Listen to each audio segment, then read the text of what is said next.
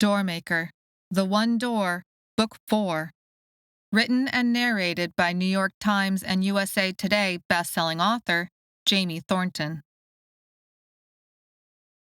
Chapter 1.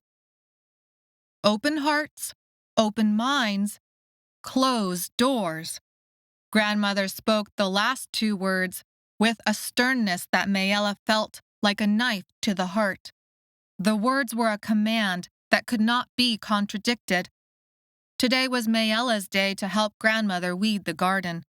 Their measly few rows of vegetables were the only fresh food they could afford, besides eggs from their chickens. "But why did you leave home with us?" Instead of answering Maella's question, grandmother asked one of her own. "Do you ever feel the doors before you touch them?" Confusion clouded Maella. "Do I feel the doors before I feel them?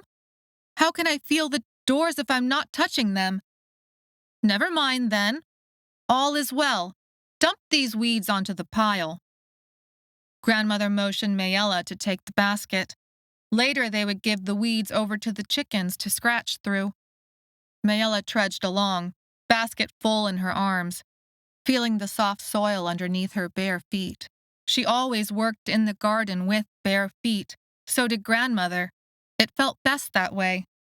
The air smelled fresh from a mild rain the night before, making everything sparkle in the morning light. Moments like these made Maella forget her life was supposed to be terrible, that her family had fled a home she could not remember and were still running, that they had no money and no real future, not with the one family rule that controlled every aspect of their lives. Never open a door. Cabinet door, fridge door, desk drawer. She had been taught they all led to incredible destruction, to great evil, but none of that mattered on a day like today. She returned from the compost pile with an empty basket. Grandmother immediately tossed a new clump of weeds inside. Maella returned to work beside her, feeling the solidness of grandmother's presence. The doors always seemed to make both more and less sense around grandmother. At least, she was willing to talk about them sometimes. As Maella had gotten older, mother and father spoke about them less and less, and now not at all anymore. "Do you understand what I mean when I say that? Open heart, open mind, closed doors?" "Sure," Maella said. "Don't open any doors. That's how it's always been." "No, Maella. What is an open heart? How does one open a mind?" Maella thought about it while working her way down the garden aisle, making sure not to pluck the new green shoots of garlic that had begun to sprout. She liked to brush the sprouts on purpose so the scent of garlic would fill her nose. She loved the smell of it. Sometimes Mother would roast an entire bulb, and the savory sweetness would spread through the house. It made Maella's mouth water as she imagined a soft, gooey clove of it across a crusty slice of bread with a dash or two of salt. It was the best kind of garlic toast in the whole world.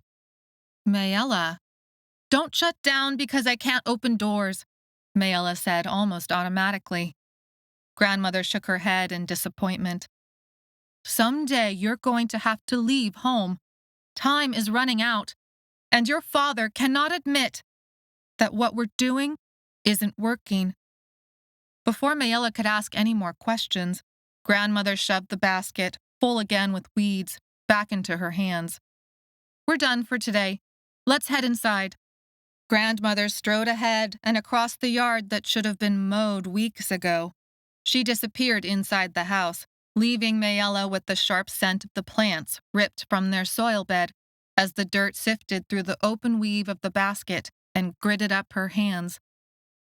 Grandmother had gone inside, but somehow Maella could still hear her words, though now they were spoken in a different voice that sounded nothing like her grandmother. Open hearts, open minds, closed doors. A strange vibration hit Maella, waking her. She blinked her eyes open, trying to dislodge the crust that had sealed her lids together. She was in a cage, the vertical metal bars shining gold in the torchlight. The tent smelled like cooking spices and meat cooked in broth. Grandmother and their garden were long gone. Even in her half-awake state, Maella's consciousness searched for the source of this new vibration. It meant a potential door was nearby, but could not locate it inside the tent. Instead, she watched Arentia enter, pausing at the tent entrance to speak to the guard. Arentia's return meant Maella's hour was up. "I will never open a door for you." That's what Maella had told General Foster. But instead of baiting him into an angry display, a half-smile had formed on his lips. He'd left Maella to shake in rage against the cage bars as he tended to some other business, surely to show her how little of an impact her words had on him. Somehow, in that hour of waiting, the rage had subsided enough to allow her to sleep. Her stomach rumbled. Food smells were strong inside the tent, and she hadn't eaten since long before Barth had carted her out of Gilo City and into General Foster's camp. Arentia approached, her robe sweeping the edges of the carpets that were laid on top of each other in a type of mosaic, bringing a sense of luxury to what otherwise would be bare dirt. She smiled her greeting to General Foster. Her braids towered above her head like a crown. A disciplined affection shined on both their faces as they exchanged a brief kiss and another greeting. Open hearts, open minds, closed doors. Maella jolted back against the cage bars, stunned. "What did you say?" But Arentia ignored her, or, more likely, hadn't heard her question. Open hearts, open minds, closed doors. Arentia had been beautiful in Rock Heaven, even though her bones showed through her skin because of lack of food and hard labor. Escaping and finding General Foster must have meant food, sleep, care. She showed newfound health. Arentia had battled Crocosod and come out the other side, no longer addicted to Lycathrine. Only a faint hint of purple was still in her skin, and only if one looked carefully. For Maella, the intervening time had been spent walking the pipes in the Tower of Shadows. She was more addicted to Lycathrine than ever, but what Maella couldn't process was why Arentia said the words she had heard before only in her grandmother's voice. "Why are you—" "Be quiet, Maella," Asan said. Her brother had always been taller than her, and he had to hunch himself over to fit in the cage, pressing his back to its ceiling. He looked so thin and scrawny, they had barely fed him even as they had used him up. "Did grandmother ever say those words to you?" Maella asked. Asan shook his head like Maella was crazy. "No, why are you asking? That's the saying of our enemies. General Foster, Arentia, everyone on this side of things, they rally around it." General Foster's people, dressed in blue and yellow soldier clothes, opened up the tent flap. A rattling noise began. Ropes appeared. The men took up the ropes and strained to wheel a wooden contraption inside. As soon as the wheels hit the plush rugs, the rattling and movement stopped. It took a lurching tug and the muscle of half a dozen men to get the contraption inside. They positioned the tall rectangle of wood in the center of the tent. With a shock, like someone had thrown cold water onto her, Maella realized they had wheeled in a door. Someone had built wooden stairs on either side of the door to form a triangular base. All of it rested on wheels hidden somewhere underneath the stairs. The door itself was made of planks tall enough that it almost reached the height of the tent canvas ceiling. Cast iron hinges attached the door to a wooden frame. A matching cast iron ring was bolted halfway up the right edge for a handle. Arentia unwrapped a colorfully embroidered red cloth that revealed the relic Maella had remembered seeing in drawings from the Library of Souls wagon. It was the device meant to guide doormakers to the one door. General Foster took the object from Arentia, using the fabric to cup it in his hands. He approached the cages. The look on his face no longer held any affection. "The hour is up. You will use this to take us to the one door." There was no question in General Foster's voice, only a steady authority. "I will never help you find the one door." But Maella's voice sounded small even to her own ears. Why did Arentia speak the same words as grandmother? "I do not need your permission, Doormaker."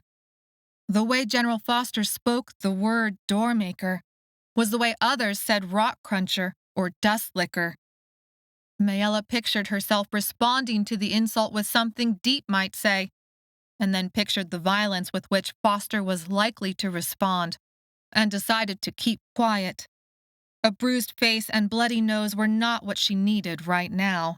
Instead, Maella took a moment to wish Deep and all the other torchlighters were still safe inside the Library of Souls with Beta Lore. General Foster handed the relic back to Arentia and opened Maella's cage. She pushed herself as far away as possible against the back of the cage, feeling the bars dig into her spine. Foster snatched at her by the neck and hair. Her breath constricted, and pain shot through her scalp as he yanked her out. Asan shouted, but Maella could not understand the words, as her vision narrowed into a dark tunnel. She tried to fight, but General Foster knew exactly how to use her movements against her. She felt as helpless as a toddler throwing a tantrum against an adult's legs. The suffocating grip on her throat vanished, and Maella coughed, gasping for air. She blinked open her eyes, not knowing she had even closed them. She had been set next to Asan's cage. "Just do what they say! Just do what they say!" Asan said. "Just do what they say! Just do what they say!" Asan spoke the words like a prayer he had used many times before. What had he endured these last few years? A yank on Maella's hair flared the pain in her scalp and shot it down her neck like a bolt of electricity. General Foster released Maella's hair. "The boy is right." The rush of relief and blood mixed with the throbbing pain made Maella's head spin. Asan stepped out of the cage, compliant. There was no hand on his neck or scalp. Her stomach flipped as he willingly approached the relic Arentia held with the red cloth. What else could Asan have done but comply with General Foster's commands, or be forced to comply? She felt betrayed, but didn't know what to do with those feelings, so she forced General Foster to drag her over to the relic, the door, and Asan.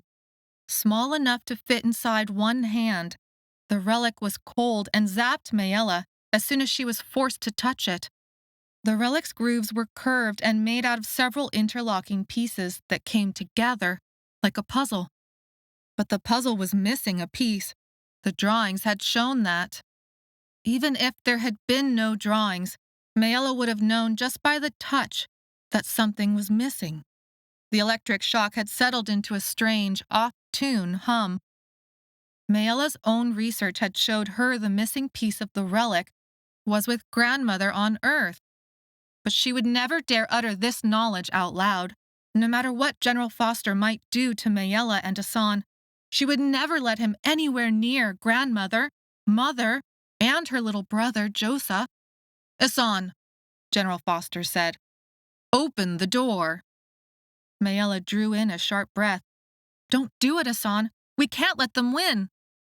The look on Asan's face was one of defeat and resignation. "Maella, they already have." Maella tried to wrench away her hand, but General Foster crushed her palm down. Arentia's face shined with eagerness. When Maella had forced Tomi to open a door with her, the doors had worked again. She had found Claritza. What would they see with a relic meant to find the one door? She remembered Doormaker Tain and the Hestroth had taught her that her thoughts could sometimes nudge where and to what a door opened. Could she undo the relic's intent and her brother's will? Maella tried to turn her thoughts onto anything else but the one door, scrambling for anything that might work. Her mind landed on grandmother and the garden, and pulling weeds around new, sprouting vegetables, and the way the soil felt damp beneath her bare feet, and how the air smelled like garlic, and the sun soaked warmth into her skin. And she thought about grandmother and the words she couldn't be sure she had spoken. Open hearts, open minds, closed doors. Asan, open the door. Chapter 2. The wrongness sunk into Maella's bones and made her teeth chatter. It was like someone singing off tune and with the power to shatter glass. Blue light spilled from the door with an otherworldly glow, illuminating the tent and its occupants with a deathly pallor. She knew that light. They had opened a connection to the one door. But when she looked carefully, in spite of the relic that had been joined with the power of 2 doormakers, her curse seemed to be going strong. What she saw through the open portal was more familiar than her own face. 1 door stone blocking the way. The relic had worked, but not as intended. The portal looked no different than all the others Maella had opened time and again, since she had broken the doors across 3 worlds at the top of the Tower of Shadows. The one door. General Foster's voice held none of the wonder that the Hestroth or even the Sechnel used when they'd seen the same sight. In his voice was something more practical, calculating. If it is 1 door stone, the scrolls say there is only one place where this stone exists, Arentia said, excitement thick in her voice. General Foster stepped up and ran his hand along the stone's pockmarked surface. 1 door stone, without a doubt. That is all good and well, but we are looking at a wall.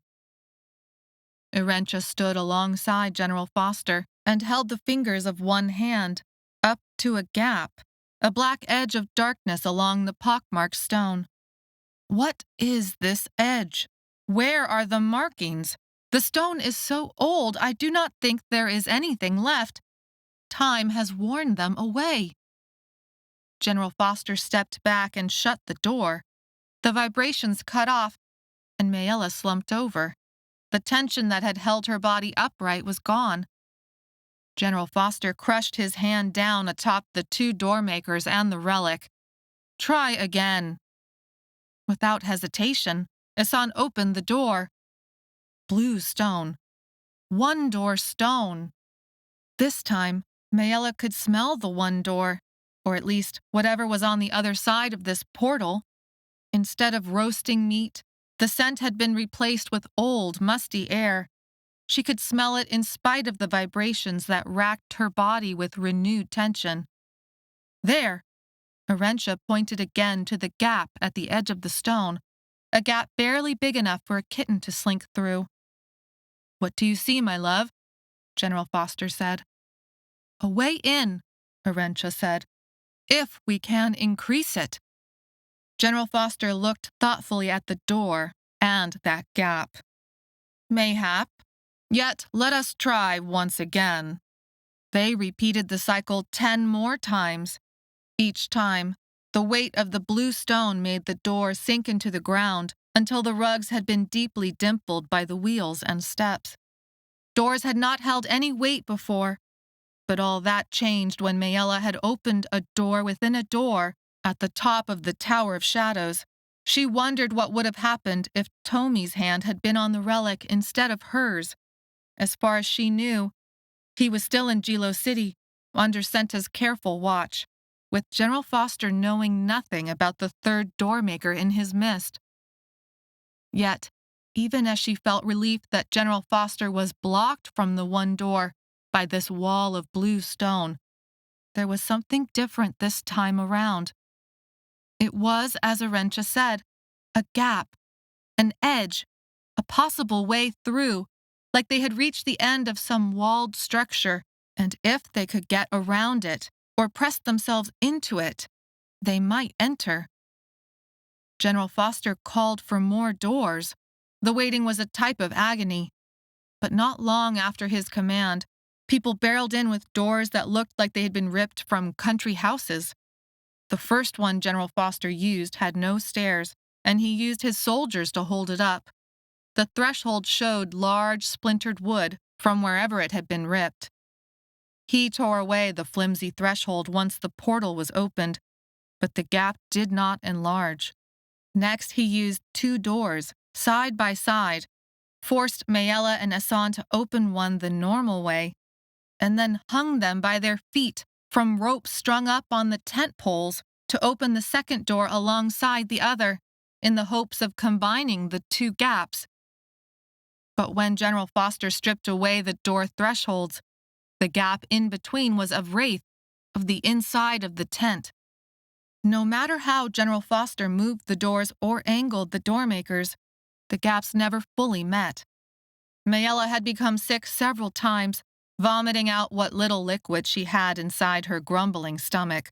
The cycle of the doors, on and off, push and pull, so off-tune and sharp, ready to shatter glass, had racked her body unceasingly for the last hour.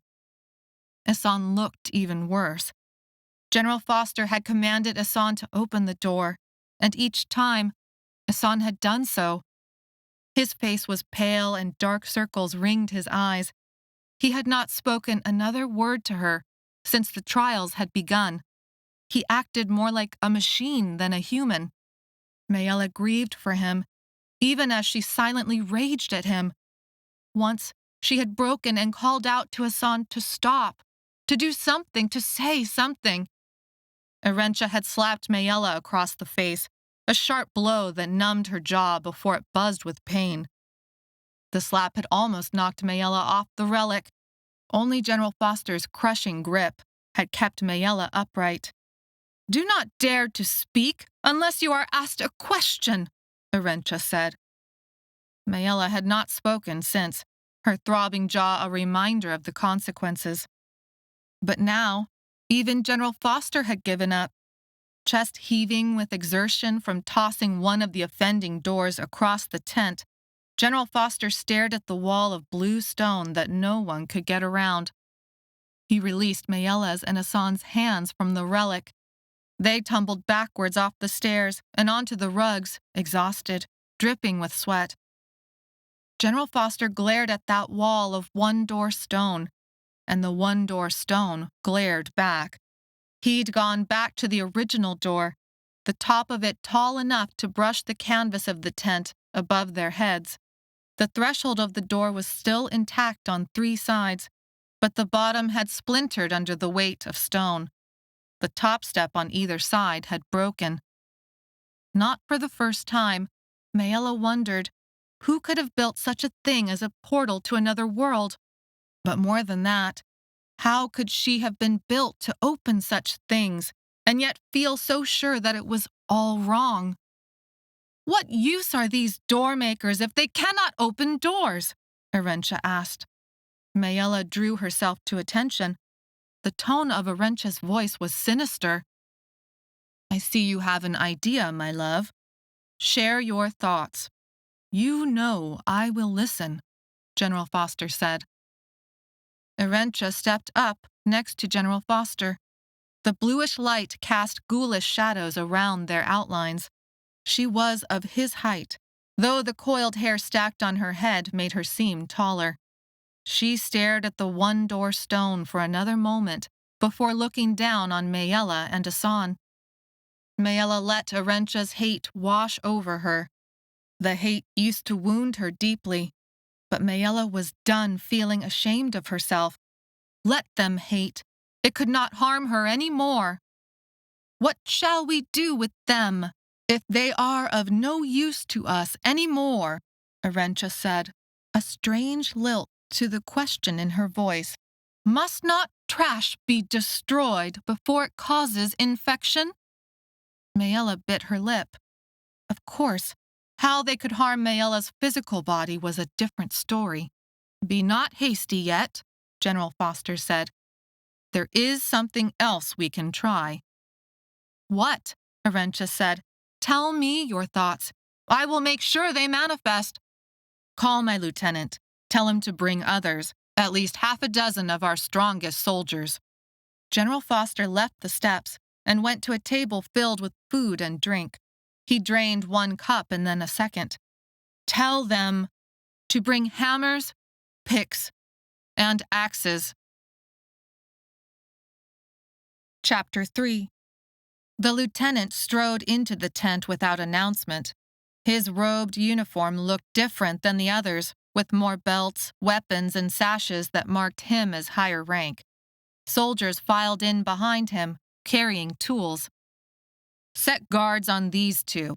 General Foster had finished his meal and now stood from the table.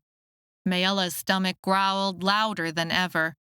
Not a drop of broth or bite of meat or even a stale bread had been shared with them. We are close to the one door and victory over our oppressors.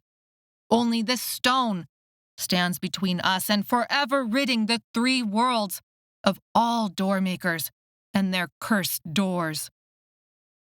The lieutenant snapped to attention. He looked almost as old as General Foster and gave out orders to the rest with a comfortable authority. The soldiers jumped into action, uttering words under their breath like a protective blessing. Open hearts, open minds, closed doors. Arentia kneeled next to the relic and wrapped the red cloth around it. The door's blue light framed her kneeling form. With the red cloth and the beauty in her fierceness, Maella could imagine someone wanting to paint the image, not knowing the violent intentions behind Arentia's every move. Asan rubbed his wrists. General Foster, we are very hungry. Maella's stomach grumbled at Asan's words. General Foster's gaze landed on Asan and then returned to his waiting lieutenant. Excellent picks. They will demolish this wall in no time.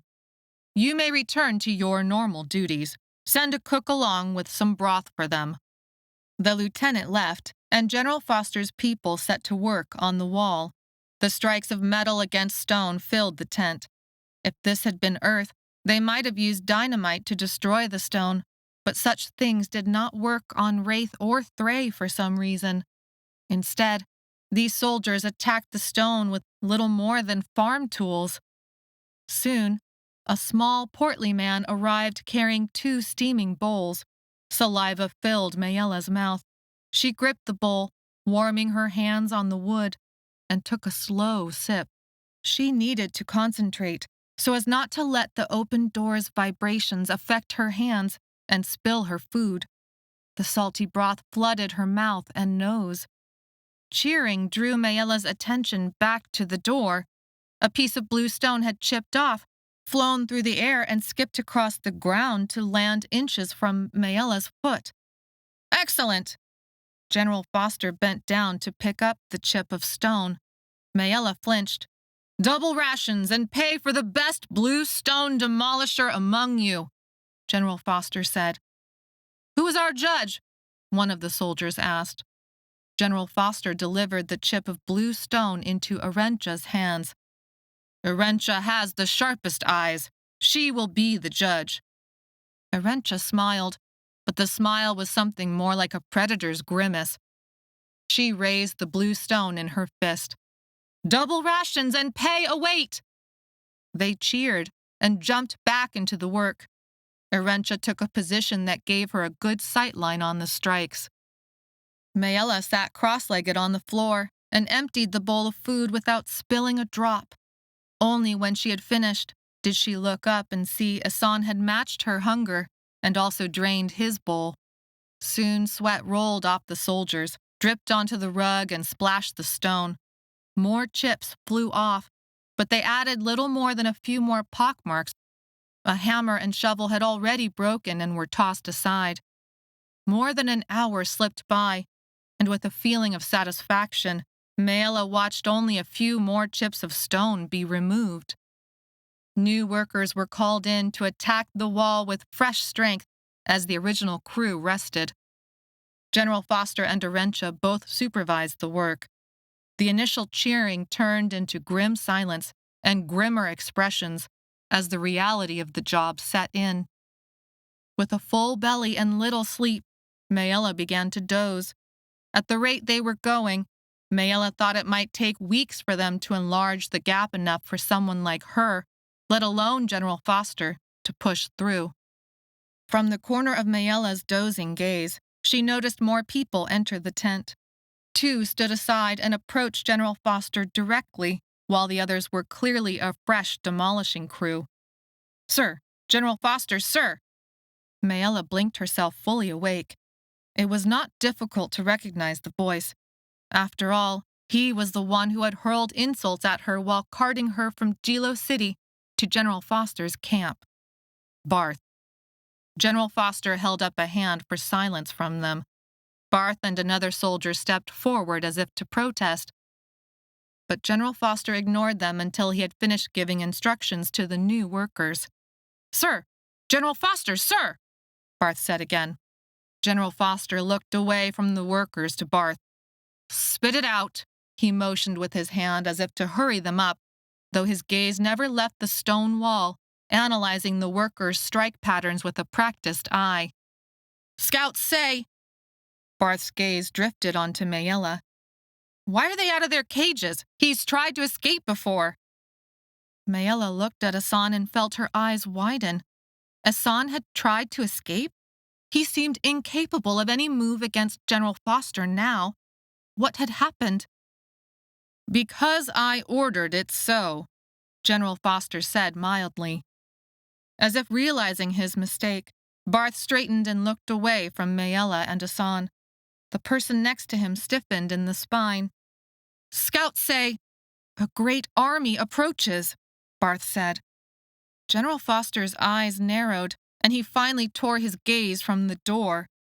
"Doormaker Tain's army," Barth said. "That's what the scouts say." Chapter 4. General Foster did not respond at first. The demolishing continued. Barth coughed as a cloud of dust entered his lungs. "Just like you predicted, sir. Doormaker Tain made a new door into this world. They are about a half-day's march away." Instead of answering, General Foster looked back at the door. The gap had widened a whisker's width in some sections. "Sir!" "Thank you for the update." General Foster turned back to the men. "What are your orders?" "My orders have not changed." This time it was the man next to Barth who spoke. "Sir, we are not ready for battle." He looked older and more grizzled. Maella thought he must have seen battle before. "We've laid siege to Jilo City well enough, but we're not ready to meet another army on the field." There was no fear in his pronouncement that General Foster's people were not ready. Rather, his voice spoke of careful calculation. General Foster approached the bottom step of the door for closer examination of the progress. Over his shoulder, he said, "We must hold on for as long as it takes. We've never been closer." The man next to Barth grunted and pivoted to leave the tent. "But what if we run out of time?" This was Barth. Suddenly, General Foster turned his focus onto Maella and Asan. Maella shrunk into herself. There was an intensity to his will that was difficult to shield against. It had been that way from the very beginning, even from the first moment he had forced her hand to open the drawer of his desk, which had then promptly set the desk on fire. "A doormaker test," he had said. She had failed it completely, or rather passed it with flying colors, depending on the point of view. Maella forced herself to take a deep breath. They had yet to return her and Asan to their cages. She would look for an opportunity to escape. Now that she knew Doormaker Tain was so close, there might actually be a chance. As if reading Maella's thoughts, General Foster barked out commands. "Station guards at the tent's entrance. Gather more shifts of those soldiers with the greatest strength and send them here. Scour the camp for the sharpest tools. When Doormaker Tain's army arrives, send a runner.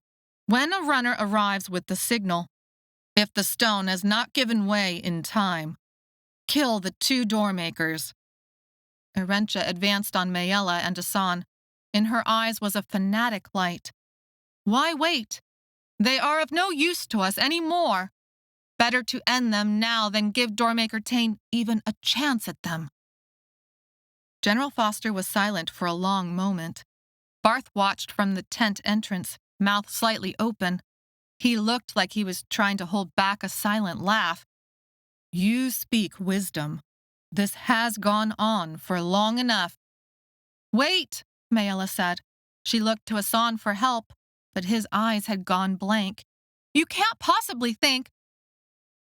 Either you're useful or you are not. I have spent years searching for the relic, and now I have 2 doormakers to use it. But it does not work right. Since it does not work, I no longer need either of you.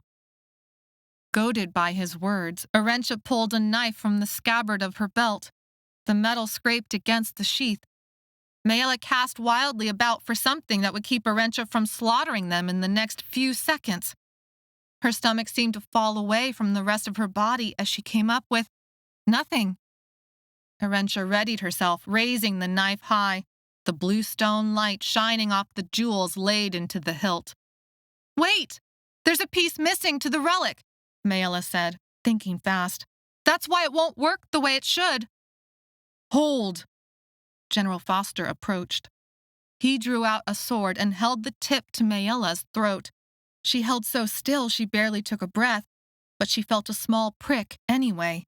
A drop of liquid she knew must be her own blood slipped, tickling down her neck. Speak no lies. I will know. What is missing? We can trust nothing, Arentia said. Whatever she says now, it will only be for the cause of saving her life. There can be no truth from her lips. It is better not to listen at all. If you had seen the drawings in the Library of Souls, you would know, Maella said. The relic you have doesn't look the way it's supposed to. It does not match the drawings. There's a piece missing. Then it is lost to time and history, Arentia said. If the device is useless and it cannot be made whole, then there is even less reason than before to keep these doormakers alive. The piece may still be out there, Maella said. All we have to do is find it and the relic will be made whole again. But if you kill us now, there will be no chance left. Maella waited to see how General Foster would judge the situation. She could not dare tell him grandmother had what he needed on Earth. Such knowledge would put everyone she loved in danger. But General Foster was not convinced by Maella's words. She saw the decision in his face. Something shuddered in his eyes. He looked at Arentia and then at Maella and Hassan. I am tired of doormaker lies and relics that are found and yet somehow broken. We have come far enough. The workers will get through without help from some doormakers. Arentia smiled, advancing, knife raised. Maella felt herself go dizzy. This could not be happening. General Foster held her with a sword at her neck. Her mind whirled for anything that might save them. She wanted to shout at Hassan to snap out of it, but his expression had been wiped carefully blank, as if his mind had already flown far away. With a sinking heart, Maella could only think of one last thing to try. But I know where we can find the missing piece of the relic. Then you would have what you needed to make us open a connection directly to the one door. So many lies, Arentia said, spitting on the rug. Tell them, Barth, Maella said, not moving her body, but tracking her eyes to the tent where he stood. He had crossed his arms, and though the smile had dropped away from his face, he looked eager to watch the sword and knife fall on Maella and Hassan. Tell me what? General Foster said mildly. I know nothing of what she speaks. Barth stepped forward and splayed open his hands on either side of his hips. I am not involved in any of her lies. Liar, Maella said. You are from Earth too. Do not dare hide from that. General Foster knows I'm from Earth, like you, Barth said. Don't you remember how we all met? It was when you pushed me off the stairs and left me for dead. I am lucky that General Foster is such a reasonable man. Enough. General Foster raised a hand for silence. Tell me where the missing piece of the relic is. If I believe you, then I will let you live a little longer." "And my brother," Maella said. "You will need both me and Asan to connect to the one door once the relic is made whole again." General Foster nodded. "Both you and your brother." Maella drew in a deep breath. "The missing piece is back on Earth. I can show you exactly where to go." Chapter 5. Blue dust filled the air of the tent like fog. The tools striking the wall of stone formed a peculiar rhythm underneath their conversation. "Is she telling the truth?" General Foster asked Barth. "Some of her family is still back on Earth." "It could be them," Barth said. "Do you know where her family lives on Earth?" Arentia said. "Yes, I know exactly where." "Then we still do not need these doormakers to complete the relic," Arentia said. "You don't know exactly where my family has hidden the relic?" Panic made Maella's heartbeat flutter. "I do. I know exactly where, and you will need doormakers to use the relic again once it's whole." General Foster nodded. "I am satisfied for now." He lowered his sword and returned it to the scabbard at his waist. Glancing at Barth, he said, "My instructions stand. Go forth and relay them. Set the guards at the tent." Next, he glanced at Arentia, and then to the relic that lay abandoned on the tent floor. "Wrap the relic and remove it to the safety of the treasury until we can complete it." Barth left to carry out General Foster's instructions. Arentia bowed her head and put away her knife. Crouching to the ground, she rewrapped the red cloth around the relic and swept out of the tent, robes swirling.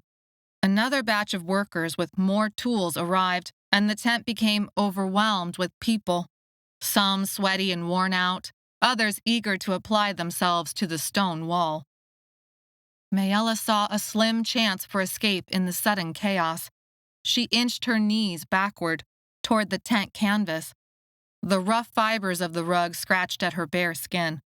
Dust thickened the air, obscuring sight and forcing many to cough themselves into distraction. Doormaker Tain, her uncle, the one who had taken Claritza, the one who had made her family flee to Earth all those years ago, was approaching with an army. Maella should have seen Tain as an enemy, but everything had flipped upside down. Tain was their chance of survival now. "Asan." She called out his name softly, so softly she thought at first he had not heard her over the sound of metal striking stone. But Asan finally looked at her. It was like he had been in a trance. She didn't even know if he had heard her attempt to save their lives by offering up the missing piece of the relic. Understanding came into Asan's expression as he saw how close she had maneuvered herself to the tent wall. "Get ready," Maella said. Asan shook his head from side to side. Maella became confused. What was going on with him? Maybe he didn't understand. Maella put a palm low to the ground, next to her hip, so that her body blocked the motion of her hand from the rest of the tent. She beckoned him over. Asan moved so slowly, she thought for a long moment that he hadn't moved at all. But then she noticed that the two spots where his knees had pressed into the carpet were cleaner than the surrounding rug, coated in a layer of dust. Maella faced forward, and with her hands behind her back, felt for the tent's canvas edge. Now was the time to make use of the chaos of a change of workers, and before the guards took up posts around the tent. They would find a way to escape the camp and get to Doormaker Tain's army. "You can't go, Maella." "We can't stay. It's the only way. Otherwise, General Foster is going to use me up, just like he—" But Asan only shook his head again. "We can't go. He'll kill us." Maella's stomach flipped. Was he serious? This was not the brother she remembered while growing up. "He'll kill us if we stay." She searched her mind for anything that would shake her brother out of this cowardly stupor. "Do you remember how I got you back After you wrapped me in plastic?" Hassan's eyes widened. She knew he remembered. How could either of them forget? It had been an epic prank. He'd wrapped her up while she slept off a concussion. It had been punishment for ripping a new shirt of his. She hadn't meant to rip his shirt, even if it had been new, even if he had told her she couldn't wear it, and she'd taken it anyway. The Hassan she remembered couldn't walk away from a challenge, and she used that against him now. It was why Hassan and their father fought so much. But the Hassan she saw inside this tent looked defeated. She had to make him remember who he used to be. "I got Josa to help me. I told him all about how this was going to be a fun game, but mostly I knew if I had been the one to challenge you, it would have made you suspicious." Hassan had been in the living room. Father had been off somewhere trying to make some money. Mother had called for them to join her in a few minutes to go swimming at the neighborhood pool and then get ice cream. In the living room was a beautiful piece of watercolor art that Mother had been working on in her spare time. Normally, she was careful to put away paper and art brushes, but by then Josa was old enough to understand the importance of never lifting up paper. The watercolor was a picture of their garden in spring, when the flowers bloomed in a multicolored riot and the leafy greens grew huge and ready for the kitchen. They ate well in the springtime because Mother and Grandmother always made sure there were plenty of herbs to flavor their food. The challenge had started simple enough, with Maella sending Josa into the living room. "I bet you can't balance a glass of water on the back of your hand." Maella smiled, remembering, even as her fingers inched toward the canvas tent. "I coached Josa on exactly what to say to you." "We were always fascinated with water and glass," Hassan said. They had once lived in a house that was mostly windows and glass walls. In spite of the lack of privacy, it had felt so freeing. "You didn't even think about it," Maella continued, even as she kept an eye on Arentia and General Foster. Soon the new guards would arrive and surround the tent. The fresh batch of workers would begin, and the exhausted crew would leave, emptying the tent of chaos. If they didn't attempt an escape soon, the chance would vanish altogether. But Hassan still hesitated. Maella bit her lip, even as her hands itched to grab the tent cloth and roll underneath it. "You just grabbed that glass of water, laid your hand down flat over Mother's watercolor painting, and balanced it on the back of your hand. And then you walked in and I said, 'I bet you can't,'" Hassan said. Maella shrugged her shoulders. "I knew you would say that. I planned for you to say that. You never could turn down a challenge." She had forced herself not to look at Josa as she took the glass of water she had walked in with and balanced it on the back of her palm. "Easy," Maella had said. "Fine," Hassan had replied. "Come on, Mom's going to leave for the pool without us." Maella didn't move. Instead, she waited for Josa to pipe up. He was only 7 or 8 at that point, wearing a blue and white striped shirt with short sleeves and khaki shorts that went past his knees so that he could grow into them. He looked innocent and ready for the pool and sounded delightfully uncoached. "I bet you can't balance a glass of water on both hands at the same time." Hassan had shaken his head. "When you gonna learn? I'm better at anything than you guys. Bring me another glass." Josa had taken the glass from Maella's hand and balanced it, full to the brim of water, onto Hassan's other hand. Back in the tent, Maella watched the memory of that prank rise in Hassan's mind.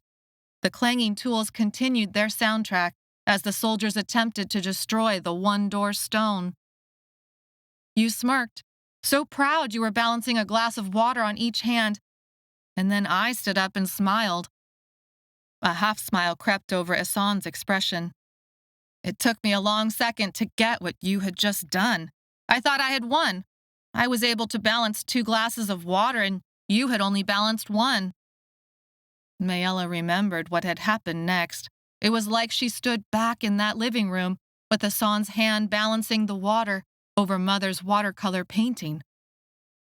"You're right, Hassan," Maella had said, "and I'm going to think about how right you are the whole time we're at the pool without you." If Hassan moved the glasses of water, they would spill, ruining Mother's painting. He would be in epic trouble. But if he didn't move, then Mother would surely leave for the pool without him. "Hey, you can't leave me like this." Hassan's voice rose in volume. But in spite of no doors in the house, Mother was too far away to hear. "I'll get you back. I swear I'll get you back." Hassan attempted to stay still even as he shook from anger. "That's what you get for plastic wrapping me." Maella placed a hand on Josa's shoulder. "Maybe next time you'll know better than to take on a silly challenge." "I will not. You'll see, I'll get you back, Maella. You won't know where." Maella began to hurry Josa out of the room, laughing, while Josa giggled. They went with Mother to the pool, and because Hassan wasn't there, they had been able to get 2 scoops of ice cream each, instead of 1. Mother hadn't even asked what had happened to Hassan. And when they got home, Maella had crept slowly into the living room to see that the watercolor painting was intact. No wrinkled paper or smeared mass of colors. Also, no sign of Hassan and the 2 glasses of water. She went to her room next and saw the 2 glasses, now empty, by her bedside. Innocent looking enough, but they struck cold anxiety in her stomach as she realized that she would be on edge until Hassan got her back.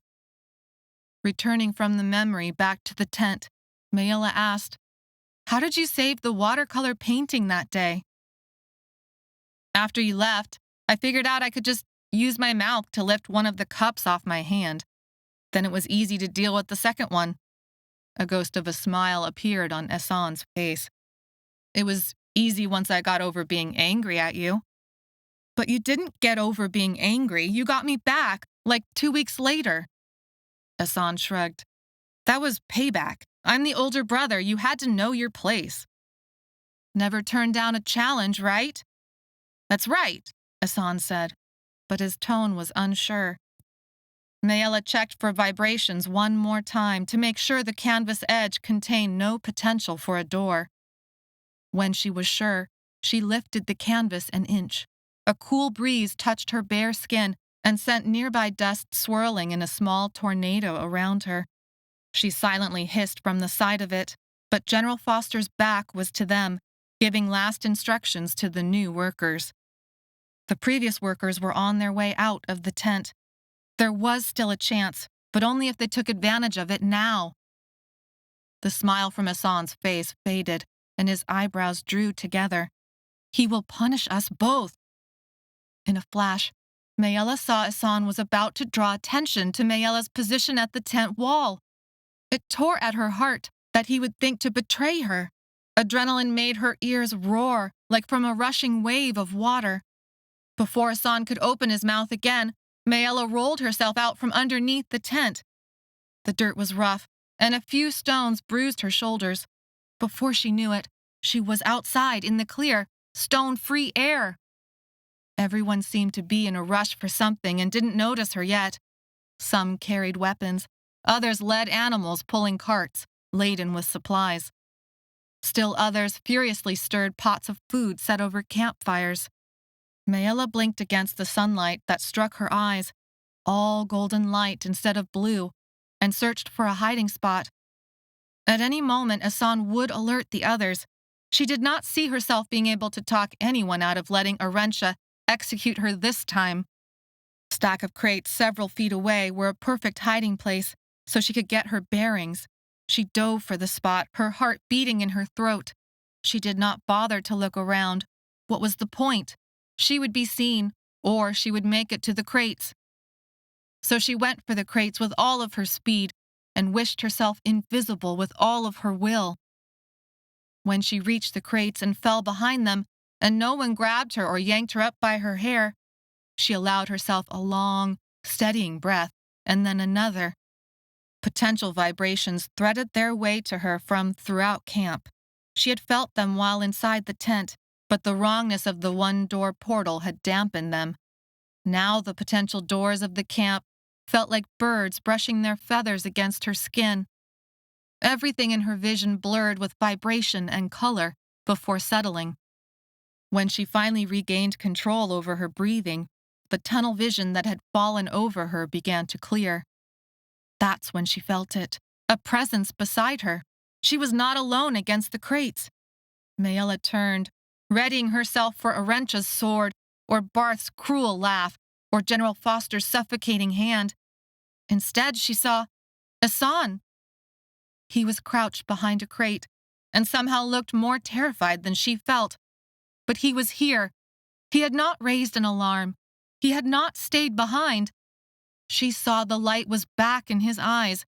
The blank expression that had so disturbed Maella was banished, she hoped for good. When their eyes met, Asan smiled wanly. "Can't let my little sister get away with another prank without me, can I?" Maella's heart soared. He was alive, in mind and body, and they were reunited. Chapter 6. Maella and Asan sprinted from hiding place to hiding place. Word spread that Doormaker Tain's army approached. People scattered, some to take up weapons, others to load supplies. Cooking pots overturned, and the smell of burning meat filled the air. Though Asan was 2 years older than Maella, it was she who led them through camp. Several times, she outdistanced him and had to wait. His chest heaved from great gulping breaths of air. His hair was wild and matted and matched the look in his eyes. Each time he caught up, he waved her on, not allowing himself a rest. Some of General Foster's people were dressed in what looked like, from her time in the Tower of Shadows, expensive and sturdy leathers with blue vests edged with yellow. Some wore a type of chain-link armor. Others wore little more than basic clothing and sturdy shoes, if they wore shoes at all. The choice of weapon carried, sword, knife, or stick, seemed to depend on the wealth of its wielder. She rounded a tent whose canvas edge had caught fire from a scattered cook fire. The noise of anxious animals rose. People shouted instructions and ignored the 2 doormakers in their midst. Their anonymity would not last long. Soon General Foster or Arencha, or some eagle-eyed soldier, would sound the alarm for their absence, but so far, their luck had helped them stay unnoticed. A loud, shrieking whine rose in volume and became a blast of sound that overtook Maella's senses. Suddenly, she became weightless. Debris, like someone had thrown bucketfuls of soil into the air, overtook everything she could see. Landing heavy on her side, she had the wind knocked out of her and panicked, scrabbling for air, blinking tear-filled eyes open to push out the grit. After what seemed an eternity, she heaved in a beautiful breath. Her lungs took the air in raggedly, and a sharp pain in her side flared. Her vision was still dark and clouded, so she used her hands to reach out and feel ground, pebbles, but could not find her brother. Cobwebs seemed to fill her mind, and an incessant ringing overtook both of her ears. She pieced together that she lay on her side. Losing a sense of time, finally the ringing diminished and she was able to push herself upright. Rubbing her eyes, she took in the scene through blurry vision. Something large had gouged out a crater among the tents. It was like a cannonball, but there had been no gunpowder explosion. Even still, the impact had caused people and parts of people to scatter everywhere. Maella felt sick to her stomach. Now that the ringing had begun to fade, she could hear groans and screams. Flames from overturned fires licked at canvas and began to jump from tent to tent. She searched all around her and found Asan face down on the ground, unmoving. "Asan!" Maella coughed halfway through his name. She crawled over and shook him by the shoulder. "Asan!" He had to be okay. They had only just found each other again. They were so close to escape. He had already survived so much. Asan moved his hands, curling them into fists. Maella burst into tears of relief. "Be careful how you move. Where does it hurt?" Asan added a groan to the cries of pain around them. Maella helped him up as more whines, at slightly different pitches, filled the air. This time she saw them. Several large spheres, All had been set on fire and were flying low through the air above camp. Maella and Asan ducked. The spheres landed deeper into camp, kicking up dirt and tents and people on impact. People shouted Doormaker Tain's name. Tain's army was attacking General Foster's camp with the Wraith version of cannonballs, and Maella and Asan were still in camp. Maella helped Asan to his feet. He limped the first few steps and held his arm close to his chest. They left the strange graveyard this section of camp had become. Every step felt like an eternity. Something red flashed, catching Maella's eye among the white canvas tents. She took a harder look and saw braids, a wrencha, and she had been carrying the relic wrapped in red cloth. Maella took Asan's weight heavily against her shoulder. The whine of incoming cannonballs sounded again. Wrencha vanished behind a tent. For a long moment, Maella continued heading for the camp's perimeter, for escape. But Wrencha had the relic. With the relic, they were that much closer than Doormaker Tain to finding the one door. Maella needed that relic to prevent General Foster from getting control over the one door. She didn't stop to think about how she would get back to Grandmother on Earth to obtain the final piece. Those were problems to solve later. Maella switched direction. Asan was wide-eyed, but his gait had steadied. He still held his arm close to his chest. "We should go after the relic," Maella said. A hard light entered Asan's eyes. He let go of Maella and limped after Wrencha. "Come on, little sister. We can't let them win." She hurried after him, dodging tents, fires, the injured, those taking up weapons and running to battle.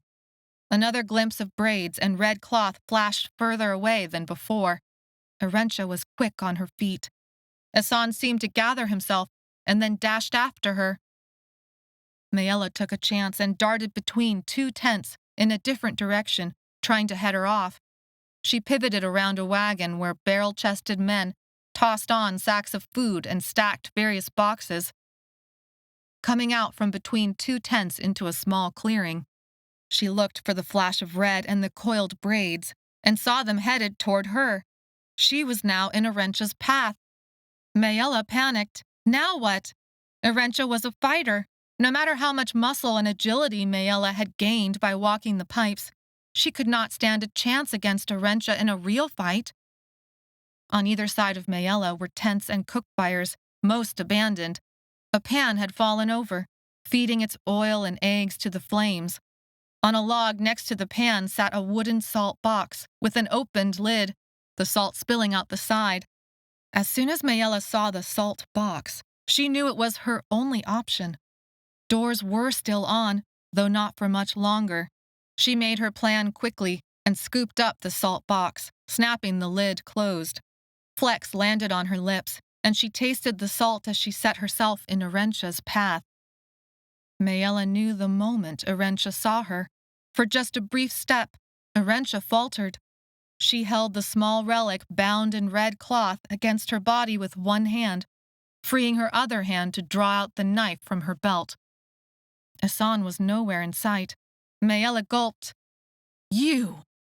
Wrencha did not look scared. They both knew Maella would lose in a fair fight.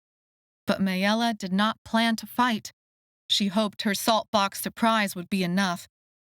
If it wasn't, well, then she would end up back inside General Foster's tent. Wrencha moved with the blade, and it reminded Maella of the times Wrencha had danced in rock heaven. With a start, Maella realized that was exactly what Wrencha had been doing back then, practicing with an imaginary weapon. Maella was only feet away from that dangerous weaving blade. The box of salt in her hand felt ridiculous, embarrassing. Though the lid vibrated with the door's potential, what did Maella think the box would actually do against Wrencha's knife? "Foster should have killed you." The question Maella had asked 1,000,000 times in the past stayed silent on her lips. "Why do you hate me?" She no longer needed to ask. Sometimes people were so filled with hate, there was no explanation for it. But her mind balked at that. It was too simple an answer. she knew better. Doormakers like Catherine and the search for the one door had done and were still doing great harm to many people. But Maella wasn't going to give up. She no longer cared how many worlds of people hated her. She would do whatever it took to stay alive and keep safe those she loved. "Everyone seems to want me dead," Maella said. "But for some reason I never seem to die. I don't think you are going to change that." Arentia laughed. "You have grown into quite the young fighter. I am surprised you lived as long as this. The girl I knew in Rock Heaven should not have survived. But doormakers always seem able to use others for their own gain, no matter the cost to those people. All that matters is you survive. Is that not true? No matter the destruction, no matter the suffering to others, all that matters is you and yours." Her dismissal of Maella's newfound courage stung. But what was worse was how Arentia had thrown back Maella's own thoughts, making them ugly. She numbed herself to Arentia's words and bent her knees into a fighting crouch, like Sethlo had taught her. Though her only weapon was a box of salt, she would not run away. The sounds from camp faded, leaving them in their own little bubble of space. Suddenly, Asan came sprinting into view, behind Arentia. Maella tried not to track him with her eyes, but Arentia was too observant and twirled around. Asan leapt at Arentia anyway, straight for her knife. Maella shouted, "Asan!" She launched herself at Arentia, throwing open the salt box lid a moment before throwing the box itself. Instead of salt, vibrations that Maella could almost see as trails of light flooded out from the box. The wrongness of the portal made her lose her balance as she came down hard on her side and yelped with pain. The box flew through the air like a miniature cannonball. It pommeled Arentia in the back at the moment she slashed her knife down. The box flipped open onto the ground, showing blue, pockmarked stone. Arentia fell, knife clattering several feet away. Asan slammed down on top of her. The relic flew into the air and vanished into the flames of the closest cook fire. Maella scrambled for the relic, digging into the burning wood. The flames singed her hair and licked her cheeks. She found the relic and used a cleaning rag to lift it from the fire. Even still, she felt the pain of blisters form on her fingers. The relic fit perfectly in one hand, but was too hot to handle.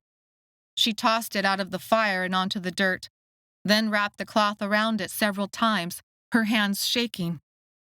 Arentia lay gasping on the dirt. Asan turned to face Maella with open hands. "Give it to me, Maella. I will keep it safe for you."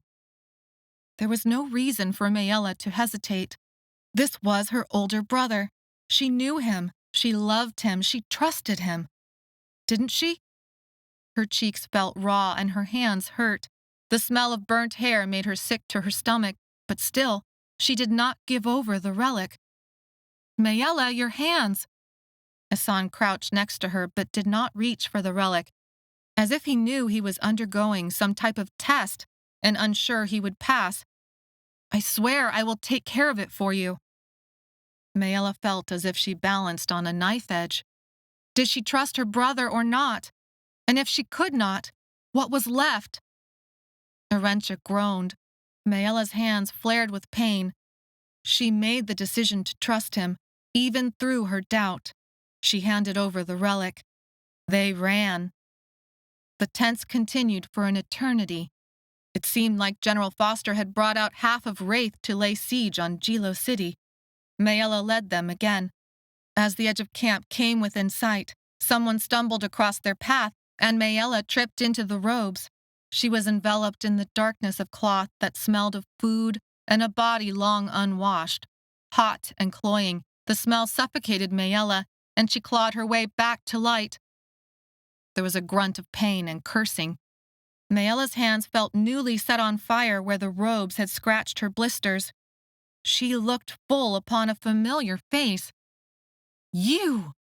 The old crone was the same woman who had first caught Claritza and Maella outside the Klylop cave so long ago. As if reenacting that moment, the woman, Lynn Weavy, Maella remembered, the name echoing up as if from a stale nightmare, grabbed for Maella's hair. "We will see what General Foster has to say about this. Guards! Guards!" Maella slammed her foot down onto the woman's foot and used her elbow to punch her in the gut. Lynn Weavy pulled her hair, wrenching back her head until Maella felt like she might break in two. Then suddenly Maella was released. She collapsed to the ground, scalp burning and spotting her vision. Lynn Weavy lay on the ground, gasping for air after a punch from Asan, but the damage had been done. People gathered, blocking escape. A soldier lunged for Asan, and they grappled in the dirt. The relic fell to the ground, the torn canvas cloth unwrapping. Maella crawled for the relic as hands snatched at her clothing. She tucked the relic into her clothes. At the same moment, Asan was thrown to the ground next to her. She saw a path open up for a brief second among the legs of Foster's people, but then it closed again. And then Maella saw their chance. "Run, Asan, run!" She forced him forward while he was still on his knees, using all her strength to essentially throw his emaciated form into the canvas of one of the tents. Like before, he rolled under, though this time it led to inside the tent instead of outside. Maella followed, tucking and rolling. As soon as she felt the cool brush of tent cloth, she sprang to her feet. One chair and a cot with a blanket were the only pieces of furniture inside. Asan was on the other side of the tent, holding up the cloth for her. A high-pitched whine blocked out all human sounds. "Cannonball!" Maella shouted. Asan grabbed her by her clothes and threw her out the other side of the tent. The cannonball hit, and there was an explosion of sound and dirt. The air felt sucked out of Maella's lungs. Cries of pain replaced the whine. Maella and Asan ran from General Foster's camp. Doormaker Tain's cannonballs ushered along their escape at a brutal price. Chapter 7. The ground was rough and uneven as their feet pounded forward. The air sat harsh in Maella's lungs, and she couldn't take in enough of it. Looking over her shoulder, she saw a dozen soldiers had detached from General Foster's camp and raced after them. Doormaker Tain's forces were a dark smudge on the landscape ahead, with a bloody battlefield in between. Asan chased after Maella, slower, agonizingly slower. She kept yelling him forward, but didn't know how much longer that would work. His face was flushed red underneath the lycathrine purple that stained his skin. She let him catch up, realizing with a shock that they were almost of the same height. It was a ridiculous thing to notice in a moment like this. What waited for Maella and Asan, if General Foster caught them, seemed far darker than whatever Doormaker Tain might do. Maella led Asan straight into the battlefield zone. They had to reach and be recognized by Doormaker Tain's people before Foster could catch them. She dodged around a pair of sword fighters just as one parried and swept his sword to cut at his opponent's heels. Instead of cooking smells and burnt cloth, the air filled with the scent of mud and the metallic smell of blood. Hundreds of people fought by hand, knife, sword, axe. Maella's heartbeat ratcheted up in her chest, making it hard to breathe. Soldiers from both sides lay bloodied on the soil. Many looked dead. To Maella's left, a man wearing green robes was stabbed in the chest. On her right, a woman with a helmet and sword fell beneath the pummeling fists of two soldiers.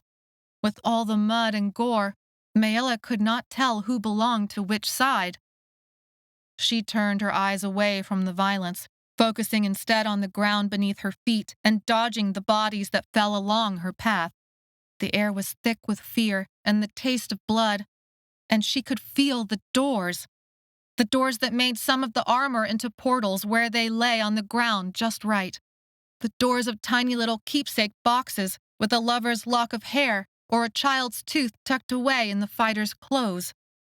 Behind them, but stronger still than any of the other potential doors, was the door that she and Asan had opened.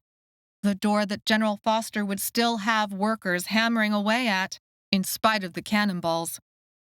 And in front of her, on the other side of Doormaker Tain's army, was an open door to Thray. She had felt those vibrations when she had still been inside the Library of Souls.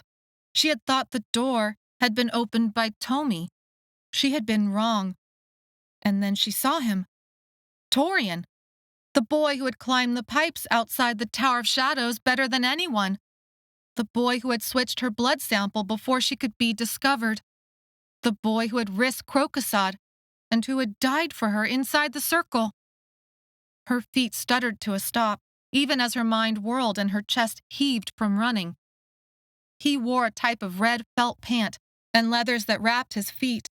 A metal helmet tilted to one side of his head and was painted with someone's blood. He struggled to hold up a wooden pole with a flag attached, even as he kneeled over a fallen, armored form who lay dead on the ground. She was sure the armored form was dead, because the head was missing. The boy stared down at the dead form of his master. He did not see the two soldiers headed toward him. Maella didn't think. Maella couldn't think. Torian was alive. She had not killed him. All the guilt she had carried around had been unneeded. She could undo the wrongs she had committed against him. She could save him now, like she had not been able to save him before. She changed course and sprinted for the boy, cataloging any available weapons at hand. She did not know how to use a knife or sword. She could wave around a stick, but that would do little good against the soldiers. She thought back to Arentia and felt the potential in the doors around her, but did not see how to use them to save the boy. That did not stop her running to put herself in between the boy and Doormaker Tain's swords. Asan yelled something behind her, but Maella did not understand it. She did not change her course. She was feet away from the soldiers now. She would make it to the boy before they cut him down, but there would be no time to defend herself against them. She would not let Torian die again. Her heart would not allow it. All around her, the battle raged. The ground was slick with blood. This close, her eyes could see the boy was not Torian. Torian was dead. Of course, he was dead. Her mind was playing tricks on her. But she did not change her path. She placed herself before the soldiers and crouched, like when she had fought Arentia. But this time, there wasn't even a salt box at hand. Her eyes saw the truth. The angle of the boy's jaw was wrong, and his hair wasn't the right color. It was not Torian, but her heart knew no difference. She could not save Torian, so she would save this boy instead. The soldiers raised their swords in a single motion. Maella crossed her forearms and used them as a pitiful semblance of a shield, and waited for the swords to fall. Long seconds, an eternity passed, with nothing but the ragged breaths she drew into her lungs. Her blistered fingers pulsed with pain. She opened her eyes, not knowing she had closed them. The two soldiers were on the ground, face down, arrow shafts sticking out of them. One with an arrow in the neck, and the other with an arrow out of his back. Blood spurted from both wounds. Maella turned away, shaking. Though the battle still raged, this bit of space had cleared. Inside this circle of blood-soaked soil was a headless, armored soldier, and the boy, in shock, standing over him. Plus, two dead soldiers face down in the mud. Asan was nearby, on his knees, hunched over and vomiting. And then General Foster's lieutenant appeared. He held a bow in his hand and pointed an arrow at Maella's chest. "You will not get away as easy as that," he said. From the corner of her eye, she saw the boy, shell-shocked, but aware enough to see the danger he was in. The truth of his dead master had sunk in, and he fled the chaos of the battle, letting his flagpole fall to the ground. The cloth fluttered into a heap. She lost sight of him. It did not matter. She had saved him. With the way her mind had flipped, imagining him to be Torian risen from the dead, she could not have done anything else other than what she did. Turning attention back to the lieutenant, she was not as confident in her own fate. But that was nothing new. You will have to kill me. I will not go back. The lieutenant would easily overpower her and turn her words into a lie, but she had to try. She was done with being used. The lieutenant approached. Blood streaked his grizzled beard and armor. Guards on either side of him wore General Foster's colors and held swords too. Still others carried more bows. The lieutenant lowered his bow to grab her. The way was cut off, but she readied herself to run. At the last moment, her muscles on the edge of launching, a great commotion rose above the sounds of battle, drawing away the lieutenant's attention. There was a strange chorus of braying. Camels decked in beribboned harnesses and saddles, some with plates of armor across their chests and along their legs, separated from the main battle and entered the cleared space around the headless body. Atop the camels, riders wore Doormaker Tain's colors of forest green and gold. Hestroth in white robes with burgundy sashes were intermixed. They all carried swords, spears, and bows and arrows of their own, trained on the lieutenant and his people. Relief washed over Maella to see the colors, and then she felt stunned to recognize one of the burgundy-sashed camel riders. Zomara, with the fierce sword and even fiercer heart, a Hestroth like no other, who had saved Maella's life more than once, and cut her down with sharp words more than once, too. Maella's heart swelled. Zomara! The name erupted from Maella's chest with relief that made tears form in her eyes. Zomara's gaze lit upon Maella, and her eyes widened in shock. She opened her mouth like a fish gasping for air, but no words came out. Foster's lieutenant turned his bow onto the camel riders and shouted an order to attack. Arrows flew, and those with swords charged. One camel was hit in the throat, the arrow feathers adding a gory bit of decoration to the camel's harness. The camel screamed and reared up, flailing its cloven toes before falling onto its side and throwing its rider. Everything became flying arrows and spears and flashing swords. Zomara and her camel bulldozed into the thick of the fighting, making a straight path for Maella, the same moment as the lieutenant. But Maella was ready. She dove for the lieutenant, getting in close enough so that he could not use his bow against her. All she had to do was survive until Zomara arrived. The lieutenant slammed a fist into her side, making her gasp with pain, and pinned her arm around her back. Her torchlighter muscle and agility allowed her to twist into him and get out of the hold. Dropping the bow, he used both hands to pin her arms to her sides. She reared her head back, delivering a sharp blow to his chin. He grunted, but his grip held. Suddenly a shadow fell across Maella's face. The sun outlined Zomara and her sword as she brought the blade down in a sweeping arc that would take off the lieutenant's head. He dropped Maella's arms and blocked the sword with his quiver. Zomara demolished the quiver and swung again and again, pushing the lieutenant back a step each time. A sword flew into the air. The lieutenant snatched the sword out of the air and swept it around in a blurring motion. Maella crawled across the armor of the headless body to get to Asan. Doormaker Tain's people and General Foster's people continued to battle. Two others engaged the lieutenant, freeing Zomara. She breathed heavily, and a cut on her arm dripped blood down its length and onto the camel's hide. Maella helped Asan up and ran for Zomara. Scanning the area, Zomara sighted them, whistled, and called out a name. Another Hestroth, also on a camel, detached the head from one of Foster's soldiers with a sword swipe and raced for Zomara. His robes flapped in the wind, and he stopped right before them, his camel kicking up dirt flecked red with blood and lashing to the left to bite a soldier on the shoulder. Oren, the two Hestroth who had run off into the Forsea desert, sure that the cycle bandits would have killed all of them if the Hestroth had remained. They had worked with Yuthril to protect Maella, but also to use her for their own purposes. Zomara and Oren had come to the Tower of Shadows to help her escape, only to become trapped on Thray when Maella had destroyed the portal. She had thought them both dead. She was so glad to see them alive. "Stop staring! You are not some idiot girl. You are a doormaker. Try to act like one, Zamara said. Maella grinned foolishly, not letting Zamara's words cut her. Zamara held out her uninjured hand for Maella to take. Hello, Oren, Maella said, as Zamara lifted her onto the camel. I am glad you are alive. And I, too, am glad to see you alive, Oren said, in a formal voice. I did not like how we parted. Zamara grunted, sounding thoroughly displeased. Oren took Hassan onto his camel. You should kill Foster's lieutenant while you can, Hassan said.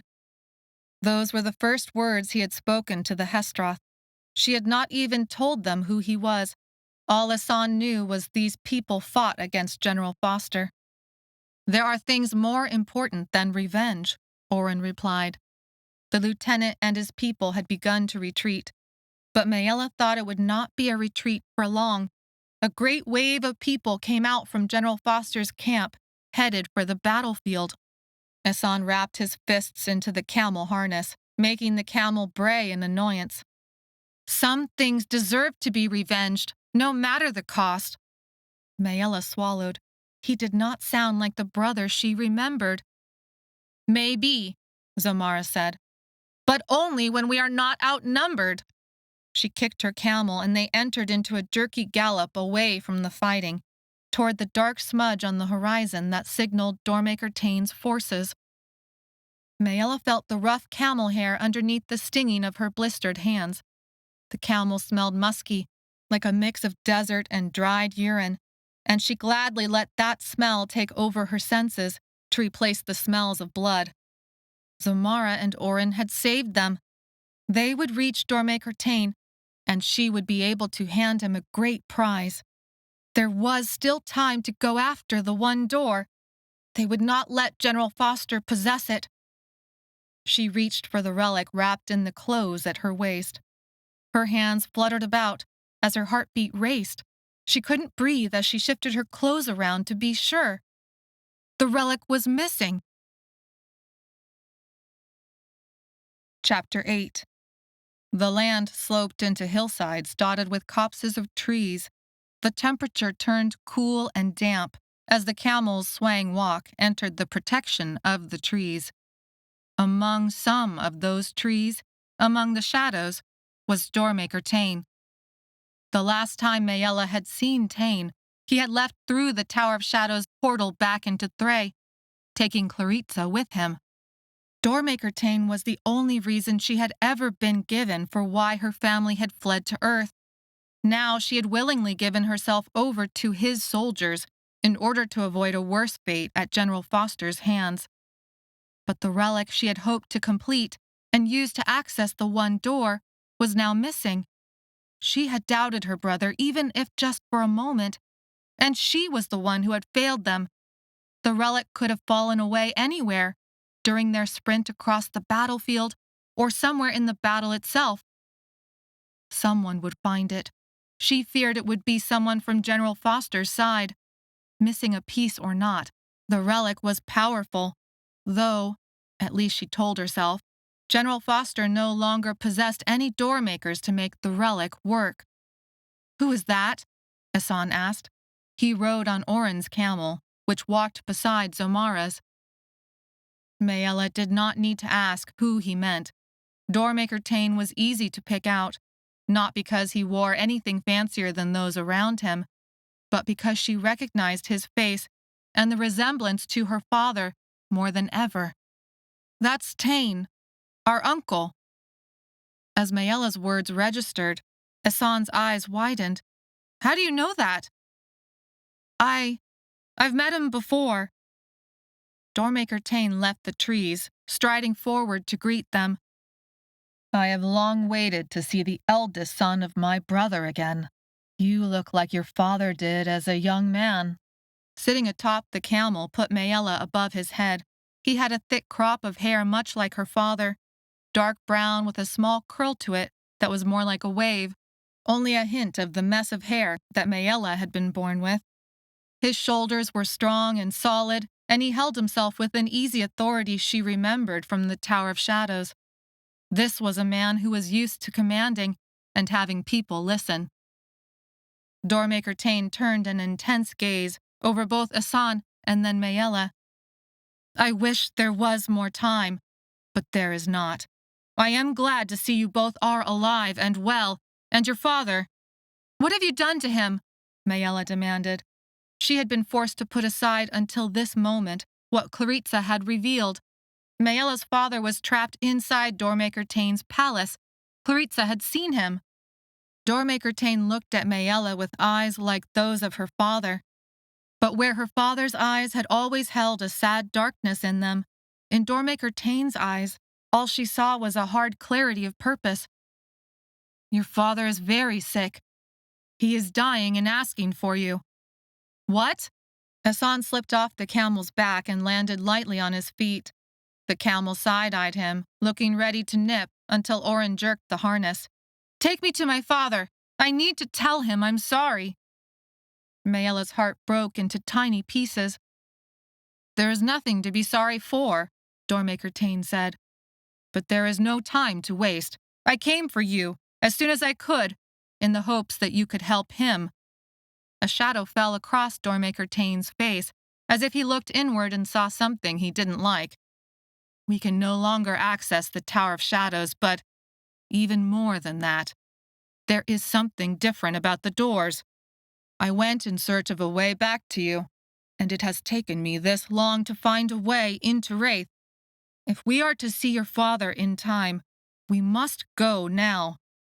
Then I am ready to leave now, Asan said. Doormaker Tain motioned them forward. In the shadows of the trees were more camels and carts. Maella hesitated.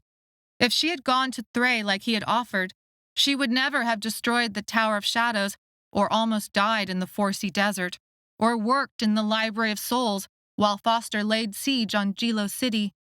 Torian would still be alive, but Tomi and her father would still have been trapped as Clylops. Why had she not gone with Tain back then? Her conviction to stay had been so strong. Clarissa had said that Doormaker Tain had treated her well. When Tain had found out about Clarissa being kidnapped, he had sent Master Hull to the dungeons. But her family had fled to Earth and been in hiding almost her whole life because of Tain. Asan, wait. We can't trust him. He's the reason we fled to Earth in the first place, remember? She didn't like saying the words in front of Doormaker Tain, but there was no other way. And I can't leave Sethlo and Clarissa behind. They're back in Jilo City somewhere. I swore we would not be separated again. Asan turned back to Maella. This is bigger than all of us, Maella. Father is dying. He needs us. Anyone who works against General Foster is on our side now. Even Father would say that if he knew how things are now. Your friends are already waiting for you, Doormaker Tain said, interrupting. Scouts saw Jilo City fall to General Foster's forces. That is the only reason why we are not yet obliterated. His people outnumber ours, but we waited for him to split his forces before attacking. Everyone in Jilo City now searches for refuge outside the city walls. In the case of your friends, they found my people and spoke your name. They found refuge with me. Maella tried to process Doormaker Tain's words. It was too simple to be believed. I can't trust what you say. You wanted me to go to Thray since the moment you knew of my existence. Why should I believe it's different now?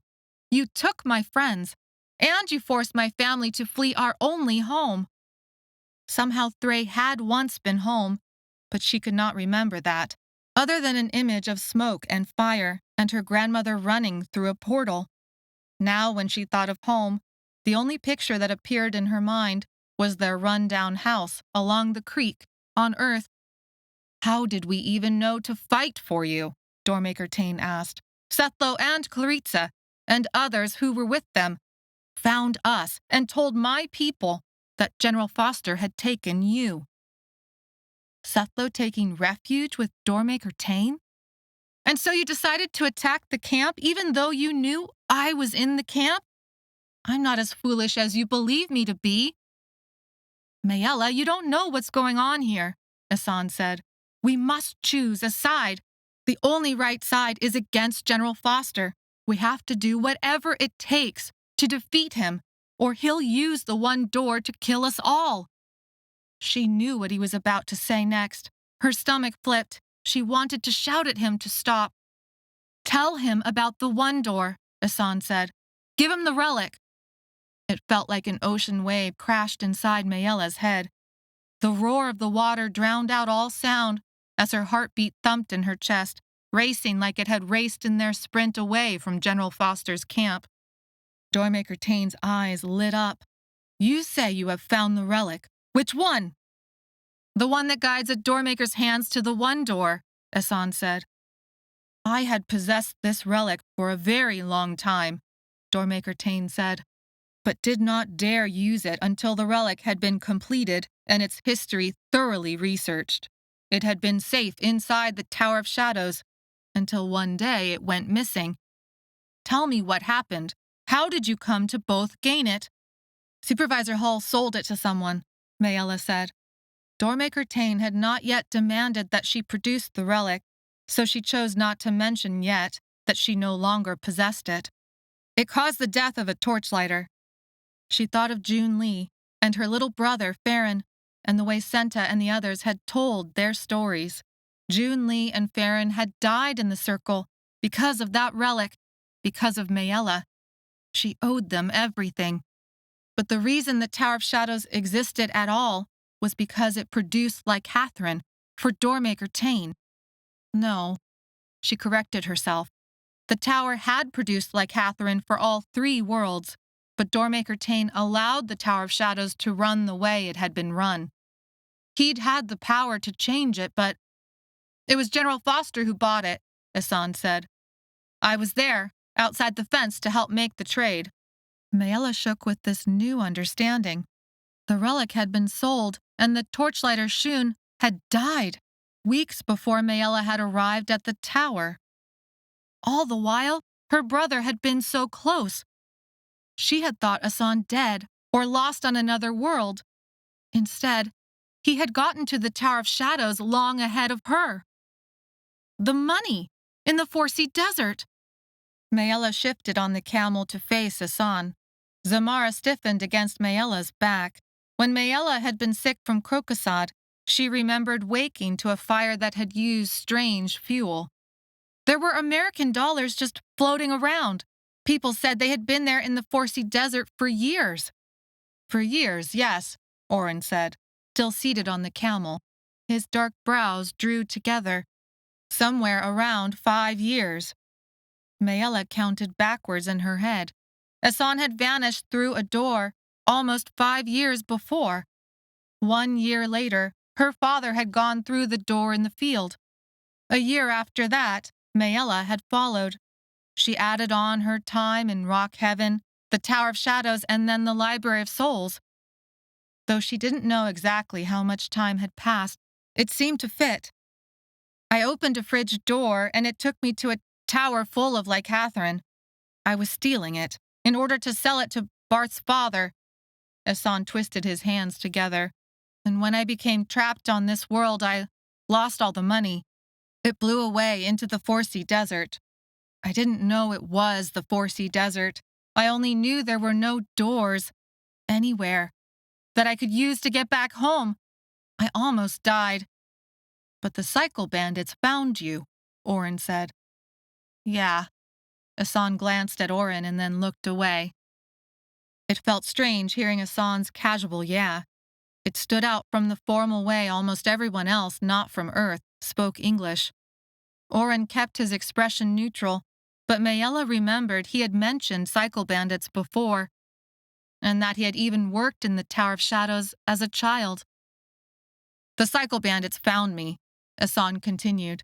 "They eventually discovered what I could do and sold me to Foster." Maella had a million questions for Asan, but his last words had closed him up, his expression shuddering into a nothingness that matched the blankness masking Oren's face. Doormaker Tain rested a comforting hand on Asan's shoulder. "You have survived. You are a survivor." It is no easy thing to be in a land that vilifies everything about you. It is not an easy thing to live under the power of a man like Foster, especially when you are a doormaker. There was something in his voice that made Maella think he might have personal experience with the words he spoke. "Show me the relic. I will take you to your friends and to your father," Doormaker Tain said. Maella steadied herself for the brutal truth that would come next. She would reveal the relic was missing, and all of Doormaker Tain's nice words would fall apart. Asan would see. "The relic is gone. I lost it in our escape," Maella said. Asan looked at Maella in surprise, but Maella watched Doormaker Tain. His face fell, his expression haunted. "We can get it back," Asan said. "It's missing a piece anyway. That's what she told General Foster. It doesn't work right, but Maella knows where the missing piece is.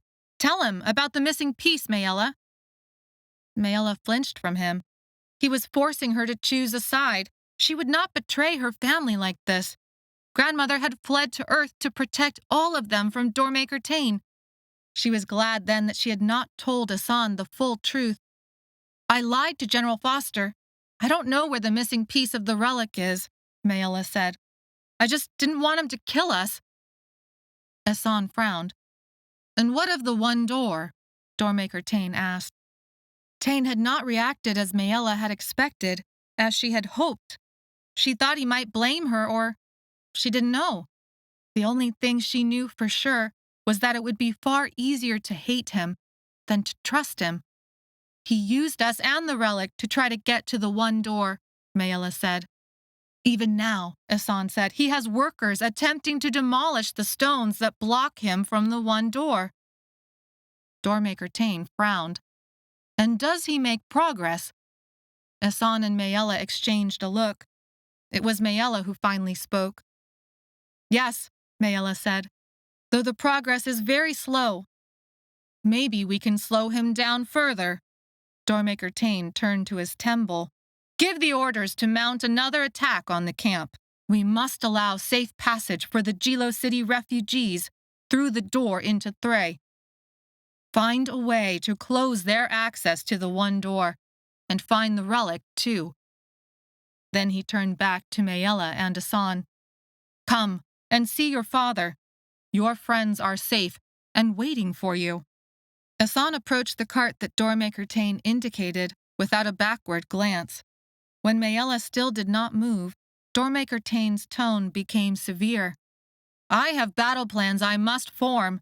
Every minute wasted now wastes lives. Have I ever lied to you?" Maella opened her mouth to claim that in fact he had. She wanted to accuse him, berate him, run away from him. But when she thought through all of her experiences, Doormaker Tain had given her the most truth out of everyone, including her own family.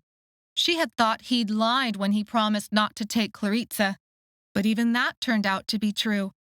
Claritza's own words confirmed Doormaker Tain had known nothing about Claritza's kidnapping until it was too late. Maella slipped down from Zomara's camel and headed to the cart. She climbed up alongside Asan. The bench was scratchy underneath her thin clothes, and her hands were still blistered from the fire. Zomara and Oren rode off to see to the Ten Bull's instructions, to stop General Foster from demolishing his way into the one door. Doormaker Tain had never lied to her. Her father was sick and her friends were safe. She had to see for herself, but she believed Doormaker Tain at his word. She finally admitted that, though she did not yet trust him, she did believe him. Chapter 9. The camels plodded along the hard-packed dirt, not minding the uneven ground or the little tufts of grass that acted like tiny green islands dotting the landscape. The battle sounds had long ago faded into nothing more than a rustling breeze. The cart Maella and Asan sat upon rolled on wooden wheels.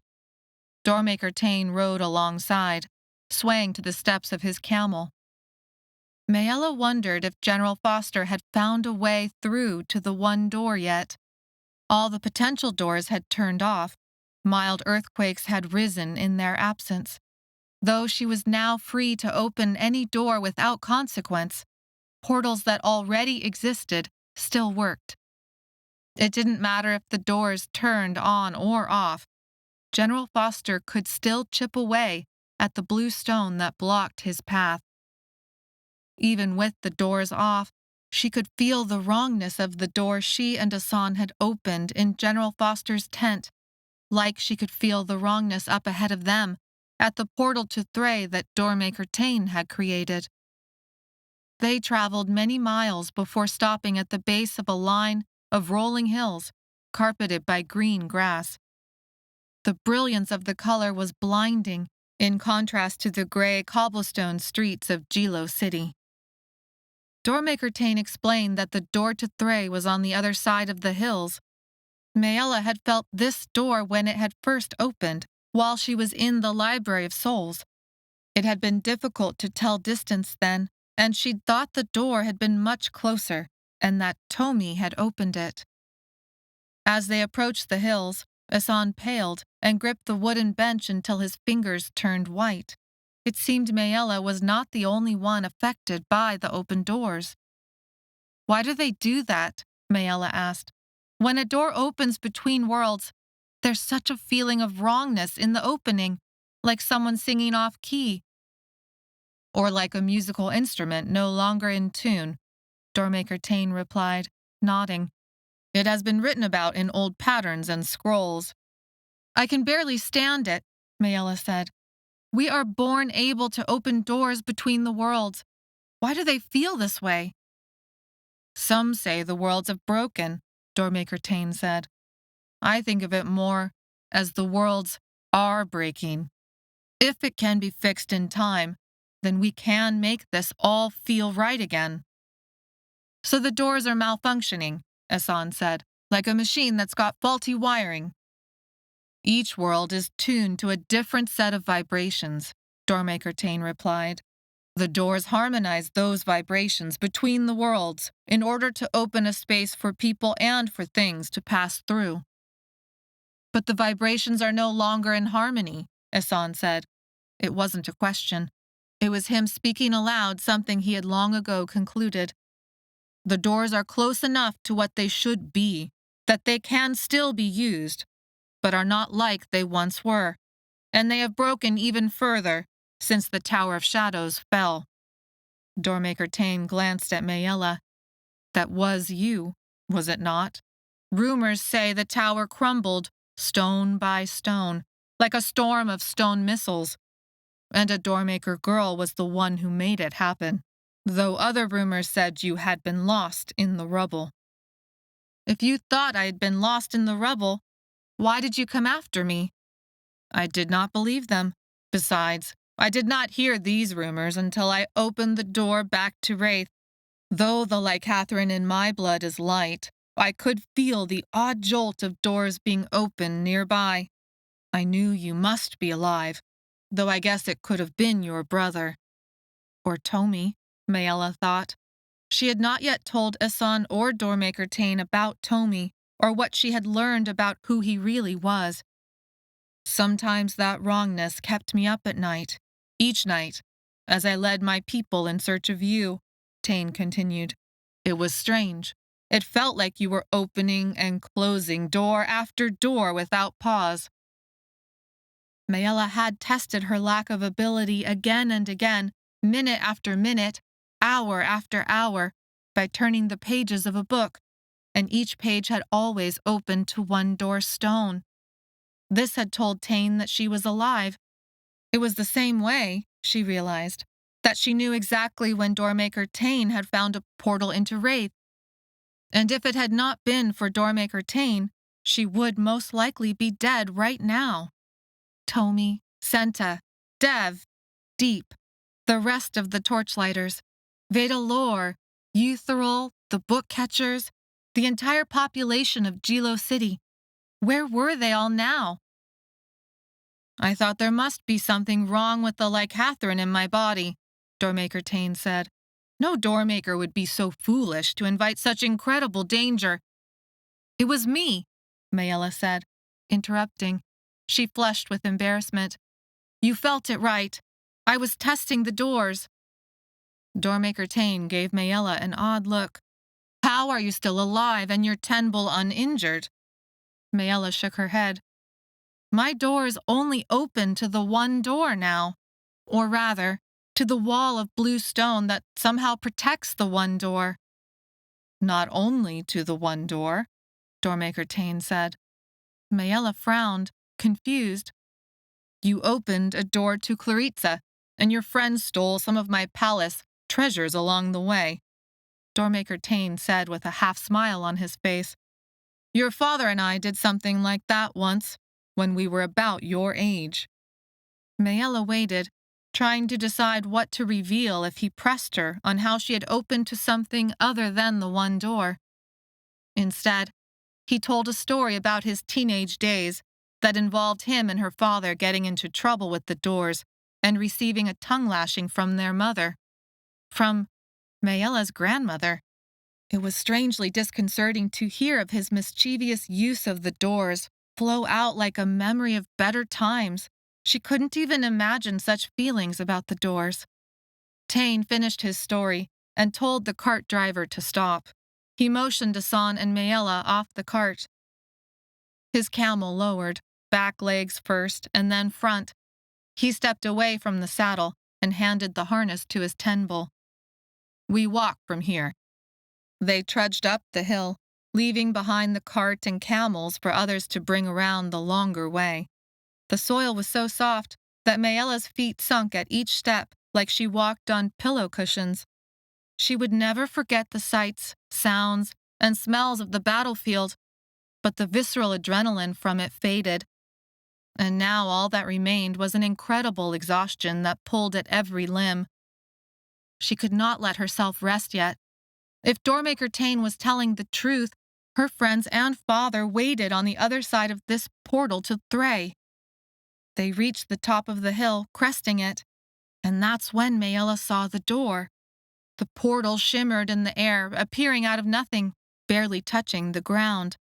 It was both like and nothing like Rock Heaven's door in the sky that had required an impossibly tall ladder, or the door they had built the Tower of Shadows around, or the door she had opened when General Foster had been about to hang her and Claritza.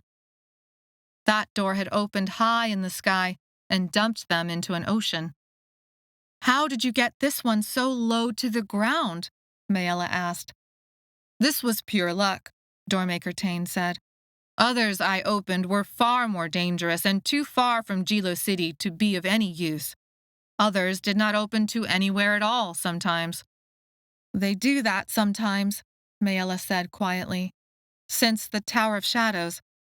Doormaker Tain looked at her strangely again. My tenbull and I had suspected. I do not dose with enough like Catherine to be sure about when the doors will work or not. They're on less and less each day, Asan said. General Foster forced me to take enough like Catherine so that it was easy to feel whether they would work or not. Doormaker Tain nodded. Maella's heart ached for her brother. You said before that you could control the doors. That is, with enough training. Is that still true? When did our uncle tell you? Asan interrupted. You said you met before. More than once, Doormaker Tain said, a wry smile on his face. How? Doormaker Tain did not answer, but instead looked to Maella to respond.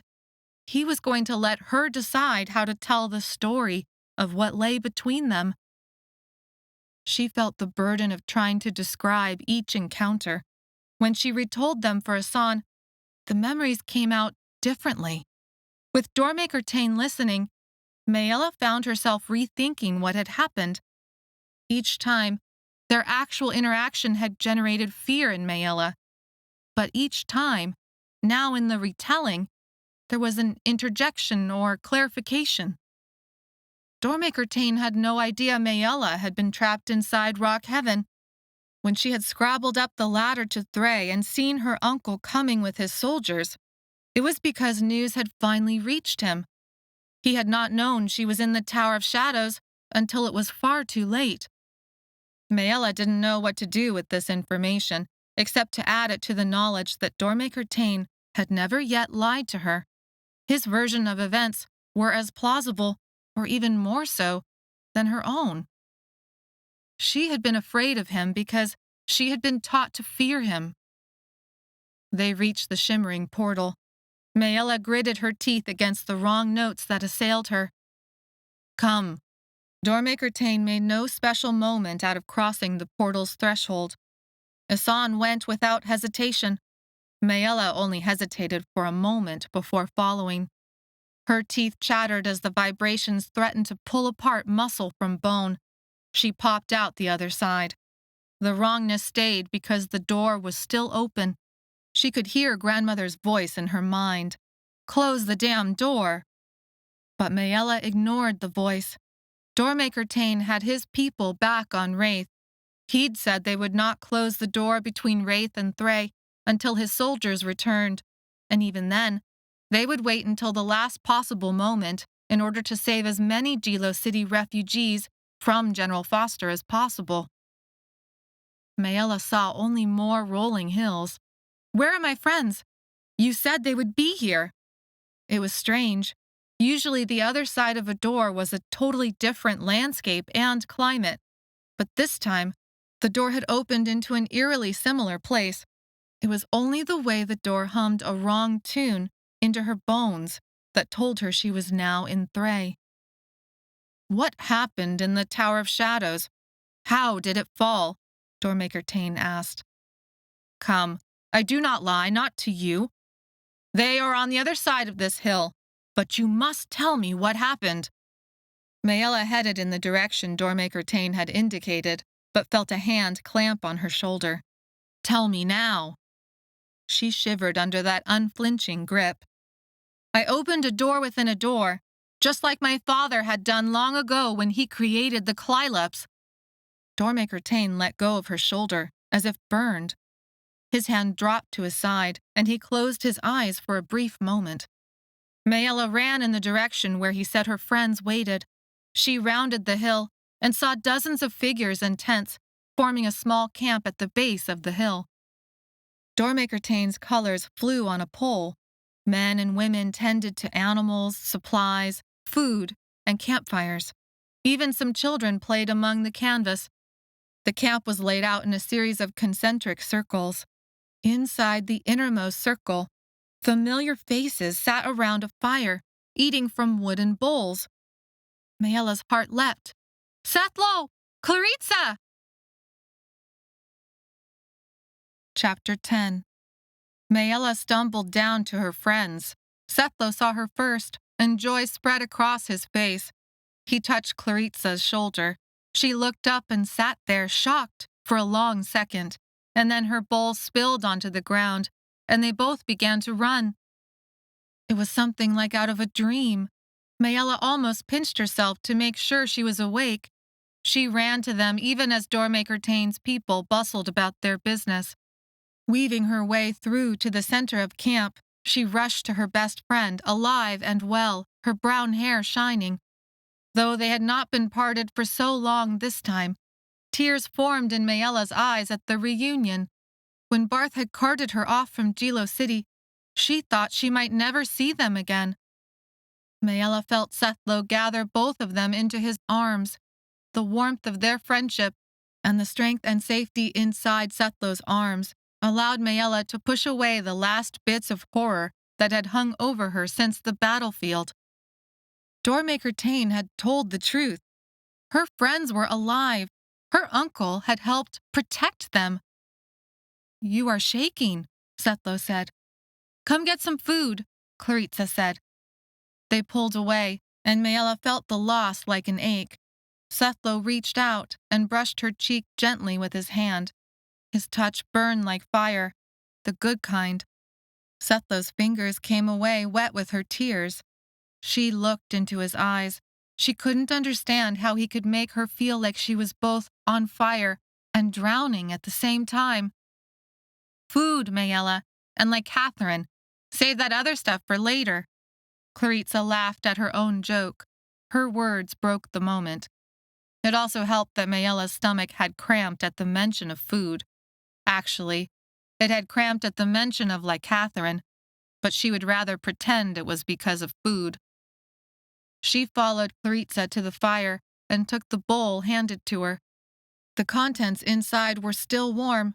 It looked like some sort of stew and tasted like heaven. The first spoonful made Maella want to melt into the ground. She devoured the bowl. The meat, broth, and vegetables were warm and satisfying. The Lycathrin buzzed her with renewed energy and spiced the stew with licorice. Maella. Sethlo crouched and reached for her hands on either side of the now empty bowl. Do they hurt? Her hands were red and chafed. Several blisters had broken open since her dive into the flames to save the relic. Not much. Her injuries could have been far worse. The pain was manageable, and the blisters would heal. She still had the use of her hands and had forgotten about the pain until Sethlo's observation. Sethlo grunted as if in disbelief. He set the food bowl aside, stood up, and left for a moment to gather some supplies. Claritza didn't say a word, but raised her eyebrows as he returned with a bowl of water, a towel, and some ointment. By the time he had rinsed Maella's hands, toweled them off, and applied the ointment, she knew she was blushing furiously. Claritza made a joke about getting her finger chopped off so Sethlo could take care of it, but before Maella could retort, Asan appeared. She had forgotten all about her brother in the rush of seeing her friends, eating hot food, and like Catherine, and having Sethlo tend to her. She lifted a hand, the ointment feeling cool and soothing on her skin, and waved Asan over. Claritza, my brother's been alive this whole time. General Foster had him, at least part of the time. Maella glanced at Sethlo. His name is Asan. Sethlo frowned, but it couldn't be a frown for her brother. She tracked Sethlo's gaze and saw it landed on Doormaker Tain, walking alongside Asan. How is it that you're here? Maella asked. Did Doormaker Tain really save you? When Sethlo wouldn't answer, Claritza spoke up. Doormaker Tain is the reason any of us are here right now, and even Sethlo will have to accept that. I accept that he is not completely evil, Sethlo said. I accept that we have value to him because Maella values us. I accept that there is something he still wants from us. Claritza rolled her eyes. I accept that you can't accept Doormaker Tain saved us. Sethlo twisted his mouth into a bigger frown and drew his eyebrows together. He looked at Claritza and then shrugged his shoulders. Whatever. Maella broke into a grin and slugged Sethlo's shoulder. That's it. You used that earth word exactly right. It was Sethlo's turn to roll his eyes. Do you plan to introduce me to your brother? Doormaker Tain veered away from the fire to enter one of the nearby tents. Sethlo's demeanor relaxed. Maella got a food bowl laced with Lycathrin, ready for Asan. Next to Sethlo, Asan looked sicklier than Maella had first realized. Both Asan and Sethlo were taller than Maella, but where Sethlo rippled with torchlighter muscle and Vedalor's library rations, Asan was thin and gaunt, his shoulders slumped. The freckles on his cheeks made his eyes look sunken in, like he had been hollowed out.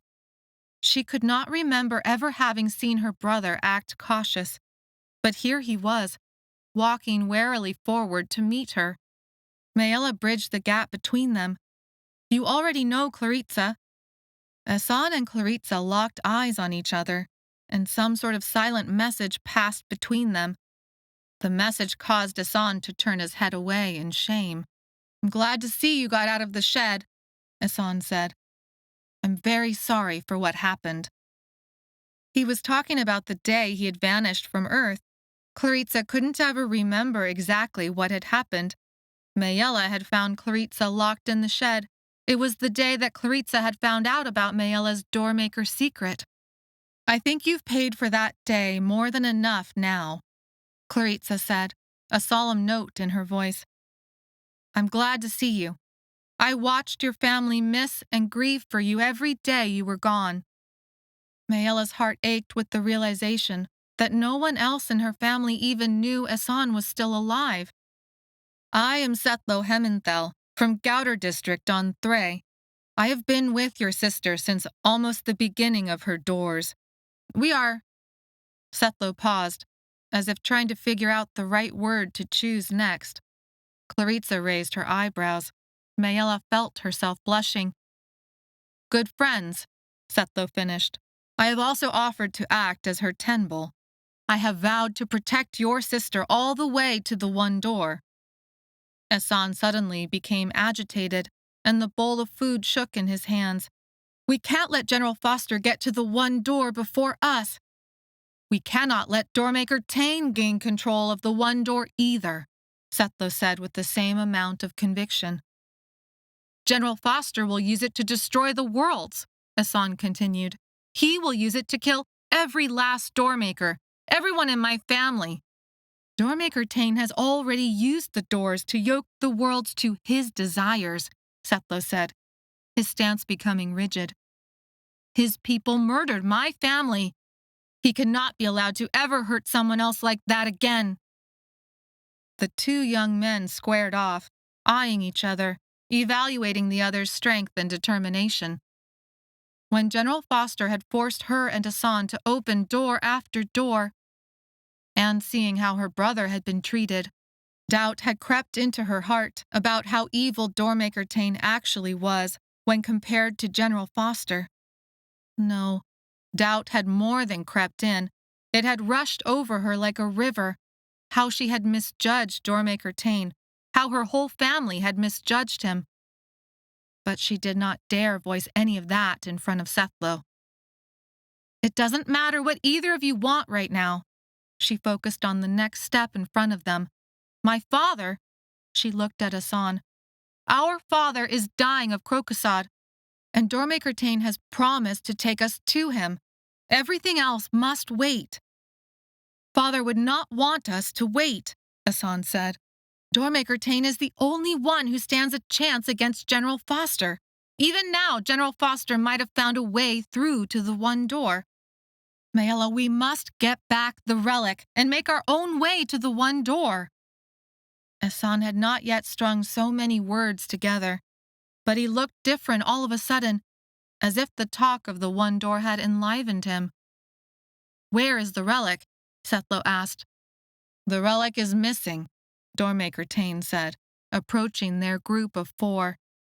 Soldiers and Hestroth, including Zomara and Orin, flanked Doormaker Tain. Likely back in General Foster's hands by now, Doormaker Tain said. But without a Doormaker to use it, the relic is useless. Maella bit her lip and looked at Setlo. Tomi was a Doormaker, but she had not yet told Tain. Doubt gnawed at a corner of her heart. She loved Setlo. She could not help it, but she feared he showed her so much care because she was his path to the one door against Doormaker Tain. But Maella was no longer against her uncle. At least, not like before.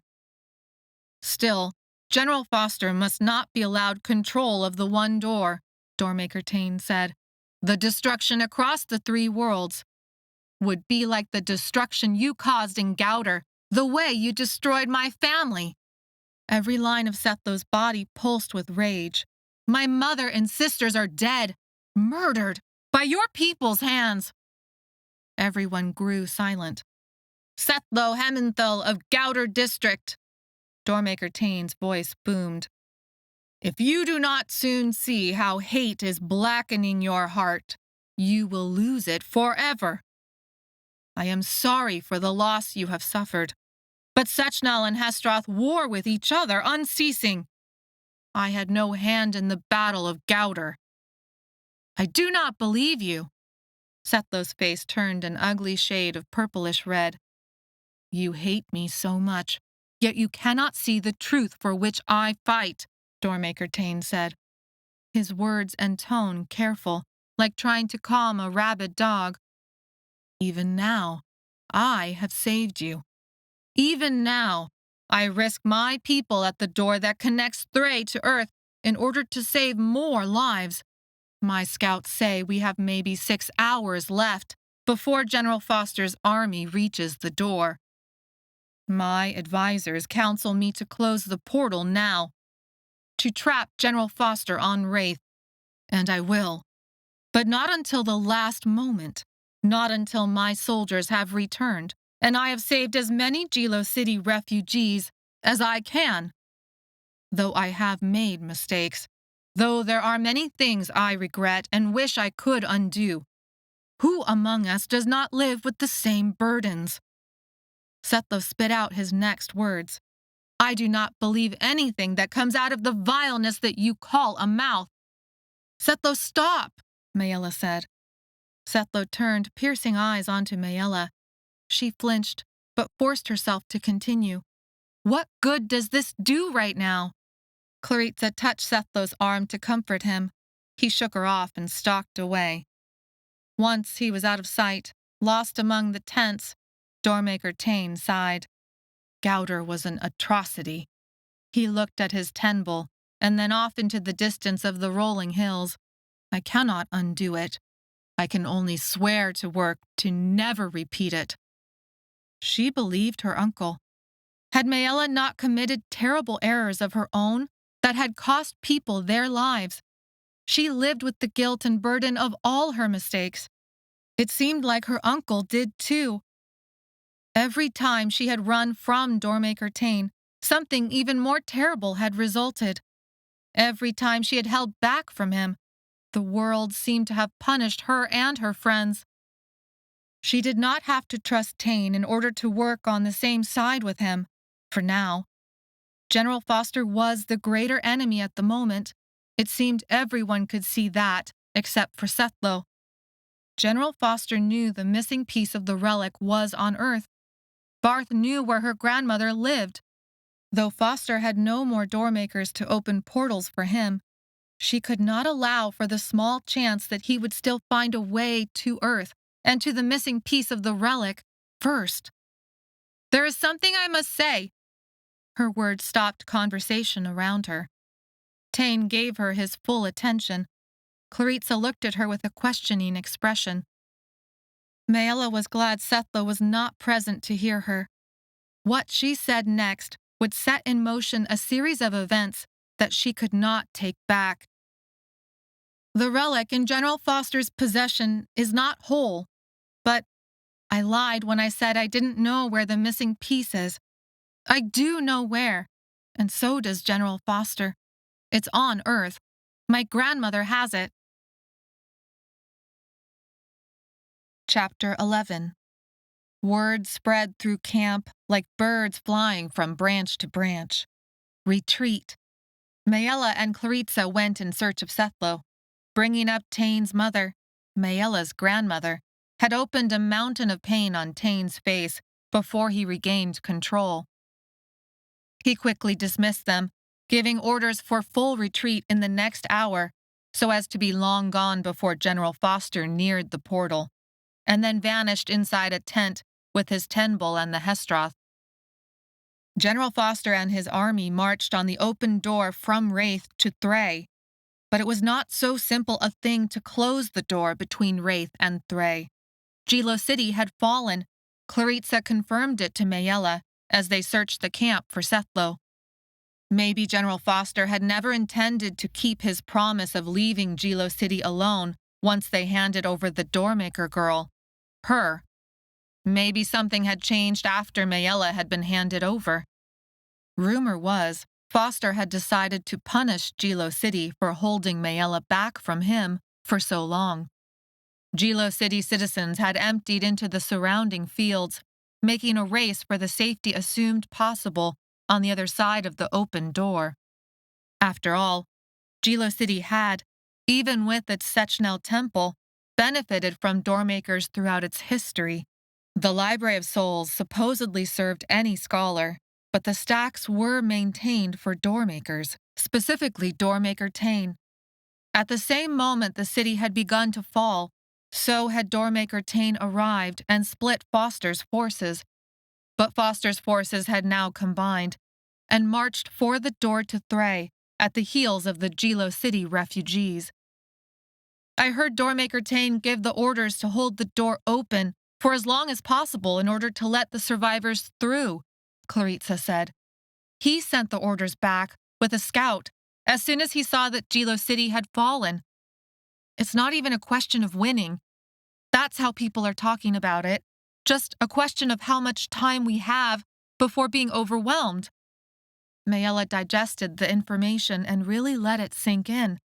Her uncle was risking all of Thray to save those who had worked for him and been loyal to the doormakers on Wraith. That didn't sound like someone who intended to do evil. It didn't sound at all like the person she had been taught to fear or that Sethlo had been taught to hate. The calm Maella first felt upon entering camp gave way to frantic action as people broke down camp and headed for the safety of Botron Palace. That name had startled Maella. Botron Palace? Her family had a palace. It was a strange idea to accept when her family had struggled for so long to even keep food on the table of their home on Earth. She caught sight of Sethlo. Large, unburned logs lay scattered alongside a tent and at the wheelbase of an open wagon bed. Sethlo had stripped off his shirt and thrown it to the side as he worked with others in a fury of energy to load the logs onto the wagon. The camels were restless, pulling at their harnesses and kicking out their feet in all directions, but the wagon wheels were locked in place. Sethlo's skin was flushed with heat, his muscles straining with each load that he tossed. The two others who helped made sure to stay a few paces back, out of his way, and loaded the wagon at a much slower pace. Maella's heart quickened. It was just like him, to use his anger to fuel something that would help others. But there was no time to let him spend his anger. They needed to get to Botron Palace. She would see her father. He would live. Then they would need to find a way back to Earth and to grandmother and the missing piece of the relic. Maella approached. Sethlo. Sethlo continued his work without pause. You'll have to shout louder than that to get through his thick head, Clarissa said. Maella frowned. Sethlo! Sethlo finished his next throw, the logs landing perfectly next to the others in the wagon. He did not pick up any more logs, but he also did not turn around. He swept an arm across his forehead and threw his shirt back on. Maella felt a touch of disappointment that he had covered up, but pushed the distracting feeling aside. Sethlo turned around to face them. He motioned for them to walk among the tents together. I am sorry, Sethlo said. Maella shook her head. Don't be sorry. I know you still grieve for your family. Pain washed over Sethlo's expression. I do. But we can't let that blind us to our current reality, Clarissa said. Sethlo glanced at Clarissa. Maella thought Clarissa's words might set Sethlo off again. Instead, Sethlo said, I understand this when I am not in his presence. But when I look at him, I forget everything except for my family. Maella gave him a moment of silence to honor his family, but she knew she had to tell him what she had said to Doormaker Tain. She would not keep secrets, no matter how painful, from her two friends. They headed back to the main inner circle of camp as she told Sethlo what she had revealed about grandmother and the missing piece of the relic. Sethlo listened quietly. Wagons were being loaded and the camp was being broken down, but beyond the perimeter of the camp, wagons already raced by. Some of them were recognizable as those that had made the caravan journey across the Foresea Desert from the Tower of Shadows to Jilo City. People on foot began to stream around the hills. Oh, the Library of Souls wagon made it through! Maella pointed it out to Sethlo and Clarissa.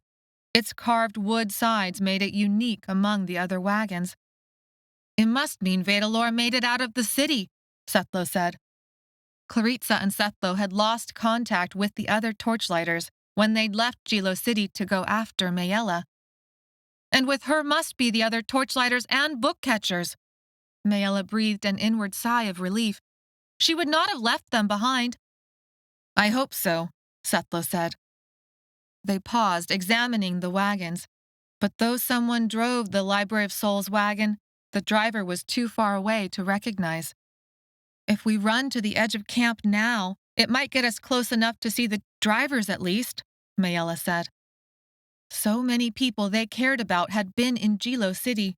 The Torchlighters, Senta, Tomi, Eutheril, Vedalor. There were many others, people who were happy to turn Maella over to Foster in order to break the siege. But that still did not mean they deserved death. Doormaker Tain wants us back, Claritza said. Our hour is already up. Doormaker Tain can wait a moment, Setlo said. We need to take care of our friends. Claritza startled. I only meant... I know what you meant, Maella said. But while you were gone, when Doormaker Tain had you, we were alone. I mean, we were without you, traveling across the Four-Sea Desert, and then surviving inside Gilo City, and then the Library of Souls. I'm a torchlighter too. Her voice was quiet as she said it. There is no doubt of this, Setlo said. Claritza bit her lip and frowned. She headed for the edge of camp. Maella and Setlo hurried after, dodging wagons, tents, camels, and piles of dung. Then they began to dodge people. Doormaker Tain's people, dressed in green and gold, some of them spattered with blood. Others had clearly fled from Gilo City. These were dressed in finer clothes, city clothes, and their shoes were often little more than sandals. Their possessions represented an eclectic mix of those sort of things that panicked people gathered together in a rush. Food and water, but also trinkets, a favorite blanket, a special staff, a musical instrument, papers, jewelry. You told Doormaker Tain about your grandmother. Did you tell him about Tomi? Setlo said. They caught up to Claritza before Maella answered. I have not told him about Tomi. Are you going to? Claritza said. Senta would have protected him. He might be on the wagon even now. As they closed the gap between them and the Library of Souls wagon, it was clear that both Dev and Deep drove the wagon. Maella felt a pulse of joy upon recognizing them. They had gotten out. They were survivors.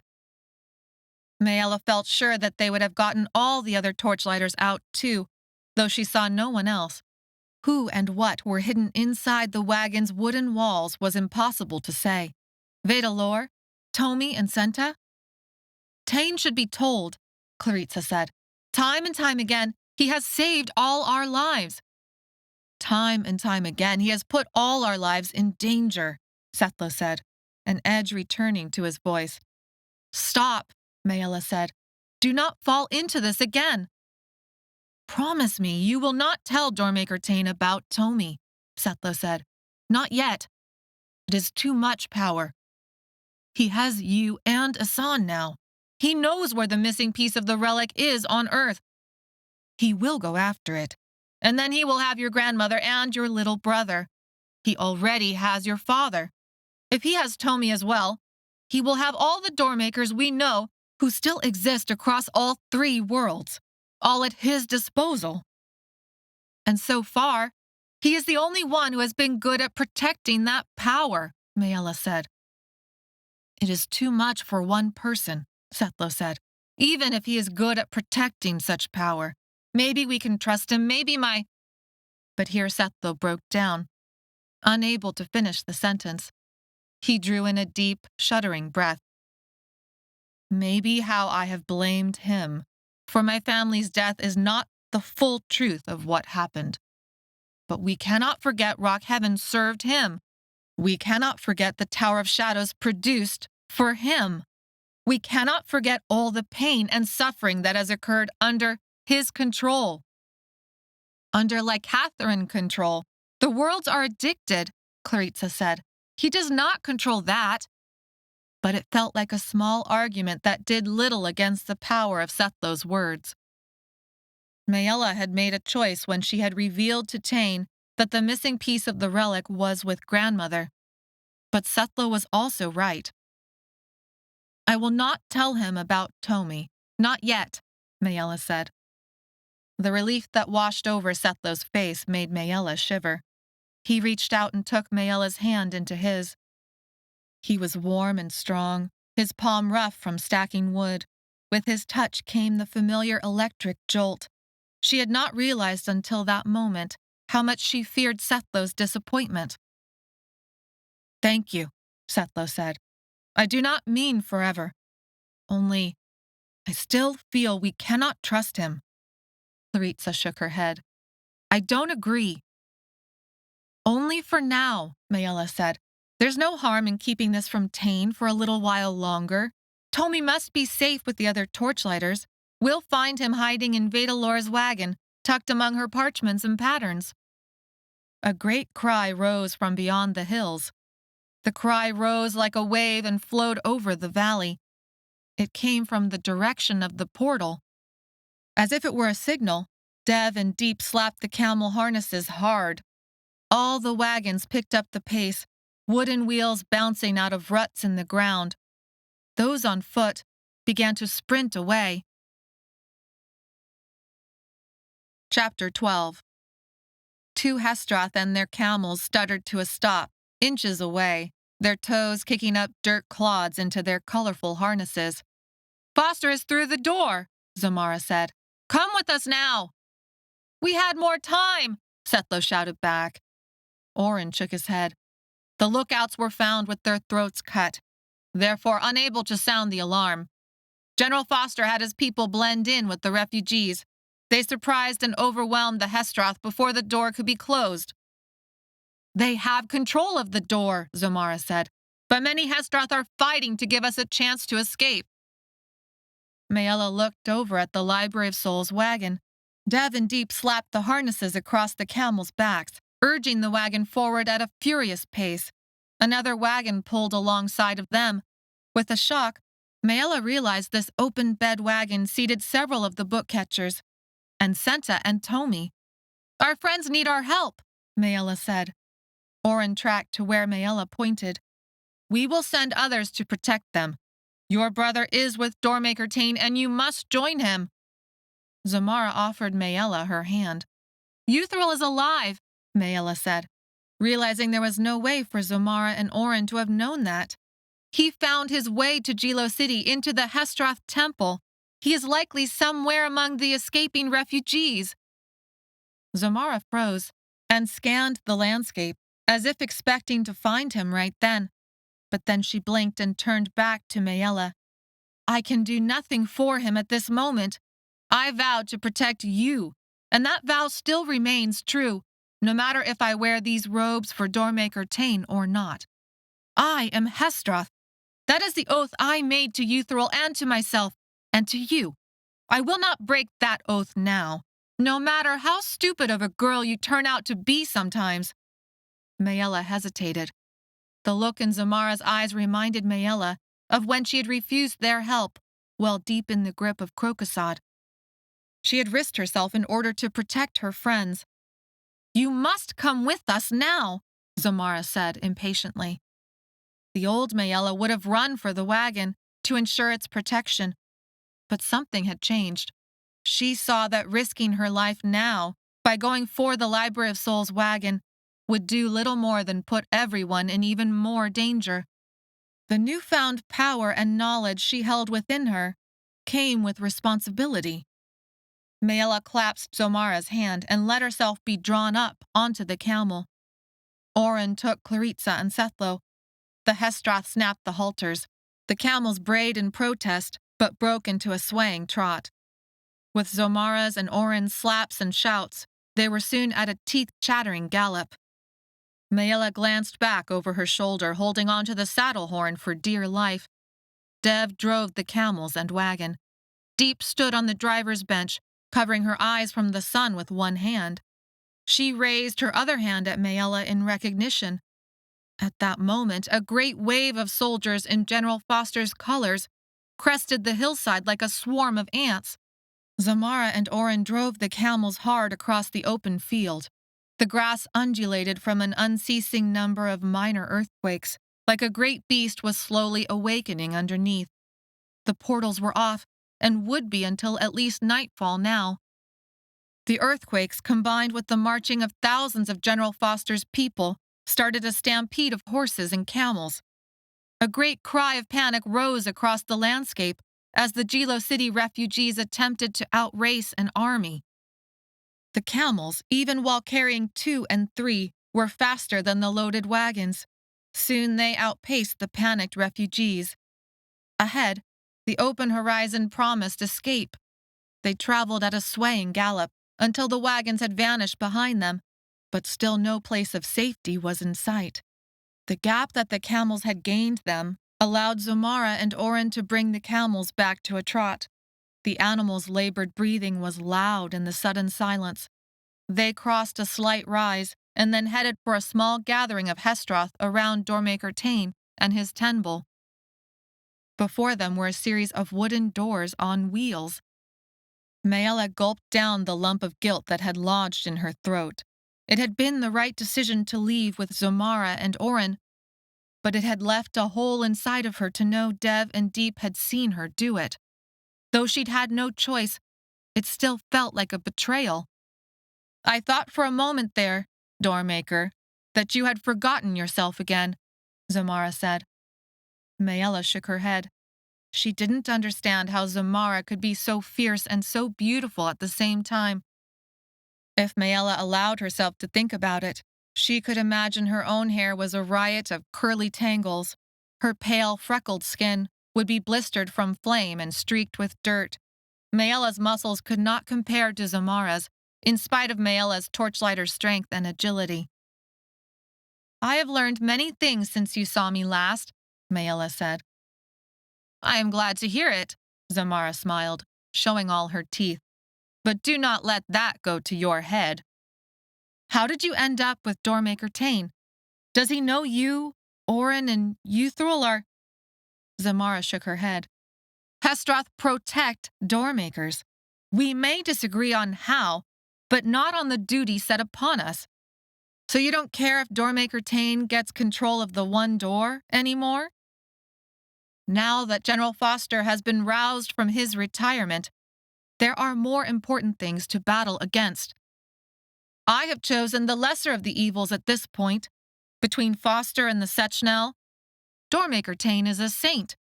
How did General Foster know about you and the relic at all? Maella briefly told the story. She had met General Foster through her very first open door. He had tested her and known she was a doormaker. Then he had tried to hang her.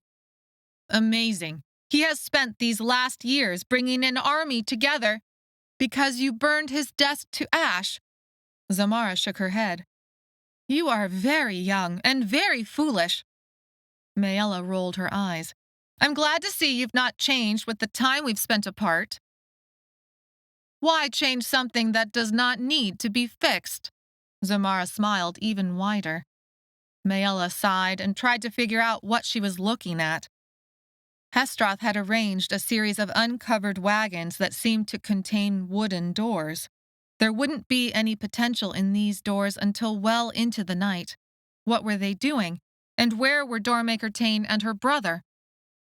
Doormaker Tain and his tenbull raced past on their horses from the direction of the camp and approached the door farthest to the right. Robed Hestroth with swords out, glinting in the sunlight, quickly surrounded them. They began to chant. Noise drew her attention back the way they had come. The first refugees on animals had crested the slope and barreled in their direction. Behind them came the fastest wagons. In front of her, Doormaker Tain approached the door like he intended to open it.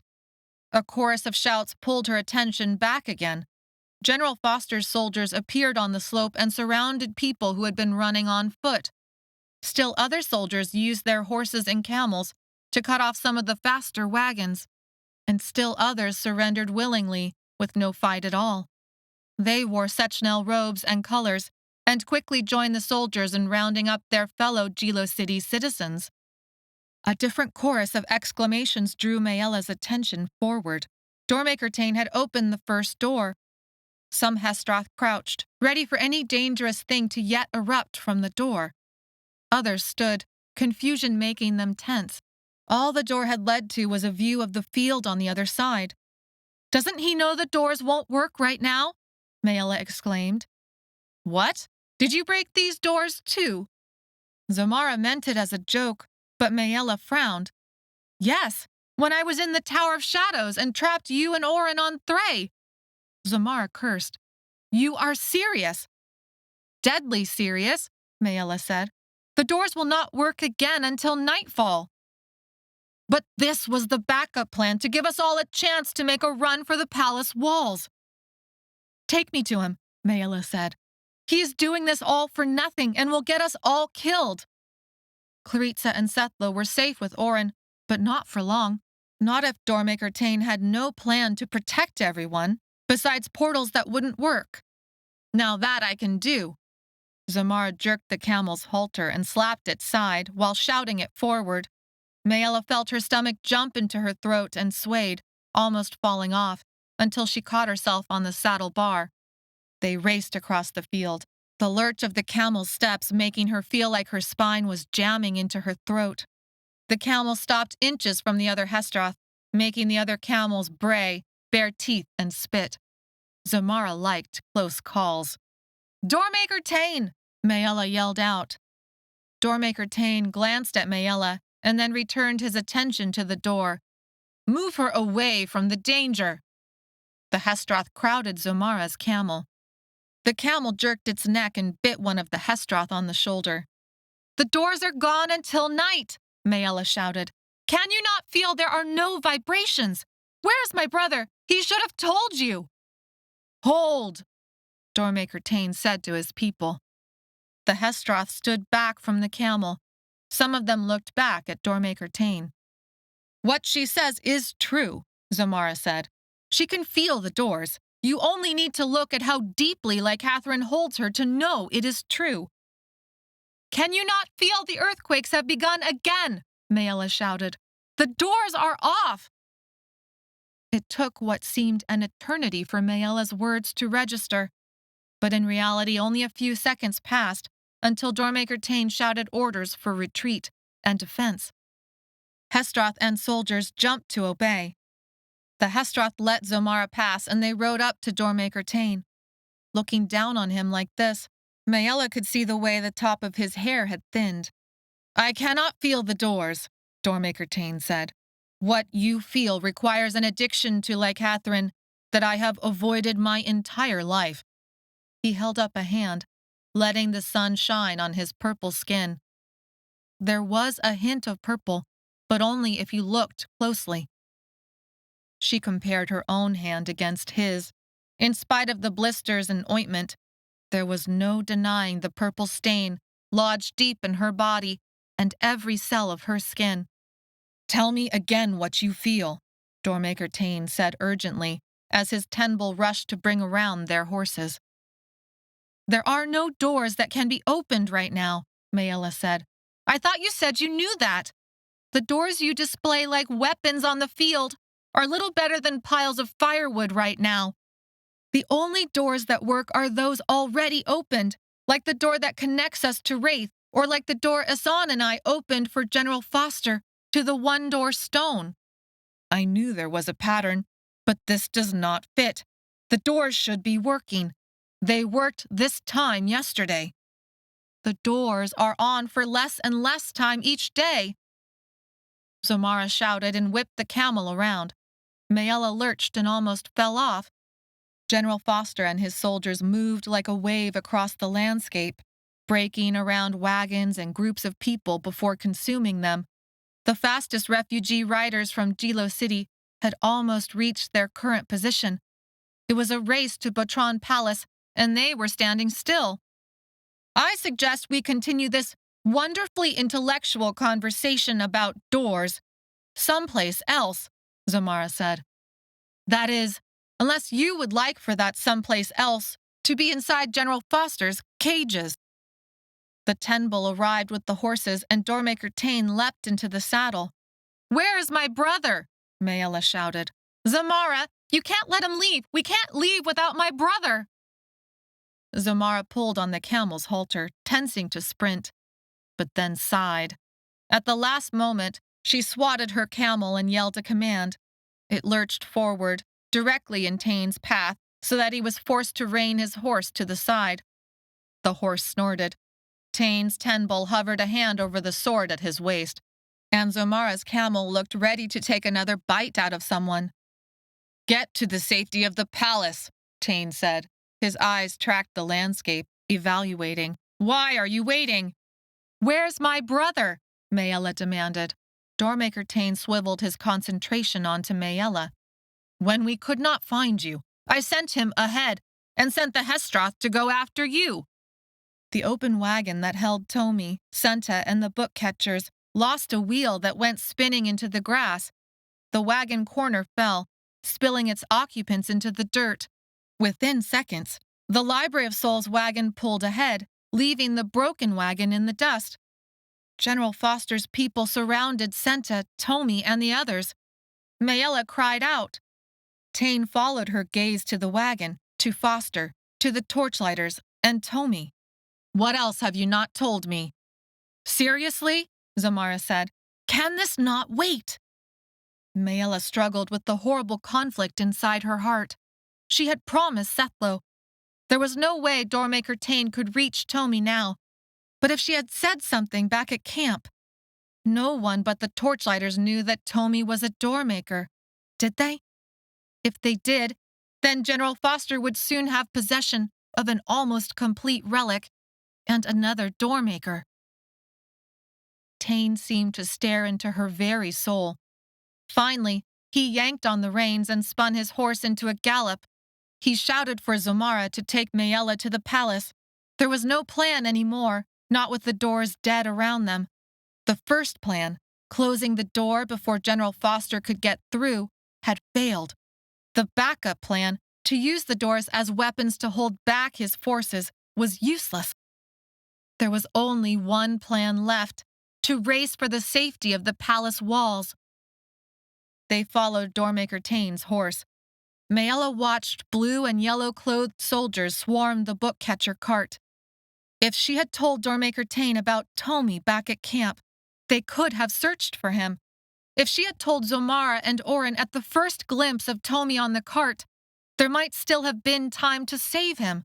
Now Senta and Tomi had been captured. What had her loyalty to Sethlo, her silence, just cost? Chapter 13. As they approached a gate wide enough to fit 3 wagons side by side, the tension of their relentless retreat released and faded. General Foster had not been able to catch them. In fact, they had gained speed and left his army behind some time before. The camels had stopped braying in protest. Now only their heavy breathing and almost whisper-silent steps made any noise. Esson had gone ahead like Tain had said, but waited outside the gates for them. Maella's thighs chafed and had long ago lit on fire, and then gone numb from the swaying motion and their relentless pace. Sweat stuck her clothes to her skin. Her nose couldn't smell much of anything except for the animal underneath. Her mouth was dry, and her tongue tasted bitter licorice. But there was no chance for a sip of water. It was only a matter of time before General Foster's army caught up and laid siege to the Botron Palace grounds like he had done to Jilo City. But for now, the walls would protect them. Maella only hoped Doormaker Tain had a plan for after that, but it didn't really matter to her at the moment. Her thoughts were consumed with finding her father. After all this time, he was alive. Her heart swelled with joy, but it was tainted with a haunting grief because Doormaker Tain had also said her father was dying. A cheer went up from the Hestroth when the Botron Palace guards alongside the gate waved them through. Entering the gates, the camels brayed anew, but the noise was lost in the commotion of the market. Stone walls shined golden white in the evening light.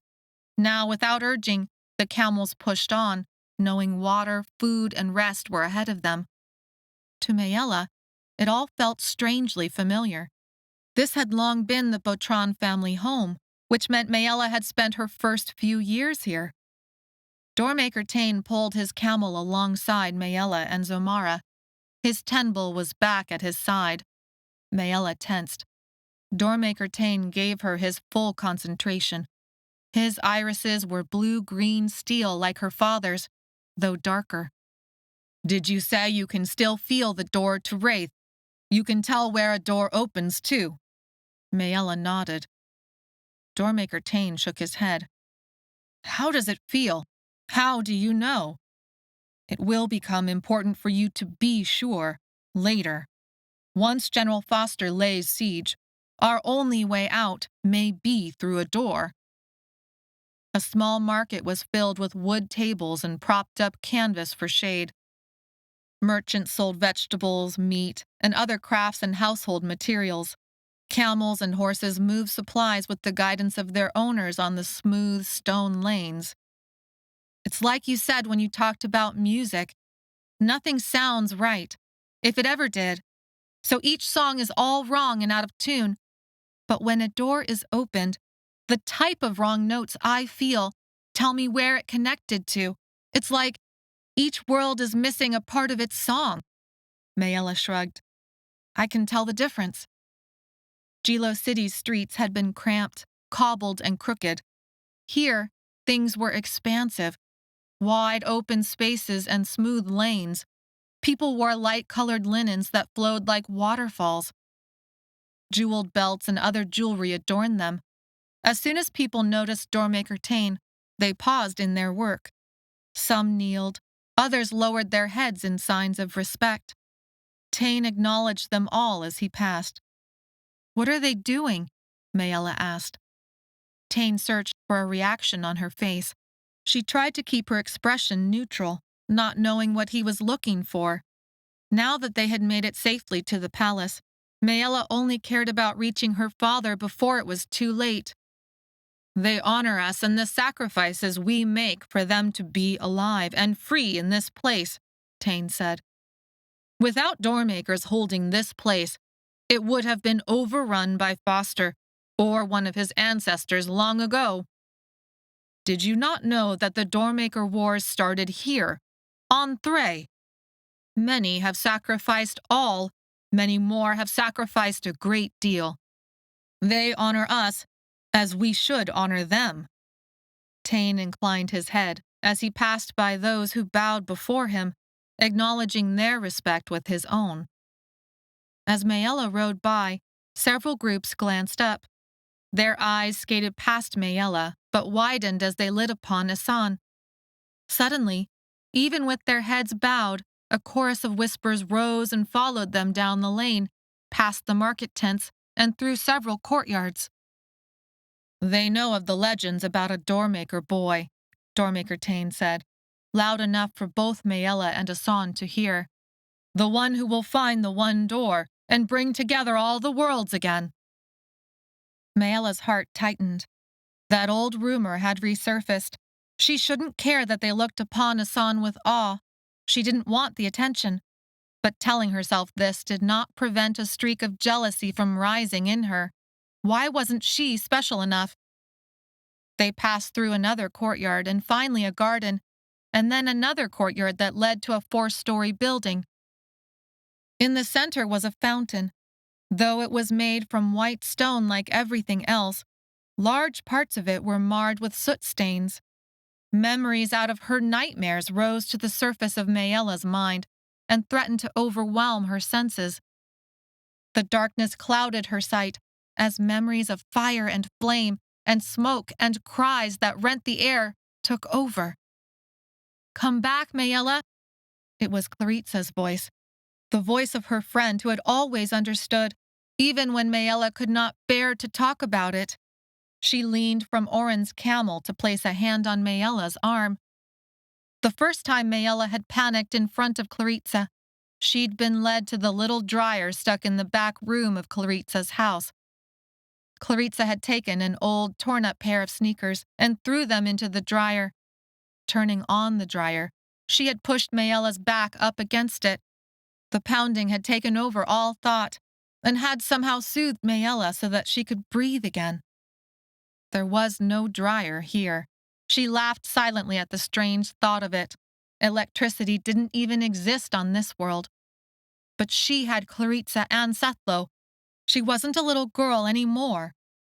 With a deep breath, Maella said, "I've been here before. Something bad happened here to my family a long time ago." She looked to Asan to try to read his face. "Do you remember?"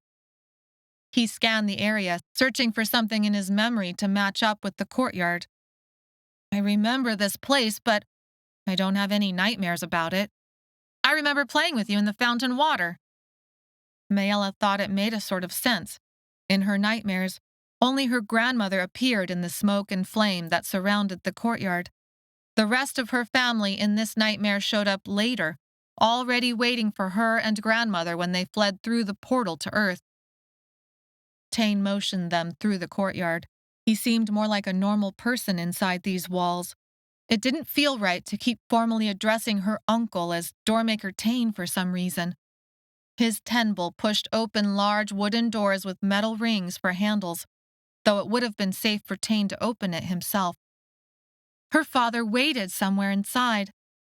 The doors opened to an indoor courtyard with a ceiling that seemed to stretch to the top of the castle. Curved stairways on either side disappeared into the upper levels. Tain took the left stairway. His tenbull, Maella, Asan, Claritza, and Sethlo followed. Zamara and Oren went with the other Hestroth to care for the animals and prepare for the siege that General Foster would surely begin soon. Tain took the first hallway and passed by a number of rooms screened in by translucent cloth. Enough to give privacy, not enough to endanger a doormaker. It reminded Maella a little bit of home on Earth. The way was lit by torches that glowed with eerie purple light. She had never gotten used to the way that Lycathrin could be used for fuel, even for fires. On Earth and Wraith, Lycathrin was rare. But here on Thray, it seemed they still had all the Lycathrin they wanted, since they were burning it. Rugs and tapestries softened the cold stone. The torches provided some warmth and made the white stone glow brighter than she thought even real electricity could have done. Darkness had fallen inside the castle even though there was still evening light outside. Tain stopped in front of a curtain that leaked light around its edges. Cedric does not look well. Maella startled to hear her father's first name, but then remembered, of course, Tain and Cedric were brothers. "Let us see him," Asan said. "It doesn't matter what he looks like." "Yes," Tain said. "Of course." There was a sorrowful expression on his face. He pushed open the cloth. Maella stepped inside after Asan. The room was stuffy, humid, and smelled like someone had not washed in a very long time. A fire burned in a fireplace at the far end of the room. The bed was against the wall on the other side of the room. It was piled so high with sheets that at first Maella didn't think anyone was in it. Then she saw him.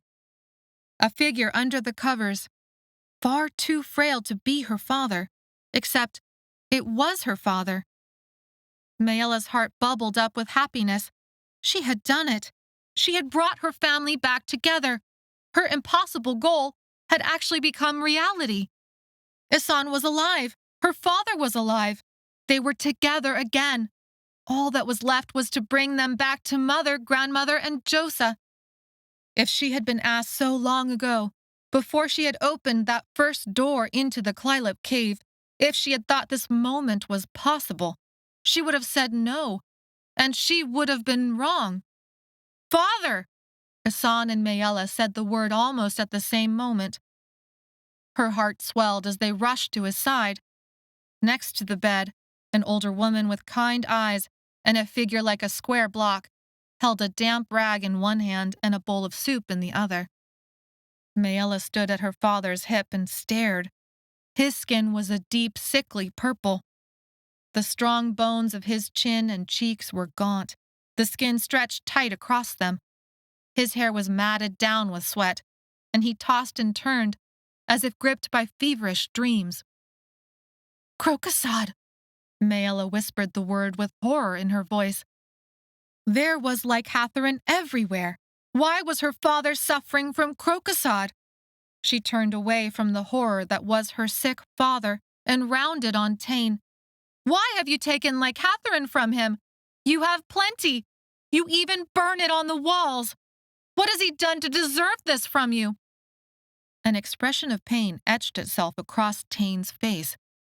"I did not do this to my brother." "There's no one else who could have done this," Maella said. "You withhold Lycatherin from him even now. He is dying because he thinks both of you are dead and that he is at fault," Doormaker Tain said. "He is doing this to himself. He has refused all Lycatherin, no matter how we coax him." His words punched Maella in the gut. She turned back to the bed, her fury subsiding and replaced with a bottomless aching. Her father was deep in the fevers. She went to the other side of the bed so that both she and Asan could be on either side of his head. Asan leaned over and rested a hand on Father's shoulder. "Father, it's us, Asan and Maella. We are alive." "Father," Maella said, choking on the word. He did not seem to register their voices. "Cedric," Tain said from behind them, "your children are here. Open your eyes." Father's thrashing stilled, and his breath grew shallow. He fluttered his eyes open for a brief moment. The whites of his eyes were bloodshot, and the pupils were impossibly wide, almost completely swallowing up the blue.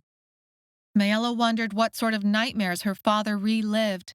"It's true, Father. We are both alive. You did not kill us. You could never harm us." Her father had never wanted to hurt a soul, but she had seen him with her own eyes, in Clylop form, scooping up fighting men and crunching down on their bones before swallowing their flesh. How does one overcome such violence from their memory? Was it even possible? She thought of Tomi and the trauma that he had lived through. But he was becoming something more than what had happened to him. Her father lay here in the fevers, gripped with guilt, choosing to die from crocosod. She turned to the woman who held a cup of Lycatherin broth. Faint lavender wisps of steam rose from the broth. "I try every evening to have him take some, but he always refuses me." The old woman sighed and shook her head. Maella held her hands out for the cup. "Give me the Lycatherin." Tain stepped forward. "I will not force him. There are things I have done that I cannot undo, but I can make sure they never happen again. I will not force any doormaker against their will. I have sworn it." What things had Tain done to make such an oath? But she put that aside and turned an accusing stare onto Tain. "Even if it means his death?" "This is our father," Asan said. "We can't just let him die." "He is my brother," Tain said, "and I swore an oath to him long ago. I intend to keep that oath.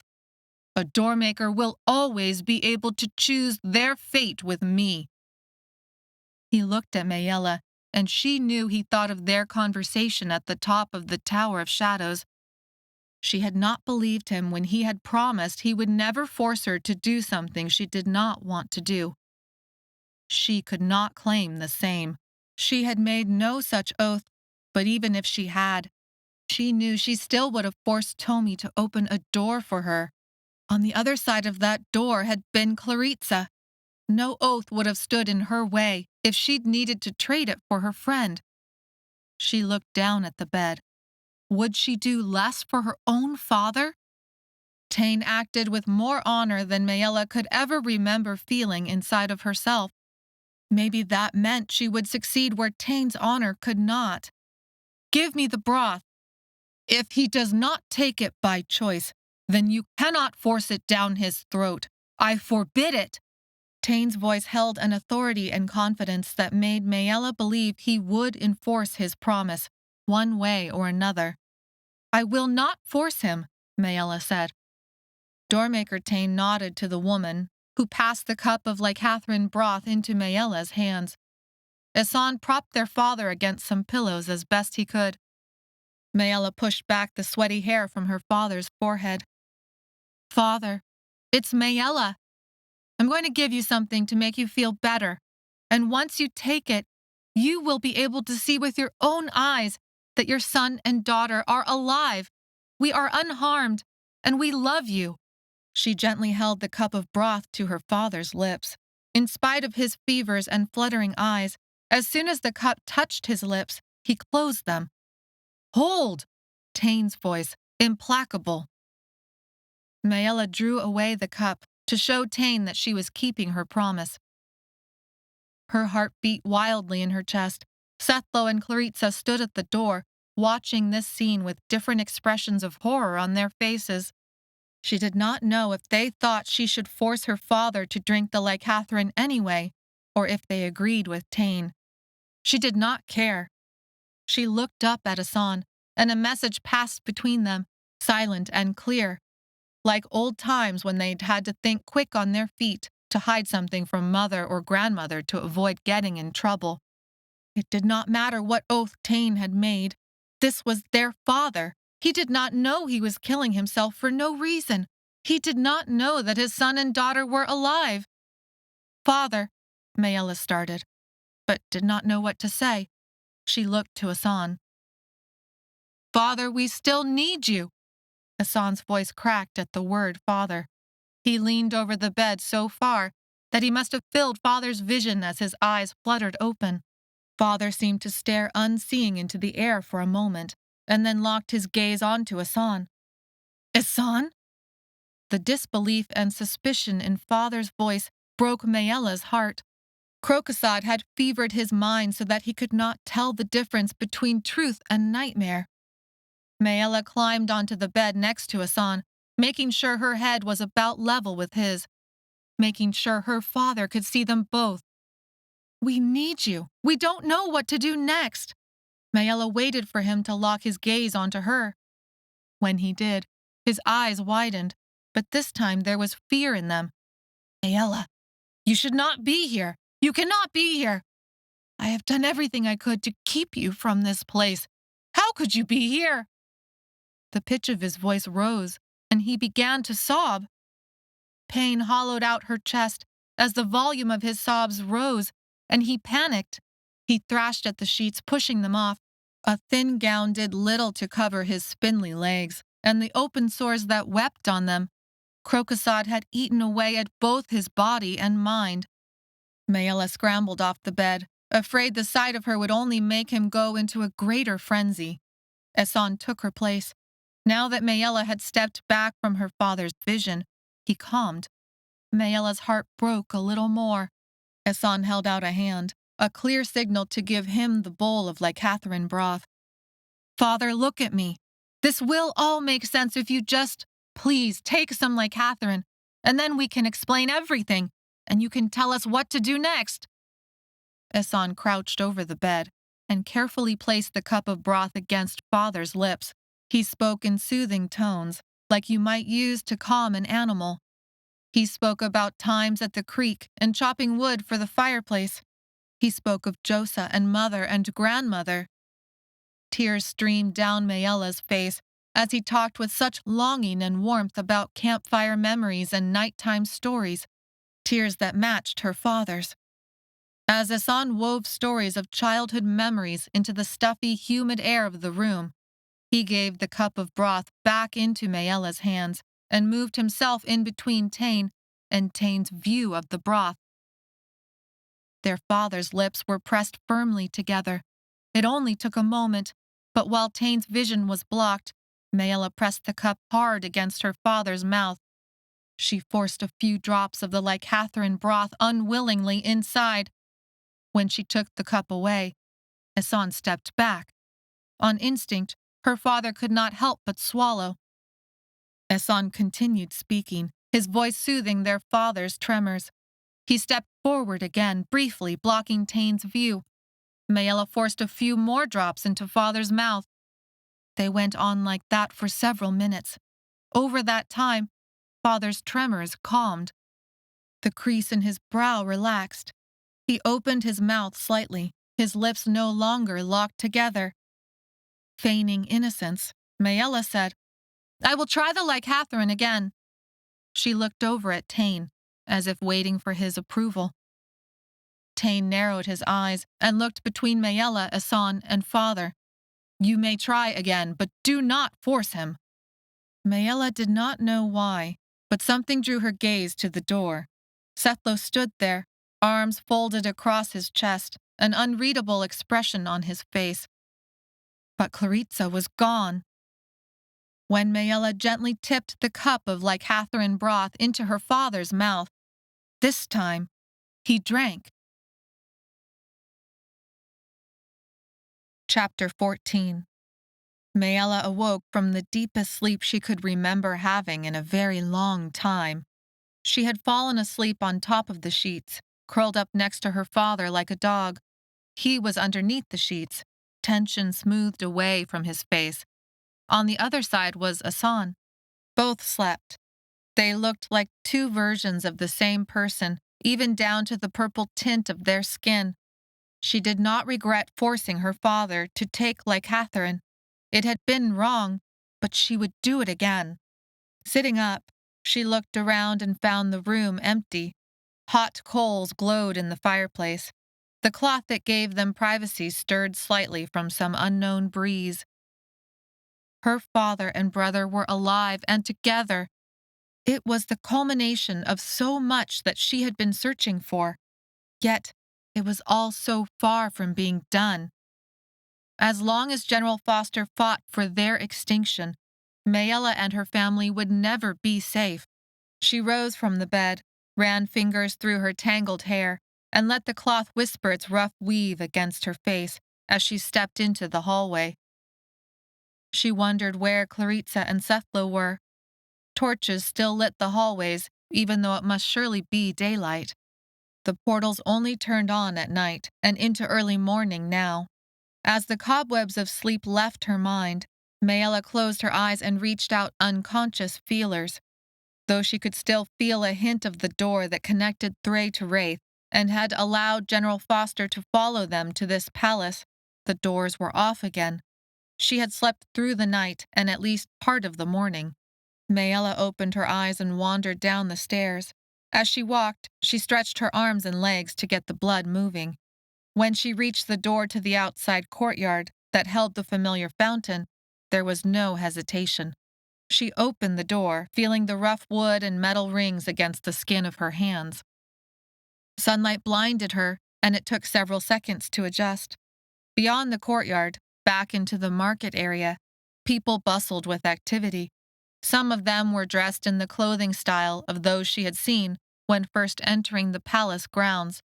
Others looked like they had come from Jilo City, with clothes crusted with dirt from their flight. So Tain had kept his word. People from Jilo City had been welcomed into the palace grounds, as many as Tain had been able to bring inside. Maella's eyes traveled to the fountain. She had been avoiding the structure, enjoying the sunlight and the sleep that had rested her body and her soul. The fountain loomed large in her memory, mixed with nightmares of smoke and fire. She had only been 4 years old when she had fled with her family from Thray to Earth. Maella went to sit at the fountain and dipped her hand in the water. The fountain's circular base held a pool of clear blue water. The next level up was a bit smaller, and so on to the next until the very top, which displayed a large version of the Botron family symbol cut out of stone. A curved quarter moon, its point sharp like knives. That's us, the Doormakers. 3 links, separate yet attached, pierced by the moon.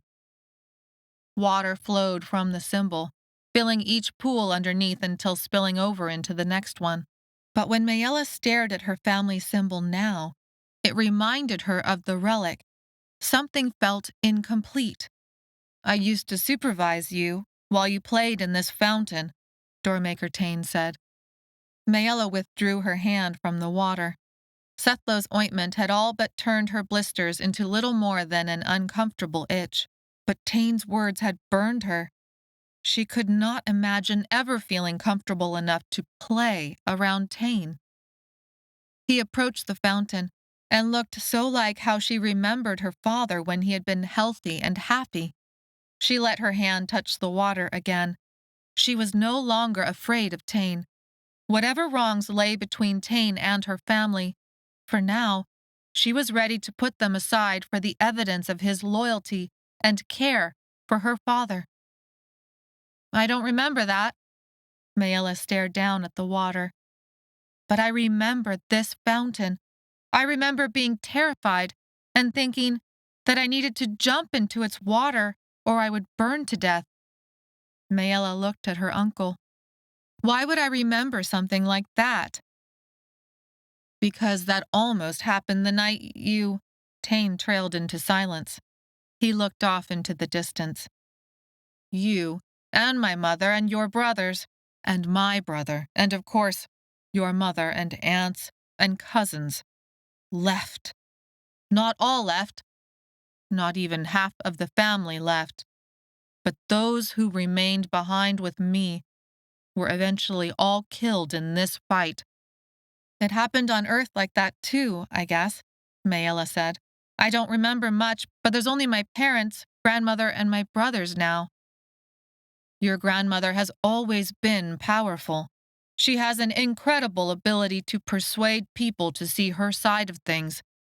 When she left, and took so many with her, she assured the destruction of everything she had left behind. A note of bitterness entered Tain's voice. Except for me. Maella plunged her hand into the water to feel the cool shock against her skin. But why did she leave? Why do I remember fire and smoke and screaming? It was near the end of the last Doormaker War, Tain said. This is not the first time General Foster has waged war against us. In the last war, he had doormakers from another family working with him, pursuing the one door for their own ends, though he executed the doormakers who worked for him once he no longer needed them. We had come to a tentative truce, but some of the Sechnel and Hestroth could not accept it. There were disagreements on what to do about the one door, Maella finished. About me and the patterns that connected me and my brothers to it. Maella made her hand into a fist under the water. Her skin was starting to wrinkle.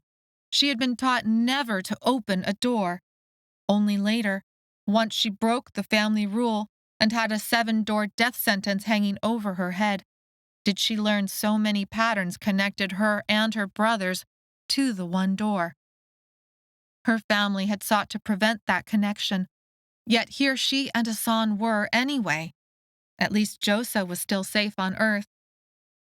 I disagreed with your grandmother, Tain sighed. The patterns were clear. You and your brothers have always been involved with the one door. The patterns connecting you to the one door were dark and destructive. But the patterns of your brothers gave me hope the one door could be managed, if we could find it. The Botron family has always had the strongest connection to the one door out of all the Doormaker families. That is why we are the last of the Doormakers still alive across all 3 worlds.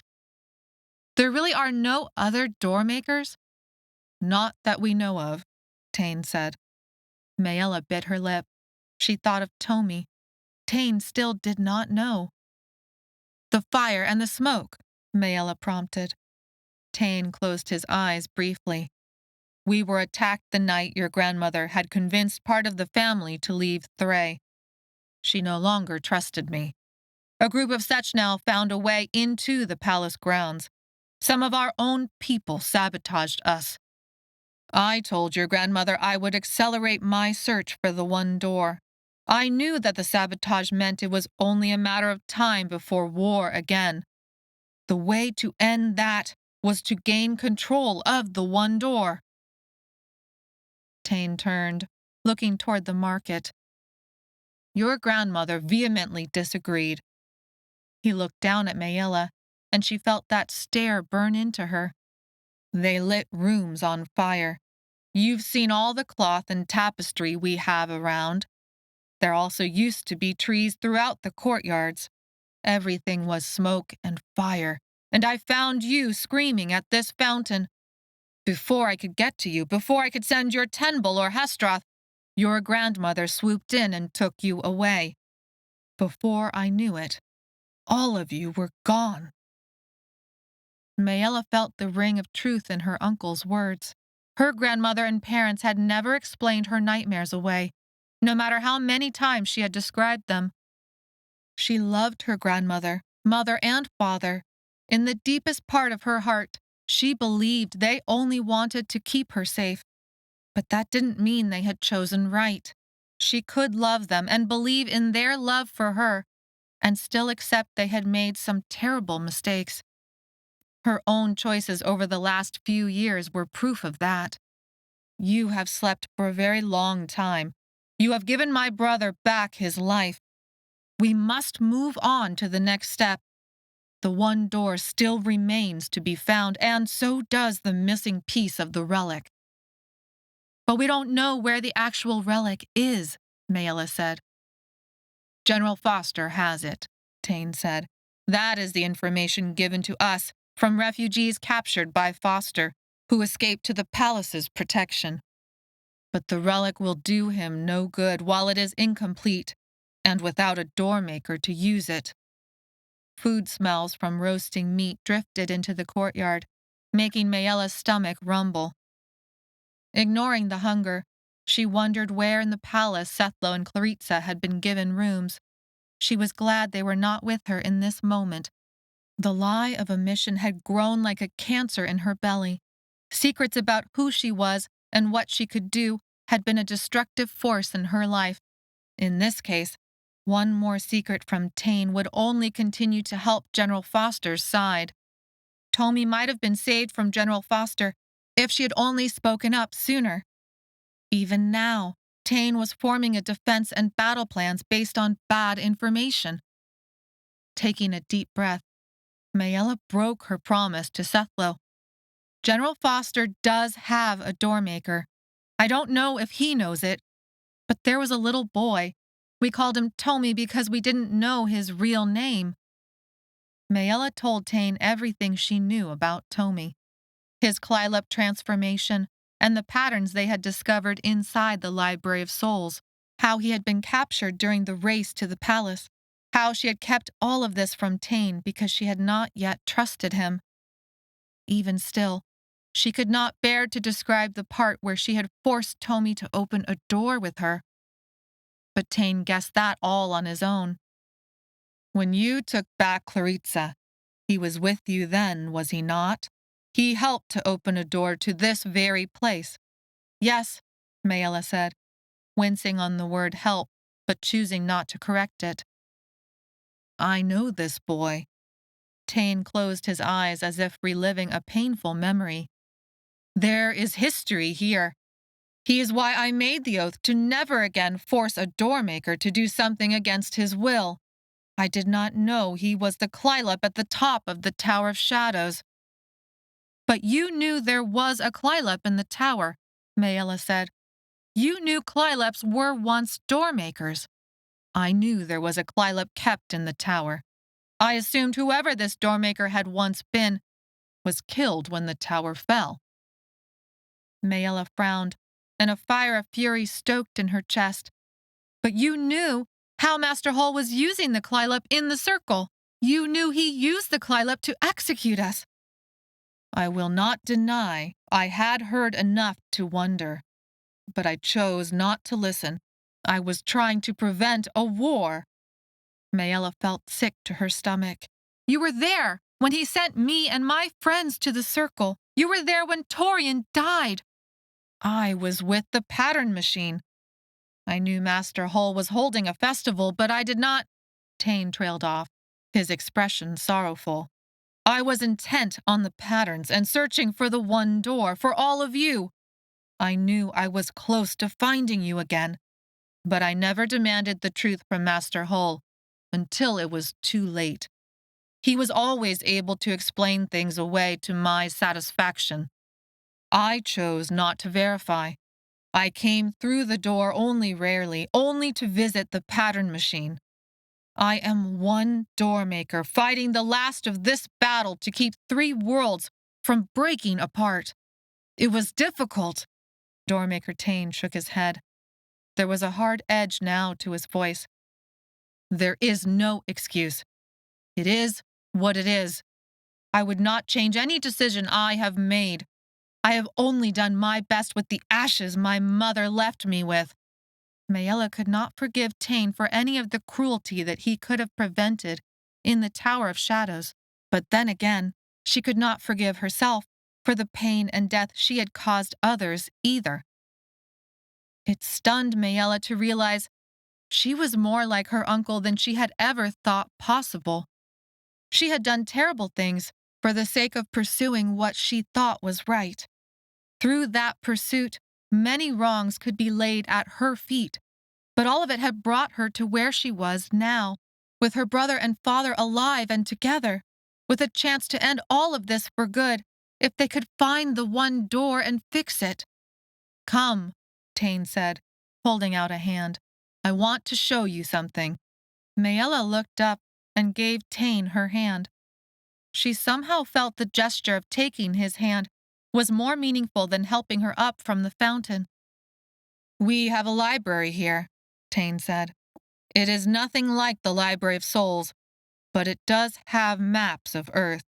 And there is also a librarian who will be glad to see you are very much still alive. Chapter 15. Tain led Maella through the winding paths of the palace grounds. His tenbel stayed back, though close by. They were just an uncle and niece taking a pleasant walk. Not in a million years would she have thought to find herself in a place like this, especially with Doormaker Tain. It felt strange without Clarissa and Sethlo by her side, but she was also glad for it.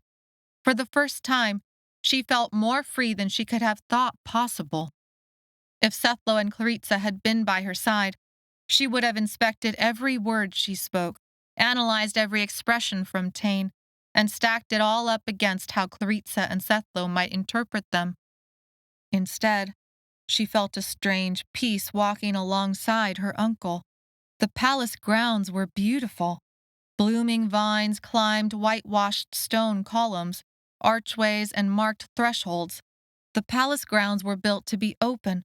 Walls allowed for privacy, but most things did not close. There were doors, but these doors were few, and often made so they would not quite seal. It was as safe of a place for a doormaker as any she had yet seen. Tain led Maella out of the courtyard, through the market streets, and to a series of stairs carved into what looked like a mountain of stone. The stone matched the palace grounds, and Maella realized this had once been the palace quarry. Did you build everything out of this mountain? I did not, he smiled, but someone in our family did long ago. The library has been built into the mountain. The steps curved up and led to a large stone arch. At the arch, the library building jutted out from the mountain with a steep, inclined roof that met stone columns. Plants grew out of crevices from the rocks beneath. The library sat at the very edge of the flat part of the stone mountain. As they climbed the steps, Maella looked out across the landscape. From this height, she could see over the palace walls, clear across the fields and green hills that eventually led to the door into Wraith. Between the palace grounds and those hills was the dark, writhing mass of an army. They looked like an oil stain on the field. From here, the sounds of activity were muffled. She smelled the clean air, but also a hint of musty parchment that the library must house. The warmth of the sun soaked into her skin and soothed her into a feeling of safety, in spite of the army that turned that feeling into a lie. Tain walked through the library's archway. We cannot fight them on the battlefield. Of course you see that. Maella nodded. A little stone pavilion met them. At the end of the pavilion was a closed door, made of wood with iron rings for handles. I will call my tenbel, Tain said. There is no need. Can't you feel the earthquakes? The doors are still off. Maella grabbed the circular ring and pulled open the door. "Wait!" His tenbull rushed forward, but it was too late. The door had opened to the library. The tenbull looked anxiously between them and the door. His eyes widened as he processed what had just happened. "It is strange," Tain said, his voice holding a note of wonder, "to see a doormaker open a door with so little consequence." He shook his head. "I see the pattern now. The falling stones, the cracked paths of the palace grounds, the never-ending ground tremors. And when we run out of time and the doors never return, what then? Will the world rip apart under the pressure?" "I don't know," Maella said. "I don't think we can afford to find out. Each day the doors stay off for longer and longer." Tain looked at Maella and spoke with renewed confidence. "We will find the one door before that happens. Let us proceed. There is much to be done to find our way back to Earth." The room opened into vaulted ceilings. Beautiful colored glass windows extended from the floors to the ceiling. Stonework separated the window panes. Turquoise carpet was laid across the stone to soften the sound of their footsteps. Statues and beautiful paintings were displayed in alcoves and in front of pillars. They moved deeper into the library, deeper into the mountain, yet natural light followed them, becoming more diffuse. The stacks in the Library of Souls had gone on and on for an eternity. The levels had been like a skyscraper ruin. Here, the library was maybe 3 stories tall, the shelves surrounding a large open space with several tables. All of it looked well cared for. Books, parchment, and scrolls lined every shelf on every level, all well tidied. There was no smell of fungus or mold. Veda Lore clomped into view, her cane smacking the stone and carpet with a dull thud. Tendrils of gray hair swirled out from a tight bun, like webbing that floated around her. "Do not dare expect to touch anything on the shelves without first notifying me." When she saw Maella, she stopped and raised her cane in a wave. "I knew you would get out alive. I am sorry for my role in making that difficult, but I had to save what I could." Maella searched her heart and found she could not hold anything against Veda Lore. The old woman was what she'd always been, a dedicated master librarian. Maella would have been discovered one way or the other. "I am glad to see you," Maella said. Veda Lore narrowed her eyes and scanned them up and down. "There is much to do. I have found this library completely unacceptable. The standard of organization and cleanliness is quite decrepit. It will take a long time to bring everything to an appropriate level of satisfaction." "I am glad you are here to get such a job done." Doormaker Tain tried to bite back the smile from his words. "And do not think that I will allow any patterns or parchments to come through and be dumped on my doorstep without a full inventory. I will need many hands for this. Any questions you need researched will require more time and people than you have given me so far." "You have no book catchers?" Maella said. "But I saw—" The look on Veda Lore's face became crestfallen.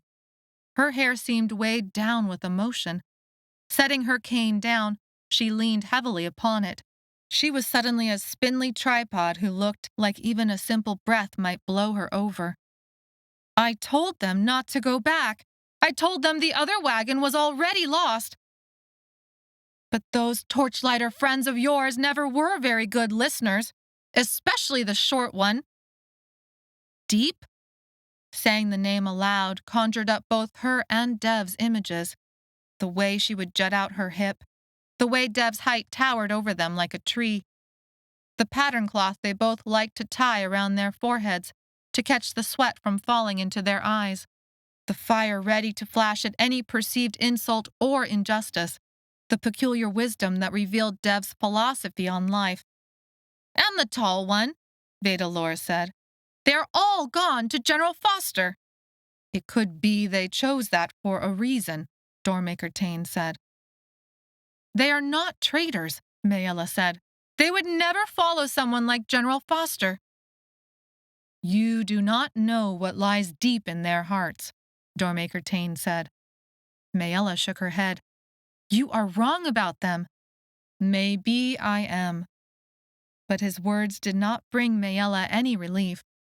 There had been nothing she could have done that would not have also gotten herself captured, but that did not relieve the ache.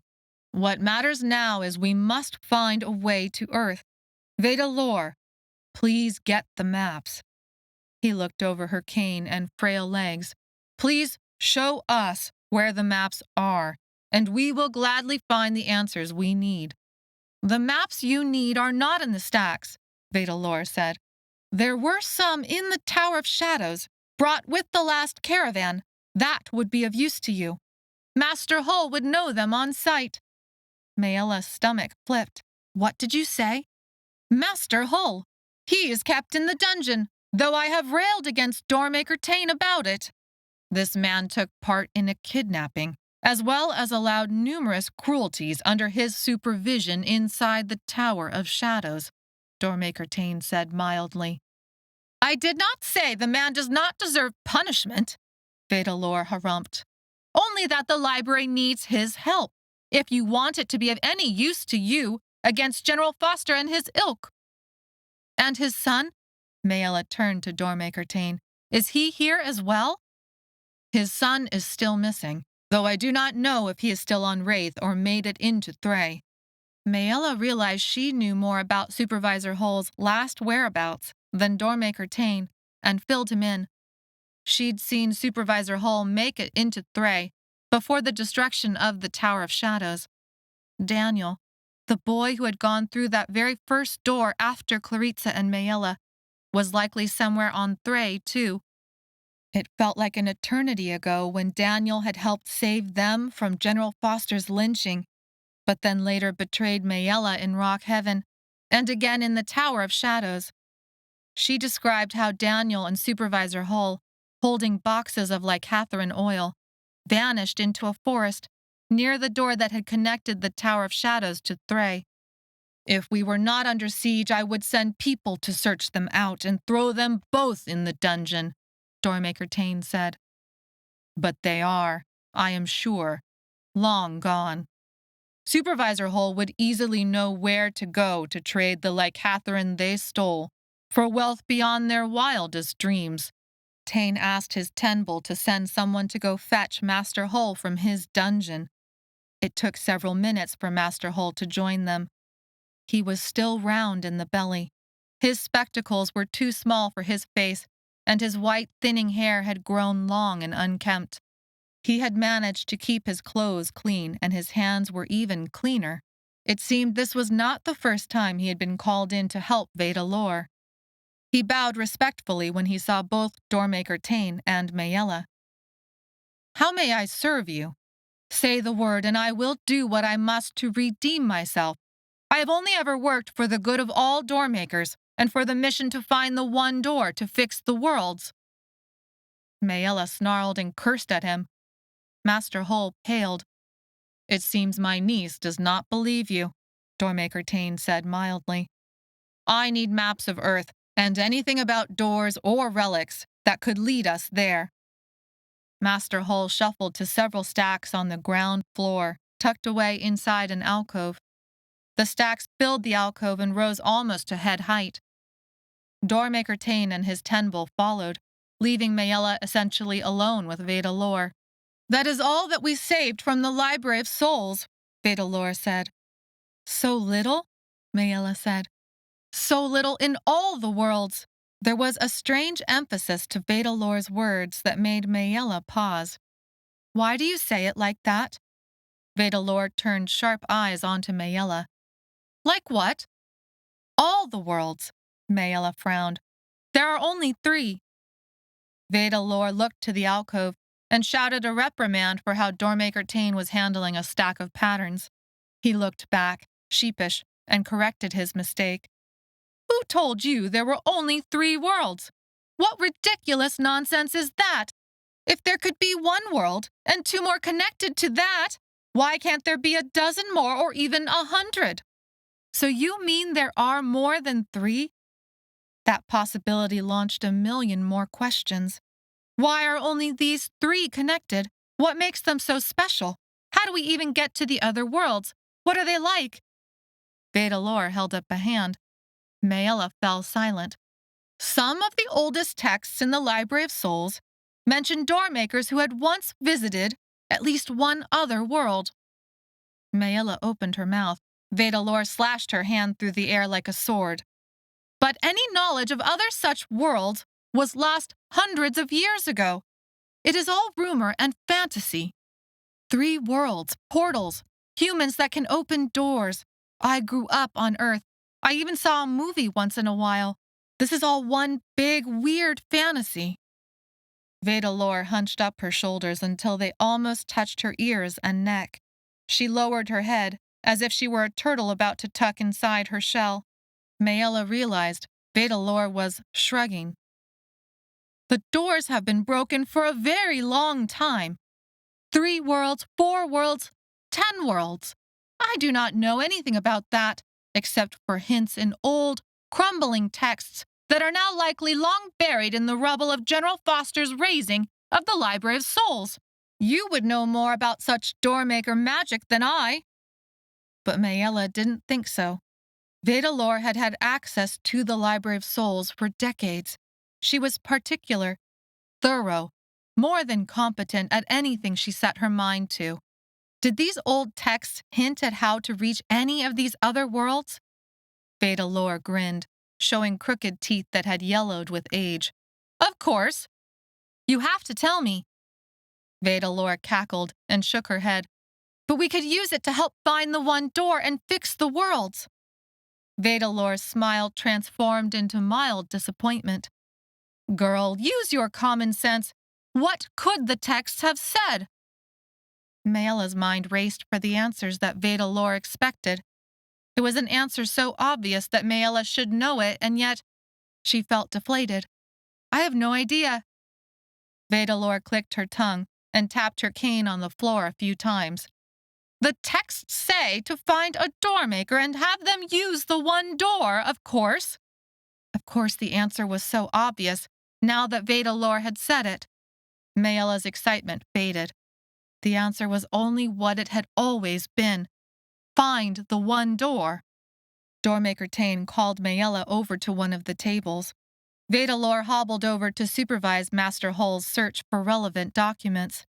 When Maella reached the table, Tain motioned to a machine set upon it. How many pattern machines have you seen? Maella remembered the machine from Keepershaw's lighthouse. It had spit out coordinates that gave her the first hint her brother and father were still alive. It had also given her a 7-door death sentence.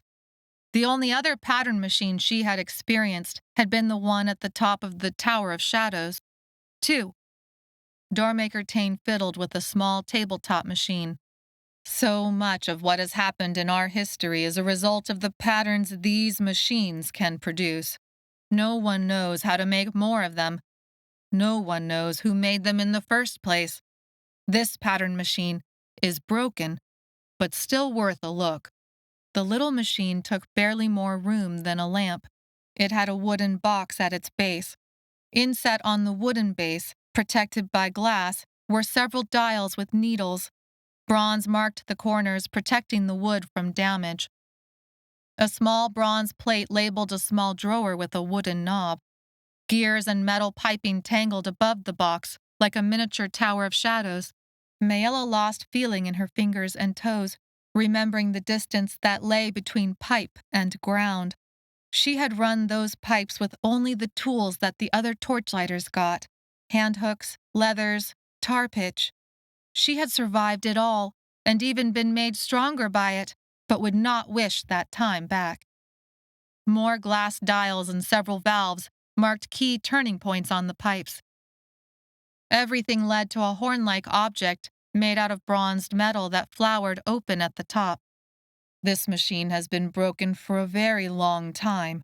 No matter whose blood it reads, the pattern machine always produces the same message, Doormaker Tain mused. I believe it's a warning. like the machine is stuck on this one and only outcome and cannot be tripped into moving beyond it. What's the message? Maella asked. See for yourself. Maella blinked. She looked between Tain and the contraption. He opened the little wooden drawer by its knob. It has been long since I have seen one of these work, Vedalor said, coming up to the table. I cannot say that your wish will be fulfilled today. Tain withdrew a sharp tool from the drawer. Alongside that tool were a small candle, matches, and an even smaller valve that opened with a flick of the finger. Tain removed the candle and matches, set the candle on the table alongside the pattern machine, and lit a flame. He sterilized the sharp tool in its flame, drew out a bottle of lycathrine oil that had been stuffed far back inside the tiny drawer, squeezed 6 drops of oil into the valve, and then motioned for Maella's hand. She did so without hesitation, even knowing the pain he was about to cause. She was curious. What was this pattern machine's broken message? Her uncle gently took her hand, angled it over the valve, and used the sharp end of the tool to pierce a finger. She flinched, feeling pain shoot up from her blistered finger into her arm and shoulder. Tain squeezed 6 drops of blood into the valve. She withdrew her hand, pressing the wound against the palm of her other hand, but her blood had already clotted. Tain closed the drawer and wound a handle that jutted out from the back of the wooden box. The machine slowly chugged to life. Tain lit the candle and placed it onto a small platform tucked among the piping. As the candle heated things up, the pipes began to gurgle and hiss. Dials spun. Steam blew from several pipe seams, making Maella itch for her chalk bag and tar pitch to seal it up. Eventually, the gurgling and hissing moved into the upper set of pipes and turned into a whistle. When everything hit the horn, Maella jumped back. The pattern machine's whistle turned into words. It was a high-pitched sound, too high-pitched to be the voice of any human, yet the noises were clearly words spoken in Thray, and Maella could understand them. Chapter 16. Tain twisted one more dial, lowering the volume of the whistle. It does not matter whose blood the machine takes in. The words are always the same. The pattern machine continued to loop its high-pitched message. Open hearts, open minds, closed doors. That's what Arentia said. Maella looked at Tain. General Foster's lover, wife, whatever she is. She said those same words. Yes, that is one of the many sayings that came out of the first Doormaker Wars. This machine is stuck on that message, looping itself, unable to see past this danger. Maella wanted to slap her hands over her ears, but the message was so loud, she knew it would still bleed through. They waited several minutes, the looping of that message echoing throughout the library. Eventually, the message became distorted. The gurgling faded, the hissing lessened, and then vanished altogether. The pattern machine's message cut off halfway through a loop. I have found the maps, Master Hull called out. He approached their table with a pile of parchment in his arms. Vedalor chastised him for his careless handling. Tain helped spread the maps across the large wooden table. Show me where you live. I will find the matching spot on Thray. Sometimes it can help guide the doors to the right place if we start at the parallel place on another world. What about Keeper Larid? Vedalor asked. Is she not the keeper here on Thray? Does she not have the relic that guides hands to earth? Doormaker Tain closed his eyes for a moment. She is dead. An earthquake destroyed her tower not 15 days ago. What knowledge she had, along with her pattern machine, is lost in the rubble. Maella wandered around the table, examining the maps, and forced back the guilt that tried to rise. The earthquake had probably been caused by the doors she had broken. She allowed her fingers to trail across the maps until Vedalor sharply commanded her to wash her hands. Maella did as instructed, grateful for the moment of privacy at the wash basin set on one side of the library. Every move she made had unintended consequences. That was her destiny. She had finally realized she could not fight it, only accept it and hope to work with it. She dried her hands and then returned to her examination of the Earth maps. They had all been drawn by hand, continents and oceans, but looked amazingly accurate. She found North America. This time, with clean hands, she used her fingers to trace a path to her home on Earth. A small voice inside told her to hold back. All these years, her grandmother, father, and mother had kept their family hidden from Doormaker Tain. Now Maella was about to undo all their work. She wondered how Claritza and Sethlo would counsel her in this moment, but then she pushed all of that aside. She was the only one who could decide what to do next. If they did not get the missing piece of the relic, then the doors would slowly fade away to nothing. The earthquakes would never end, and soon there would be nothing but rubble on all the worlds. Or General Foster would use Tomi to find the one door and use it to control all the worlds and exterminate the last of the Doormakers, her family. The map showed no state lines, so her guess was still approximate, but she tapped the map and said, "Here, this is where we live." Tain stood next to her. Vedalor craned her neck to look. Even Master Hull came to see, though Maella wanted to shout him away. Tain examined the location and then went to a different set of maps, a book with oversized pages as large as the maps displayed on the table, but bound together with string in a wooden cover. He reached out, as if to lift the cover. His Tenbull exclaimed and intervened. "Tain, what are you doing? I will open that for you." Tain held a hand to stop him. He looked at Maella. "The doors are still off, are they not?" Maella closed her eyes for a moment to double-check, but she knew the answer. If the doors had been on, she would have been flooded with vibrations from all the potential stored in the papers and books around them. Instead, the library was beautifully silent, especially now that the pattern machine had ended its screeching message. The doors only turn on for a few hours during the night and early morning now. They are currently off. "There is nothing to worry about," Tain said. "Only if what she says is true," Tain's Tenbull said. "I trust her." Tain opened the map book. Now it was Maella's turn to crowd next to Tain. He flipped through the pages with eagerness. She did not know if it was because of an answer that he sought, or because of the childlike joy he found in opening the pages of a book he had never been able to safely touch before. "Nothing happened. I've brought this book up into my own hands, and it is still a book. This is amazing." But he did not let this new wonder get in the way of his purpose. "I found it." Tain picked up the book and carried it over to the map table. Master Hull hurried to move aside some maps. Tain set down the book in the space that was made, next to the map Maella had used. He put a finger on the book and a finger on the map. Maella waited for Vedalor to sharply command him to wash his hands, but there was only silence. She glanced over and saw Vedalor tap her cane and purse her lips as if the command were about to burst out of her, and it took all her control to keep the words inside. "You have been this close all this time," Doormaker Tain exclaimed. "Not even a day of travel from here." "It was close yesterday," Tain's Tenbull said, peering down at the maps himself. "But now all of General Foster's army stands between us and this location." Chapter 17. Several days passed. Foster's army laid siege to Botron Palace, but inside the palace, people acted like nothing was wrong. Maella avoided Sethlo and Claritza, instead spending time with Asan and father, who was awake and beginning to talk. He took like Hatharin now, willingly.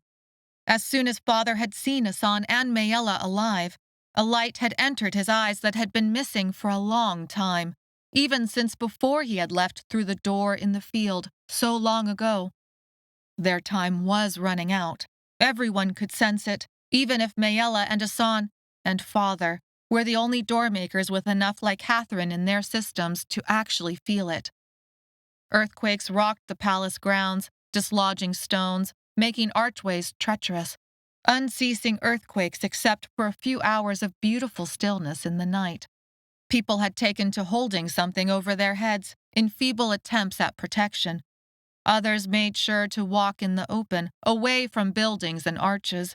But some parts of the palace grounds were so tall and the space between buildings so narrow. Everyone took a risk just by passing through. Yet people continued about the business of living. Market stalls stayed open. Blacksmiths forged their wares with fire and metal. Leather makers hunched over their work. Others cooked and bartered, and everyone called out warnings when a new rock fall was sighted.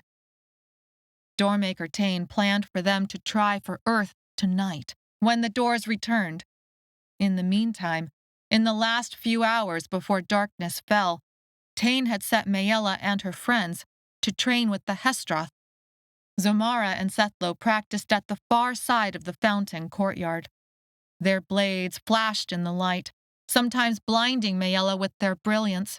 They worked with focused, dangerous attention as their swords weaved, struck, and parried like something Maella had only seen in the movies. Claritza grappled with Oren, learning how to enhance her torchlighter's strength and agility. He showed her different moves, pressure points, twists, and holds to better use her slim build against anyone who attacked her. Then they worked with a small knife, and he had her practice how to hold and swipe to inflict the most damage possible on an opponent. Maella had wanted to work on grappling. She also had agility and strength from her time as a torchlighter, but she had been assigned a different task. She was to sit on the fountain's edge and be still. It felt like a punishment, like she was a small child who had been placed in time out.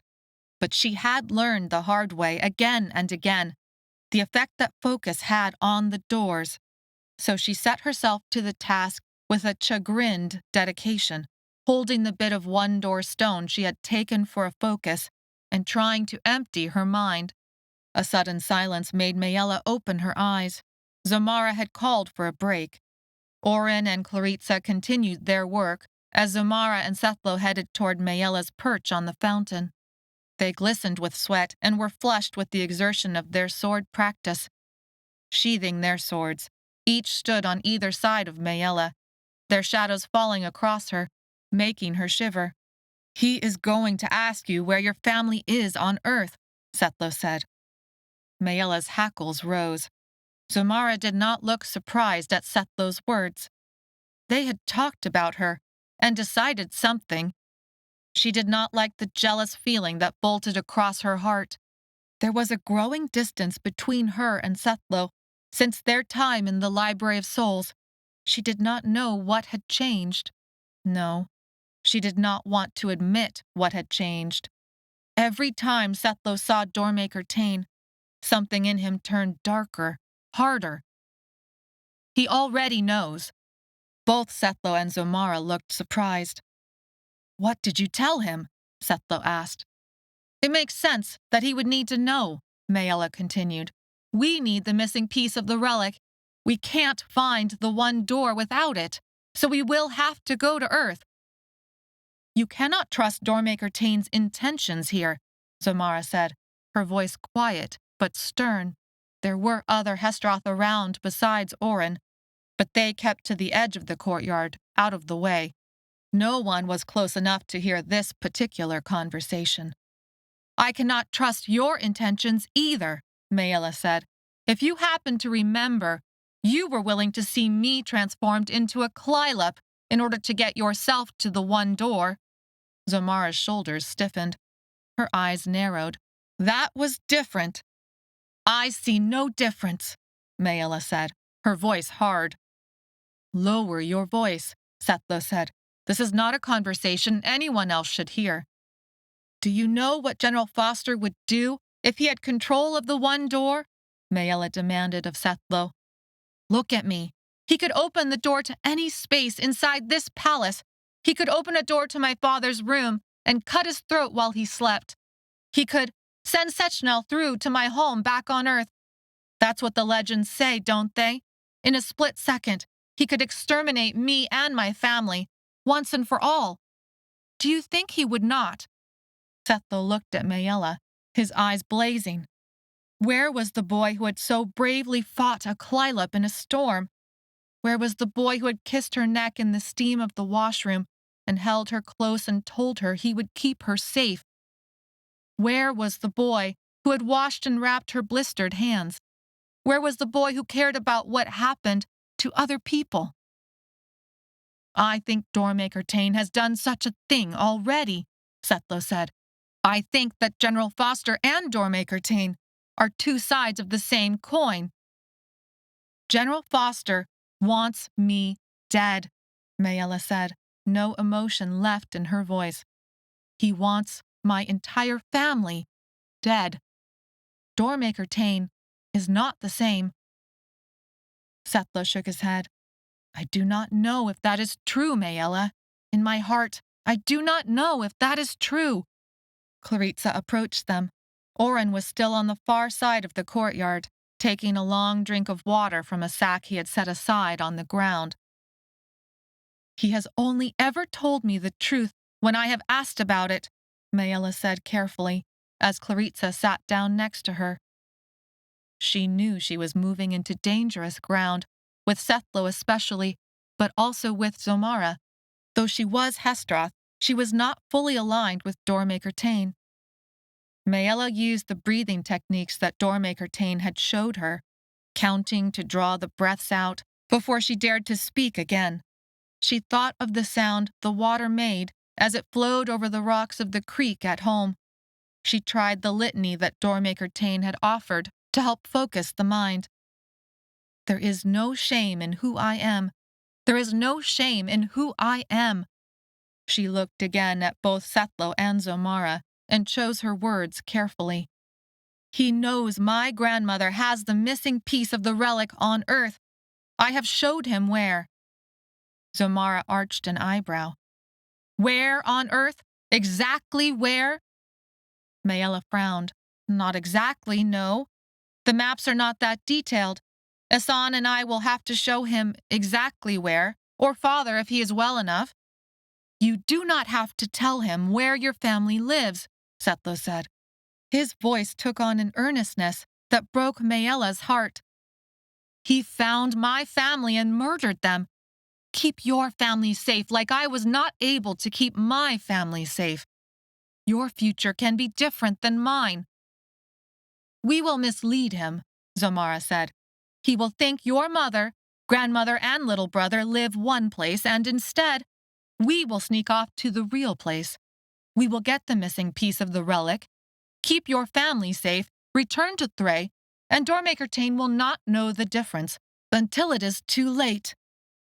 And when he discovers our deception, Maella said, and instead uses Asan or my father to find the real location, what then? He will not know until it is too late, Sethlo said. He will believe you when you tell him. He will have no reason to doubt you. And then what? Maella said. And then we go alone to Foster's camp and die trying to steal the relic? If we must, Zomara said. I would die to protect you, Sethlo said. Maella and Clarissa exchanged a look. They've gone crazy, Clarissa said. You told me you were taught your entire life that the reason your family fled to Earth was because of Doormaker Tain, Sethlo said. Do not forget Rock Heaven or the Tower of Shadows, Zomara said. They all existed to serve him. I have not forgotten, Maella said. And yet Tain, her uncle, had saved her and her friends more than once. He had refused to force her, and even her own father on pain of death, to do anything against their will. She saw the choice in front of her like it was a cliff's edge. She was going over the cliff, one way or the other. Would she do it alongside her friends, alongside Sethlo, or align herself with Doormaker Tain, the only person she thought might have a chance at using the one door to fix what she had broken. Chapter 18. I will keep my family's location secret. We only need the relic. He does not need to discover anything else about me. But Maella did not know how or why she should keep such a promise. Still, it seemed enough to have promised it. Both Sethlo and Zomara told her it was the right decision. They would inform Orin and make plans for how to get the relic from General Foster without Doormaker Tain's help. Zomara and Sethlo left. When they were out of earshot, Claritza said, "Do you really mean that? You're smart, Maella. Do you really think such a convoluted plan will work? Mislead Doormaker Tain, somehow get the missing piece of the relic, somehow steal the rest of the relic from Foster, somehow get to the one door, and then what? Hand over control to Zomara and Sethlo?" Maella knew what Claritza spoke was all true. She grappled with that conflict, her loyalty and love for Sethlo against her old suspicion and growing trust of Tain. "Are you really going to lie about where your family lives on Earth? What does your father think?" Maella looked at Claritza helplessly. "He's still been too sick to ask, and when he's been well enough, there's always someone in the room. I can't exactly say, 'Hey, Dad, is your brother, who is standing in the room with us right now, actually evilly evil, like you always made it sound, or what?' What does it matter anyway, as long as we keep the relic out of General Foster's hands?" Claritza sighed and stood up.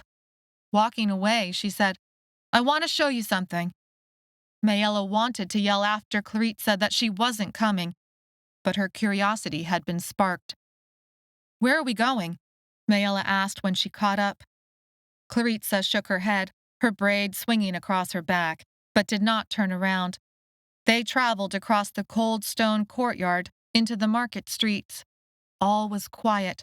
The stalls had closed up for the day, the tables with merchant goods now covered in cloth, little bits of trash fluttering in the mild breeze. Movement, something small skittered across Maella's path, some sort of mouse that vanished underneath one of the tables. Claritza took them down the side alley that wrapped back toward the fountain. They passed by several buildings broken up into dozens of living quarters and finally stopped at a wall.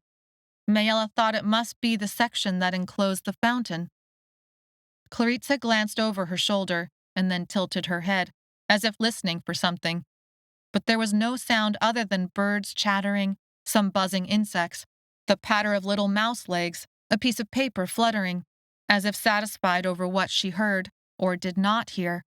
Claritza ducked behind a little shed, disappearing. Startled, Maella saw Claritza had fit through a gap. She followed and soon found herself in a type of tunnel. Her first thought was not about the rough, dirt walls and ceiling that looked as though it had been bored out by a large drill, or the way spiderweb-like roots grew through the tunnel's roof, or how much cooler the tunnel was than outside, or even how Claritza immediately kneeled next to a little fire kit, striking until she had lit a torch. No, her first thought was that Claritza had entered the dark tunnel without fear. "Claritza, are you not afraid anymore?" The firelight from the torch made Claritza's eyes shine. "It's one of the things Tain helped me with. I'm still afraid. It's not completely gone. It's not even mostly gone. But I can control my fear instead of letting it control me." Maella bit her lip and followed Claritza deeper into the tunnel. Stone and lumber formed the structure that kept the soil from collapsing, though some of the timber had cracked. Bits of the tunnel had caved in, little mounds of soil that she stepped over. Roots of trees created the biggest barrier. Some of these created webs across their path that required them to warm up some of their torchlighter climbing muscles.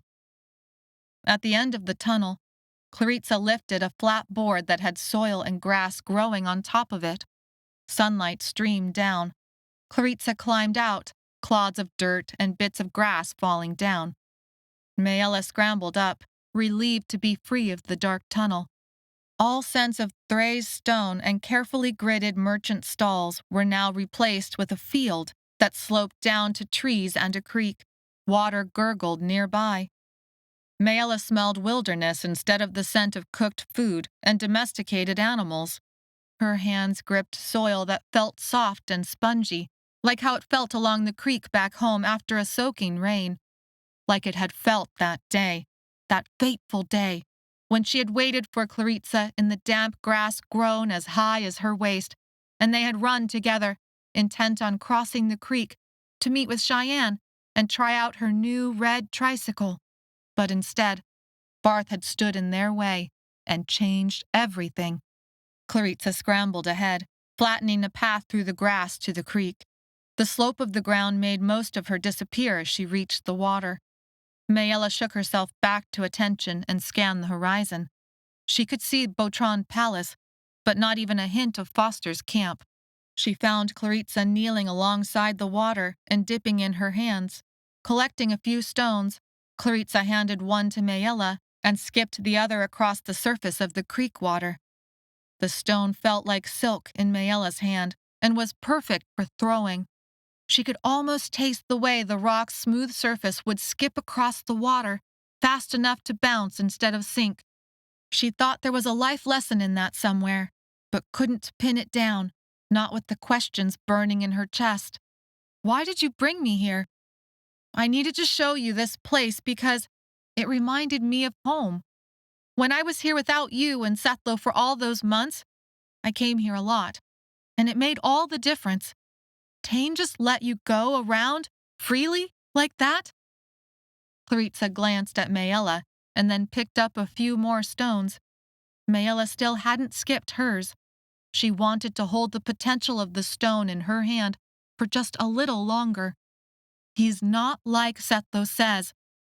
In spite of the serene surroundings and the relaxing sound of gurgling water, Maella's heartbeat picked up. What do you mean? Claritza threw the stone. He's not evil like we thought. It sank after 3 skips. Her braid flipped over her shoulder. Your father wasn't here yet, not when I first got here. And at first I thought he was bad. Tain, I mean. He kept me locked up in the rooms. He said for my own protection, but I didn't believe him.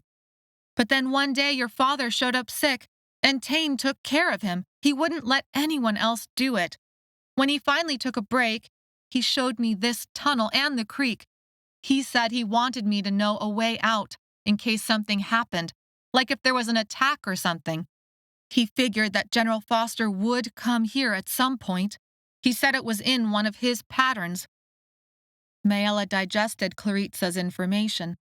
Just because he's willing to take care of his own brother doesn't mean... Claritza whipped around to face Maella. Her eyes blazed with conviction, and Maella almost took a step back. I noticed the way you look at Sethlo. I noticed the way he looks at you. But I also noticed the way he talks. You know we've never really seen eye to eye on some stuff. You're the cautious one, Maella said. Except that wasn't quite right.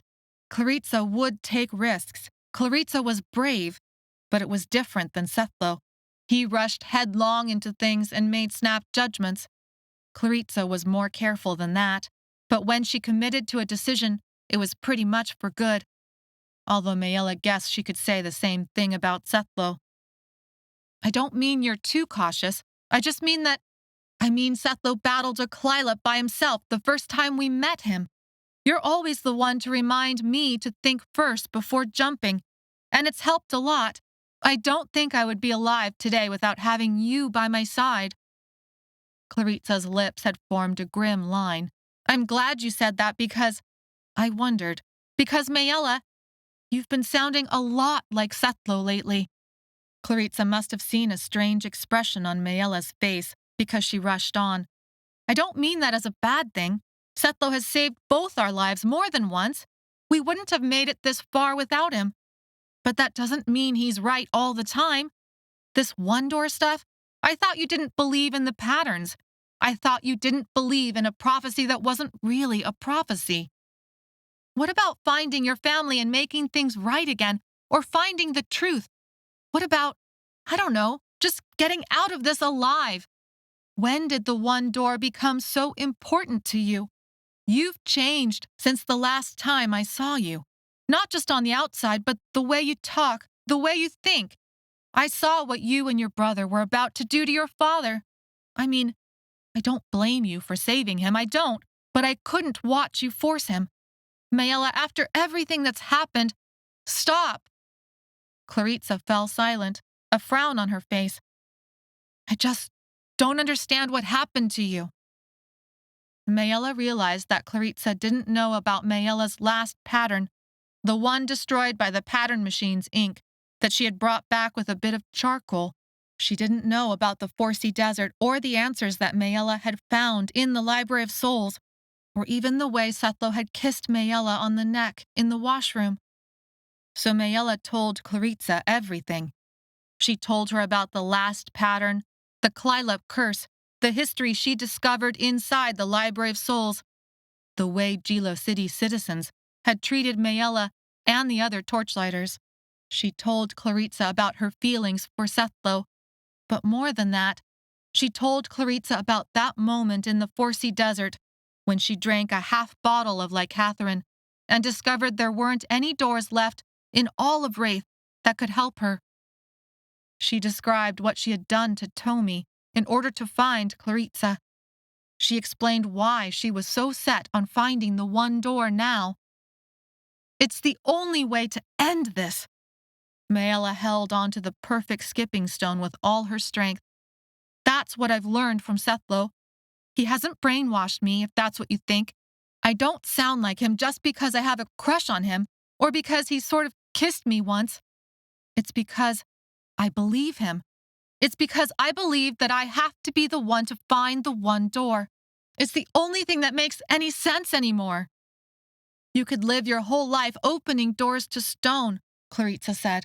And even though that would be very inconvenient, it's not going to kill you like before. Claritza skipped another rock across the water, but it sank on the first hit of the surface. Sorry, I know that sounds stupid. Maella wanted Claritza to understand, but more than that, Maella needed to make sure her next words were true to herself and to their friendship. She readied the rock in her hand and imagined it skipping a dozen times across the surface of the water and then let loose with all her strength. The twist and pivot of her body slingshot the stone into a perfect arc. Like an insect, the flat stone touched the water and rose again and again until it skipped out of sight. I know there are good reasons, Claritza interrupted. Important reasons to go after the one door. I know we can't let General Foster gain control of it. I don't want any more of us to die. Claritza's voice cracked, as if she were struggling to hold back a sob. Maella could say so many things, and they would all be true. General Foster was coming after them. He had the device to find the one door.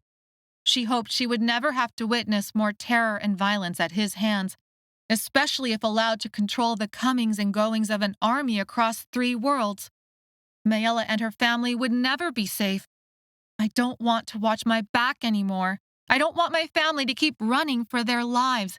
As long as General Foster searches for the one door, that won't change.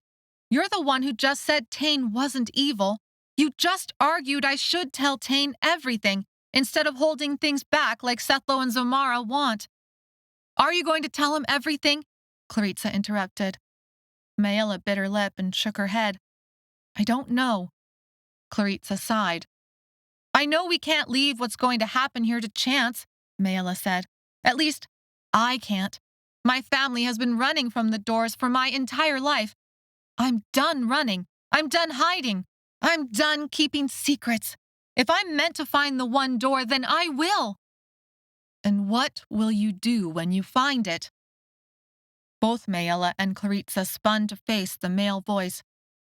Sethlo waded through the same tall grass that Maella and Claritza had, but the stalks seemed to bend away from him, as if not daring to catch their stickers on his clothes. Maella held her breath as she searched Sethlo's expression. Had Sethlo heard Maella's talk about telling Tain everything? She wasn't ready for him to know how unsure she was about keeping her promise to him and Zomara. I didn't invite you here. Clarissa said. Sethlo glanced at Clarissa and settled his gaze back onto Maella. I can leave. I did not know I was not wanted. I am glad to see you, Clarissa. The expression on Clarissa's face softened. That's not what I meant. I thought we were on the same side, Sethlo said. I thought we were too, Clarissa said. But not if you're going to make her do something that'll get her killed. Acting like you can just betray Doormaker Tain and then go after the one door yourselves without consequence sounds beyond stupid.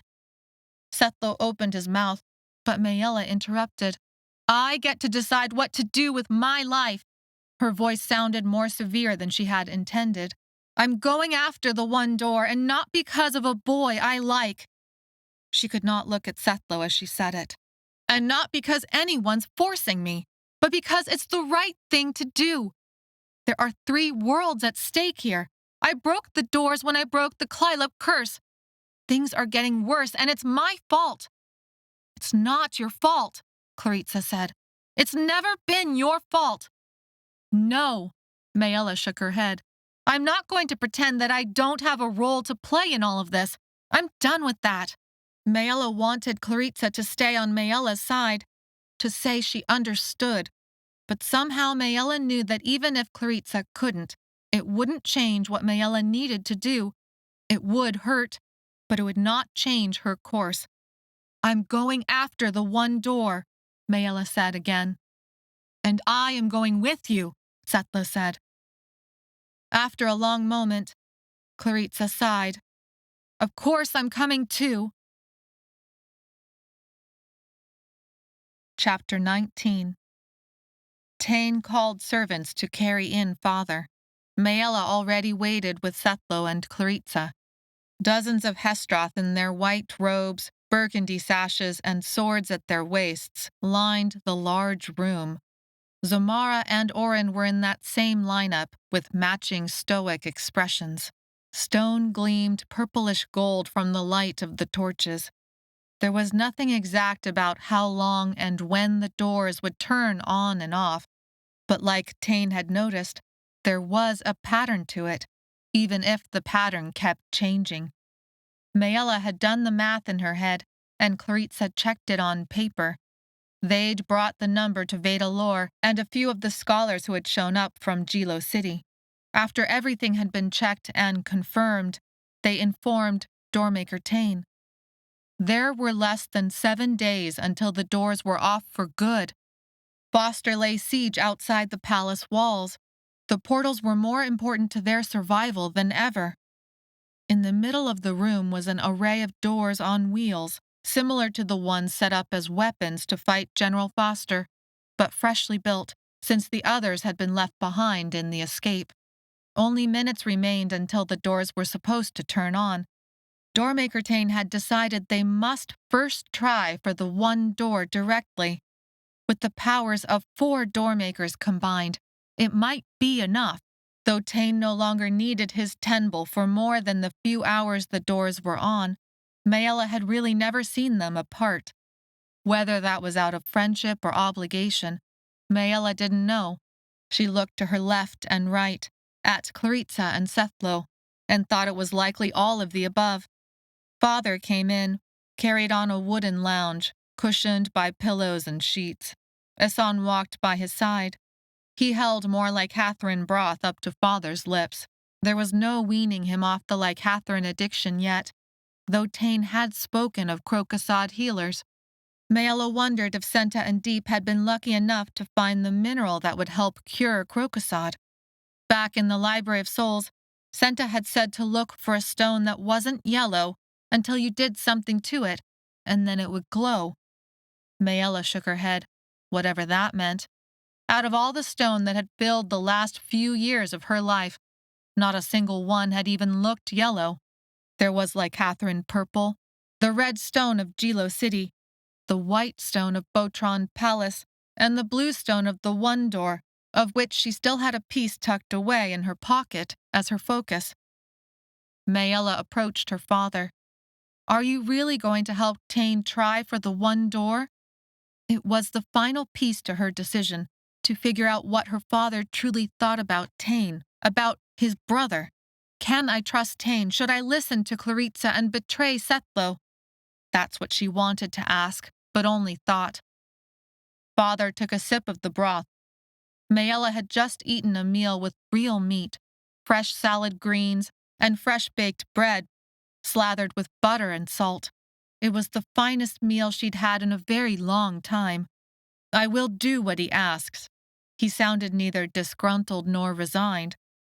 I have fought to keep you and your brothers safe all these years, and yet, here the two of you are. It does not matter what doors I help open any more, as long as you and Asan are alive. Just like that, Asan said, a bitter note in his voice. All these years you taught us not to open doors. You taught us only about the dangers. We lived with empty bellies and shivering sleep because we could not make a living. Now none of that matters? All of that matters. But seasons change, and that was a long, terrible season. Now we are moving into a different one. Father paled slightly and leaned back against the cushions. It seemed like the words had taken a lot out of him. It doesn't matter, Maella said, trying to soothe Father by lightening Asan's words. She meant them, too. What was the point of holding blame for things that had already happened? What mattered now was what would happen next. We are together again. Soon we'll fix this and find a way back to Mother, Grandmother, and Josa. Father coughed, and blood speckled the cloth in his hands. In the silence, Maella felt compelled to ask, Father, can we trust? The doors snapped on. Vibrations from the potential portals felt like someone was stretching a rubber band to the breaking point. The doors are back on, Asan called out. Tain approached. Maella swallowed her question back down. Are you well enough for this, Cedric? Tain said. It was strange to hear her father's first name from Tain's mouth. He had always only been father to her. It was hard to imagine this whole other life as a child that he had led, growing up in Botran Palace alongside Tain. Father propped himself up in the bed cushions. One of my patterns showed long ago. You would not be able to do this without me. Tain raised an eyebrow. I would love to see that pattern someday. Mother burned it. Tain half smiled. Of course she did. No matter how many times I tried to outsmart her growing up, it never worked. There was that strange feeling of disconnect as Maella realized they talked so intimately about her own grandmother, revealing a whole other side to all these people she loved. But you are willing to help? I will not force you, brother. That part of my life has long been burned out of me. You traveled across 3 worlds to get away from this. I would not force you, even if it meant... His voice trailed off, like he wasn't quite able to say that he would sacrifice 3 worlds for the sake of his brother's sense of propriety. I might be the older one, but I cannot say I have always been the wiser one, Father said. Though, I think what you are doing here is reckless. His eyes roved over Maella and Asan. I have also been reckless in a different way. I believed the patterns could be changed, or at least swayed enough to bend to my will and the future I wanted for my family. Yet here I am, back where I started. And here are my son and daughter. We might as well try your recklessness this time, instead of my own. Very well. Tain turned to Maella and spoke loud enough for everyone to hear. First, let us see if your current predicament remains. Maella, try opening the door by yourself. Are you sure? Sethlo and Claritza said, almost in unison as they stepped forward. Can you tell if the door will open to Earth or to the one door? Doormaker Tain asked, ignoring her friends. Maella shook her head. It doesn't work like that. Right now, it's potential for anything. I've never been able to sense to where the door will open until it's already been opened. Remember what you have been practicing, Doormaker Tain said. Empty your mind and focus on where you want to go. Picture how it will look and taste and feel. Hold your focus against your heart as you open the door. Maella reached into the folds of her clothing and pulled out the blue stone. She wasn't sure if it was the best focus, since she wanted to go somewhere else besides the one door, but Doormaker Tain had told her it was too late to change. The stone was connected to her now. The focus would work, or it would not. After all, the one door was meant to allow anyone, not just door makers, the ability to go anywhere in all the worlds that they chose. Maella approached the first door, took a deep breath, and emptied her mind. She held the rock against her heart and felt its rough, hard edge through her clothing. She rested her other hand on the cast iron ring and closed her eyes. She felt the Hestroth fanning out on either side, ready to protect her from whatever came through. They began to chant a prayer, like the one Zomara and Oren had spoken in the Forsea Desert when she had used Oren's robe to open a door. She thought of home, of campfires and grandmother's stories. She thought of Mother and Josa and how he would wipe the snot from his face when he got tired. She remembered getting so angry she had used a golf club to break all the windows. The wood squeaked as she opened the door. Vibrations shook her, setting her teeth to chatter. Zomara and Sethlo hauled her out of danger. She strained against them to see, but the blue light told her what she needed to know. They all crowded around the blue one-door stone, staring at the gap. Some of it, the very top of it, looked chipped away. Doormaker Tain reached out. There was a striking sound that shattered the silence of the darkening twilight, like a hammer hitting stone. "What was that?" Claritza asked. "Where is that coming from?" Zomara cocked her head. The Hestroth burst into a flurry of discussion until Doormaker Tain called for silence. The strikes came again, loud, with a strangely consistent syncopation, like a new shift of workers had begun hammering away. "It can't be!" Maella approached the door, pushing past Sethlo and Zomara. "Asan, do you hear that?" But Asan stayed by father. Maella examined the gap. It was big enough now for a fat cat to slink through. "What is it?" Doormaker Tain asked. Maella felt along the gap of the stone until she was too short to reach any higher. She looked around for something to stand on. Sethlo crouched on the stairs next to her and offered his hands laced together. Ever the brave one, ever the foolish one, willing to dive into danger by her side. Her heart swelled with feelings she had forced herself to push aside earlier that day. With his help, she was lifted to the top of the gap, where part of it was chipped away. Zomara and Oren crowded close to the stairs.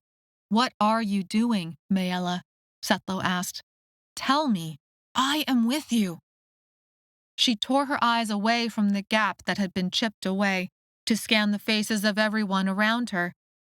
"Just listen carefully and tell me what you hear." The hammers continued their work for several minutes. Zomara opened her mouth as if to demand an explanation, but Maella held up her hand for silence. The hammering stopped. Maella took a deep breath to better push the shout from her throat. "Open hearts! Open minds!" Everyone froze at her words. "What are you doing?" Doormaker Tain said. That, with all her strength, she shouted again. "Open hearts! Open minds!" "Close doors!" an excited voice replied. He sounded far away and muffled, but everyone in the room had heard him. "Are you with the general? Are you already through? We only took a water break. We are making excellent progress." The hammering started up again, more furious than before. Maella felt the blood drain from her. She turned back to survey grim faces. "We are right there on the edge of where General Foster works to demolish their way into the one door." Doormaker Tain's voice held a note of wonder in it. "Your doors open almost to the exact same place every time. I have never heard of anything like this before." Your doors navigate to the one door without fail. Maella felt the wonder of that too, but then disappointment settled in. A lot of good that does us. We are no closer to either the one door or to Earth. She placed a hand on Sethlow's shoulder, and he carefully let her down. She felt his warm strength like an ache and wished. She stopped herself. There was no point. They had very little time left to get to Earth, to open a door anywhere else than to this wall of stone. Tain approached and closed the door. When he did, the wrongness that had settled into Maella's bones was replaced with potential again. He looked at Maella with a question in his expression. Maella nodded. This time, Tain withdrew a small object from his clothing and held it to his heart. He closed his eyes and moved his mouth in a silent prayer. His Tenbull and the Hestroth readied themselves. He opened his eyes and motioned Maella forward. He held out his free hand, and she took it. It was rough and large like her father's. Let us see what happens when we do this together. Tain tucked his relic back into the folds of his clothing and then used his other hand to open the door. Chapter 20. Maella, is this different than before? Maella opened her eyes. Blue light cast a ghastly glow on the Hestroth, making them look dead. Their swords glinted blue-silver, and even their white robes had turned blue in the light. She came around and saw what she had always seen. Blue, one-door stone. The gap was there, but no bigger than before. Maella shook her head. Doormaker Tain closed the door. That powerful wrongness sucked at Maella's bones and then vanished. She felt weightless and strange, but that was nothing new. Doormaker Tain tried again, but there was no change. He moved to a different door.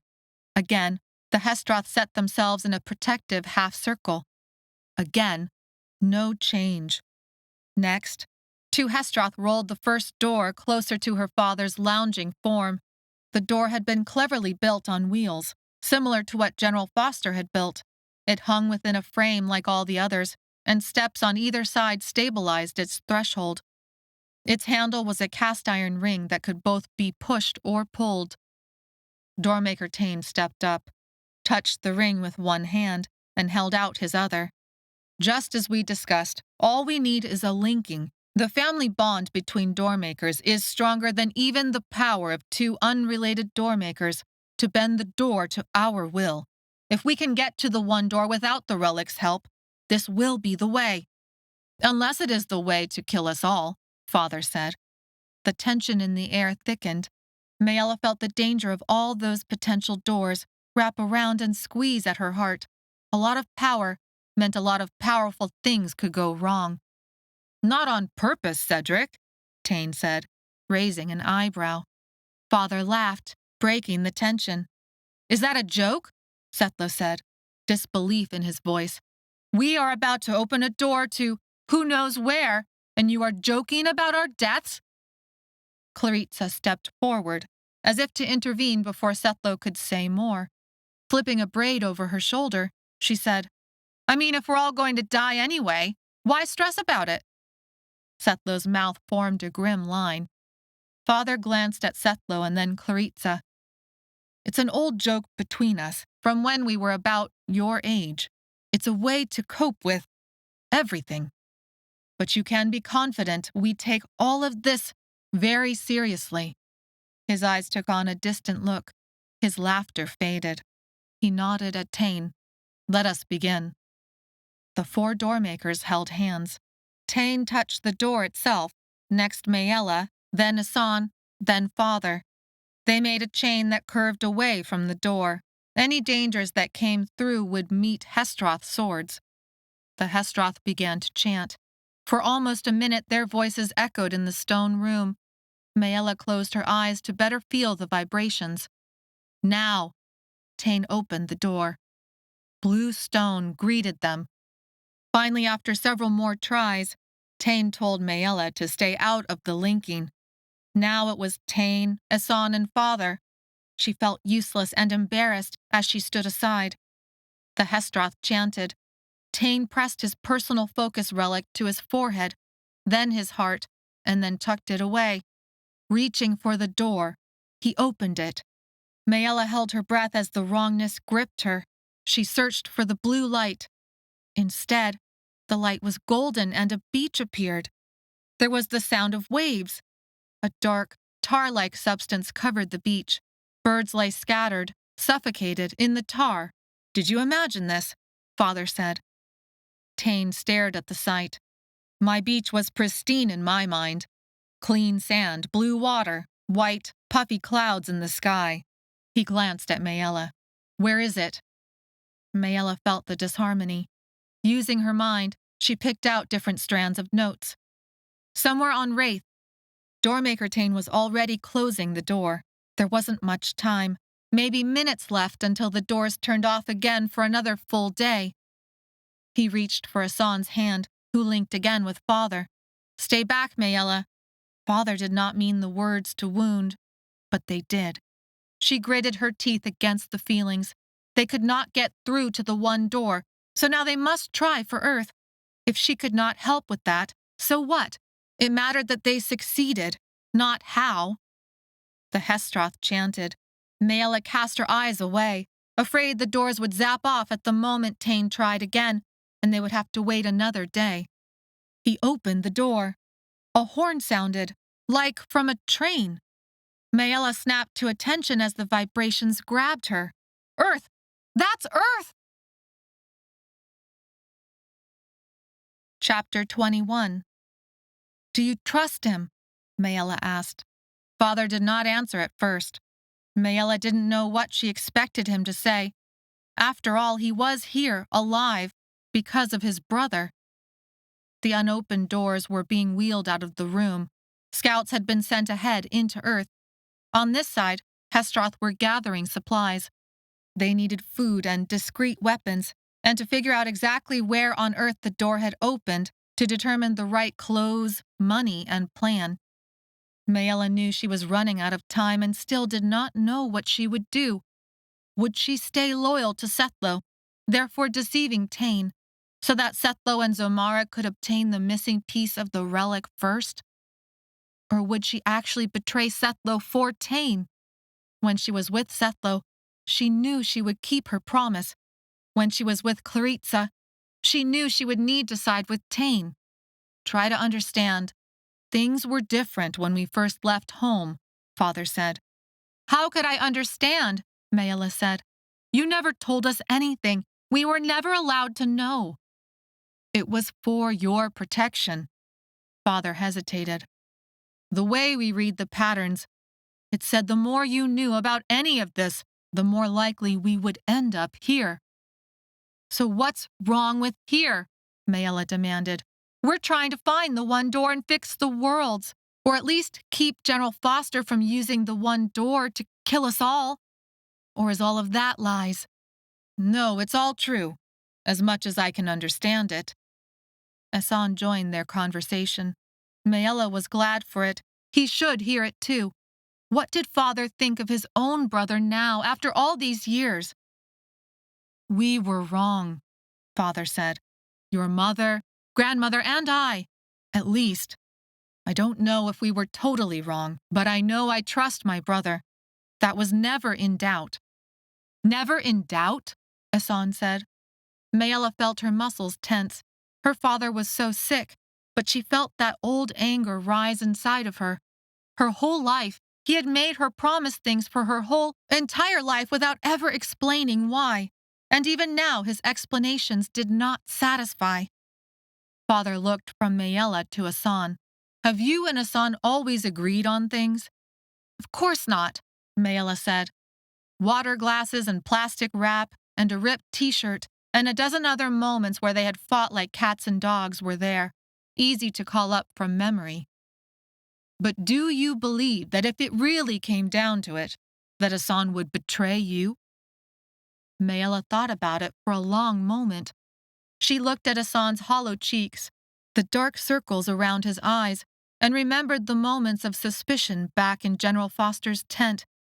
Even then, she knew the core of him was still there, covered by fear and exhaustion. No, he would do almost anything to save your life. Father looked at his son, and there was admiration in his eyes. Hassan showed surprise. You really think of me like that?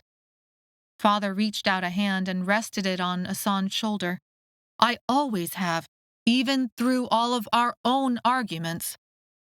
Turning to Maella, he said, and I know you well enough, dear daughter, to know that no matter how viciously the two of you fought, no matter how many pranks you may have pulled on each other, you also would do anything to save Hassan. You have done so much already to save him. What does this have to do? Father interrupted Hassan. It's the same with Tain and I. No matter how viciously we disagreed with the other's viewpoint, we knew underneath there was a rock-solid loyalty and love, even if we couldn't show it. Even if our actions, in fact, showed the opposite. Maella tried to digest her father's words. She had never understood the relationship between him and Tain. But after his explanation, and a few years of her own experiences with the portals, Maella thought maybe she was beginning to understand. She loved her brother, even if she didn't always agree with him. She trusted her brother, even with her life, even if she couldn't trust him with the fate of the worlds. It was exactly like how she felt about Sethlo. Well, not exactly alike. Her feelings for Sethlo were on a completely different level. Maella thought back on Claritza's words by the creek, alongside the promise she had made to Sethlo and Zomara. So you believe Tain when he says he'll use the one door to fix the worlds? Father fluttered his eyes closed as if from exhaustion. If the one door can fix the worlds, then yes, I believe Tain will try. We ran all those years ago because we did not believe the worlds could be fixed. That our family's role in all of this would only make things worse. And that's it, Maella demanded. Maella, leave him be, Hassan said, reaching over to rest a damp cloth on Father's forehead. He gave you his answer. We need to support Tain against General Foster. Father opened his eyes. The brown irises were enlarged and unfocused. I am sorry for what I put you through. I am sorry for what I put you through. Your mother and I tried to change what the patterns had foretold. We tried to prevent you both from ever getting to this point. We tried everything, but... Ready yourselves! Tain's voice boomed across the space of the room. The scouts had returned with armfuls of clothes and paper maps. You can trust Tain, Father said. Maybe I lived all these years in denial. Maybe there has only ever been this one path. Follow what your heart says, and help Tain find the one door. Sethlo stood waiting against the far wall. An ache rose in Maella.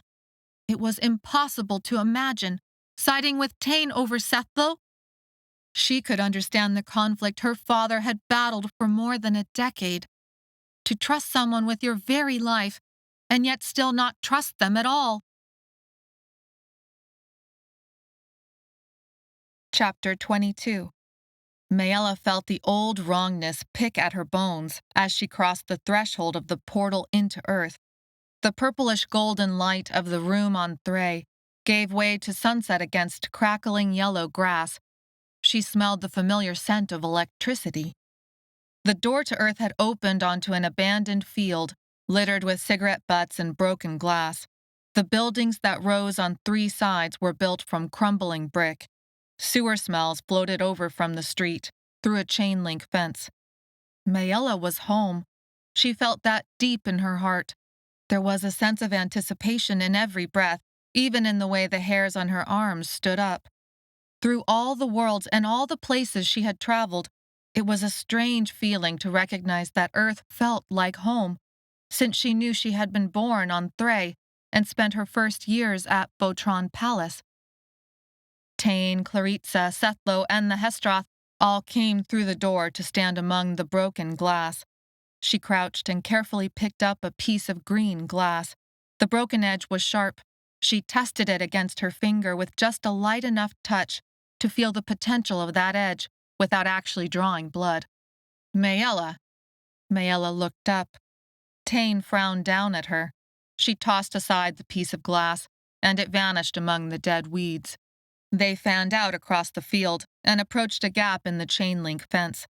Tain had decided Assange should stay back with Father, while Maella went with Doormaker Tain.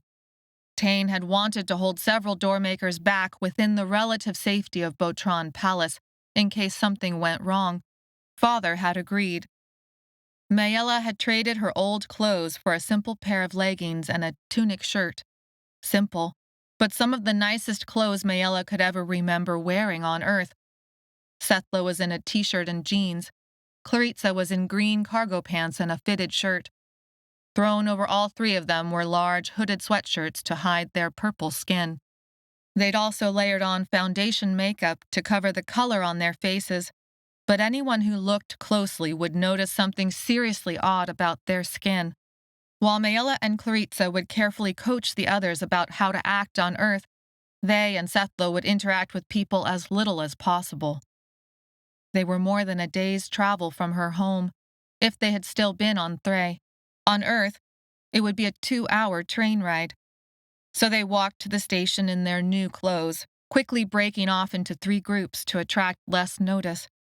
Upon reaching the train station, Doormaker Tain and his tenbull approached the ticket window inside, while the rest of the group waited on the platform.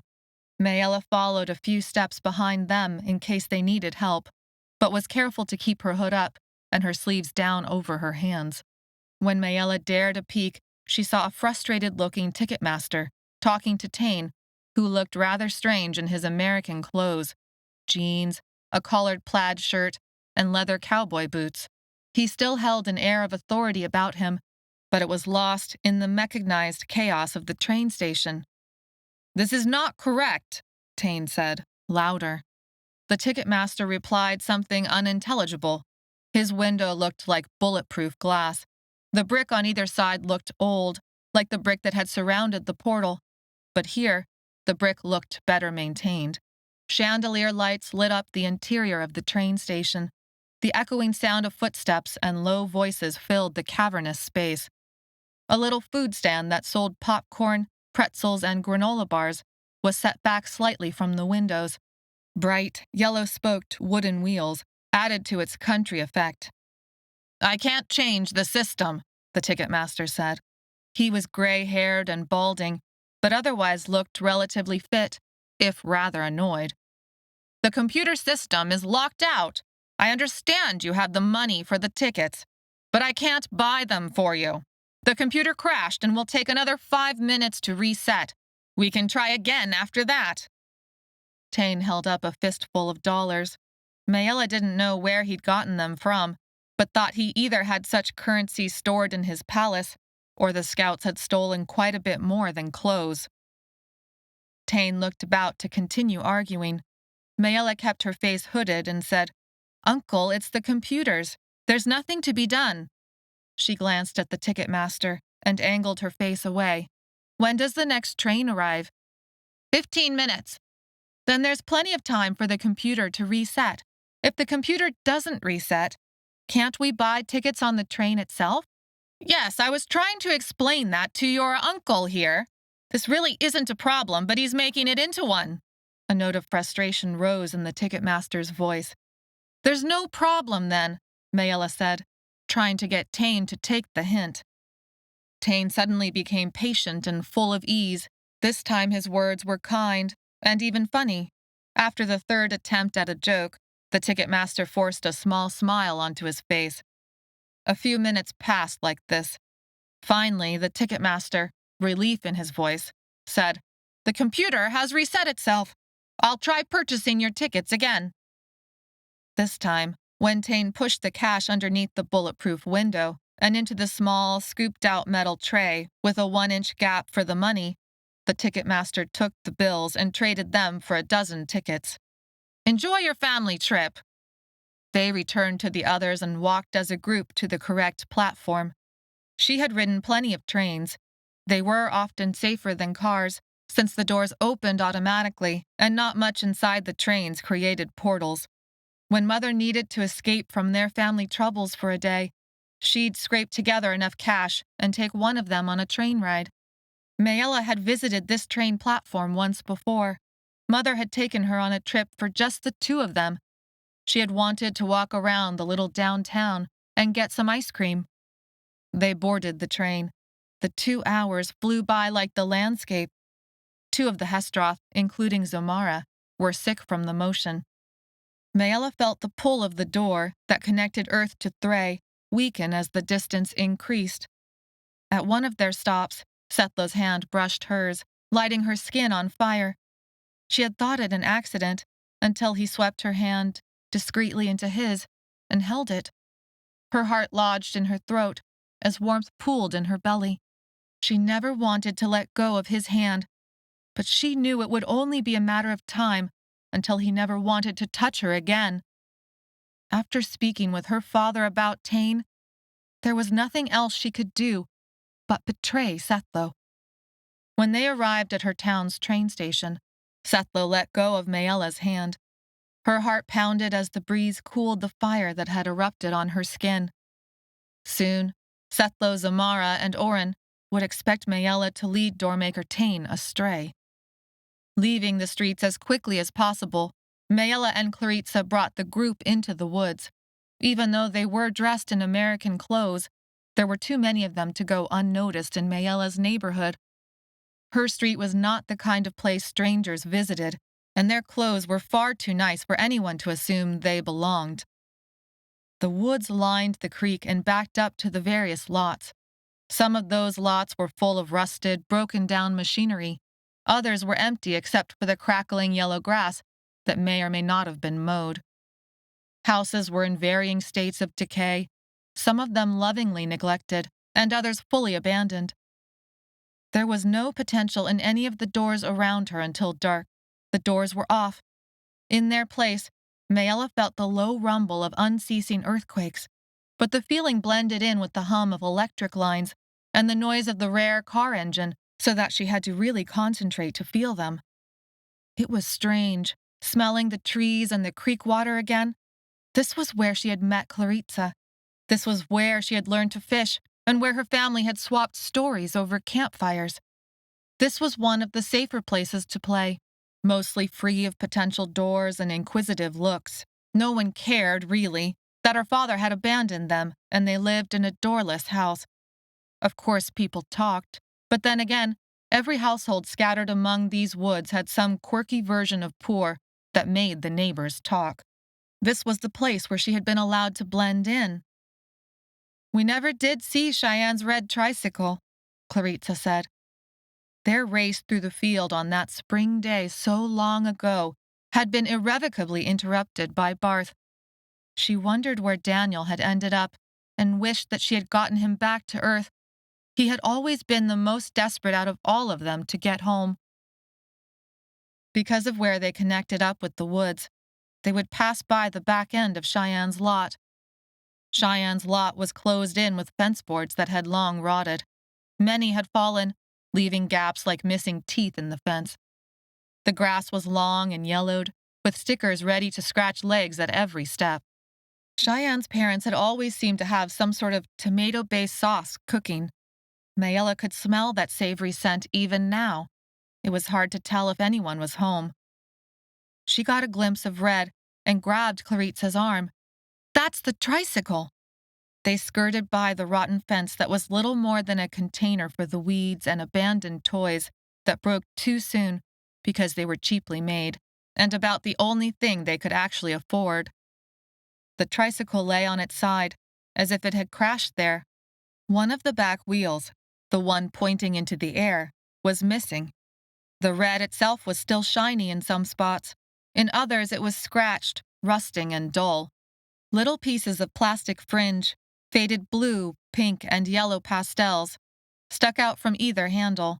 It looked like a dog had been chewing on them. This was the tricycle Maella and Claritza had been racing to see. It had been new once, but now looked used up and long forgotten. Shadows passed by the windows. Cheyenne and her family were likely home. In the heat of the day like this, They would not dare let their beautiful, slightly addled adult daughter outside. Maella and Claritza had often looked out for her on hot days when they'd gone to hang out, making sure her light skin was protected either by shade or clothing, because the sunscreen they got hold of was often expired. Maella shook off the memories and caught Claritza's eye. A silent message passed between them. They could not let Cheyenne know Maella and Claritza had returned. She would bubble up with joy and tell everyone she knew about them.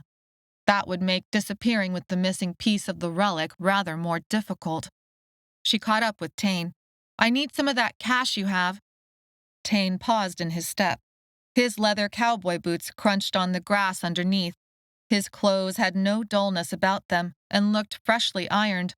Nothing was frayed at the cuffs, and there were no missing buttons. He did not belong here. "We may need it on our way back," Tain said.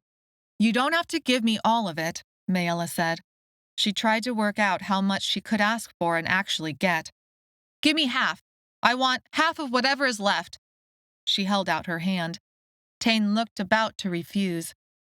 "You do not know the way of things here," Maella said, trying to draw up all authority that she could, like a cloak around her. "I do. This is something we must do." "What is this thing we must do?" Tain said. Maella did not know how to explain that she wanted to give Cheyenne's family the money in a way that would actually convince Doormaker Tain. She looked over to Claritza for help. "It's an earth thing," Claritza said, but then she paused, also at a loss. It was enough to give Maella an idea that might just do the trick. "It's a toll, payment for crossing through these woods without trouble. If we don't pay up, then the guardians of this place will—" She thought of something that wouldn't sound ridiculous, like out of a fairy tale or myth. But then she remembered that she had basically lived through multiple fairy tales and myths, and no one had blinked. Doormaker magic, portals, pattern machines, like Catherine, Clylups.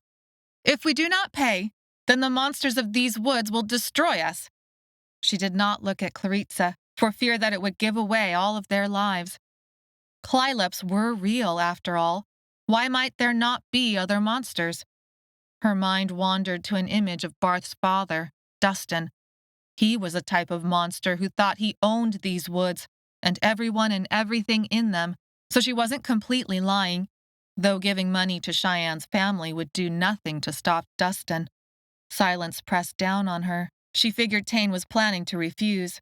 Instead, she felt a stack of bills pressed into her hand. "Then you shall have half," Tain said. She closed her hand around the green bills. They were crisp. Somehow Tain's people had tracked down money that felt freshly printed. There were 20s, 50s, even a few hundreds. She had not expected this much money, and this was half? She swallowed back any sort of exclamation. "I'll be right back."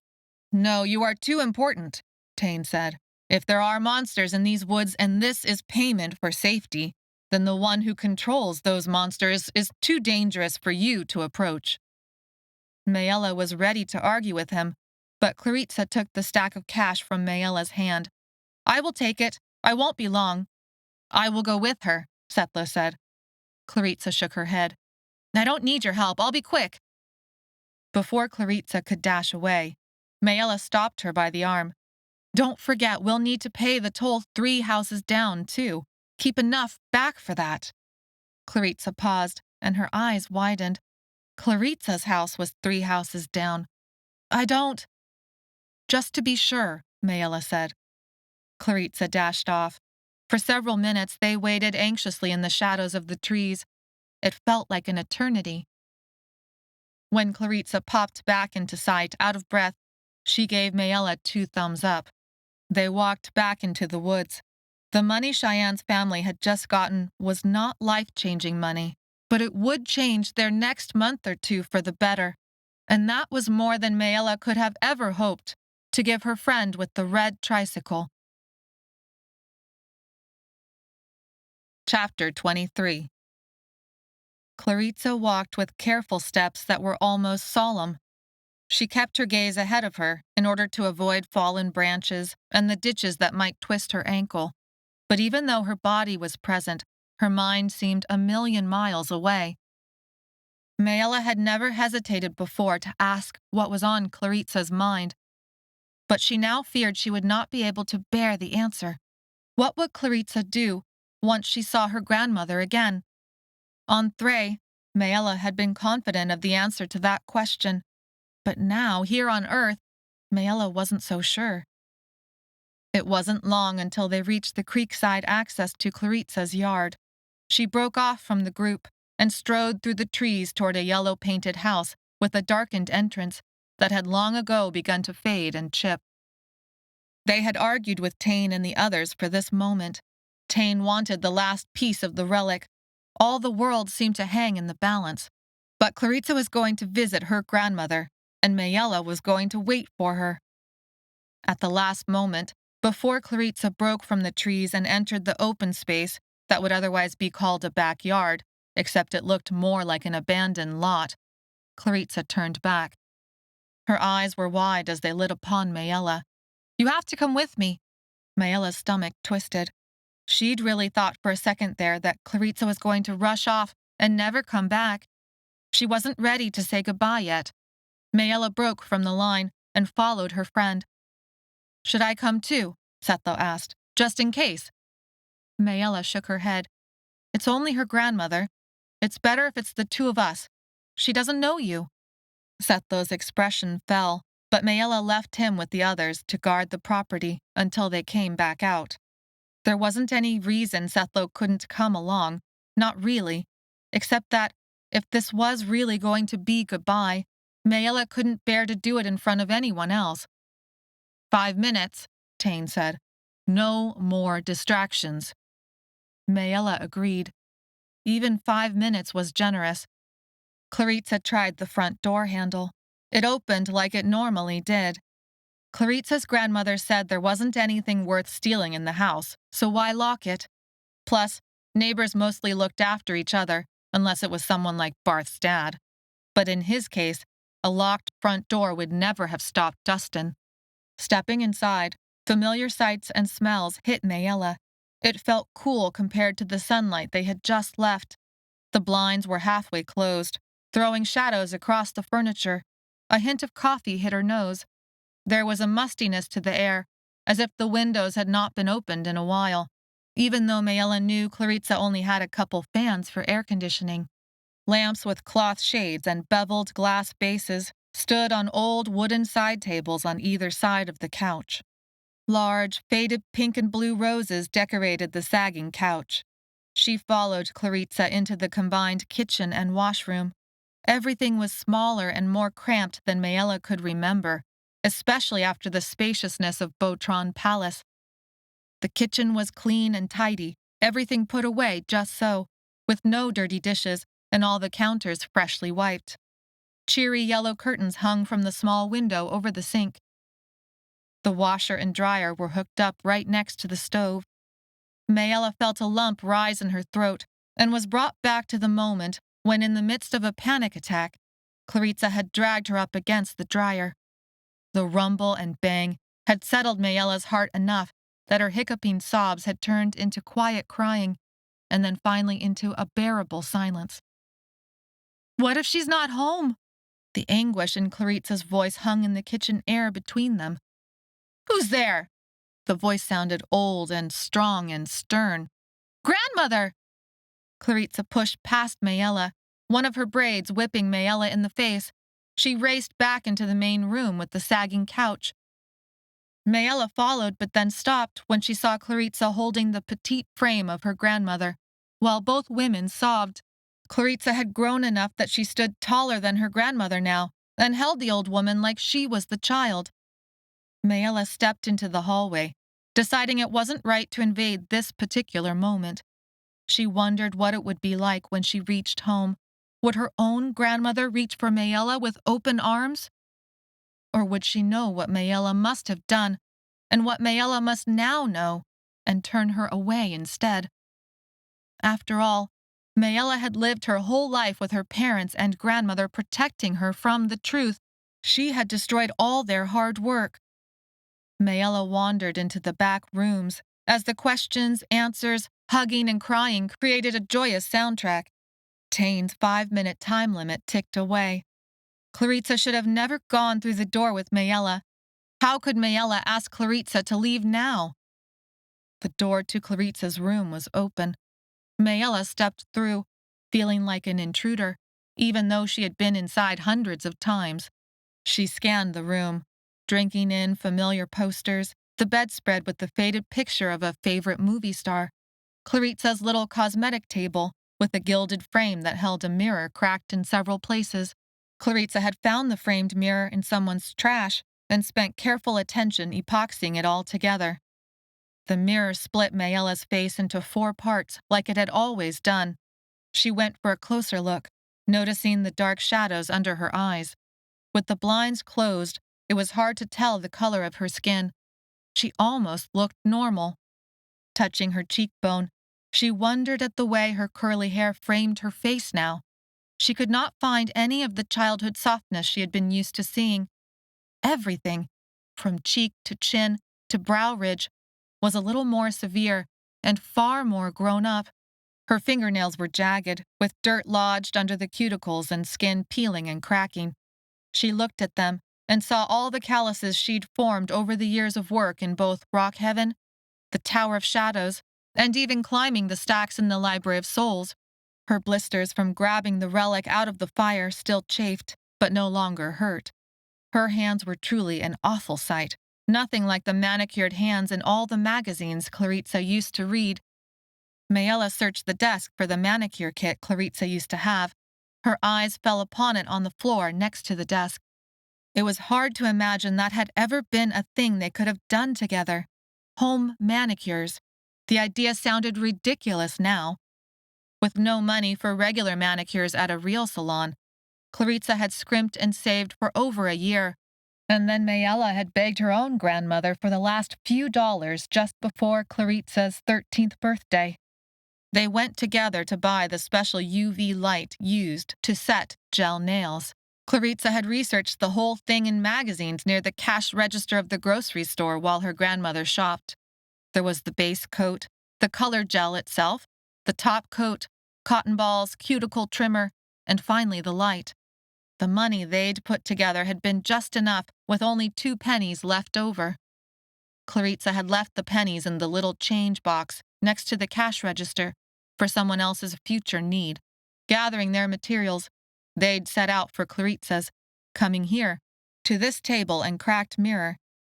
Lining up all of the different coats, tools, and colors, Claritza had practiced on Maella's nails first, and then done her own. They'd worn those silly gel nails with bright, bold colors, changing and fixing and replacing everything until the supplies ran out and there wasn't enough money for more. Then they'd gone through Maella's portal, and all thought of manicures had vanished.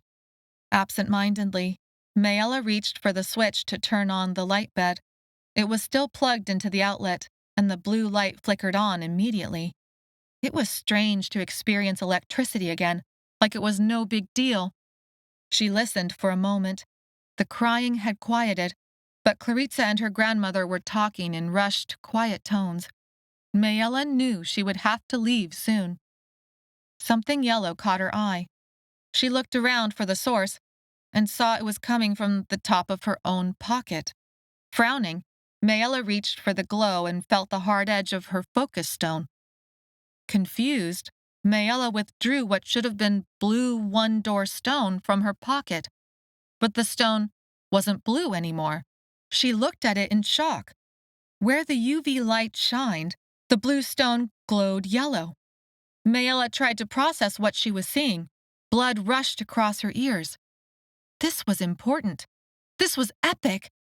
She blocked the stone from the light, and it became blue again. Puzzle pieces clicked together. Senta had said to look for a stone that glowed yellow. Deep had said it would be a cure for crocosod. The blue one-door stone was the cure for crocosod. The silly UV nail bed light had been the trick for uncovering it.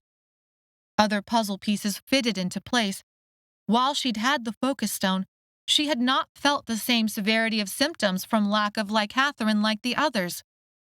She had blamed the extra lycathrine oil she'd consumed while in the Forsea desert. But her symptoms had stayed far milder for far longer during all their months at the Library of Souls, even with pitiful lycathrine rations. Could her one-door focus stone explain that? She didn't know if that made sense with how small the stone was and how strongly lycathrine held her body. Whatever. She pushed those thoughts aside. What mattered right now was that she might have just found a cheap, easy cure for Crocosad. She had felt trapped by her doors after the Tower of Shadows had fallen. Door after door, always opening to one-door stone. But now, she knew better. A giddiness filled Maella as she imagined relaying her discovery to Senta and Deep. I found your cure for Crocosad. I can get you as much as you want. Her giddiness faded when she remembered that Senta and Deep had both been captured by General Foster. She switched off the nail bed light. The stone went from yellow to blue in an instant. Tucking the stone into her pocket, she returned to the main room. It was time to say goodbye. Claritza and her grandmother sat together on the sagging couch, side bodies touching, hands clasped together. I told your grandmother and mother. I knew you both must be together and looking out for each other. I knew you were safe, and here you are. Her eyes shined with tears, and there was a large smile on her face as she opened her arms wide to encompass Claritza and the whole world. God has answered my prayers, and both of you are alive and well, safe and sound. It's time to go, Maella bit her lip. I have to go, but you don't have to come. She tried to put as much kindness and conviction in her voice as she could. You should stay. I want you to stay. You're safe here. I finally got you home. Claritza wiped the tears from her cheeks with rough and calloused hands that matched Maella's. She stood up and held her grandmother's hands in both of her own. Maella steeled herself against Claritza's next words. We talked about it. There wasn't time to talk about everything. Claritza looked down at her grandmother. The easy smile on her face was still there, but a hint of grief had entered the light in her eyes. But she knows enough, and she knows. I know that whatever is going on, Claritza would never leave a job undone. She would never abandon anyone, not on purpose. Claritza closed her eyes for a moment, making Maella wonder if she thought about how the same was not true of Claritza's parents, who had abandoned her so many years before. Claritza opened her eyes and looked at Maella. Of course I'm coming with you. This isn't over yet. Grandmother understands. Chapter 24. Claritza knew. There was no way for her not to know. This neighborhood was her home, too. Maella was leading the group directly to Maella's house, but Sethlo, Zomara, and Oren didn't know that yet. They walked on the street for this last section.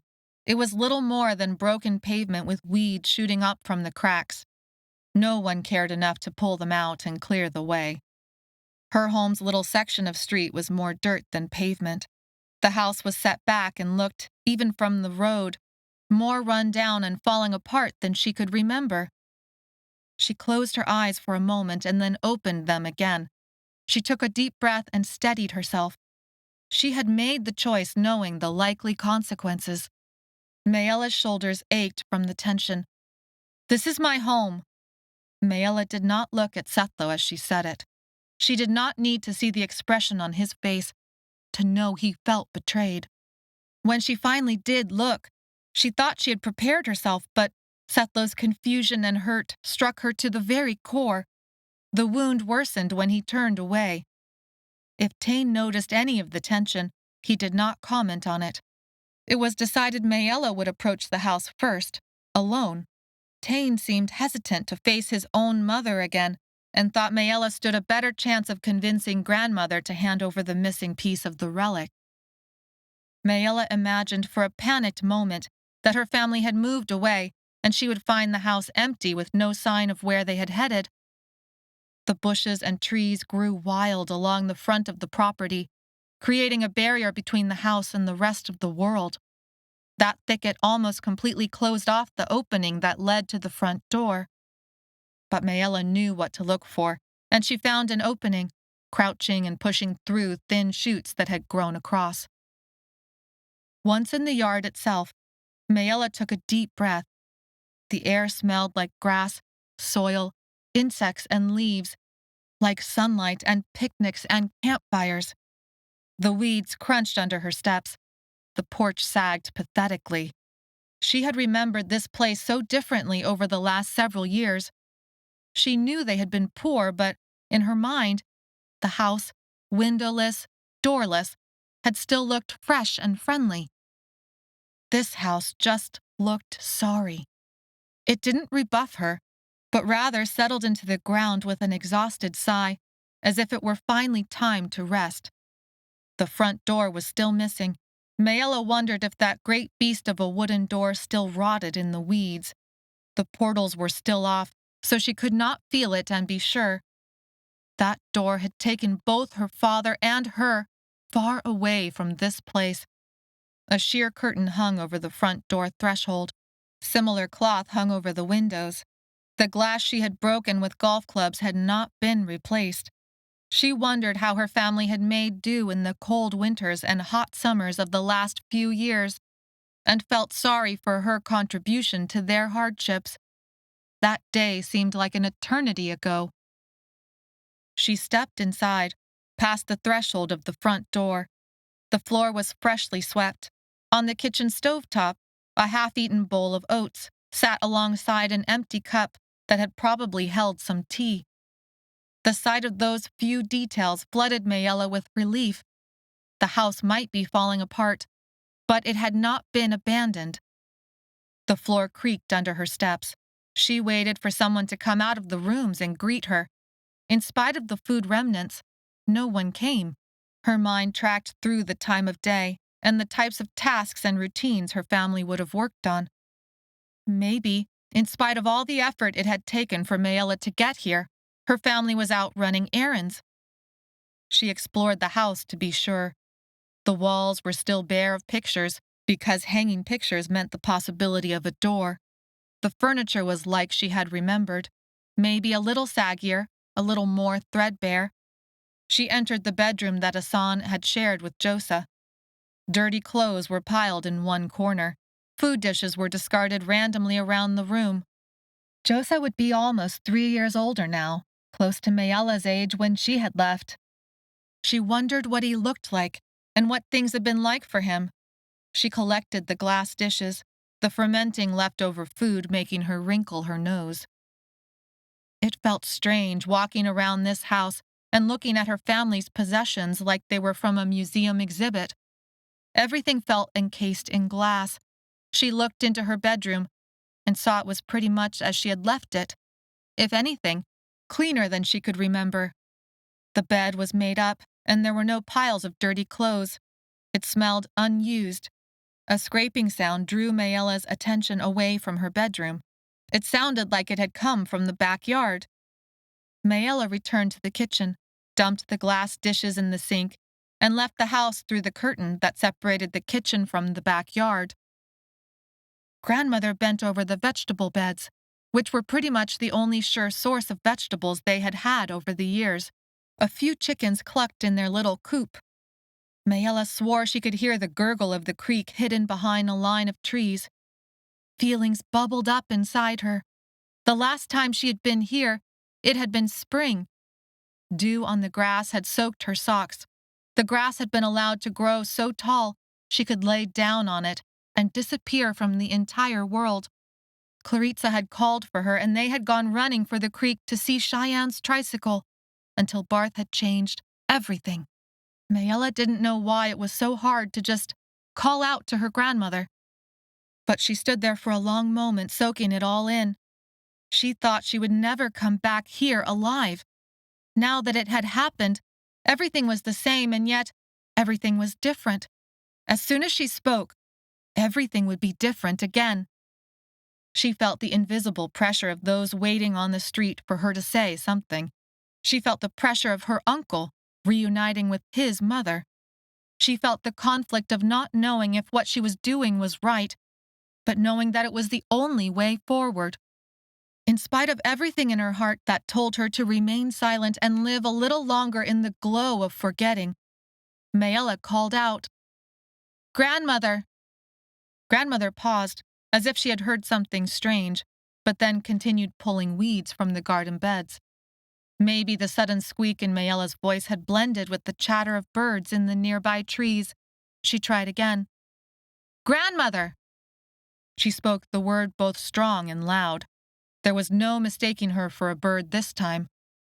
Grandmother stood up from the bed and pressed a hand to her lower back. Her simple cotton dress flowed around her, tight in some spots, loose in others. She had lost weight, but she had not lost her curves. Her breasts were still ponderous. Her arms were strong and grandmotherly. Grandmother turned. Her expression, her muscles, it seemed even the air became still. The chatter of birds disappeared. The gurgling brook fell silent. "Maella?" She moved the hand from her lower back and pressed it between the flesh of her breasts to her heart. She stepped forward once, closer to Maella, and then stopped. "Granddaughter, is that you?" She squinted as if unsure of what she was seeing.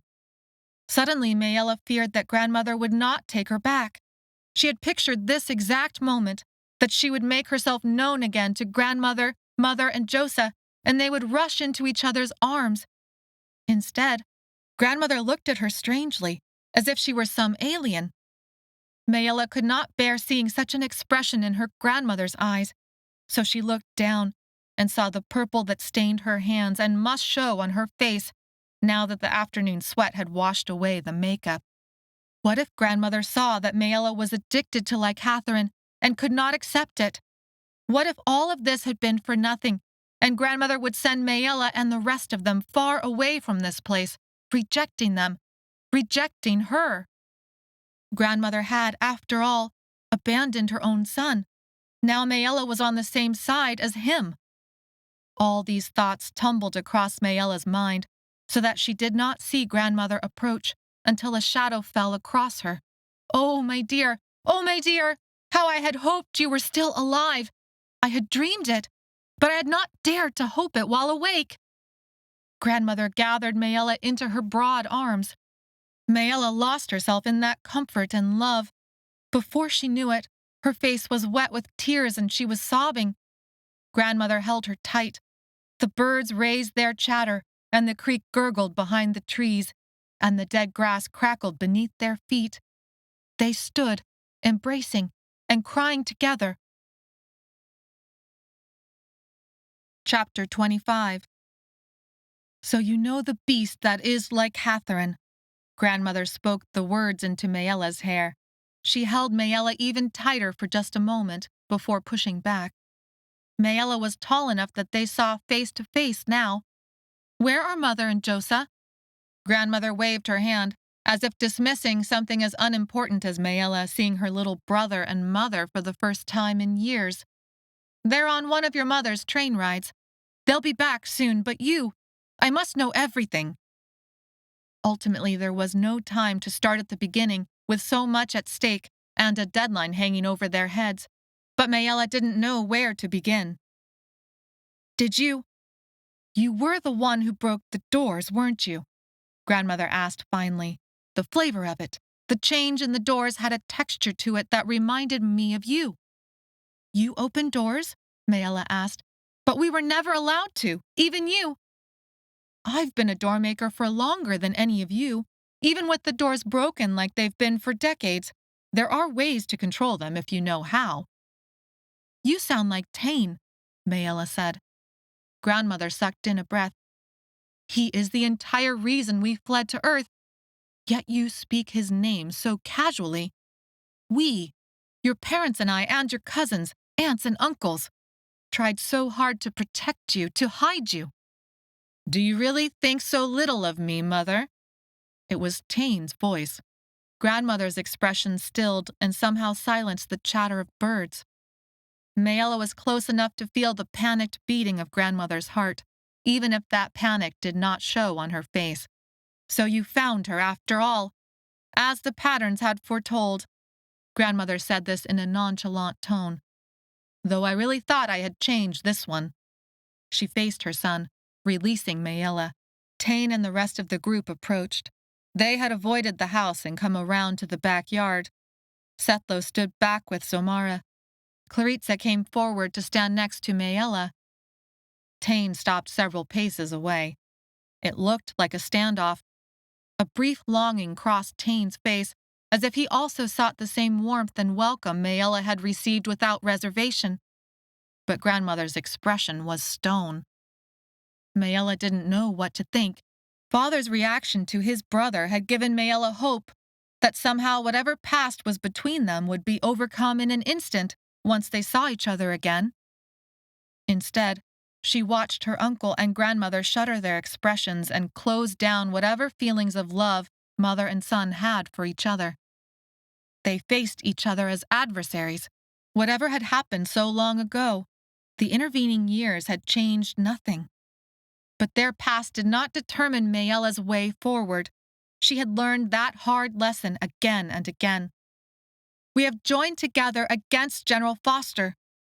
She watched for any reaction, even a flinch from grandmother, but there was nothing. General Foster had imprisoned both me and Hassan. Tain saved us. Hassan is alive. It was the first time grandmother allowed an emotion to crack through since Tain appeared. He is alive, Tain said. I saved him and your granddaughter, and your favorite son. Grandmother moaned as if punched in the gut. They are both alive. We are all alive because of Tain's protection, Maella said. Tain stepped forward. How could you tell her nothing? She and her brother went into this blind.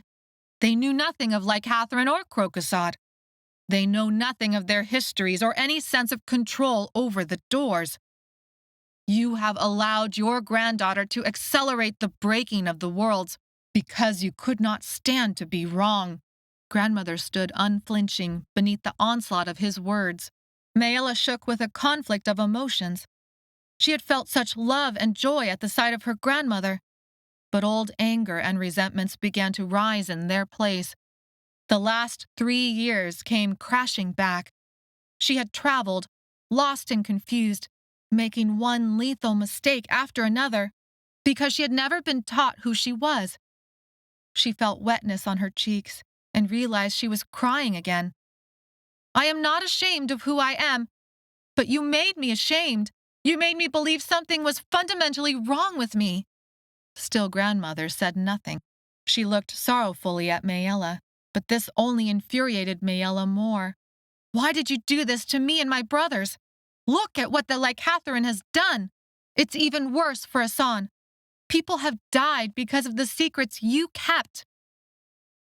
There is no forgiveness in any of this, for any of us, grandmother said finally.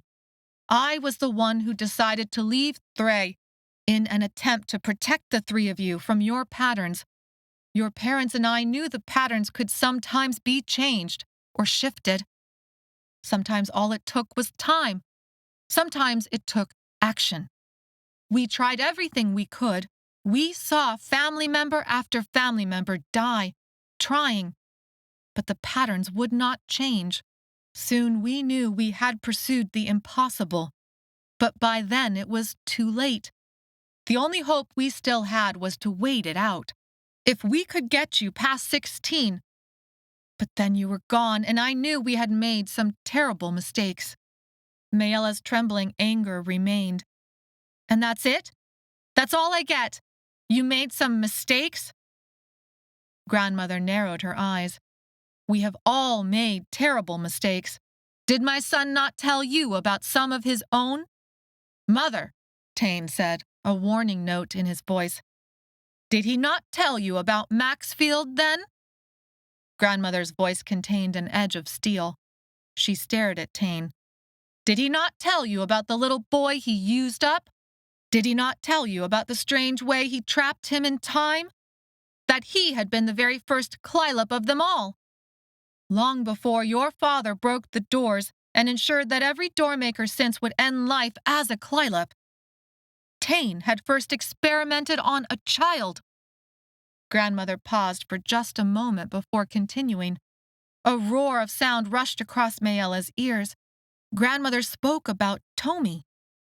But he did tell me, Maella said. He told me about my father opening a door within a door and how that broke everything.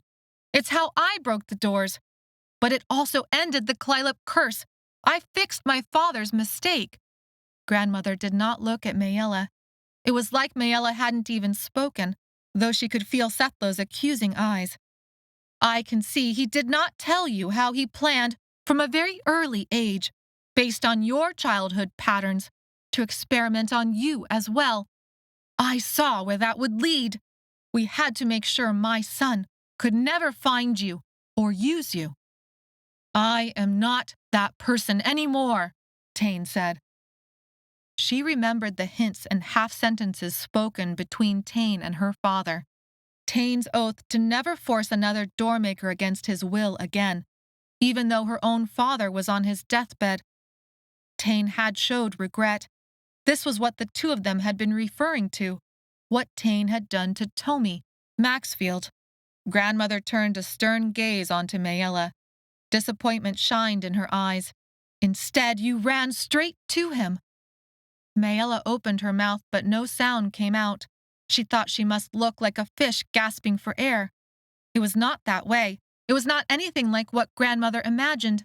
But Maella could not get out the words. Clarissa stepped forward. That's not how it went. Her braid was flipped over her shoulder, and she looked ready to face a hurricane. That's not how it went, Grandmother asked in disbelief. The matronly woman, full of warmth and love, seemed gone.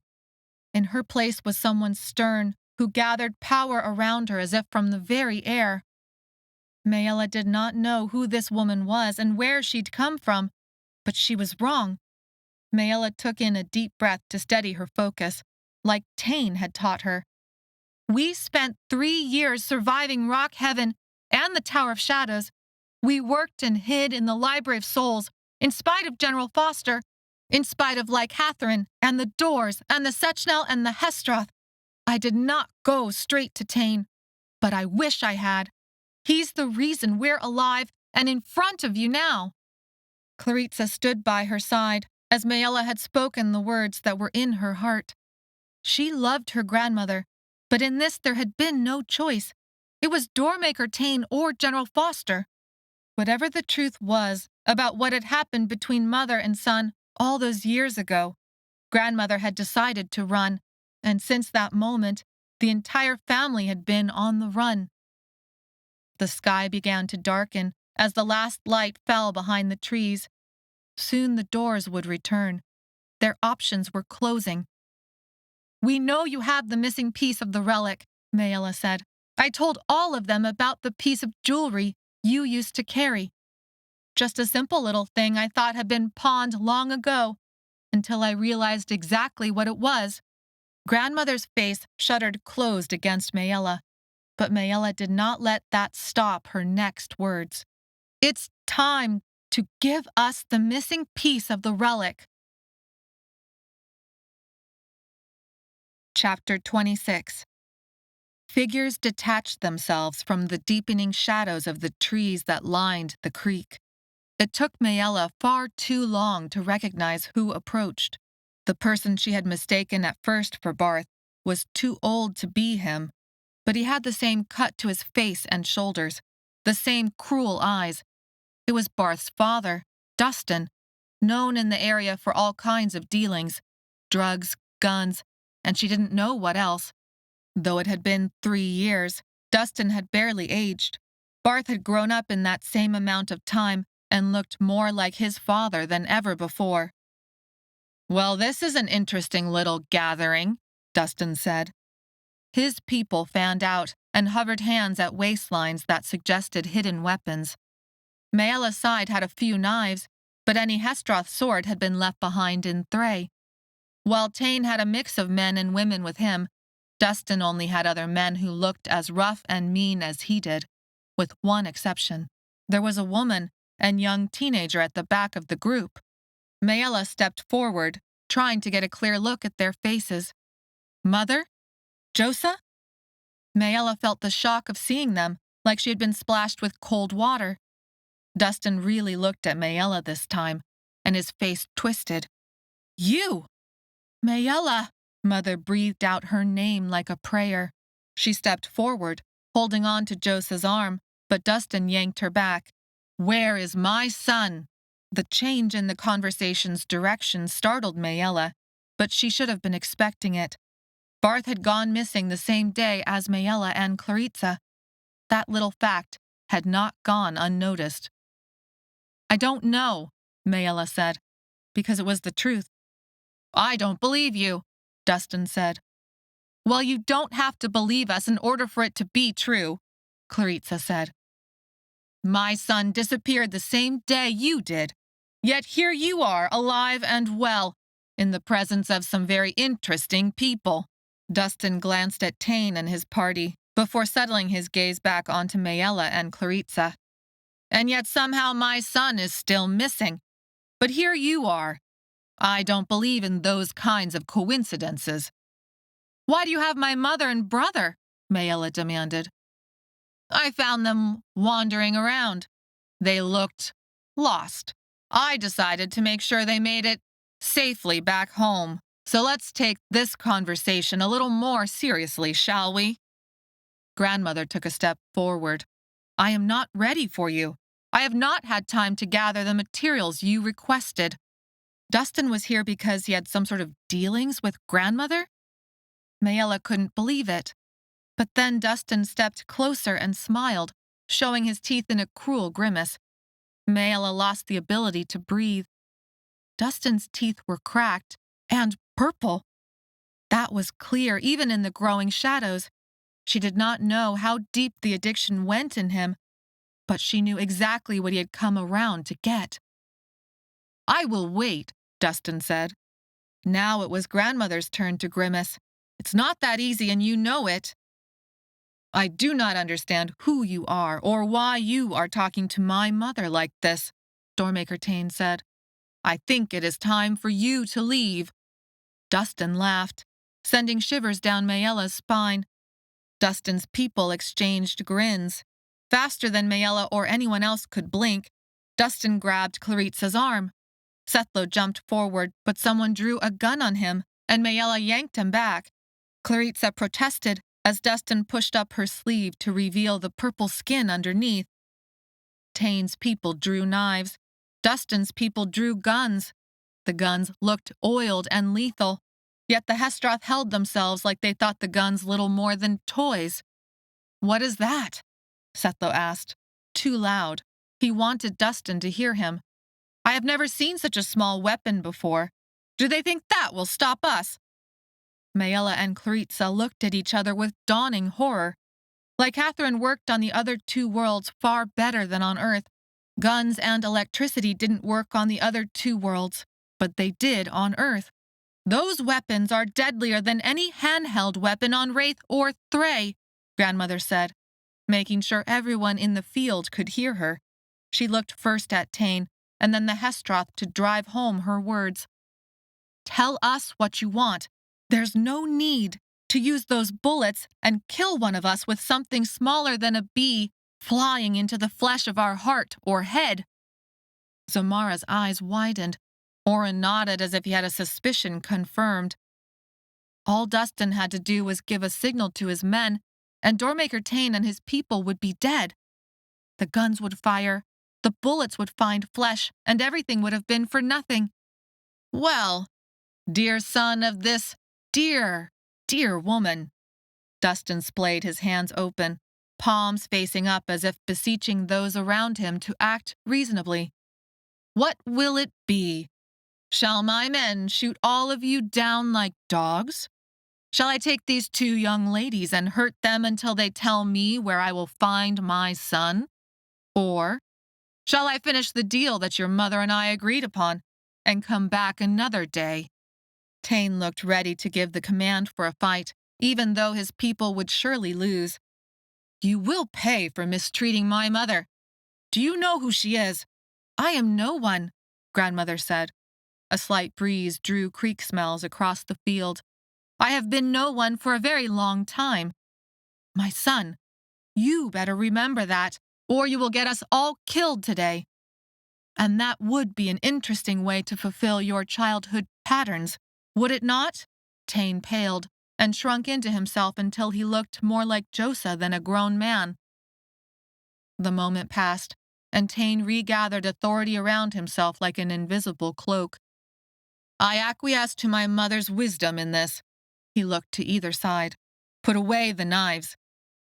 The Hestroth did as he asked, but his Tenbull hesitated. Finally, Tain rested a hand on his shoulder. His Tenbull put away the knife and stepped forward to place his body between Tain and the guns.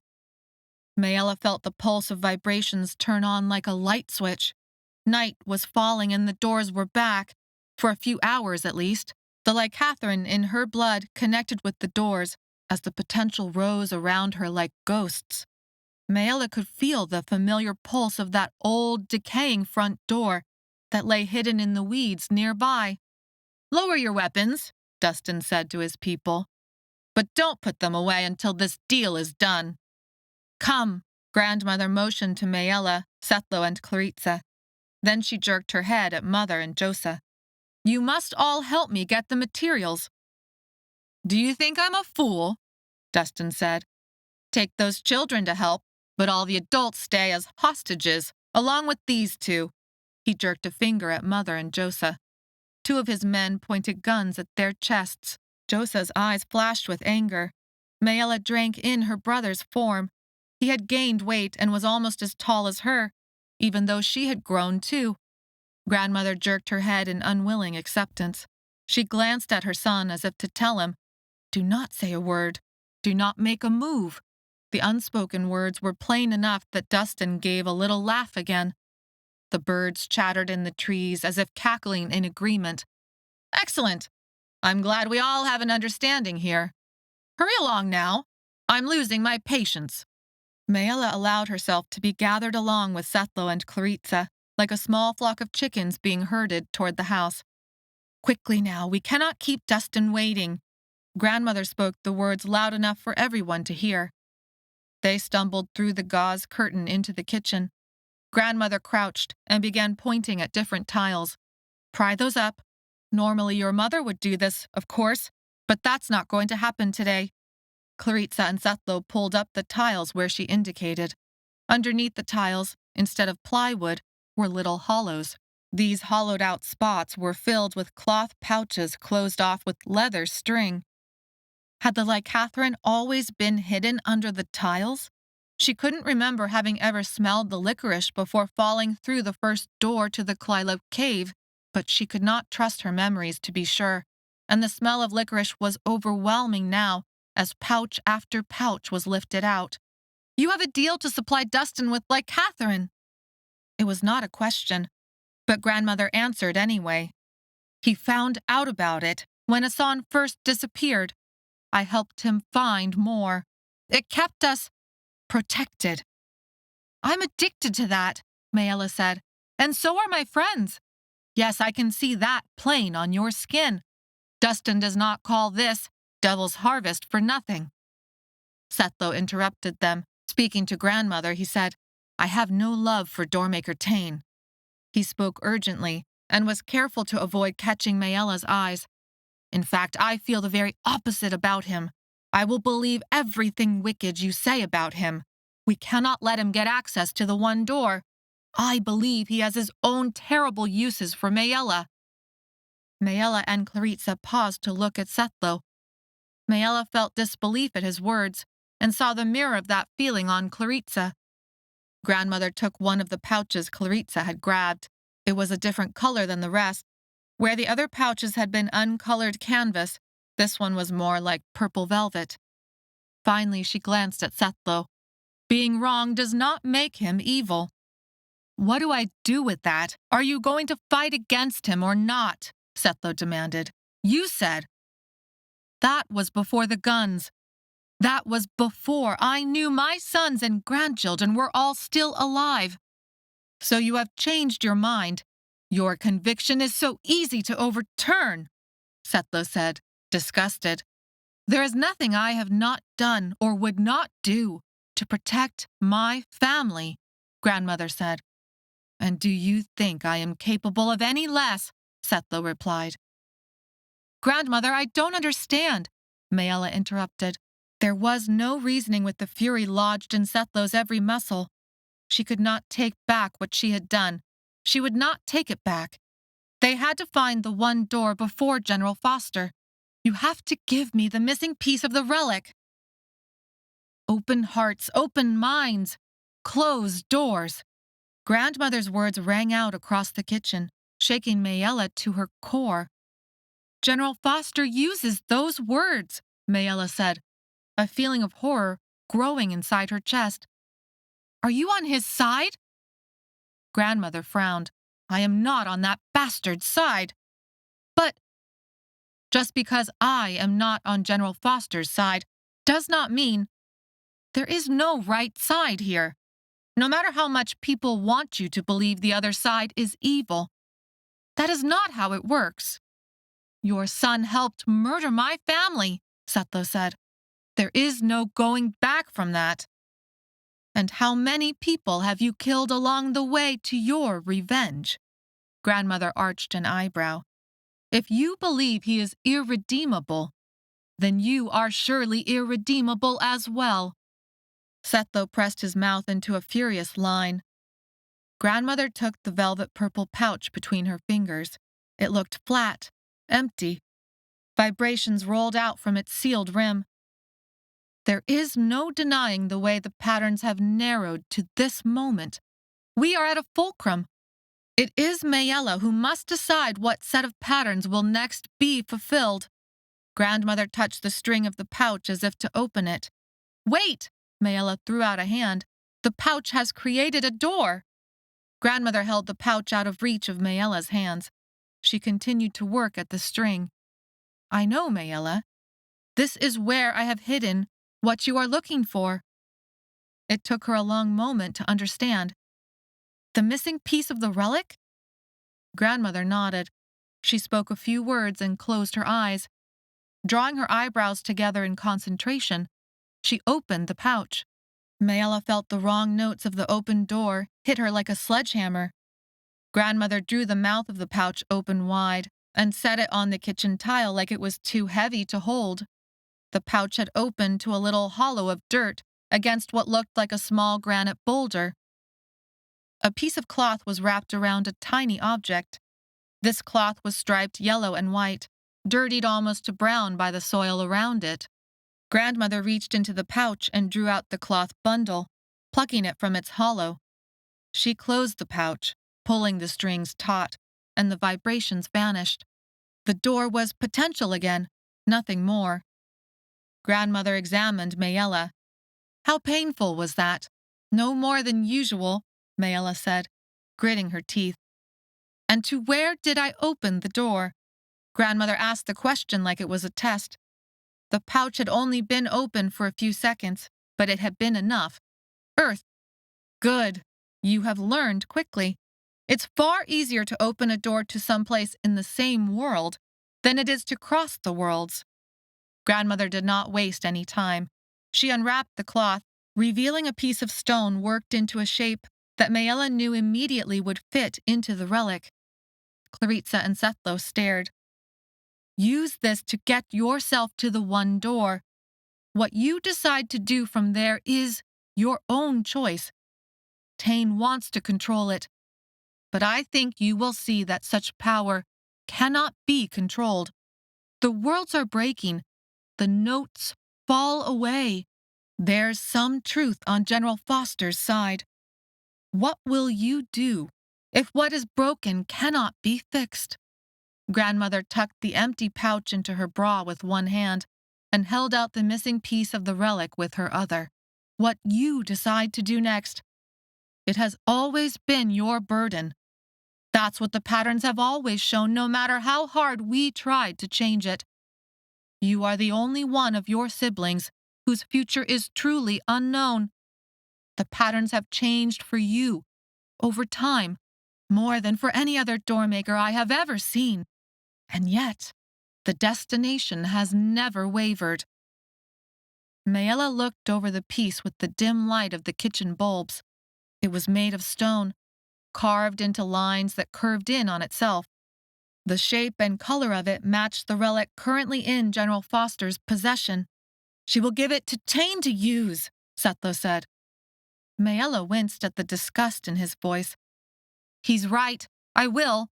Grandmother tilted her head. You have only ever been able to do what you think is right. I should have never stood in the way of that. But I don't know if this will all end like you think. Still, I can do this much. I can give this over to your care now. It is yours to do with what you will. Chapter 27. Snipping off a section of the pouch so that it would no longer form a portal when closed, Maella tucked the piece of relic back inside. She tied the pouch inside her clothes near her waist before leaving the kitchen. Setlo and Claritza handed over the lycathrine oil to Dustin, but the standoff remained. Mother and Josa were pushed over to join Maella, Claritza, Setlo, and Grandmother. Mother gave Maella a hug and kissed the top of her head. You have grown, daughter. You look strong now. Maella hugged her mother back and whispered the news that both Asan and father lived and were safe in Botron Palace.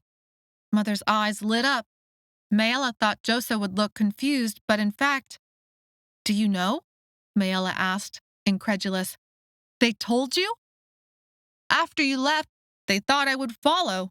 Josa's voice was deeper than Maella remembered, though not yet the deep voice of a man. He shrugged. They thought if I knew why, it might change things. Simple words that spoke volumes. They had broken their silence. Josa knew more about the doors than had ever been shared with Maella while growing up. Would it have made a difference for her? She didn't know. Tain spoke, trying to coax Dustin and his people to lower the guns. Instead, their conversation only raised Dustin's voice as he shouted about his son. If we open the door, Mother said quietly into Maella's hair, but loud enough for Grandmother to hear, then it will. Yes, I know, Grandmother said, but I think we are beyond that now, Mother said, and I would like to see my husband again.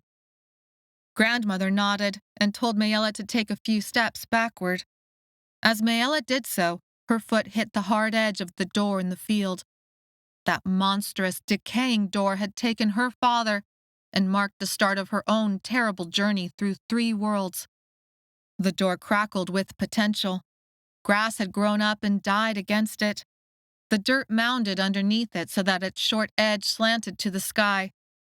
She wondered if she opened this door again, if it would lead to the Klylip cave, and all of this would restart like it never happened. Grandmother looked at each one of them, saving Mother for last. It is time to return home. Mother sighed in relief, her shoulders sagging.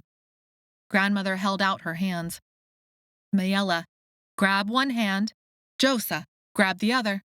We need your help with this door. In spite of whatever they had told him, Josa still looked terrified. What will happen? Maella could imagine what he was going through. She'd felt the same terror many times over when faced with the necessity of opening a new door. The terror had never gone away, only become normal. We're going to see Father, Mother said. Joseph frowned, but took Grandmother's hand. How do you know this door will take us to Father? Grandmother shook her head. I don't know, but our chances are better than staying. We should go to the house, Joseph said. There are plenty of doors we can find to open in there. It must be this door, Grandmother said. Doors that have once been used as portals are more powerful than ones that only have the potential. Tain glanced their way. Grandmother tilted her head down to the door at their feet. Tain nodded almost imperceptibly. He spoke a one-word command in Thray and refocused on Dustin. Zomara and Oren moved, as if doing nothing more than shifting weight from one leg to another. But it was enough to partially block Dustin from view. Dustin's guns had changed everything for the moment. Mother and son at odds just a moment before were now on the same side, against a common enemy. Maella took grandmother's hand into her own. The skin was warm and rough from pulling weeds in the garden. Soil had dried on hers, making the texture gritty. Arthritis gnarled her fingers. "Now, both of you touch the door," grandmother whispered. "Think of your father. Elise, help us open it." Maella dropped grandmother's hand and shook her head. "If I link with you, it will only take us to the one door, or rather, to the wall that surrounds it." Grandmother pursed her lips and then nodded. Mother gripped the edge of the door. Claritza moved to help. Surprisingly, Setlo moved to help too, adding himself to Zamara's and Oren's screen. Maella stepped next to him, though he wore his anger like a shield. Josa and grandmother both touched the door. Some of the rotting wood broke away under their grip. Maella hoped it would hold together. Grandmother looked at mother. "On my count, we open this together." Though Maella did not touch either them or the door, she thought of her father in Botron Palace. She whispered the Hestroth words for protection and action. For a brief moment, her mind strayed to an image of the Klylop cave and the way she had sunk to her knees in the cold mud, and how she had feared Claritza eaten by a monster. Mother reached for the door and Maella wiped that thought away. She replaced that image with one of Father and Tain, together on Father's sickbed, opening page after page of a book, and exclaiming in wonder at the text that contained no portals. They would get back to the palace, back to Father, and finally reunite the entire family. They would complete the relic somehow, and with Tain's help, keep the one door out of General Foster's control. 1, 2, 3, open! The door stuck in the soil and did not budge an inch. Josa, mother, grandmother, and Claritza all threw their full weight against it. Maella stood tall to try to block their work from Dustin's standoff with Tain. The door flipped open with such force that rotted sections flew into the air and vanished among the weeds.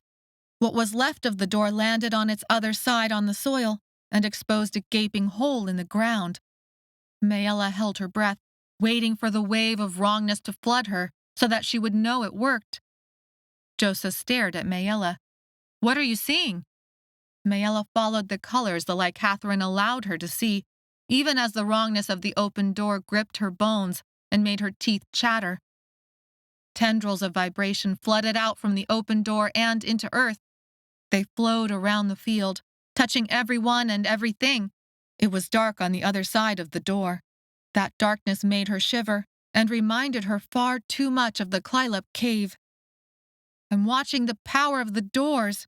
It reaches all the way to the creek." "To the creek," Mother said, an odd note in her voice. "Where does the door go?" Grandmother asked. Maella explored the door's tone and flavor. As her eyes adjusted to the darkness through the door, she thought she could make out a field sloping to a small hill. "Thray! Quickly now, no time to waste. They will soon notice what we have done," Grandmother said. Mother stood up. "Wait." She approached Dustin. "Mother!" Josa shouted, and he would have run after her, but Setlo grabbed him and held him back. "Elise," Tain said, "stay back." Dustin swiveled his gun from Tain to Mother. She raised a hand and pointed her finger at Dustin's chest to mimic the way his gun pointed at hers. "You are an infection in these woods." The scowl on Dustin's face deepened. He cocked the hammer on his gun. "My son left because of you. My husband left because of you. Far too many people, far too many neighbors are destroyed by what you have brought to this place. May you rot from Crocosod." The scowl on Dustin's face turned into a lazy smile. "You first." He fired. The sound of the shot deafened Maella's ears. She felt the world drop away. Joseph broke Setlo's hold and ran to Mother. Someone began screaming. It took long seconds for Maella's breath to come back. Mother was still standing.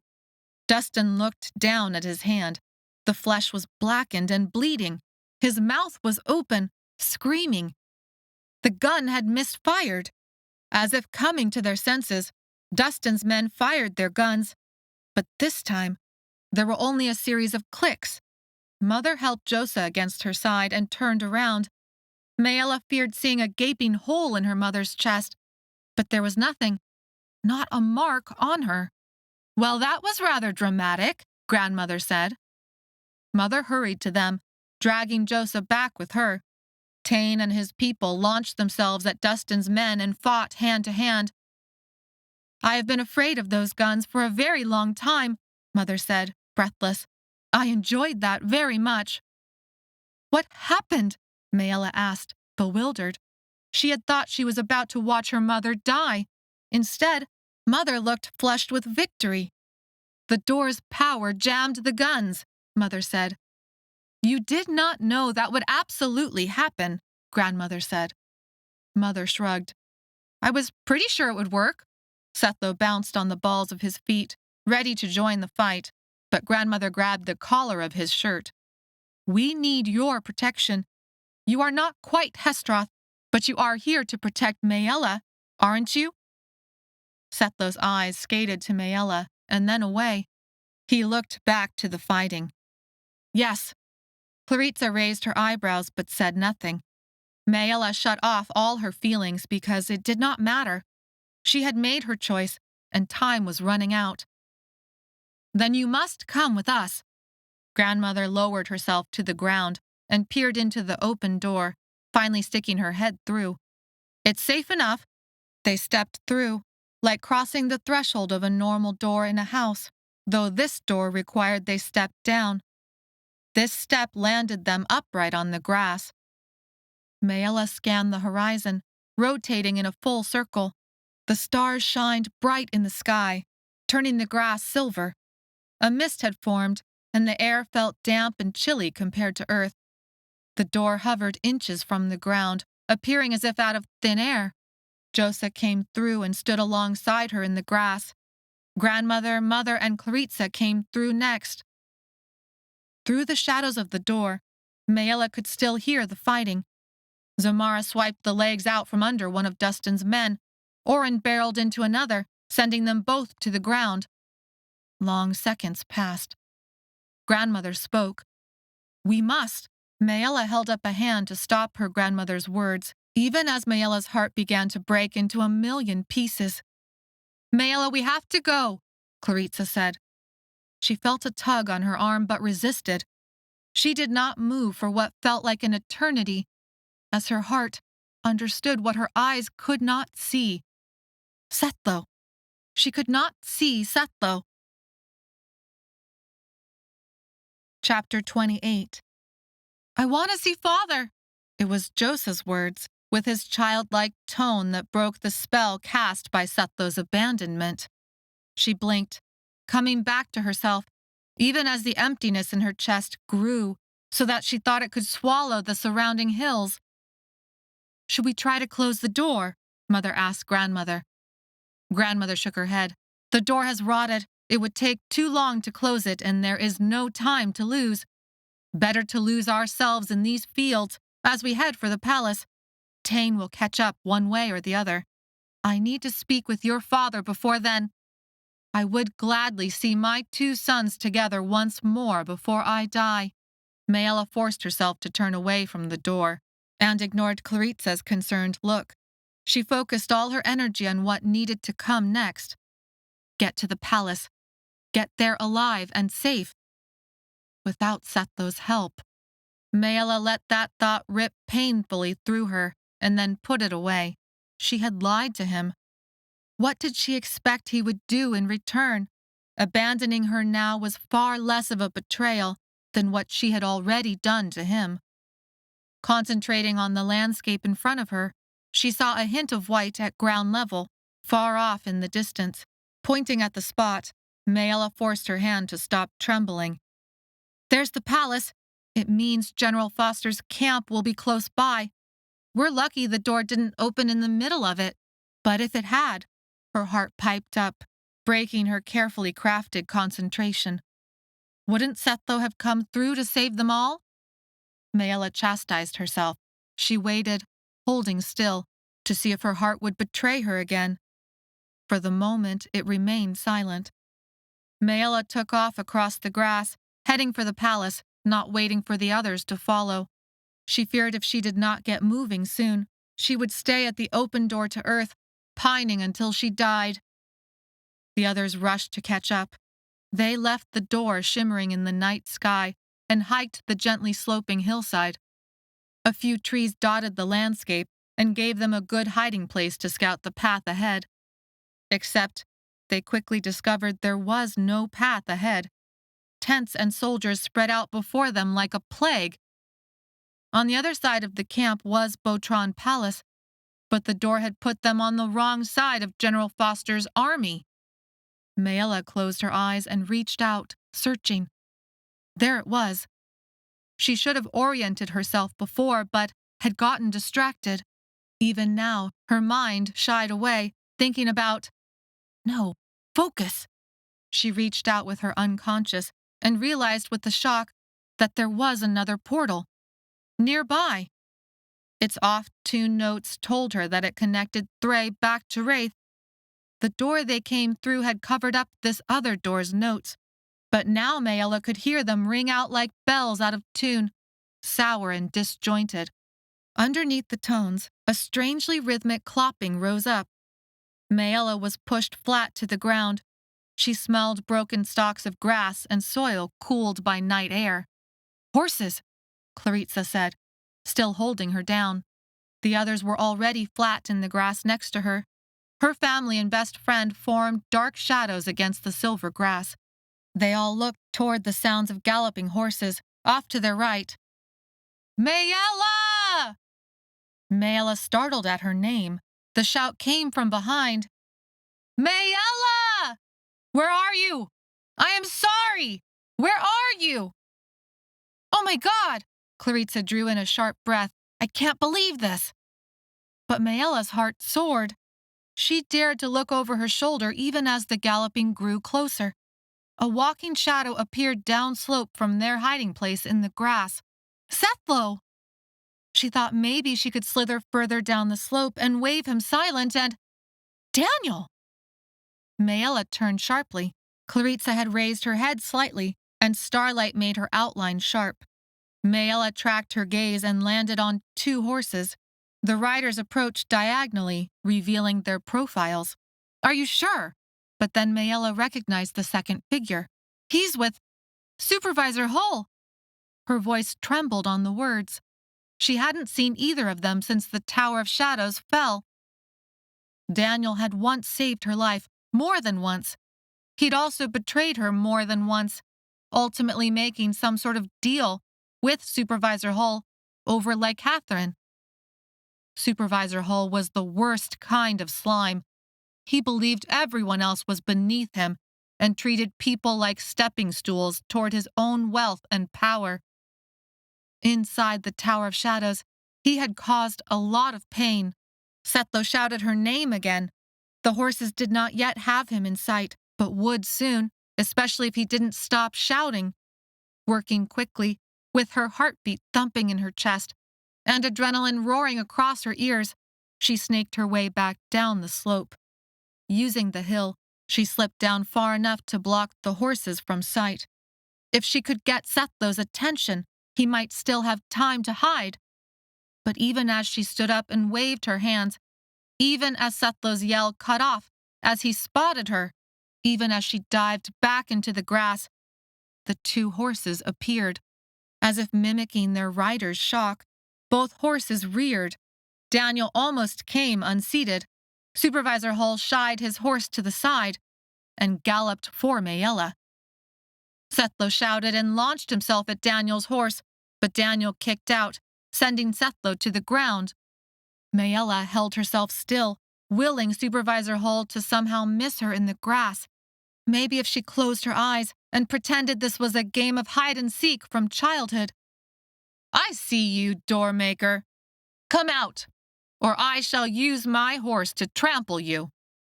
Maella opened her eyes, not realizing she had closed them. Supervisor Hull's horse loomed nearby, gargantuan, even as she tried to make herself small. Slowly, heart pounding, she stood. She would not show Supervisor Hull any fear. "Your friends up there need to come down, too." She considered shouting at them to run. After all, even with horses, they were only 2 riders compared to Maella's group of 6. Maella and Sethlo could act as a distraction, while Mother, Grandmother, Claritza, and Josa could. Supervisor Hull drew out a bow and arrow. "Tell them to come down, slowly. Anyone who runs dies first." Chapter 29. "This is your chance, Daniel." Claritza pointed back to the way they had walked. "There's a door to Earth. You could go home." Daniel had stepped down from his horse and now held a sword point at Sethlo's neck. Sethlo was on the ground, holding his side, heaving like the breath had been knocked out of him. He looked beyond pissed that he had no sword with which to challenge Daniel. The 2 of them had long been at odds, even since before Daniel's betrayal of Maella in Rock Heaven. Supervisor Hull stayed seated on his horse and moved his bow and arrow from one to the other, until finally settling on Josa. Maella stiffened. Mother moved to stand between Josa and Supervisor Hull, but Grandmother held her back. "That will only inflame him to loose the arrow." Josa stood stoic as Supervisor Hull's target. "Have some honor," Sethlo said from the ground. "Point that arrow at me, not at a little boy. I am the one whose stupid shouting allowed you to discover us." Supervisor Hull let a half-smile play on his lips, but did not change his aim. "One sound from my horn will bring a dozen riders down upon you. I will point my arrow where I please." Sethlo struggled up from the ground. "Do not move." There was no shakiness in Daniel's voice. When Sethlo ignored him, Daniel nicked the skin where neck met shoulder. Blood rose from the spot. Sethlo clamped a hand over the wound. "Stay down, Sethlo," Maella said, hardness in her voice. "He'll kill you." Daniel pressed his lips together in a grim line. "I've been training him," Supervisor Hull laughed. "I've finally had a chance to put all that schooling my father paid for to good use." With a shock, Maella realized Daniel showed no hint of purple in his skin. "You have also beaten Crocosod." Instead of Daniel responding to Maella's statement, Supervisor Hull said, "One can purchase many things in this life with beautiful, expensive lycathrine oil at their disposal." Supervisor Hull had changed out his tunic with the yellow embroidered cuffs for something even more extravagantly embroidered. The edges of his clothing shined like it had been sewn together with gold thread. Both men wore fine clothes and their horses looked even finer. Saddles gleamed silver. Leather shined from fresh oiling. Harnesses sparkled in the starlight. "Daniel," Claritza said, and there was a plaintive note in her voice. There had always been a special connection between Daniel and Claritza. Maella had never quite understood it. Maybe because Daniel's betrayal had sentenced her to death on the rocks. And yet, while his broad shoulders, deep voice, and thick hair spoke of the man he had become, Maella also remembered how he had been the one to fight off Barth. He had been the one to save them from Foster's noose.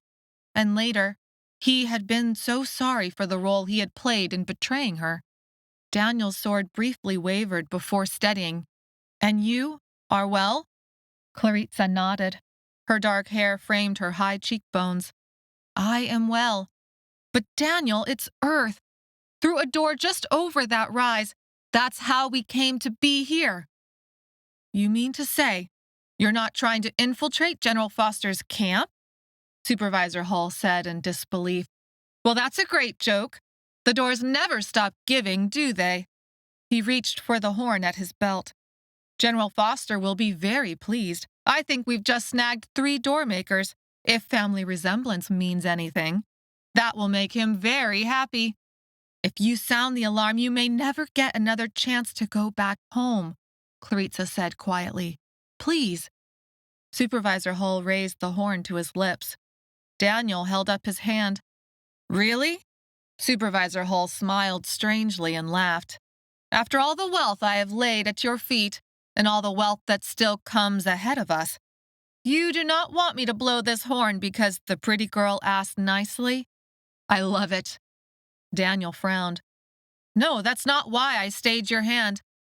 Enlighten me, Supervisor Hull said. I only wanted to make clear that anything between any of you and me is done now, Daniel said, speaking mostly to Clarissa. I have moved on. There is nothing on earth for me. I don't believe that. Clarissa stepped closer to Daniel's sword and straightened her spine with conviction. I know you, Daniel. You're trying to convince yourself as much as us right now. There was a long moment of silence, long enough for their ragged breathing to fill it, and for insect noises to creep back in. Clarissa took another step closer. Daniel's expression hardened. He backhanded her away. Blow the horn! Clarissa stumbled and held a hand to her cheek. She stood, her eyes blazing with fury, and stepped forward again, drawing back a fist faster than Daniel could move and landing a punch to his eye, before crouching and sweeping his legs out from under him. He fell hard on his back in the dirt, even as Supervisor Hull sounded the horn, and laughed at his partner. Only when Sethlo landed a kick from his position on the ground into Daniel's ribs, and then grabbed for the sword, did Supervisor Hull let loose an arrow that buried itself in the dirt inches from Sethlo's hand. Hold! Daniel emitted a loud groan and curled up, knees into chest. Supervisor Hull tilted his head. Actually, this will be far more fun if you try to run. He lowered his bow and arrow slightly. Go on now. Foster's people will be coming in fast. They did try to run, but Foster's people had horses. Supervisor Hull continued to laugh as they were scooped up one by one. Clarissa cursed Daniel in English to make sure he understood. Josa tried to fight and earned a bruised cheek. Two Sechnel caught Sethlo between their swords. Mother and grandmother put Josa between them and let themselves be captured. Maella sprinted for the door back to Earth, hoping to alert Tain and the Hestroth, but she was caught before she even saw the door's shimmer. They were marched into camp on foot. Smells of roasting meat, unwashed clothing, and animal dung greeted their entrance. Rope was used to tie their hands behind their backs and hobble their feet. Riders escorted them to the main tent at the center of camp. Sharp pain bloomed on Maella's shoulder. She flinched, looking up. Supervisor Hull still had his boot raised off the side of his horse. Eyes on your steps, Doormaker. You wouldn't want to trip. Maella stared down at her feet to avoid another kick. Supervisor Hull had always liked to hurt people for the fun of it. A tent flap on her left side was pulled back slightly. She glimpsed cots and bare feet blackened by tar pitch. Maella drew in a sharp breath. She dared a glance up and recognized Deep. They made eye contact for a split second. Deep's eyes widened in shock. Maella tripped over a dirt clod. She got another kick to the same shoulder, and she went chin first into the dirt. Daniel said some sharp words, but Maella could not make them out. Someone helped her up from the dirt. I am sorry, Maella. I am the reason they caught us. Sethlo's hot words tickled her ear. The thing was, he was right. What were you thinking, shouting in the dark like that? Were you trying to get us caught? The ache in her heart at the thought of his abandonment filled her instead with anger.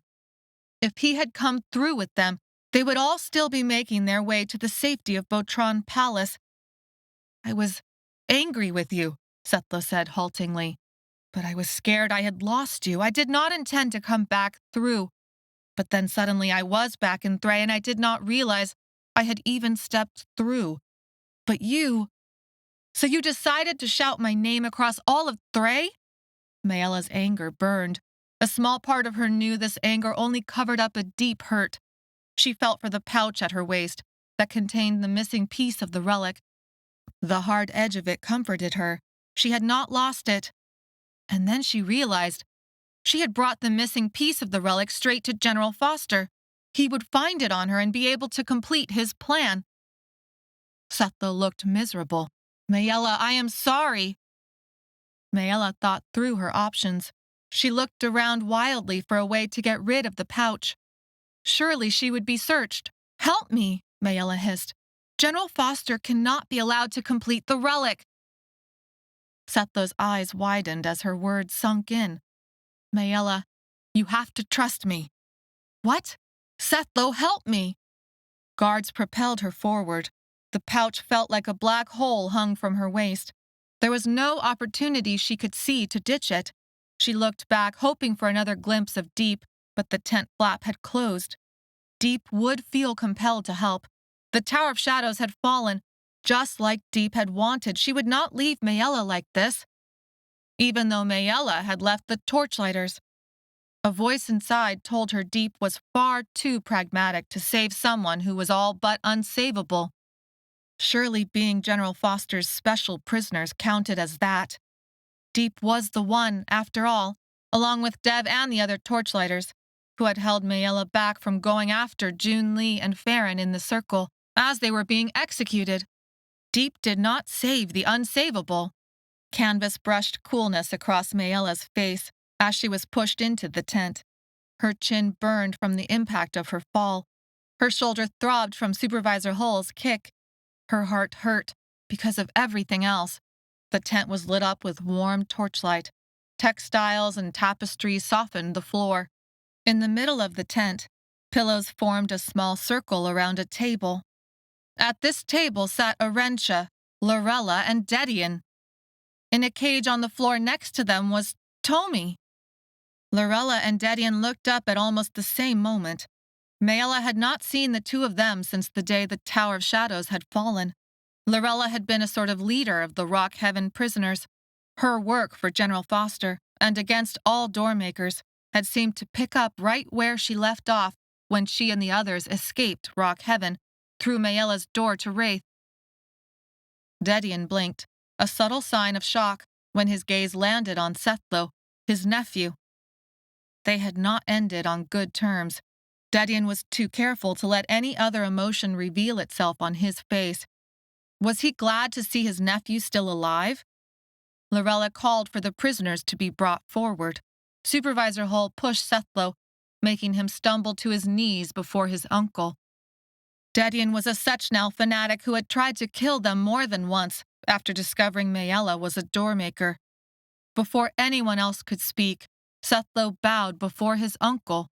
We have the missing piece of the relic in our possession. The whole world shrunk into little pinpricks of light as darkness swallowed her vision, but it did not match the darkness that rose in her heart. In Rock Heaven, when Sethlo had been faced with a similar test of loyalty, Maella had believed he might stand by his uncle. He had chosen otherwise.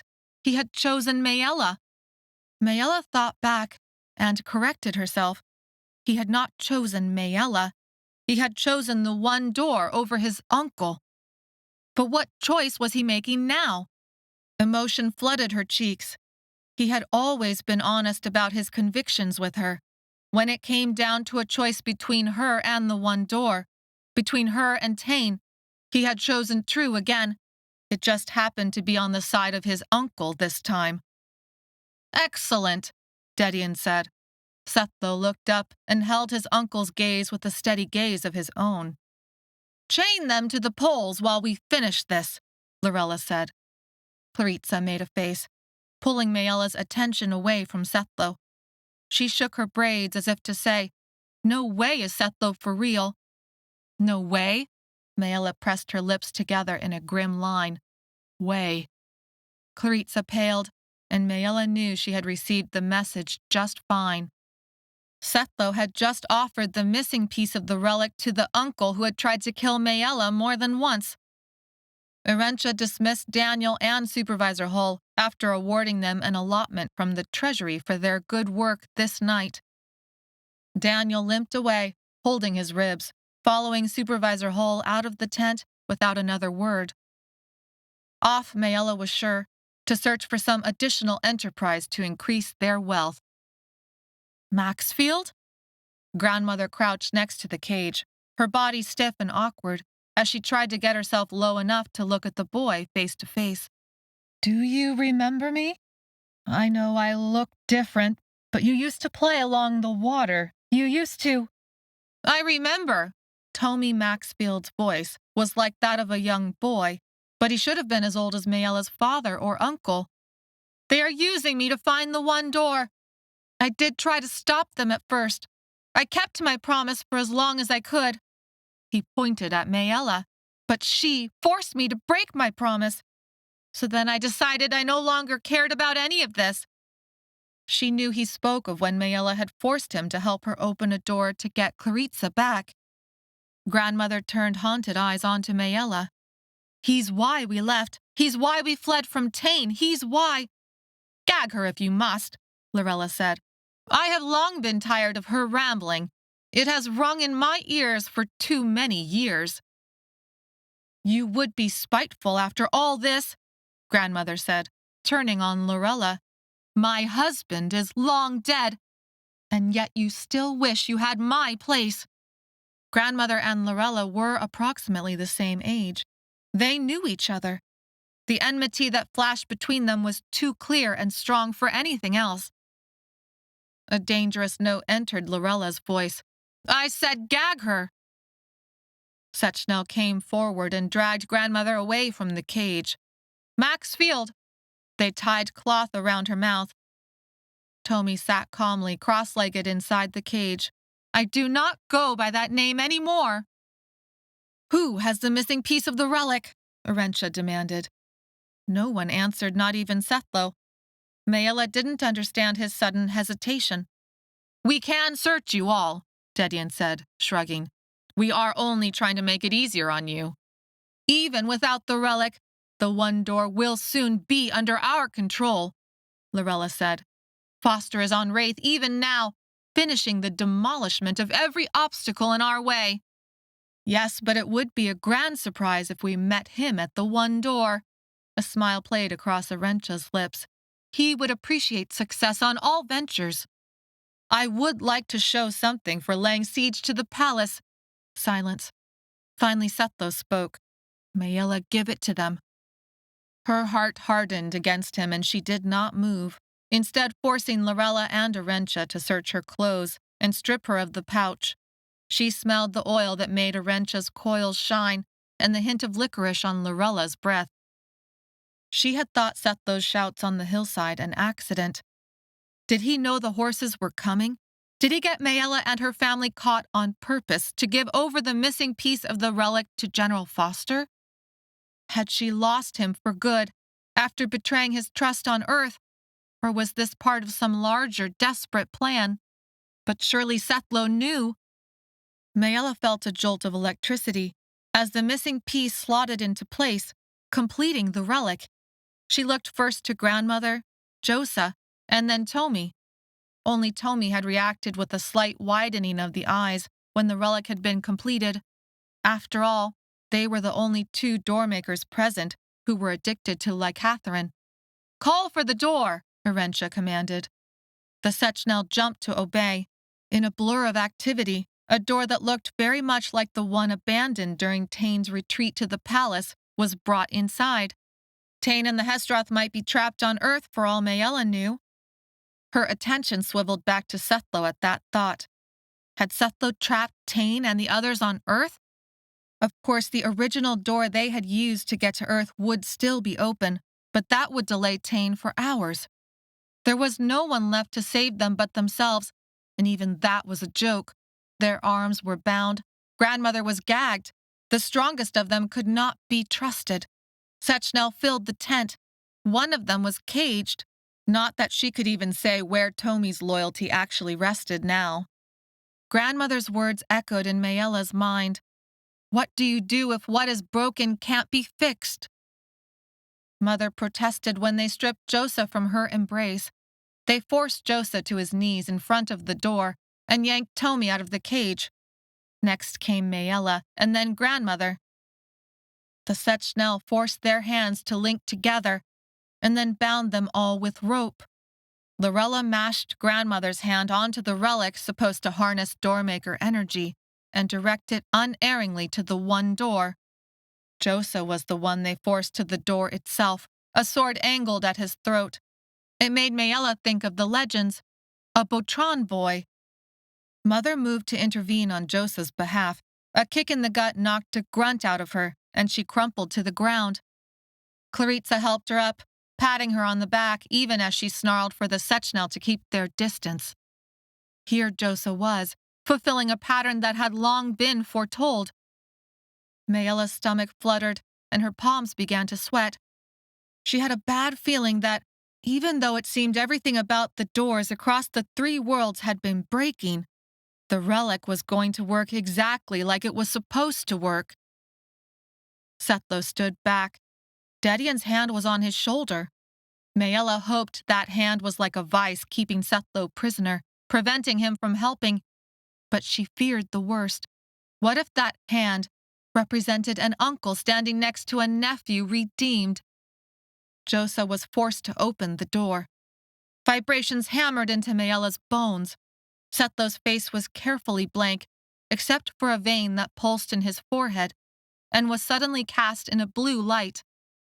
More blue light and achingly wrong tones spilled out, filling the tent. When she looked back at the portal, she saw no wall blocking the way. Chapter 30. Lorella pushed Josa aside.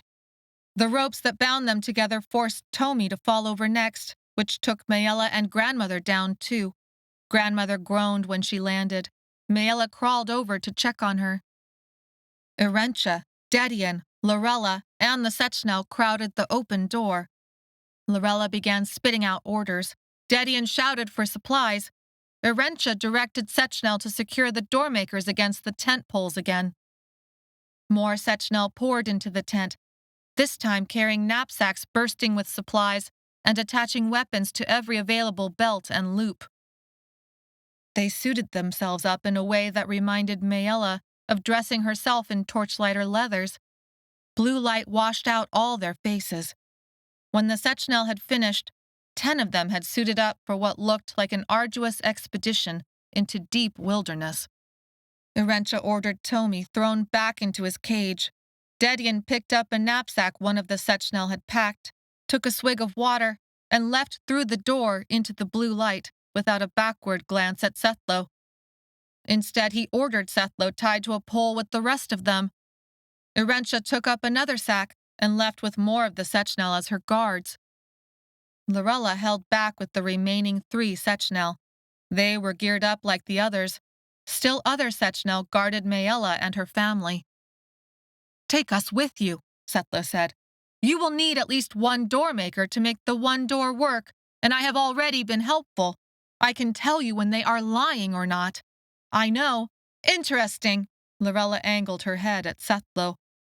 "That reasoning might very well have worked if we did not do our own one-door research. Did you know the Sechnel uncovered documents thought long destroyed that showed the one door is the only door anyone can use, doormaker or not? We have no need of their kind anymore. We can go wherever we want across as many worlds as we want. Still, a backup makes sense, and I do commend you for recognizing the error of your ways, or at least trying to save your own life. It is braver than any of the doormakers now surrounding you have managed. Dedian will be sad when I tell him you tried to escape, and so we had to kill you. But he has always understood that sacrifices sometimes need to be made for the greater good." Lorella tightened a belt at her waist, smoothed back silver-gray hair, and spoke one last instruction over her shoulder before she vanished through the portal. "Take the boy. Do not allow the rest of them to live." Tommy, still inside the cage, was dragged through the portal. Sethlo struggled against the pole, pivoting his weight against it to bring his legs up for a direct kick in the gut of the Sechnel bearing down on him. Josa screamed. Maella's hands were tied and she was attached to a pole. Still, she would meet death head on, eyes open, and fight for her right to live until her last breath. Suddenly her hands were cut free. She looked down and saw the rope hung loose on her wrists. A knife lay at her feet, like someone had tossed it there. A half-dozen heads and pairs of hands poked out from underneath the tent canvas. Dev, Deep, and Senta among them. In another flash, they were gone. Maella scooped up the knife as elation filled her. Dev and Deep were not stupid enough to get into a fight with the Sechnel, but they were just stupid enough to give Maella and the others a fighting chance. Claritza took up a knife just in time to swing at a Sechnel bearing down on her. The blade slit the cloth on his arm and spurted blood. Maella whooped and joined in. Claritza parried the Sechnel's long knife.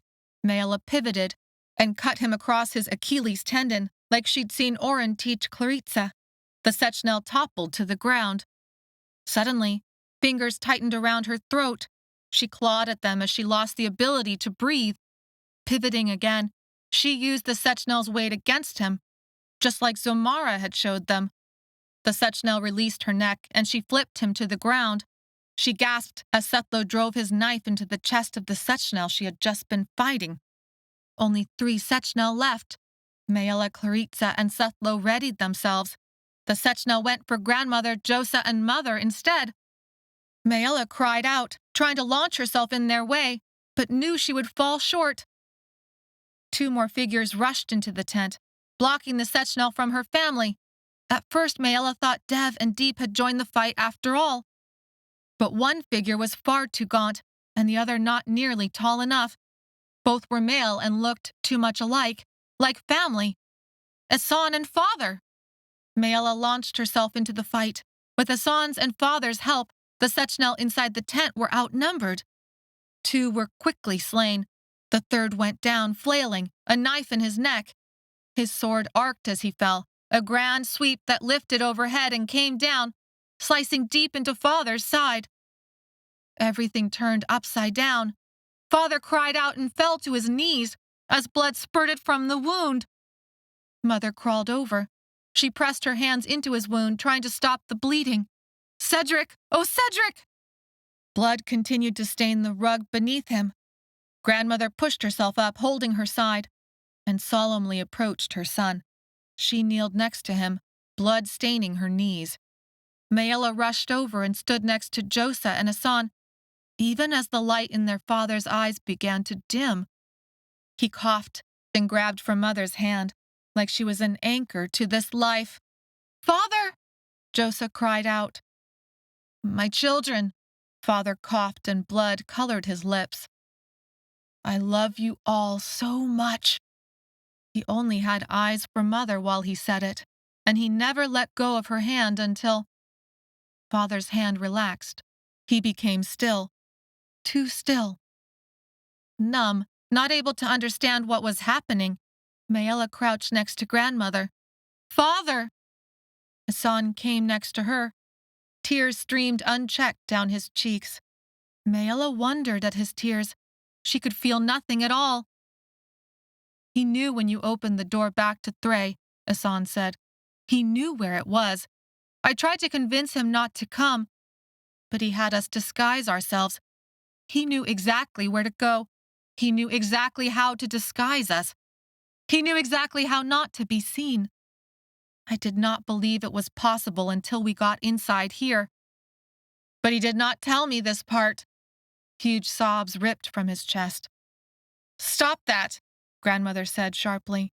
She wiped her eyes, spoke a few words in Thray Maella didn't quite understand, but they sounded like some sort of blessing. After a long moment, grandmother wiped her eyes again and stood. Blood stains bloomed across the knees of her clothes. There was a note of bitterness in her voice. "They will most surely send more Sechnel. We are lucky they have not done so already.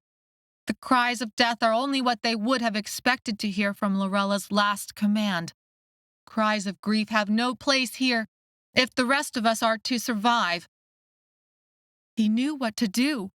Mother's eyes did not leave her husband's face. She gently released her grip on his wounded side to brush his lids closed. Because it had been in a pattern of his once, long ago. That was one of the patterns that convinced us to run away. hoping we could prevent this moment. She bent down to touch his forehead with her own and wept. Movement caught Maella's attention, a shadow passing through the blue light. Setla was going for the open door. The stillness inside Maella erupted. She could suddenly feel everything, but she didn't want to feel everything, so she searched for rage. When she found rage, the kind of rage that had fueled broken windows and ridiculous acts of bravery, she helped it rise inside of her like a wave. Running after Sethlo, she slammed into him, forcing him to fall over the threshold. Wrongness gripped her bones and made her teeth chatter. She welcomed the way its out-of-tune song took over everything. Sethlo pushed himself upright. He bled from a scrape on one cheek. She wanted more of him to bleed. Her father was dead. Somehow, Sethlo had helped make that happen. He had given up the missing piece of the relic. He had stood there next to Dedian and did nothing. Nothing. He had helped kill her father, and still all he cared about was going after the one door. Maella, you cannot believe. Do not pretend to care now. Sethlo sounded haunted. You cannot believe I have sided with Dedian. You gave up the missing piece of the relic. Maella wanted to pummel him in the way he sat there as if in shock. They would have taken it anyway. I wanted my uncle to think. You stood there and did nothing while they murdered. I fought them. Maella, you saw me. She shook her head, as if to throw off his words. Had she seen him? His knife in the chest of Vesechnel she had been fighting? Yes, she had seen it. He fought for his own life after being handed down a death sentence by Lorella. What did that prove? Only that he wasn't yet ready to die. Her father lay dead. She couldn't allow any weakness in her now. Otherwise, the rest of them would end up dead, too. I would have followed you anywhere. I have already followed you everywhere. I swear I did not betray you. Sethlo's voice choked. Tears flowed unchecked down her cheeks. The first shock of seeing her father dead was eaten up by more and more rage, and an idea for how to feed the rage. The one door. She could use the one door to destroy everyone who had dared hurt her family. The rage inside of her liked that idea. She knew it because of how the grief that threatened to overwhelm her receded. Maella! Grandmother's voice was sharp again. Maella turned and saw Grandmother standing up, blocking Maella's father from view. Torchlight made shadows dance across her. I was only ever supposed to be the relic's caretaker. I have never had the power to use it. The legend spoke of a Doormaker boy who would lead us to the one door.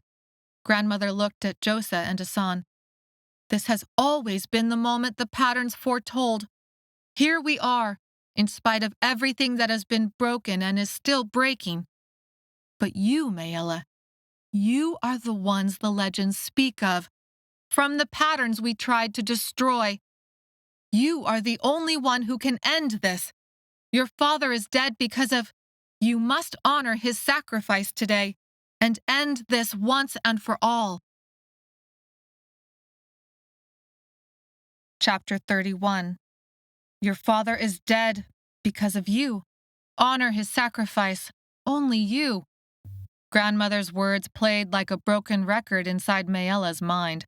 She used the litany to hold back tears and took an extra long drink from the Lycathrine bottle found on one of the dead Sechnel. Whatever came next, she would need focus and energy. Asan almost drained a different bottle found off another dead Sechnel. They each tucked the leftovers into their clothes for later. They would need all the help they could get for what would come next. Grandmother, Mother, and Josa would remain behind, dressing themselves in Sechnel clothes in order to escape. Asan and Maella had work to do. Father was... She shied away from finishing that thought. That road led nowhere. She had somewhere to go. She looked to Asan and Claritza. They each had a knife. Maella thought of the blades as good luck charms from the torchlighters. No one knew how to wield a sword except for Sethlo, and she would not let him come with them. They had argued until she had said, I cannot trust you to watch my back. I will not trust you to walk next to me. Her words had cut him as if she had also wielded a sword, but that only made her think of her father and further hardened her heart. What can I do? You must believe I would not harm you. Then you'll let us tie you up until we're all away to safety. Maella, Claritza said, are you sure? Maella only waited for Sethlow's answer. He had paled, but agreed. She didn't think the rope would hold him for long, and she would have liked to have his sword skills at her side, but she had meant her words. She did not know whose side Setlow was on anymore, and she didn't think she could survive more proof of his betrayal. Setlow watched them now, all expression wiped from his face. Claritza looked troubled. Grandmother, mother, and Josa were already struggling into Sechnel clothes, hoping to vanish among the camp's activities and escape to Botron Palace. Maella, Asan, and Claritza crossed the threshold into the blue light. Always that moment came when Maella felt the portal might tear her into two. The vibrations struggled against each other and she was in the middle of it, as if they longed to break a connection barely held together. Their footsteps slapped softly against the blue stone. They had entered a sort of hallway. Even so, the space was large, with diffuse blue light revealing one door stone that paved the floor, the side walls, and disappeared into the shadows above their heads. Father was... But she could not let grief take over. She stored away the image of how his breath had stopped, how the rise and fall of his chest had stilled. She forced her legs to keep moving because, if she stopped, she would collapse in a heap on the stone. Claritza said nothing. There were no words that could undo what had happened, but her presence comforted Maella. Ahead somewhere were Arentia, Lorella, Dedion, and the Sechnel. General Foster would soon break through, if he had not done so already. Their forces would combine and take possession of the one door. That is, unless she stopped them. She thought about her grandmother's words. What do you do if what is broken cannot be fixed? Doormaker Tain had tried to control Lycatheran production across all 3 worlds. That control seemed to cause only cruelty and despair. General Foster wanted to control the doors, to wipe out doormakers altogether. She thought he would not stop there. He would use the door, bend it to his own will, and go after anyone and anything he wanted. Everyone in her family had tried to control the patterns at some point, and regretted it. Maella connected her hands behind her back, in the old doormaker style she had not even known about until far too late. Everything she had learned, it seemed, had always come too late. There was a lesson in that somewhere, but she could not see it through the grief. The air tasted cold and humid with no hint of licorice, though Maella tasted plenty of the sweet flavor on her tongue from the dose she had taken. She looked over at Claritza. You could still go back. Shut up, Claritza said. You need at least one person to protect your ass. Maella thought of how Setlow should have been there. Claritza winced. I didn't mean. Forget it, Maella said quickly. Their footfalls echoed down a long hallway built from stone blocks. No torches or windows lit the way, yet there was light anyway. The stone itself glowed blue. Even the moss that grew in the cracks of the floor, columns, walls, and archways glowed blue. Maella remembered what she had learned about this stone. Under the right kind of light, it glowed yellow. She hoped she would survive long enough to relay the information to Senta or Deep. That one door stone might be a simple, inexpensive cure for Lycatheran addiction. From somewhere ahead came the muffled sound of human voices. Maella followed them. Her sense of balance felt skewed, like at any moment the floor would turn into steps, the walls become floor or vice versa. It didn't help that the sense of wrongness she always experienced had not dissipated after crossing the portal's threshold, but had, in fact, grown stronger as they walked. She had thought the one door would finally feel right. Instead, The vibration seemed more out of tune than ever, as if even the stones sang wrong. The dose of lycathrine hit her system and flooded her with energy. Her heart rate increased. Maella used the lycathrine to send out feelers in all directions.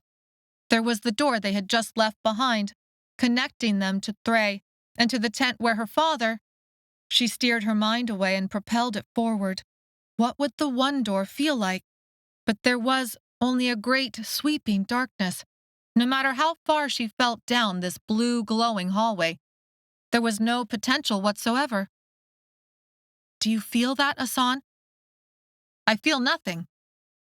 That's what I mean. I don't feel even the potential of the door ahead. What does that mean?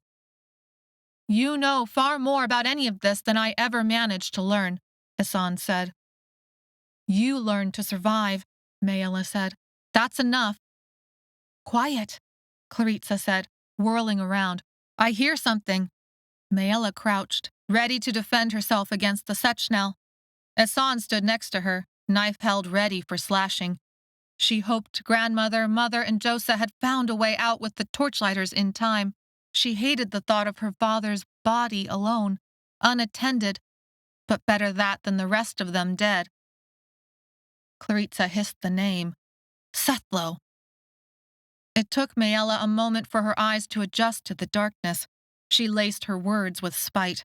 Are you alone? Or have you brought Sechnel with you to finish the job? Even she knew the words made no sense, but she did not take them back. Sethlo stopped several feet away. His eyes looked wary, his shoulders tense. I am alone. I saw your family safely out of the tent. The blue glow made his purple skin sickly and pale. Maella felt a quick stab of pain, imagining him as dead as her father. She shut all that down. She could not allow herself to feel anything that would get in the way. Why are you here? Claritza said.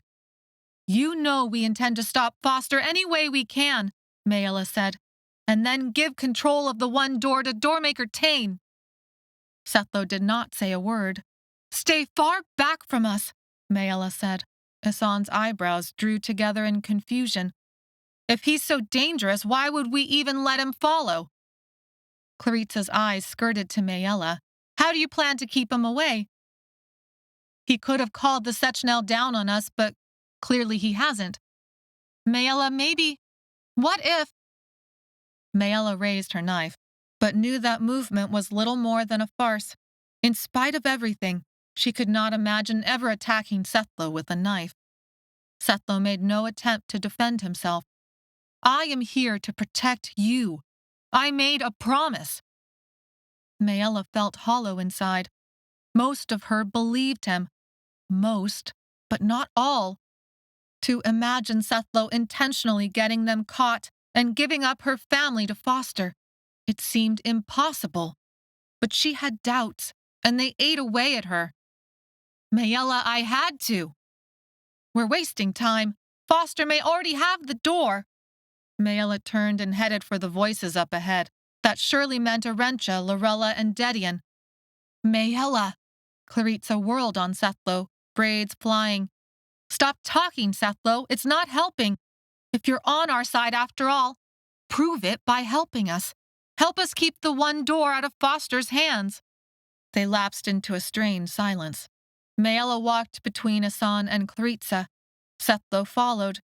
Eventually, they approached what looked like the end of the hallway and saw flickers of purple-yellow light off in the distance. There was enough stone wall on either side of the arched opening to the cavern beyond to fit several people in its shadows. Maella pressed herself into those shadows next to Claritza. It was a decent hiding place. Sethlo and Asan all but disappeared into the shadows of the other side of the arch. If Sethlo planned to give them up, it would happen soon. But Maella didn't want to believe that, and Sethlo didn't make a move forward. She looked out from the hallway, carefully peeking around the edge, and tried to make sense of what she saw. The hall opened to something that looked like a huge cave, larger than anything Maella could have imagined. Sechnel held torches that burned with purple-golden light. Relative to the size of the room, They looked like little glow-in-the-dark insects near the ground. Surveying the perimeter of the space, she saw 2 more hall entrances an equal distance from her own, making 3 in total. She suspected each hall was a type of opening to this place, maybe one hall for each world's connection to the one door. Maella tried to see what was on the opposite side of the cavern, but the view was blocked by a circular stage. On this stage sat the largest pattern machine Maella had ever seen.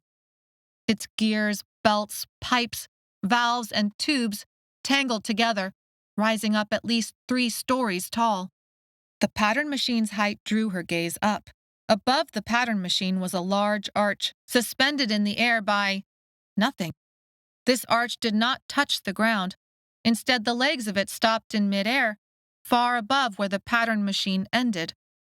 A set of stairs rose from the stage of the pattern machine to what would have been the base of the arch, if it had been complete. Somehow Maella knew this was the emptiness she had felt, the lack of potential. "The machine creates the door," Asan said. "That's what I overheard once. General Foster had the Sechnel search across the 3 worlds for anything on the one door, and they found a manuscript that described it." "It works without Doormaker blood?" Maella said. But then she remembered the pattern machine at the top of the Tower of Shadows. Pattern machines read anyone's blood, Doormaker or not. "They believe so," Asan said, his disembodied voice floating out from the shadows. "But it looks like they aren't taking any chances." Maella looked again, finding Tomi. The pattern machine's imposing size had made her miss him chained inside a cage at its base. Around the perimeter of the stage, knapsacks had been scattered and dumped open for tools and supplies. Parchment was spread about, and Sechnel moved among all of it, debating, searching, pointing, taking up different parchment and tools for better examination. Some even worked on the pattern machine, tinkering with gears and tubes. "Where is Foster?" Claritza said. Maella strained eyes and ears to hear anything beyond the cavern, especially anything happening down the other hallways. She thought she did hear something, the strikes of metal against stone. "Sounds like he's still demolishing his way through." Maella surveyed the scene before them. There were so many Sechnel, too many for them to fight. "Maybe, if we make a distraction, we could draw the Sechnel away for long enough to..." To what? She didn't know the answer to that question. To hold open the door from Thray, long enough for Tain's people? But access to the one door was in the middle of Foster's camp. "Even if we could distract them, as soon as they figured it out, they would all turn back to the one door," Setlo said quietly. "The 4 of us cannot hold the one door against them all." Anger flashed in her chest because he spoke so reasonably about it all, and because he was right. But then an idea formed. All Maella's life she had wondered why her family had fled to Earth, why her powers to open doors had been something to fear, why she'd been taught to be afraid. Her family had sought to change the patterns. No, that wasn't right. Her family had sought to control the patterns by controlling her. Her entire life, until the first time she had opened a door to that Klylep cave, had been the result of that control. Grandmother had said it. They had believed it was possible to change the patterns. Her brothers and she had suffered under the silence and secrets for so many years because of that desire for control. That's what she needed now. She needed to control the one door long enough for Tain to find a way through. But the idea that 4 people could stop Foster or any of the Sechnel from doing what they wanted in this space was laughable. So why stop them at all? Foster controls access, but he doesn't control the one door yet. Maella thought quickly. She was here at the one door in spite of, or because of, what the patterns had foretold. She didn't care which way it worked anymore. She was here, and she would use the one door to get what she wanted. But the thing is, we want them to get the one door working. "What?" Asan stepped out of the shadows and retreated farther back down the hall. Maella, Claritza, and Setlo followed him. When they were a safe distance away and could speak more freely, Asan said, "Are you joking? You always said I was the crazy one, but Maella, now you're talking crazy. We have to do whatever it takes to stop Foster." "We can't stop him by ourselves," she said. "We need Tain. We need Tain and the Hestroth and everyone else willing to fight, if we even get a chance. But there's no way Tain can fight his way through 2 of Foster's camps. But compared to the camps, there's hardly anyone inside here." Picking up the thread of Maella's idea, Claritza said, "And there's no way Tain can get to the one door otherwise, unless we use the one door to bring through Tain and all the Hestroth," Maella finished. "Let Foster get the one door working, and then what? We all sneak in and let Tain through instead?" Asan said, incredulous. "Yes," Maella said simply, even though nothing was simple. "How?" Asan demanded. "A distraction," Sethlo said, his voice carefully neutral. The hammering echoes silenced. Faint cheers rose up. The 4 of them rushed back to their hiding spots. Sechnel poured out of the hall to their left, bursting into the cavern with shouts and cheers. They met the Sechnel already present with hugs, shouts of recognition, handshakes, and backslaps. The crowd parted way for someone. General Foster. Maella saw Barth dogged his steps. General Foster smiled, triumphant, and swept Dorentia into his arms for a kiss before setting her back onto her feet. The Sechnel cheered, waving their torches. General Foster shouted a single command that echoed. The room fell silent. "Let us end this war once and for all," his voice boomed.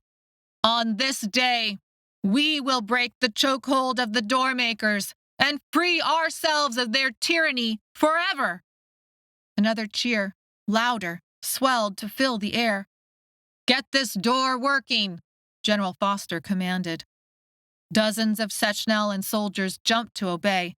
They rushed the stage, getting back to work on the pattern machine, the parchment, and the strange arch. Claritza sighed and tugged on one of her braids. "It's going to need to be a pretty epic distraction." Chapter 32. They retreated back down the hallway again, fearing any wrong noise would draw attention.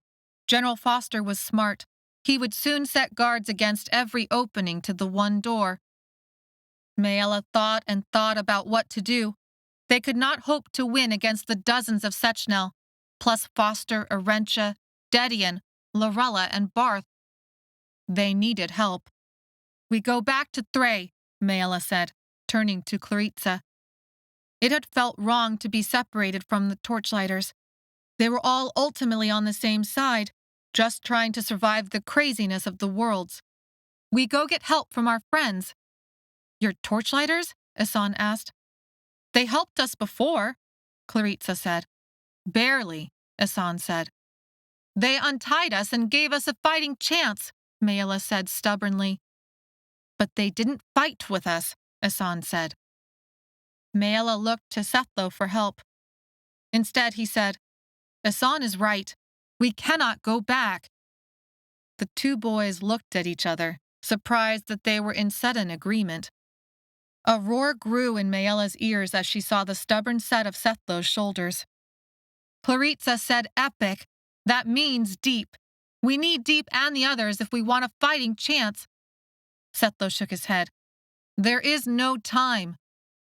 He had an idea, she could see it, but he wasn't sharing. Why? A great rumbling rose from the cavern. Maella felt a clamping down, like someone had reached a hand into her chest and was squeezing her heart. Turning back, she hid behind the stone and searched the cavern for the source of her discomfort. Sechnel and Foster's people had upturned faces. She tracked their sightline and gasped. The arch. The arch was no longer empty. There was no more cavern disappearing into the shadows. Instead, a portal shimmered like a strange, sparkling mirage. Starting at the top of the arch, almost to the ceiling of the cavern, the waterfall of light spilled down past the broken bottom section of the arch. and pooled like a gown on the steps that led to the pattern machine. Maella shivered as the squeeze around her heart increased. There was an image in that shimmering waterfall. Her uncle, Doormaker Tain. He stood on the steps of Botron Palace before a Hestroth army. His tenbull stood next to him as he seated himself onto a camel, and it rose. The palace gates were open, and he rode out, his army cheering and following. But then something strange happened. Doormaker Tain looked back over his shoulder, directly at the one door. Could he see what was waiting for him on this side of the one door? His eyes widened in shock, and he yanked his camel to a stop. If the portal on his side was anything like the portal on their side, it would have appeared inside his palace walls like a dark and shimmering waterfall, giving him a clear view of Foster and the waiting Sechnel. Tain directed his people to turn around. Maella urged them on. Doormaker Tain had his army at the ready. Let them come through the one door now and take control from General Foster. The people with Tain far outnumbered those currently gathered inside the cavern. But the shimmering faded. Tain's mouth opened as if shouting, and then he, the Hestroth, and the palace vanished. The dark shadows of the cavern returned. A whine Maella hadn't realized was sounding stopped. The squeeze around her heart eased. The shimmering wave of the one door fell away to nothing. A rumble rose in its place, and a loud crack shot through the cavern. Maella peered into the darkness of the cavern's ceiling. Some stones close by displayed dozens of spiderweb cracks she was almost positive had not been there before. Looking down, she noticed the stones beneath her feet had also split, some right through the middle of a mossy patch, turning the glow blue-green. "When we are done, you will tell stories to your children about today," General Foster boomed. The Sechnel cheered, putting aside parchment and knapsack for weapons. A small figure next to the pattern machine fell onto his side. Tomi. He was out of his cage, but still chained. Erentia and Dedian stood next to him, like they had been holding him up against the machine. Pattern machines required blood to run. In this case, they had used Tomi's blood, and it took Foster exactly where he had wanted to go. Foster's people had fixed the one door. They knew how to use it. "Go back to the camps," General Foster shouted. "Collect enough Sechnel and soldiers that we may decimate Tain and his army. We will go to every Hestroth temple. We will search out every Doormaker supporter, every Lycatharan slave master, and end this war once and for all. We will extinguish the lives of all Doormakers across the 3 worlds so that this war never happens again." The roar that rose from the Sechnel made Maella want to clap her hands over her ears. One of us needs to get our blood into the one door and bring Doormaker Tain back. If Foster gets back first with his entire army, "It should be Doormaker blood," Setlo said. "It shouldn't matter," Asan said. "Any one of us." "But if it does not work right," Setlo said. "Setlo's right," Maella said, not looking at him. "It should be either Asan or me. We can't make any mistakes." She thought of the now empty bottle of Lycatharan she had taken from the dead Sechnel. Asan had another one he had also emptied. Drawing out her bottle and removing the stopper, she used the knife to cut deeply enough into her skin to fill the bottle halfway with her Doormaker blood. Asan followed her example, sealed his bottle, and gave it to Claritza. Maella gave her bottle to Setlo. She looked at him once, and his eyes pierced her soul with their vulnerability. She forced herself to look away. He took the bottle and their fingers touched, zapping her with warm electricity. She snatched her hand back. "What do you expect me to do with this?" Claritza said, holding up the bottle while casting a worried eye over the Sechnel gathering materials. Soon the Sechnel would be headed for exactly where the 4 of them stood, intent on gathering reinforcements. Setlo's eyes were circled in dark shadows, but his gaze still had the ability to burn her. She is making sure we all have Doormaker blood to feed into the machine. We head back for the torchlighters, Maella said, talking fast. A few Sechnel had taken up their knapsacks and headed for the hall that led to Thray, their hallway. If we work fast and run even faster, then we can make it back to the one door with their help before... There is no time, Setlo said, agitated. We cannot let General Foster get his reinforcements. We have to make time, Maella said. We get help. Get back to the pattern machine. Whoever makes it to the machine first uses the blood to call for Doormaker Tain. Claritza backed away. I don't know how to do any of that. Maella stared at her best friend. Claritza's eyes shined with fear. You are the bravest person I know in all 3 worlds. It will be either me or Asan at the machine, unless we can't get there for some reason. If we can't, then... Her voice trailed off. Really, what she was saying was, if she and Asan died, then it would be up to Claritza to finish the job. You could have stayed back, Maella said, forcing a joking tone into her voice. Claritza paled. Her hands shook around the small bottle of Doormaker blood as she tucked it into her clothes. Shut up, stupid. I'm not going anywhere and you know it. I will distract them, Setlo said, stepping forward.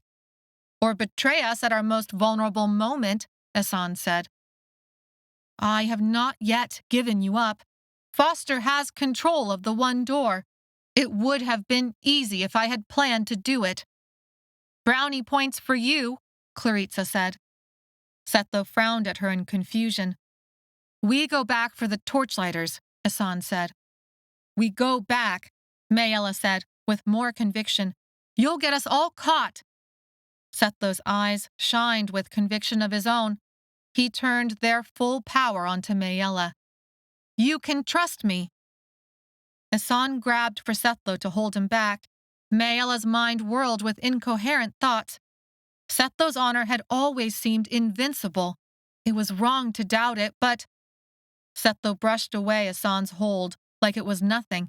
His eyes looked wild, and he gave Maella a wry smile, making her stomach flip. She could read what he was about to do next, and her heart plummeted. Don't do it, Setlo! Setlo clutched the bottle of her Doormaker blood to his heart, like it was some kind of relic, and stepped into the cavern. Hissing with anger, Asan jumped into hiding. We could go back without him. We should go back. He'll tell them exactly where we are. Claritza shook her head. Time's up. We won't make it back without being spotted now. I'm only hoping even Setlo isn't dumb enough to think the one door is better off in General Foster's control. I don't have that hope, Asan said. Grief and anger had clouded her heart. She was the one who had betrayed Setlo's trust when she hadn't told him her plan to help Tain complete the relic. Did she have such little faith in him that she thought he would betray her very life for that? You can trust me.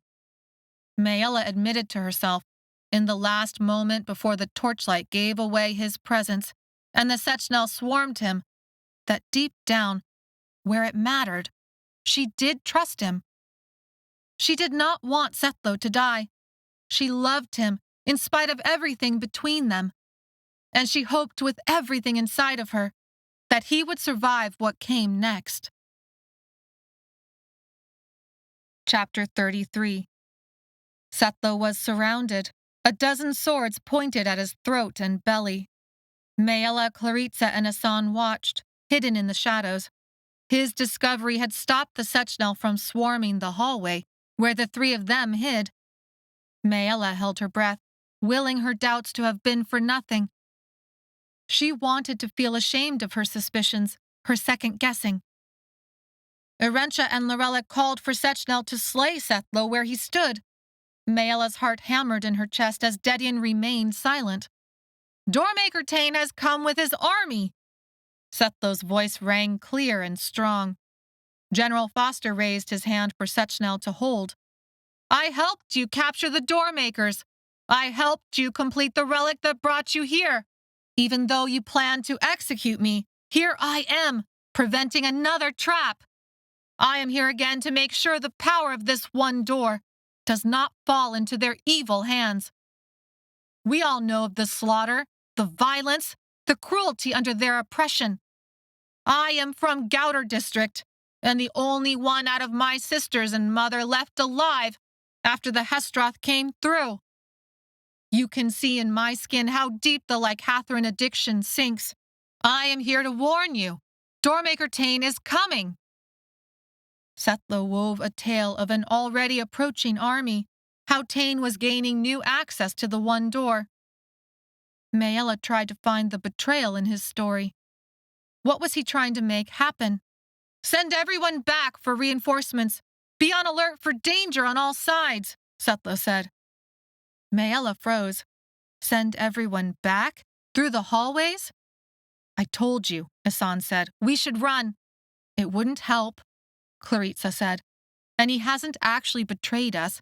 His story is keeping them away from us right now. Lorella argued for ignoring Sethlo's words.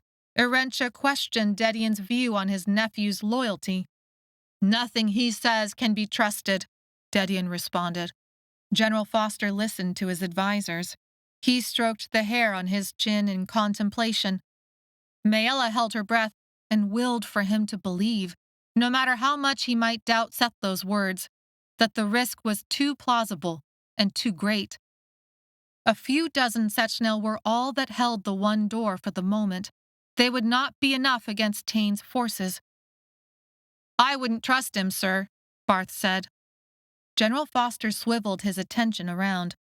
Barth seemed to shrink, but then thought better of it and stiffened his spine. He was with the Doormaker girl inside Gilo City.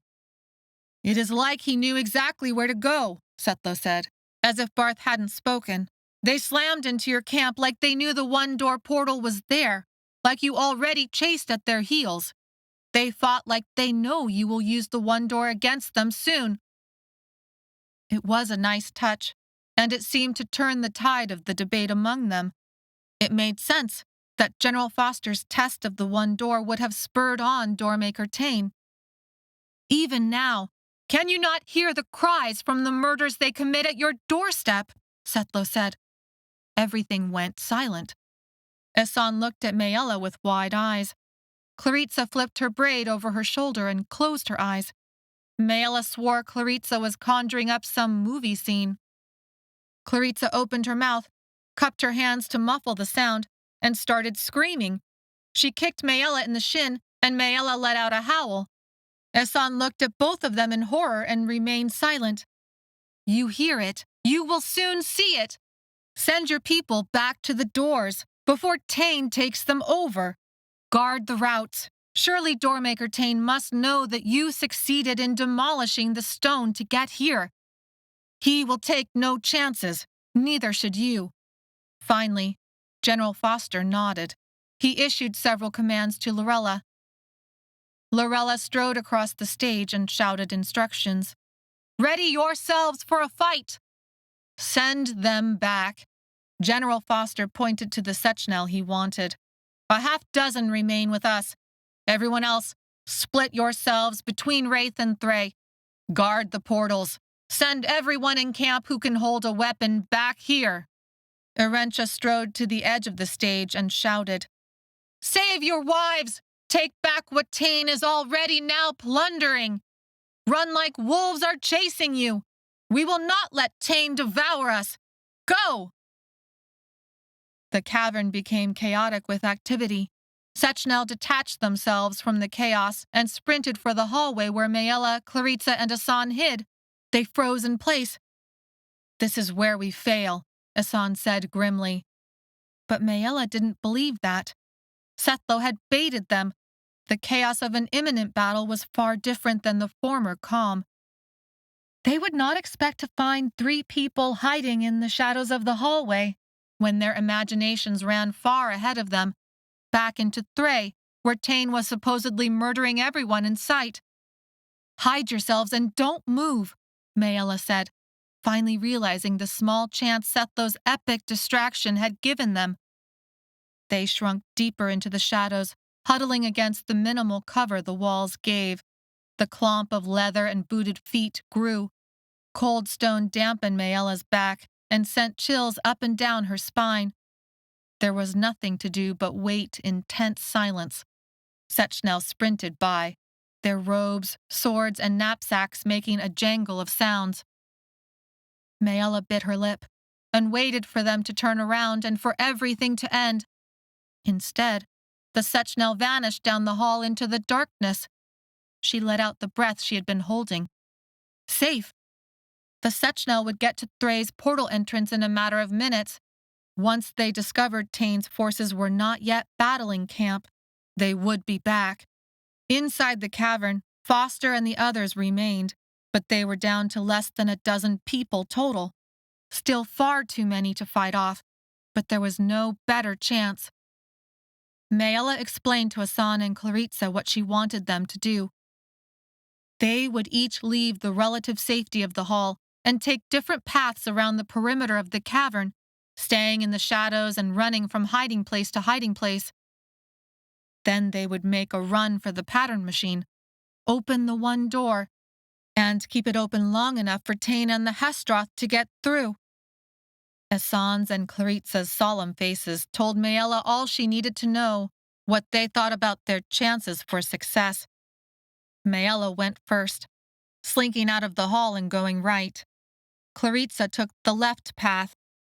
Maella ran from shadow to hide her progress, steeling herself for an alarm call to go out at any moment.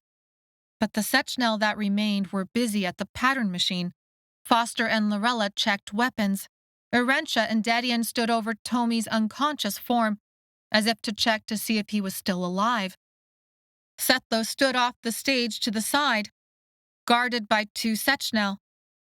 Some sections of the cavern were built out of stone and propped up with columns, perfect for hiding behind. Soon she would have to strike out into the open, but Setlo's story had done its job. Though even with so few of Foster's people left, she would not have bet on herself to take on even one of them, let alone all. The odds were not stacked in their favor. But then again, the odds had never been stacked in her favor. She prepared herself for a sprint to the machine. She was fast and strong from her days as a torchlighter. Plus, surprise was still on her side. But before she could start, Asan raced out from the hall. His labored breathing echoed and immediately drew attention. He went straight for the stage and pattern machine. Erentia and Lorella jumped off the stage and quickly intercepted him. Setlo did not move. Dedian frowned. General Foster laughed. Maella's heart thumped loud in her chest as she began to panic. She decided to come at the pattern machine from the backside, putting the machine between her and the others. She ran along the perimeter, ducking behind columns, as she took advantage of the extra bit of chaos of Asan's capture. Glimpses of a figure running along the opposite side of the cavern told Maella that Claritza had the same idea. Everything inside her screamed for her to make a break for it before all was lost. Instead, she forced her footfalls to be silent. It was one of the first tricks she had learned walking the pipes in the Tower of Shadows.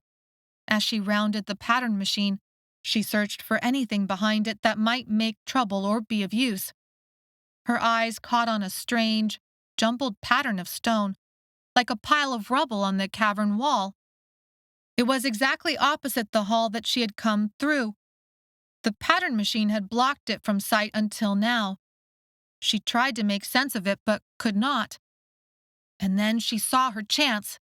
The space around the pattern machine had emptied in order to deal with Asan.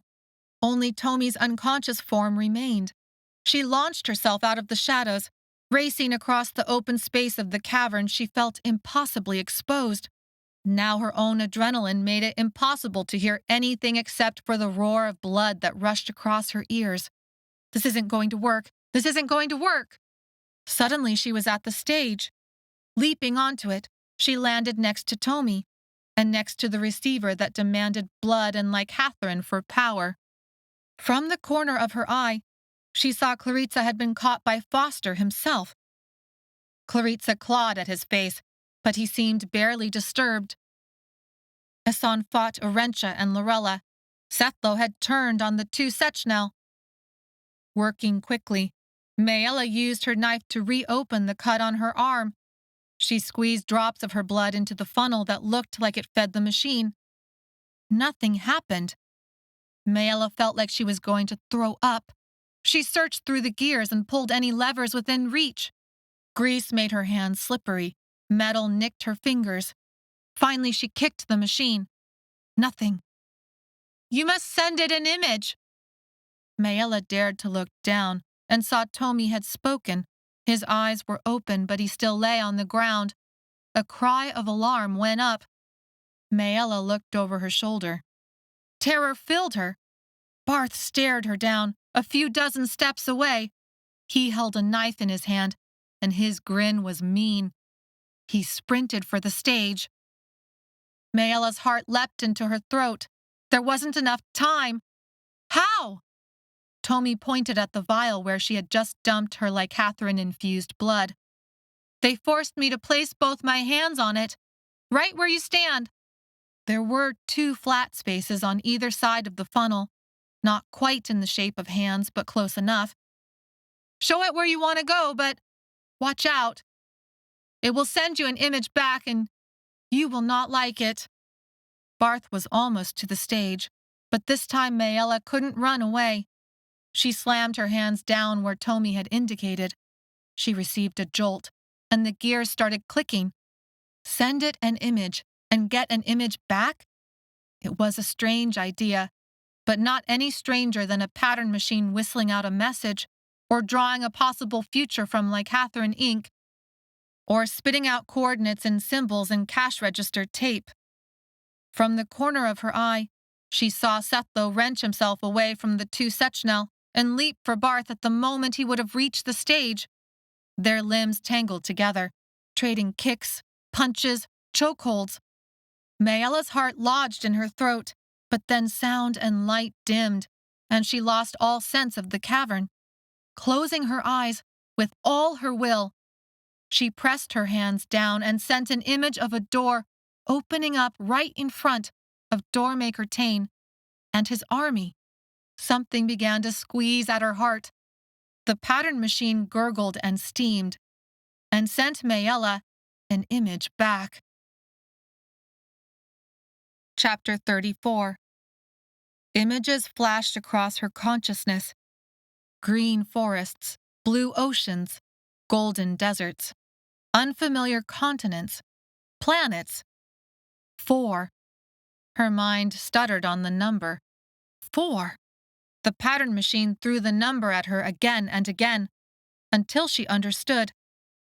Once, long ago, the one door had connected 4 worlds. 4, not 3. This 4th world had been the first connected world, or maybe the last. The images came too fast to be sure. More images stuttered through like static. Whoever made the one door, whoever connected the worlds, passed by in a fog, unrecognizable. It had happened so long ago, even the pattern machine had forgotten who made it. But something had happened to this 4th world's connection. Maybe it had been done on purpose or by accident, but the connection had blown. It was why, Maella realized, there had been a 4th hallway. It was why she had mistaken it for a pile of rubble. The machine sent her an image of a shockwave that spread across all the planets, sending millions of birds into flight, breaking mountaintops, forming destructive tsunamis, triggering volcanic eruptions, destroying glaciers. That blown connection had sent shockwaves through the one door and into the other worlds. All the connections had changed and gone out of tune. An orchestra of instruments rose into a dark blankness of sky, replacing the volcanoes and mountains and oceans. The instruments played themselves badly. Rust ate away at the horns. Wood varnish cracked and peeled off the violins. Reeds were missing from the flutes. They played in the air of a starless night sky, and in the middle of them all, gaps marked where instruments had gone missing. The more the instruments played together, the more offbeat they became. the worse they sounded. The more the doors were used, the more broken the doors became. The vibrations holding everything together were a type of song, a song that was missing an instrument. The more time passed, the more out of tune the remaining instruments had become. The one door forced the three remaining worlds to stay connected, but that force had begun to break apart the worlds and would not stop. The wrongness Maella had felt, the way the vibrations grew stronger and more chaotic when crossing a portal, made sense now. She had felt like those vibrations could tear her apart because they were doing exactly that. Gears clicked on. Liquid hissed through tubing. She felt a jolt of electricity. The instruments became transparent. A strange whine overcame their disjointed song. "I do not think that sound feels good," Tommy said, as if from a great distance. She forced her eyes open, shaking off the last of the images the pattern machine had sent her. Her hands were still locked to the machine. The gears, belts, and valves of the pattern machine shook from the effort of working and brought her more firmly back to herself. On the pipes, you could not dare daydream. On the pipes, one wrong step, she felt her feet on the stage and remembered. She was not anywhere near the Tower of Shadows. She had opened the one door. Her pattern had been fulfilled. Scanning the stage, even as she kept her hands on the machine, she saw, as if through a daydream, that Sethlo and Barth continued their fight. Claritza was there, and so was Asan, Foster, a few Sechnel, others, but they were at the shadowed edges of this dream space. Air moved shallowly in and out of her lungs. Looking up, she saw the archway had shimmered to life like a beautiful waterfall. In that shimmer of light was Doormaker Tain and his army, just like she had asked for. They raced for the one door and would reach it within seconds, to flood down the steps and into the cavern. She had done it! It was... A convulsion ripped through Maella's body. She cried out, hunching over the machine to keep herself upright. Her eyes closed because she could not bear to keep them open. Something was wrong. Something was very wrong. More images formed on the back of her lids. Fires spread across crop fields. Skyscrapers fell. Planes dropped out of the sky. Buildings turned into piles of stone and sticks. The earth cracked and sucked down rivers. Bodies of those dead or dying, covering everything. The pattern machine showed her a never-ending earthquake. This earthquake would rock all three worlds until all life and everything built upon their surfaces had turned to rubble. Chapter 35. The song screeched, rattling her skull. She was jolted back from the machine and fell to the ground next to Tommy. Forcing her eyes open, she witnessed Doormaker Tain set foot over the threshold of the one door. The Hestroth around him let loose a battle cry. They clambered down the steps, weapons drawn. More battle cries erupted from the perimeter. Sechnel poured from the two halls into the main space. Foster and Tain locked eyes across the cavern and headed for each other, swords drawn. Two Hestroth detached themselves from Tain's forces and headed for Maella, Zomara, and Orin. They held up swords, and Maella flinched as the blades came down, just in time to prevent two Sechnel from lopping off her head. "Did you see the earthquakes?" Tommy said, as if Maella hadn't just been about to be killed. "Was it only me? Because I want it to only be me." Maella's tongue felt thick in her mouth. "I saw it." Tommy shook his head, closed his eyes, and laid back down, curling into a little ball. "I wish we'd never found the one door." "We will get you to safety," Orin shouted, setting his back to Maella to fight off another Sechnel who had leapt onto the stage. Zomara stayed on Orin's left and took up a guard position. "Get ready to move." Stone missiles began to fall from the cavern's ceiling. They hit the ground, caring nothing for Hestroth or Sechnel flesh. throwing shrapnel in all directions. Red blood smeared blue stone, and everything turned purple. Maella forced herself back up, mind whirling with images the pattern machine had sent her. Instead of listening to Oren and Zomara, Maella headed back for the machine. Claritza crawled onto the stage. Oren swooped in, plucking her out of the battle. He tossed her to Zomara, who set Claritza down on her feet. "Tell your friend to—" But 3 Sechnel rushed the stage, and Zomara leapt for them with her sword. Claritza had a bloody rip down the arm of her shirt. Stone dust smeared one cheek, and her braids were in disarray. Her eyes shined with pride. Maella could see the reflection of the shimmering door in them. "You did it! Let's get out of here! They're all headed for you!" Maella looked out, and her stomach sank. The floor of the cavern was like a writhing mass of ants.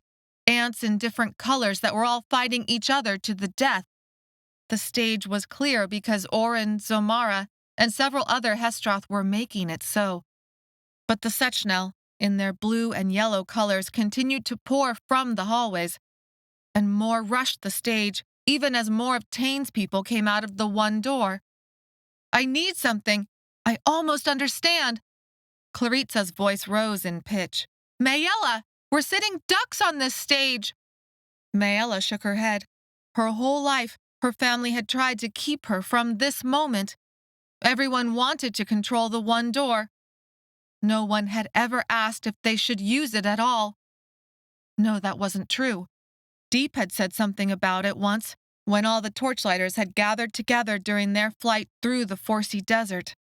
"If there is a way to destroy Lycathrin once and for all, I will find it." What if the way to destroy Lycathrin's hold and the ruinous power of the doors on the worlds was not to control the one door, but to destroy it? Maella pushed off Claritza's hand and limped back to the machine. "Sethlo and the Hestroth will keep them back. I have to know." She said this more to herself than to Claritza, but Tomi's knowing expression told her he had heard every word. "You will not like it," Tomi said. Maella spread her palms on the machine, but nothing happened. She looked down and realized, "Claritza, your bottle!" With grim lips, Claritza scrambled for the bottle of Lycathrin and blood. She held it out to Maella with a shaking hand. Maella took it and fed the mixture into the machine's funnel. The machine jolted her again and clamped down on her heart. She closed her eyes and sent an image of the one door just as it was. "Keep it open. Show me again." She did not want to change anything. She only wanted the machine to send her back another image. "Help me hold on," Maella said, gritting her teeth as the images flashed by.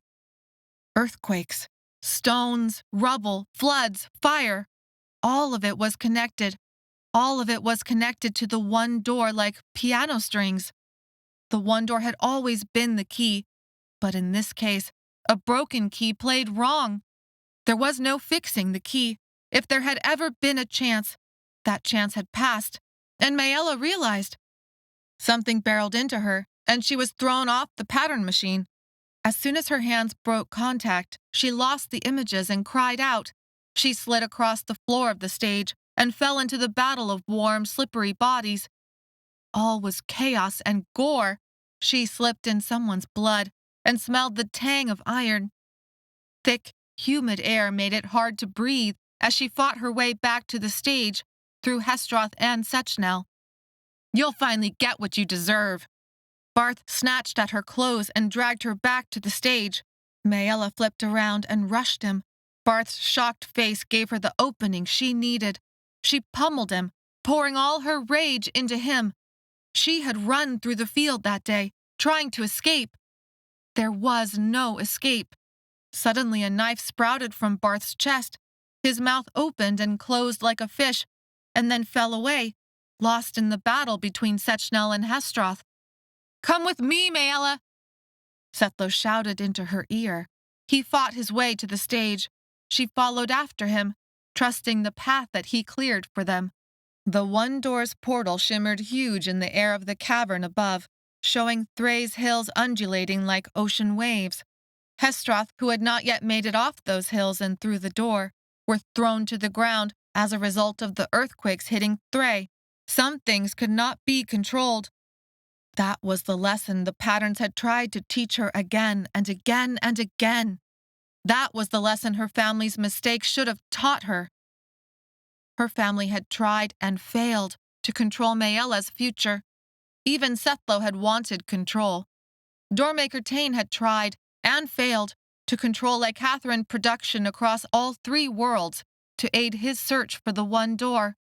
Foster had tried, and she wanted him to fail at controlling the worlds and exterminating all the Doormakers. The very links that controlled the connections between the one door and the worlds were what was destroying everything. All these thoughts tumbled across Maella's mind in a split second. She found Clarissa by the flash of her braids, through the legs of fighting soldiers. A Sechnel advanced on Clarissa with a sword, but Sethlo didn't see it. Maella dove for the backs of the Sechnel's legs, toppling him to the ground, but he leapt back up. Maella and Clarissa stood side by side, ready to fight with bare hands. He brought his sword down in a wide arc. Maella crossed her forearms in front of her face and gritted her teeth in anticipation of the blow that would slice her hands off, but hopefully keep her head on. Zomara swooped in and parried, metal clashing with a force that made Maella's ears ring. Zomara whipped around and stuck her sword in his gut. "Get back onto the stage, you fools!" Zomara cried, her eyes flashing with anger. Maella scrambled to do as Zomara commanded and pulled Clarissa up alongside of her. And then, in an instant, Maella knew what to do. Maella had to stop the One Door's song forever. Chapter 36. "Help me!" Maella shouted. A Sechnel dived for Maella, but she jumped and pivoted off his shoulder, using his momentum to launch her farther across the stage. Clarissa sprinted after Maella as Sethlo appeared, pulling the Sechnel back into the fight. Foster's voice boomed over the battle noises. A wave of Sechnel threw themselves at the Hestroth line, breaking onto the stage. The stage swarmed with Sechnel and Hestroth, and they were all headed for her.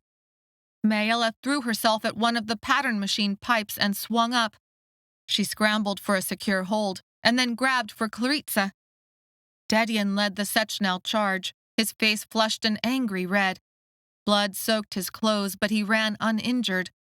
Maella braced with her legs and right arm against the pipes as she held on to Clarissa, wrist to wrist.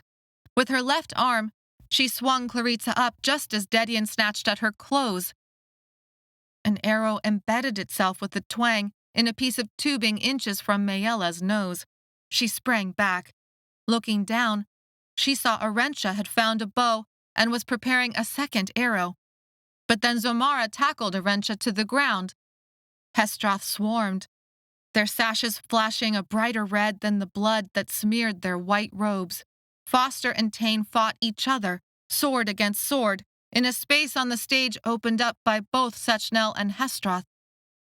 All the world was blood, washed in the blue one-door light. "Do you trust me?" Maella asked. "Of course," Clarissa said. "You've never been crazy, just stupid sometimes." "We have to destroy the one door," Maella said. "We have to close it forever." "Okay, crazy and stupid." Clarissa shook her head. "But I'm still with you." They only had a few seconds left before fighters would cover every inch of the cavern and stage. Maella outlined her plan. Clarissa hooked her legs around a pipe and held out both hands. "Ready." Maella propped herself up with her forearms and swung out her feet for Clarissa to grab hold. As soon as Maella felt Clarissa's grip, she let herself fall, and when she fell, she swung, and by the second swing, she had positioned herself over the pattern machine. Clarissa cried out. Maella felt herself slip and then catch. She screamed and looked up. An arrow sprouted from Clarissa's leg. There was another thud that sent Maella twisting, Pain erupted in her right arm. An arrow suddenly stuck out from her flesh. She tried moving her arm, but it no longer followed her directions. Gritting her teeth, she reached for the pattern machine with her left arm as blood dripped off her right. Would the one door still work, even with only one hand? She was too far up to find out. "Let me go!" Maella shouted. "Let go! Let me go!" But Claritza held on, screaming. Another arrow flew through the air, across the stage, and Maella braced for impact. There was a thud, the sound of arrow diving into flesh. Claritza cried out. Suddenly, the lock on her ankles released, and Maella became weightless, falling headfirst into the pattern machine. She tried to use her hands to break the fall and landed in a heap on the panel, crunching her neck and shoulder. Spots burst across her vision. Lightning bolts of pain shot along her arm, down her side.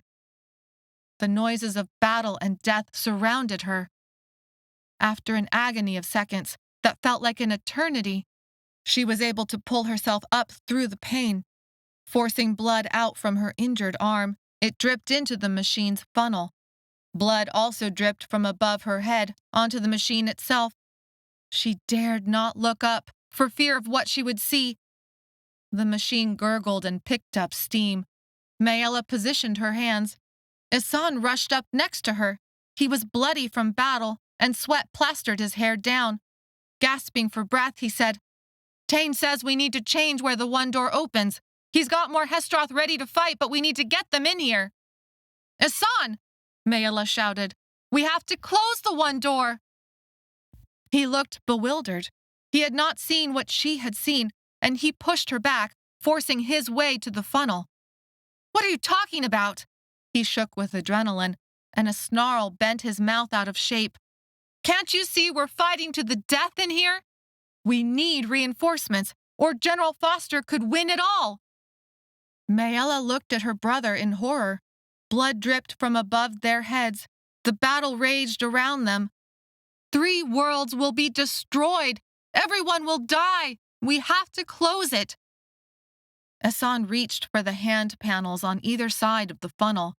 "There isn't time. Tain will find a way." Maella launched herself at her brother, but Ihsan was ready for her. He snatched his hands away from the pattern machine and slung Maella to the ground by her waist. The arrow that sprouted from her arm glanced off the ground, ripping more flesh. Pain jolted through her, freezing her in place. When she could move again, she pushed herself upright. Ihsan blocked the way to the pattern machine. "Get out of my way," Maella said. Ihsan did not move. "Would you betray your family? Here, in what could be our last moments? How could you even think of closing the one door? With all this?" He swept his hands out to encompass the cavern. More stone broke away from the cavern's ceiling, crushing fighters below. Blood made the stage slippery. Death cries competed to be heard over the shouts of battle. The Hestroth and Sechnel fought, forming a strange, bloody circle around the pattern machine. Was this what it had been like between brother and brother so long ago? Between her father and her uncle? Between everyone in her family and Doormaker Tain? Maella rushed her brother. She had always been smaller, but she couldn't let him win this. She launched herself at Ihsan again. He crouched, ready for her. Their bodies hit. She elbowed him in the gut, flipped over his shoulder, and pushed him aside. It took a few precious seconds to process what had happened. She was taller than she used to be, stronger, both in mind and body. She had trained on the pipes while Ihsan had been held in a cage. Ihsan gasped for air at her feet.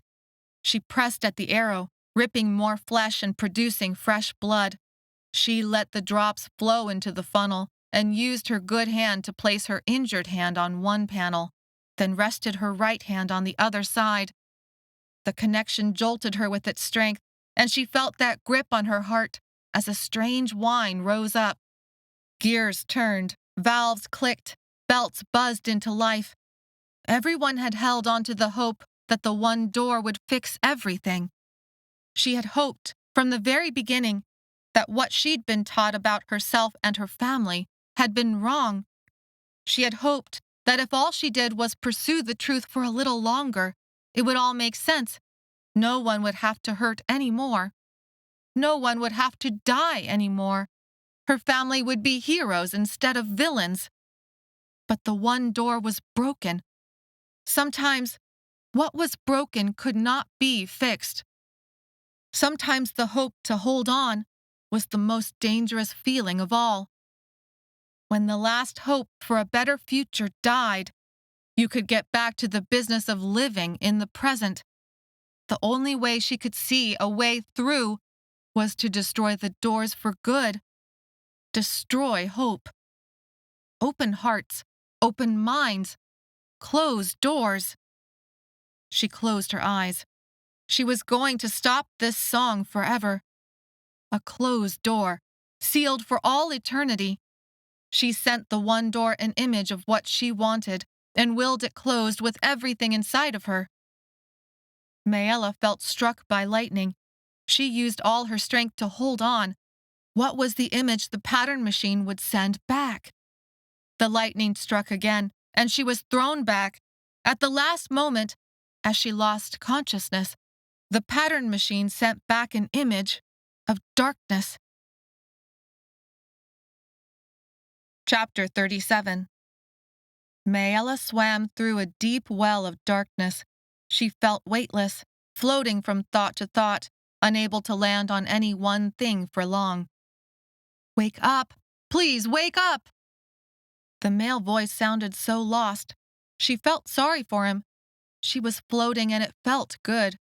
No pain, no burden, nothing to worry about. But the boy's voice was insistent, demanding. Actually, it was a little irritating. She began to float toward the voice against her will.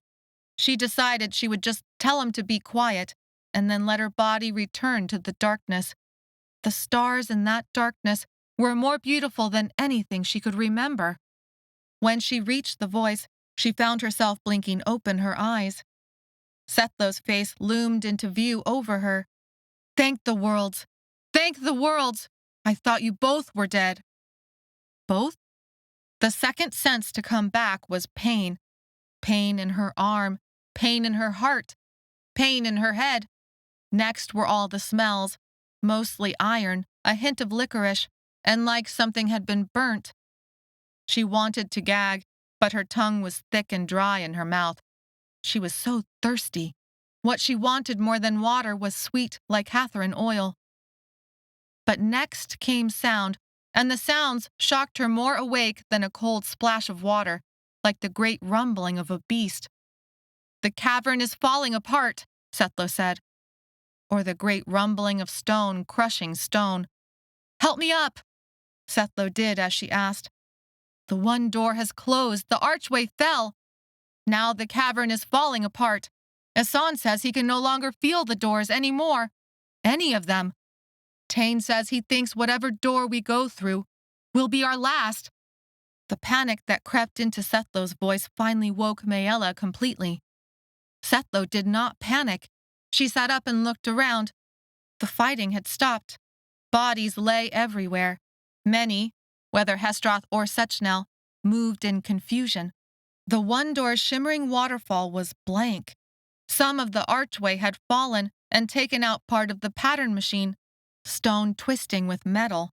What remained of the archway had turned into a solid sheet of black obsidian stone, like the image of darkness the pattern machine had sent Maella. She listened again. The one door was gone. The notes were silent. That was the sound that brought her awake more fully than a splash of cold water. And in that silence, the cavern was going to fall in on itself. "Where's Claritza?" "I do not know," Setlow said. "I only saw you fall." She gripped Setlow by the shoulder and looked up. Setlow followed her gaze and exclaimed. Her breath caught in her throat, but she forced words through anyway. "You have to get her down. Please, Setlow." He scrambled up the pipes of the pattern machine. Claritza was lodged in tangled metal. She hung upside down, blood dripping off her hands, 2 arrows sprouting from her body, swaying. Maella looked close but could not see whether her chest rose and fell with breath. Sethlo ran along the pipes like a torchlighter. He jumped from ledge to ledge, like he had once jumped from a boulder to defend them against a clylup. When he reached Claritza, he was as gentle as with a baby. Checking her over, he cradled her half across his shoulder, half in his arms, and picked his way down. Maella gingerly forced herself onto her feet. Her arm was numb and completely useless, but her legs still worked. Erentia lay dead on the ground, off the stage, her neck twisted at an unnatural angle. Foster leaned over her, gently pushing the hair back from her forehead as he clutched an injured arm to his chest. Dedian was helping some of the injured Sechnel limp back through the hall to Wraith. Esan helped Zomara tie Oren's arm with a bandage. 2 Hestroth and Tain's Tenbull guarded Tain from 5 Sechnel, but the stones that dropped like missiles from the sky quickly scattered them. Sethlo brought Claritza to Maella and laid her down. Maella brought an ear next to Claritza's mouth and held her own breath. She waited. There! A tickle of air that sent hope blossoming in Maella's heart. Claritza was bleeding from 2 arrows, one in the arm and another in her thigh. She was unconscious, but alive. Suddenly there was a great shattering. Shards of black obsidian rained down, pelting them. "Which world?" Sethlo shouted. Maella hesitated. Earth was home, had been home, but all her family was on Thray now. But Claritza's grandmother was on Earth. "Maella!" "Thray!"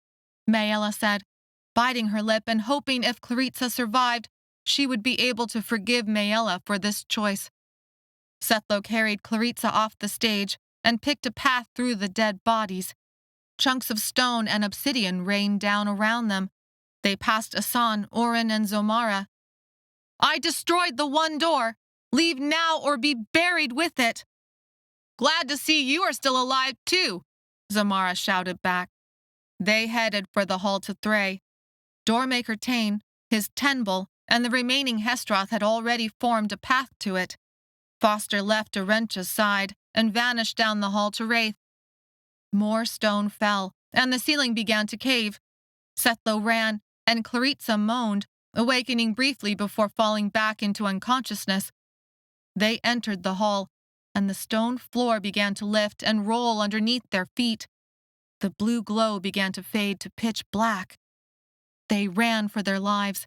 One Hestroth fell away, crushed by a falling block. Another tripped and was swallowed by an opening in the ground. The golden light that outlined the door to Thray beckoned them. Sethlo stumbled, and Claritza fell like a doll, limbs tangled together. Zomara and Oren came up from behind, taking Claritza between the 2 of them for the final sprint. They pulled ahead, jumping over a rock spire that appeared at the last second, and then they were gone through the portal. Esan followed close on their heels. Maella grabbed Sethlo, and they ran for the portal. At the last moment, as the stones beneath their feet fell away and the blue glow vanished, Maella and Sethlo held hands and jumped. Chapter 38. Paper rustled on nearby tables. Someone coughed and took a sip of water. The air was stuffy, but the room had no windows. She liked coming here. She had already spent hours and hours of her time trying to figure things out and grieve for her father. "Maella, they need you upstairs." Dev's voice. He spoke from the room's entrance. She stood up from the table. Deep and Senta were in the room with her. For the last few hours, they had been poring over maps Beta Lore provided to help make a plan for harvesting more one-door stone from the rubble the broken doors had left behind. It was the cure for Crocosod they had been searching for, simple and inexpensive to create. Senta set down her cup of water and returned to the mortar and pestle to grind one-door stone into something very much like Lycatharan dust. Deep looked up from the maps, piercing brown eyes focusing first on Dev, and then Maella. her bandana wrapped around her forehead, holding her hair back out of her face. She wore freshly cleaned torchlighter leathers. "What happened?" Deep said. Dev leaned against the door's threshold. His tall, lanky frame made his head brush the top. "A palace door we missed. Tain and Asan are dealing with a door out in the countryside. Your grandmother and Josa were called away to deal with a door that swallowed up one of the market stalls. That makes you the only doormaker who can help right now." Deep bared her teeth in a sharp smile. "Try not to screw it up." "No promises," Maella replied tartly. "I heard you are pretty good at closing doors," Deep said. "That is all anyone can talk about. How you closed the one door for good." Maella barked out a laugh. "Yeah, people were talking all right." She stepped away from the maps and table. It had been nice to lose herself in the stacks of paper and plans for a little while. Claritza had promised to join them in a few hours. Maella didn't know where Setla was, and hadn't for almost 10 days. She told herself she didn't care. When she wasn't working with Senta and Deep, it was hard to hold back the grief from losing her father. So she threw herself into the work. There was more than enough. It helped her not obsess over everything else that had happened. Tain and Asan blamed her for destroying the one door. Grandmother and mother praised her for it. Her family was complicated, but that was nothing new. Following Dev out into the hall, she took a deep breath and steeled herself for what would come next. At first, after returning through the portal into Thray, it had seemed all her Doormaker powers had vanished. Doors didn't open portals anymore. Not for her, not for Tain, not for Asan, grandmother, Josa, or even Tomi. The connection from Thray to the one door had collapsed in on itself. No matter how long Tain set Hestroth to work on the rubble, only more rubble met them. But it soon came to light there was one ability that had been left to the Doormakers. They had made it to the safety of the Botron Palace walls and awoken the next morning to chaos. At some point in the night, maybe once the destruction of the one door was complete, the doors had short-circuited. All of them, past and present. Vedalor had roused Tain from his bed, demanding he clean up the messes he had made as a boy and send the other Botrons out to help. She claimed all the doors that had ever been opened by a Doormaker's hand had blown open again. Since Doormakers had lived inside the palace for generations, there were suddenly a lot of open doors. But the portals didn't all just open. It was like something had shifted the original door connections. A door that Vedalor's records showed had once opened to a forest on Thray, instead, now opened to a wall of sand that poured through in a never-ending stream. A door that once opened to the bathroom of someone's home on Earth blew open in the night, and lava was trickling out and incinerating everything in its path. Before Maella had destroyed the one door, only other Doormakers could open portals, but anyone could close them. Now no one, Doormaker or not, could open a portal, and only Doormakers could close the portals that had blown open. It had been a long night of putting out fires, literally, and filling bags with the sand that poured out one door to hold back the water that flooded from another. Her family had been tasked by Tain to help save the palace from the natural disasters pouring out from almost every chest drawer or cabinet door or even tapestry or picture frame. Josa was allowed to help with some of the easier ones, guided by both grandmother and mother. Dev walked up a set of stairs that led to the palace guest rooms. His tall form towered in front of Maella, blocking the view forward.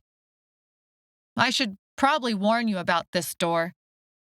Maella waited for Dev to explain. He pushed his bandana up his forehead and adjusted his torchlighter leathers. "What?" Maella prompted. "I am not sure you can handle it. The door is not a problem. I mean, it is a problem, pouring water out everywhere and destroying part of the kitchen underneath. That isn't any worse than what I've already dealt with. I know. Dev shook his head, as if trying to dislodge a bug from his hair. Dev was hard to make nervous, but he clearly looked uncomfortable about something. Just tell me what it is. She stepped up, and her foot slapped in water. A few more steps and she had reached the top. The water formed a thin layer across the entire hall and had begun to dribble down the steps. We think the door is inside Sethlow's room. Maella forced herself to keep walking, even though her insides froze. Is he okay? No, he's not in there. I mean, I do not think he is in there. But we have all noticed the silence between Maella and Sethlow, he meant. The distance, the doubts and suspicions that had almost destroyed both of them, and most certainly had damaged things between them. Maella closed her eyes. It doesn't matter. We have a door to deal with. Point me in the right direction so I can get this taken care of. Senta and Deep need my help. Dev motioned her forward. She examined the door and saw water seeped from underneath the threshold, but also dripped out the sides. She thought that meant the water level inside the room was far higher than the thin layer that covered the hall. Reaching out, she took a deep breath and gripped the doorknob, but then snatched her hand away. You should stand back. If the whole room is filled with water, this could... As if her words had triggered some sort of command, the door burst open. A column of water overwhelmed her, hitting her like a wall. Everything turned white and bubbly. Her feet swept out from under her, and the cold temperature seized her muscles. She lost all sense of up and down. Blindly flailing, she scrabbled for a hold on something solid and tried not to imagine how, if she didn't find a hold, the water would send her over the stairs. But she couldn't find a hold, and her lungs began to burn. She felt herself going over the edge and threw herself around, catching hold of... She didn't know if it was railing or what, but it held her. She pulled her head up from the water, drew in a ragged breath, and coughed. Her head went back under. She held on with all her strength as the water continued to pummel her. She couldn't see anything but water, but she could feel her hands begin to slip. Her feet flapped over what she figured was empty air, that her body would soon be falling through to hit ground level with a crunch. She tried raising her head again to take a breath and release the renewed burning in her chest. That was a fatal mistake. She lost her hold and became weightless. A hand darted out and grabbed her by the wrist. She lurched to a stop, dangling, her body twisting, as the river tried to take her with it. She gasped for air and got a mouthful of water. Coughing and sputtering, she hoped Dev had braced himself well because otherwise she was going to take them both over. A hand caught her other wrist. She stopped twirling. The water dragged at her, but now there was a counterforce. Inch by inch, she came out of the water, back into the hall, and out of the main force of the current. Her belly scraped the floor, and she scrabbled forward, gratefully using her feet and legs to help propel her against the safety of the wall. She collapsed against the wall, wiping water out of her eyes and coughing. When she finally could look around, her vision was blurry but good enough to notice a tall figure far down the hall. Her brain became confused as she processed what she saw. Dev. He stood near where the wall of water had exploded, looking wet but not soaked. It seemed as though he had stepped out of the way just in time. Dev raised a hand. When she raised her own hand in acknowledgement, he pointed behind her.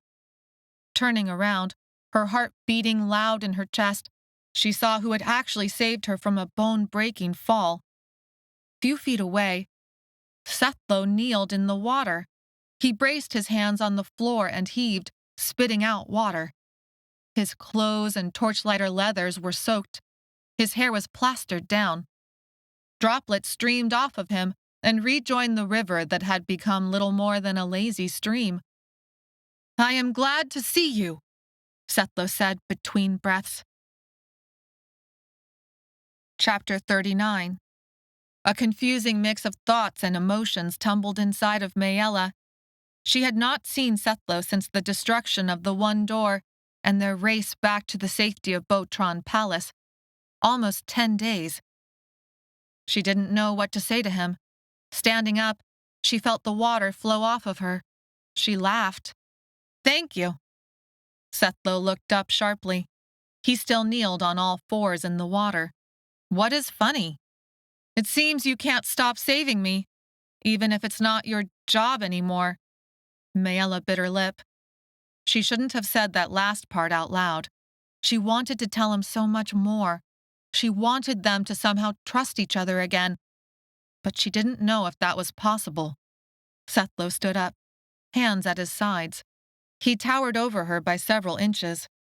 Being this close to him made Maella dizzy, but she told herself that wasn't right. She'd almost drowned. That's why she was dizzy. Sethlo reached out a hand and gently wiped back a tendril of hair from her cheek. She shivered, even as his touch burned a line of fire along her skin. She told herself that was because the water had been cold. She blinked, turned away, searching for Dev and the problem door.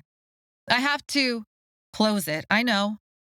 She walked back to Dev and the water that still trickled into the hall. Where had Sethlo been? The water must have been building on the other side of the door for several days.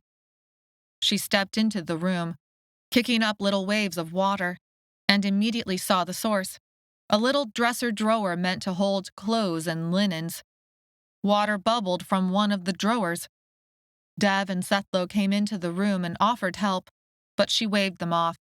It was a simple thing to push the drawer close and seal the door, though it wouldn't have stopped the water if anyone else besides a doormaker had tried. As soon as the drawer closed, Maella felt a pop in her ears. It seemed to be a signature of the doors now, and was another thing that only a doormaker could feel. Thankfully, no Lycatherine was required in order to feel it, but the pop was a good sign. She was confident the door had closed completely, and there would be no more water, but opened the drawer again to be sure. All she saw was an empty drawer. She took a deep breath, checking to make sure there was no hiccup in her lungs. At least, that's what she told herself. She absolutely was not trying to stall turning back around. At least Dev was with them. She would make her excuses and return to helping Deep and Senta.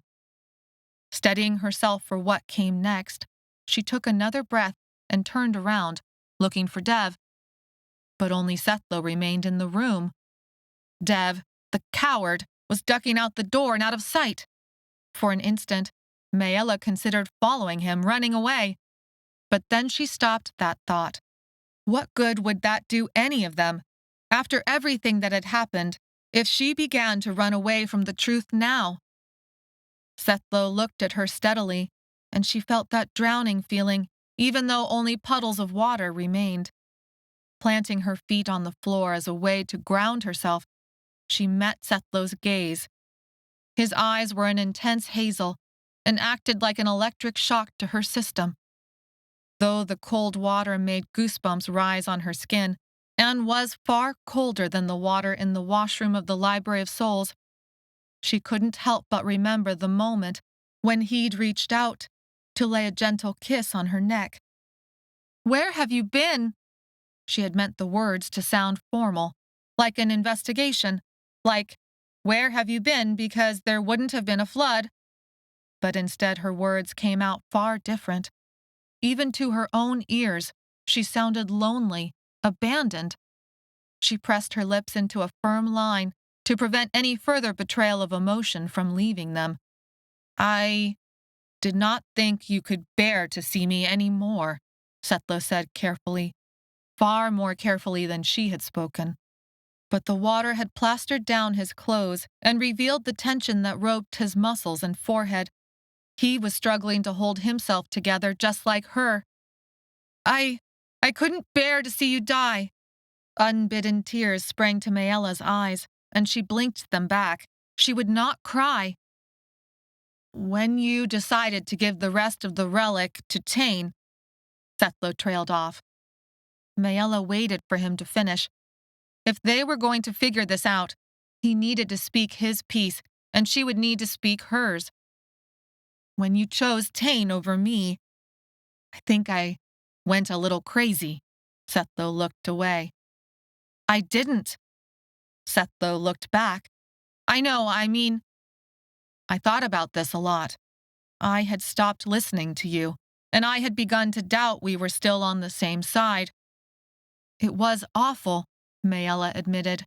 It was like I knew I could trust you with my life, but I couldn't trust you with anything else. I had become so full of hate, Sethlo said, and focused it all on Tain that I could not see the bigger picture anymore. I know you and Claritza tried to tell me. Now there was no holding back the tears that leaked out. I know you believed giving the missing piece of the relic to Tain was wrong. You proved me very wrong on that. A half smile ghosted onto his lips, but then he quickly wiped it away and turned serious. He reached out a hand as if to grab hers, but before she could meet him halfway, he dropped his back down to his side. So where do we go from here? Now it was her choice to hold out her hand. She waited, fearing the moment had passed and he would not reach for it. Sethlo looked at her hand and then back at her face. He wrapped her hand in both of his and gently pulled her closer. She felt his heat, even through the leathers. He crackled with energy. Bringing her hand to his lips, he kissed her fingertips. Her legs wobbled and warmth pooled in her belly. It took all of her willpower to keep herself standing. Though she had no doubt, if she fell, Sethlo would have caught her in time. Chapter 40. Birds chattered in a nearby tree. Maella sat with her eyes closed and a full bowl of meat broth in her stomach. The sun shined warm on her face. She smelled something sweet, but that smell was not licorice. She opened her eyes and looked down at her hands. If you looked close, if you knew where to look, you could still find the purple. It would never completely go away. The fountain had water flowing in it, and Josa splashed around in the little pool at its base, making a game of tag out of it with toddlers that squealed with the fun of playing with a big kid. She looked around. She would have to get up soon and begin the next part of all of this, but another minute in the sunshine wouldn't hurt. Father was still dead. When she thought about it, she felt like her heart would break open. She suspected that would happen for a long time to come. But Mother, Grandmother, and Josa were safe, and Tommy was figuring himself out. Dev and Deep walked into the courtyard.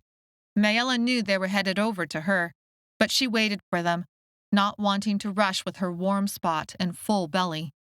Sitting next to her, arm bandaged, but otherwise looking as dark and fierce as ever with her fresh-cut bangs, was Claritza. She also had her eyes closed and had rolled up her shirt in the hopes of tanning her belly.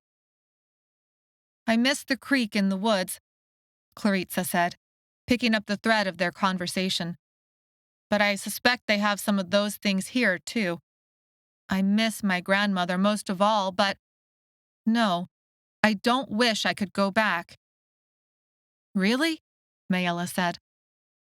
Claritza squinted, one eye open. I'm going to join the theater and travel all around and do performances, and I'm going to be a star player. After all, I was there for pretty much every moment. People need to know about the one door and what happened. Someone has to tell them to start rationing like Catherine, because there isn't going to be any more. Ever. So people better start working on crocoside cures. Though I think Senta will help with that.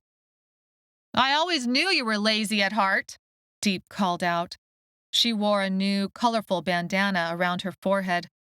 Her short, stocky frame rippled with muscle as she scowled at Josa playing tag with the little kids. They all scattered around her except for Josa. Dev laughed long as he was tall. Senta followed them, her height in between the torchlighters' general and their philosopher king. Deep, you make me feel so bad about myself. Maella fluttered a hand over her heart. I don't know how I'll ever get over it. Deep flashed a smile that was more of a snarl. "We are leaving in 10 minutes, and just because you were once a doormaker or something does not mean you get to make us late. We are in charge on this one, no matter who you used to be or what you used to be able to do." Claritza rolled her eyes while keeping her eyelids closed. Maella laughed. It was good to be in their company again. Others did not understand why she'd closed the one door forever. The torchlighters did. So did Claritza. Tain did not. Neither did Asan. There was too much blame to go around in Botron Palace for her to want to stick around. Her family couldn't control her anymore, and she had stopped feeling sorry about it. She got up, careful of her injured arm. "Lead the way, O Captain, my captain." "Is that a movie reference? Or maybe a poem?" Claritza said in a drowsy voice. Maella shrugged. "Sure, I don't know." Now it was Deep's turn to roll her eyes. "Shut it with the Earth references and move. Everyone is waiting." Dev clapped Claritza on the shoulder. "Catch up to you in the next town?" Claritza opened her eyes and nodded. "Yeah, I'll be there. Just listen for my stunning Oscar-worthy performance." Maella had already said her goodbyes to grandmother, mother, and Josa. This wasn't a forever goodbye, only for now. She did not call Josa away from his game of tag. She'd rather keep that image of him until she returned. Asan was a different story. Across the courtyard, before they passed into the bustle of the market where their camels were loaded with food and water, Asan came out of the shadows to stand in her way. He wasn't coming. No matter how much she had tried to convince him, the trip would have been good for him. In the chaos, the remnants of Foster's army that had become trapped on Thray had scattered. Some of them reached the door connecting Wraith and Thray in time to get back to Wraith. But that door was now closed. No one knew exactly where Daniel and Supervisor Hull had ended up, but Maella thought they were likely still on Thray. There was no better place for Supervisor Hull to spend his wealth and sell the last of his lycanthropy than in one of Thray's cities. Plus, his father was still locked in Doormaker Tain's dungeon. "Good journey, little sister." The freckles on his face looked a more natural brown now that the purple was beginning to fade. His hair was still tousled, but he had refused Mother's offer to cut his hair. He wasn't the only one with unruly hair. Maella reached up, and her hand slid through her curls. She had forgotten to care about her hair, but Claritza had worked on untangling it all that morning. "And good journey to you, brother." Maella matched his formality with formality. Asan half smiled at their little joke. Like they cared about such things as formality. "Open lots of doors," Asan said. "You mean close the doors," Maella said.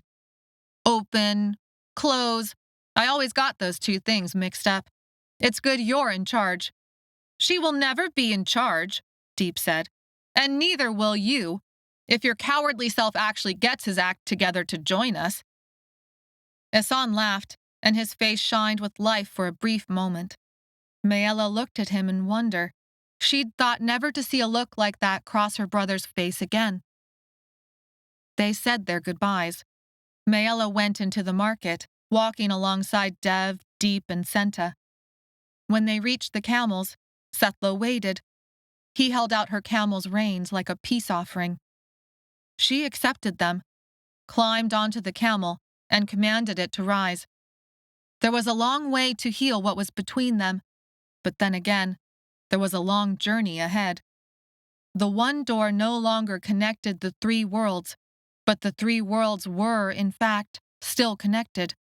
No new doors could be made, but plenty of old doors were open and causing problems. Maella had broken the doors again. This time, only doormakers could fix what she had done. They had finished with the palace. Many of those doors, it turned out, had been opened while Tain and her father had been teenagers. But there was an entire world, worlds out there, waiting for help. Deep and Senta were going to spread the news of the one-door stone cure for Crocosad. Maella would be closing doors along the way. Tain had asked her to report back if any doors could still be used to travel between the worlds. He had asked her to leave those open. They were precious links now. Maella wasn't sure what she would do if she found such a portal still open. She decided to figure that out once she got there. Vedalor came out, hobbling on her 2 gnarled feet and tapping her cane on the cobblestone. She shouted reminders to Senta about recording each door, where it led, how it was closed, how to keep the records, how to wash her hands, how to supervise the work of others. Maella looked over her camel's straps and confirmed her supplies were lashed down. Deep guided her camel up and down the torchlighter lineup, checking lashes and supplies herself. "Light, show the way," Deep called out. "Darkness, show the stars." They all replied and began to head out. Sethlo brought his camel up alongside Maella's, and they both swayed with the camel's steps for a moment. He bit back a smile. "Hey, Deep." "What do you want, sword boy?" Deep called back over her shoulder without bothering to look. "We should add a little something to our motto," Sethlo said. Now Deep did twist around. She narrowed her eyes. "No, do not touch the motto." A teasing light entered Sethlo's eyes. He smiled at Maella, and Maella smiled back. She let herself drown just a little bit in those eyes. Sethlo looked back at Deep with an innocent expression. "Do not," Deep said. Though the camels kept pace, every torchlighter was listening and watching. Finally, Sethlo said, "Open hearts." Deep groaned. "Open minds," Dev said, goading Sethlo on. Deep kicked Dev, aiming for his shin, but he swerved his camel away in time. In unison, meaning something far different than Foster and the Sechnel had ever intended the words to mean, Maella, Sethlo, and the torchlighters said, "Close doors."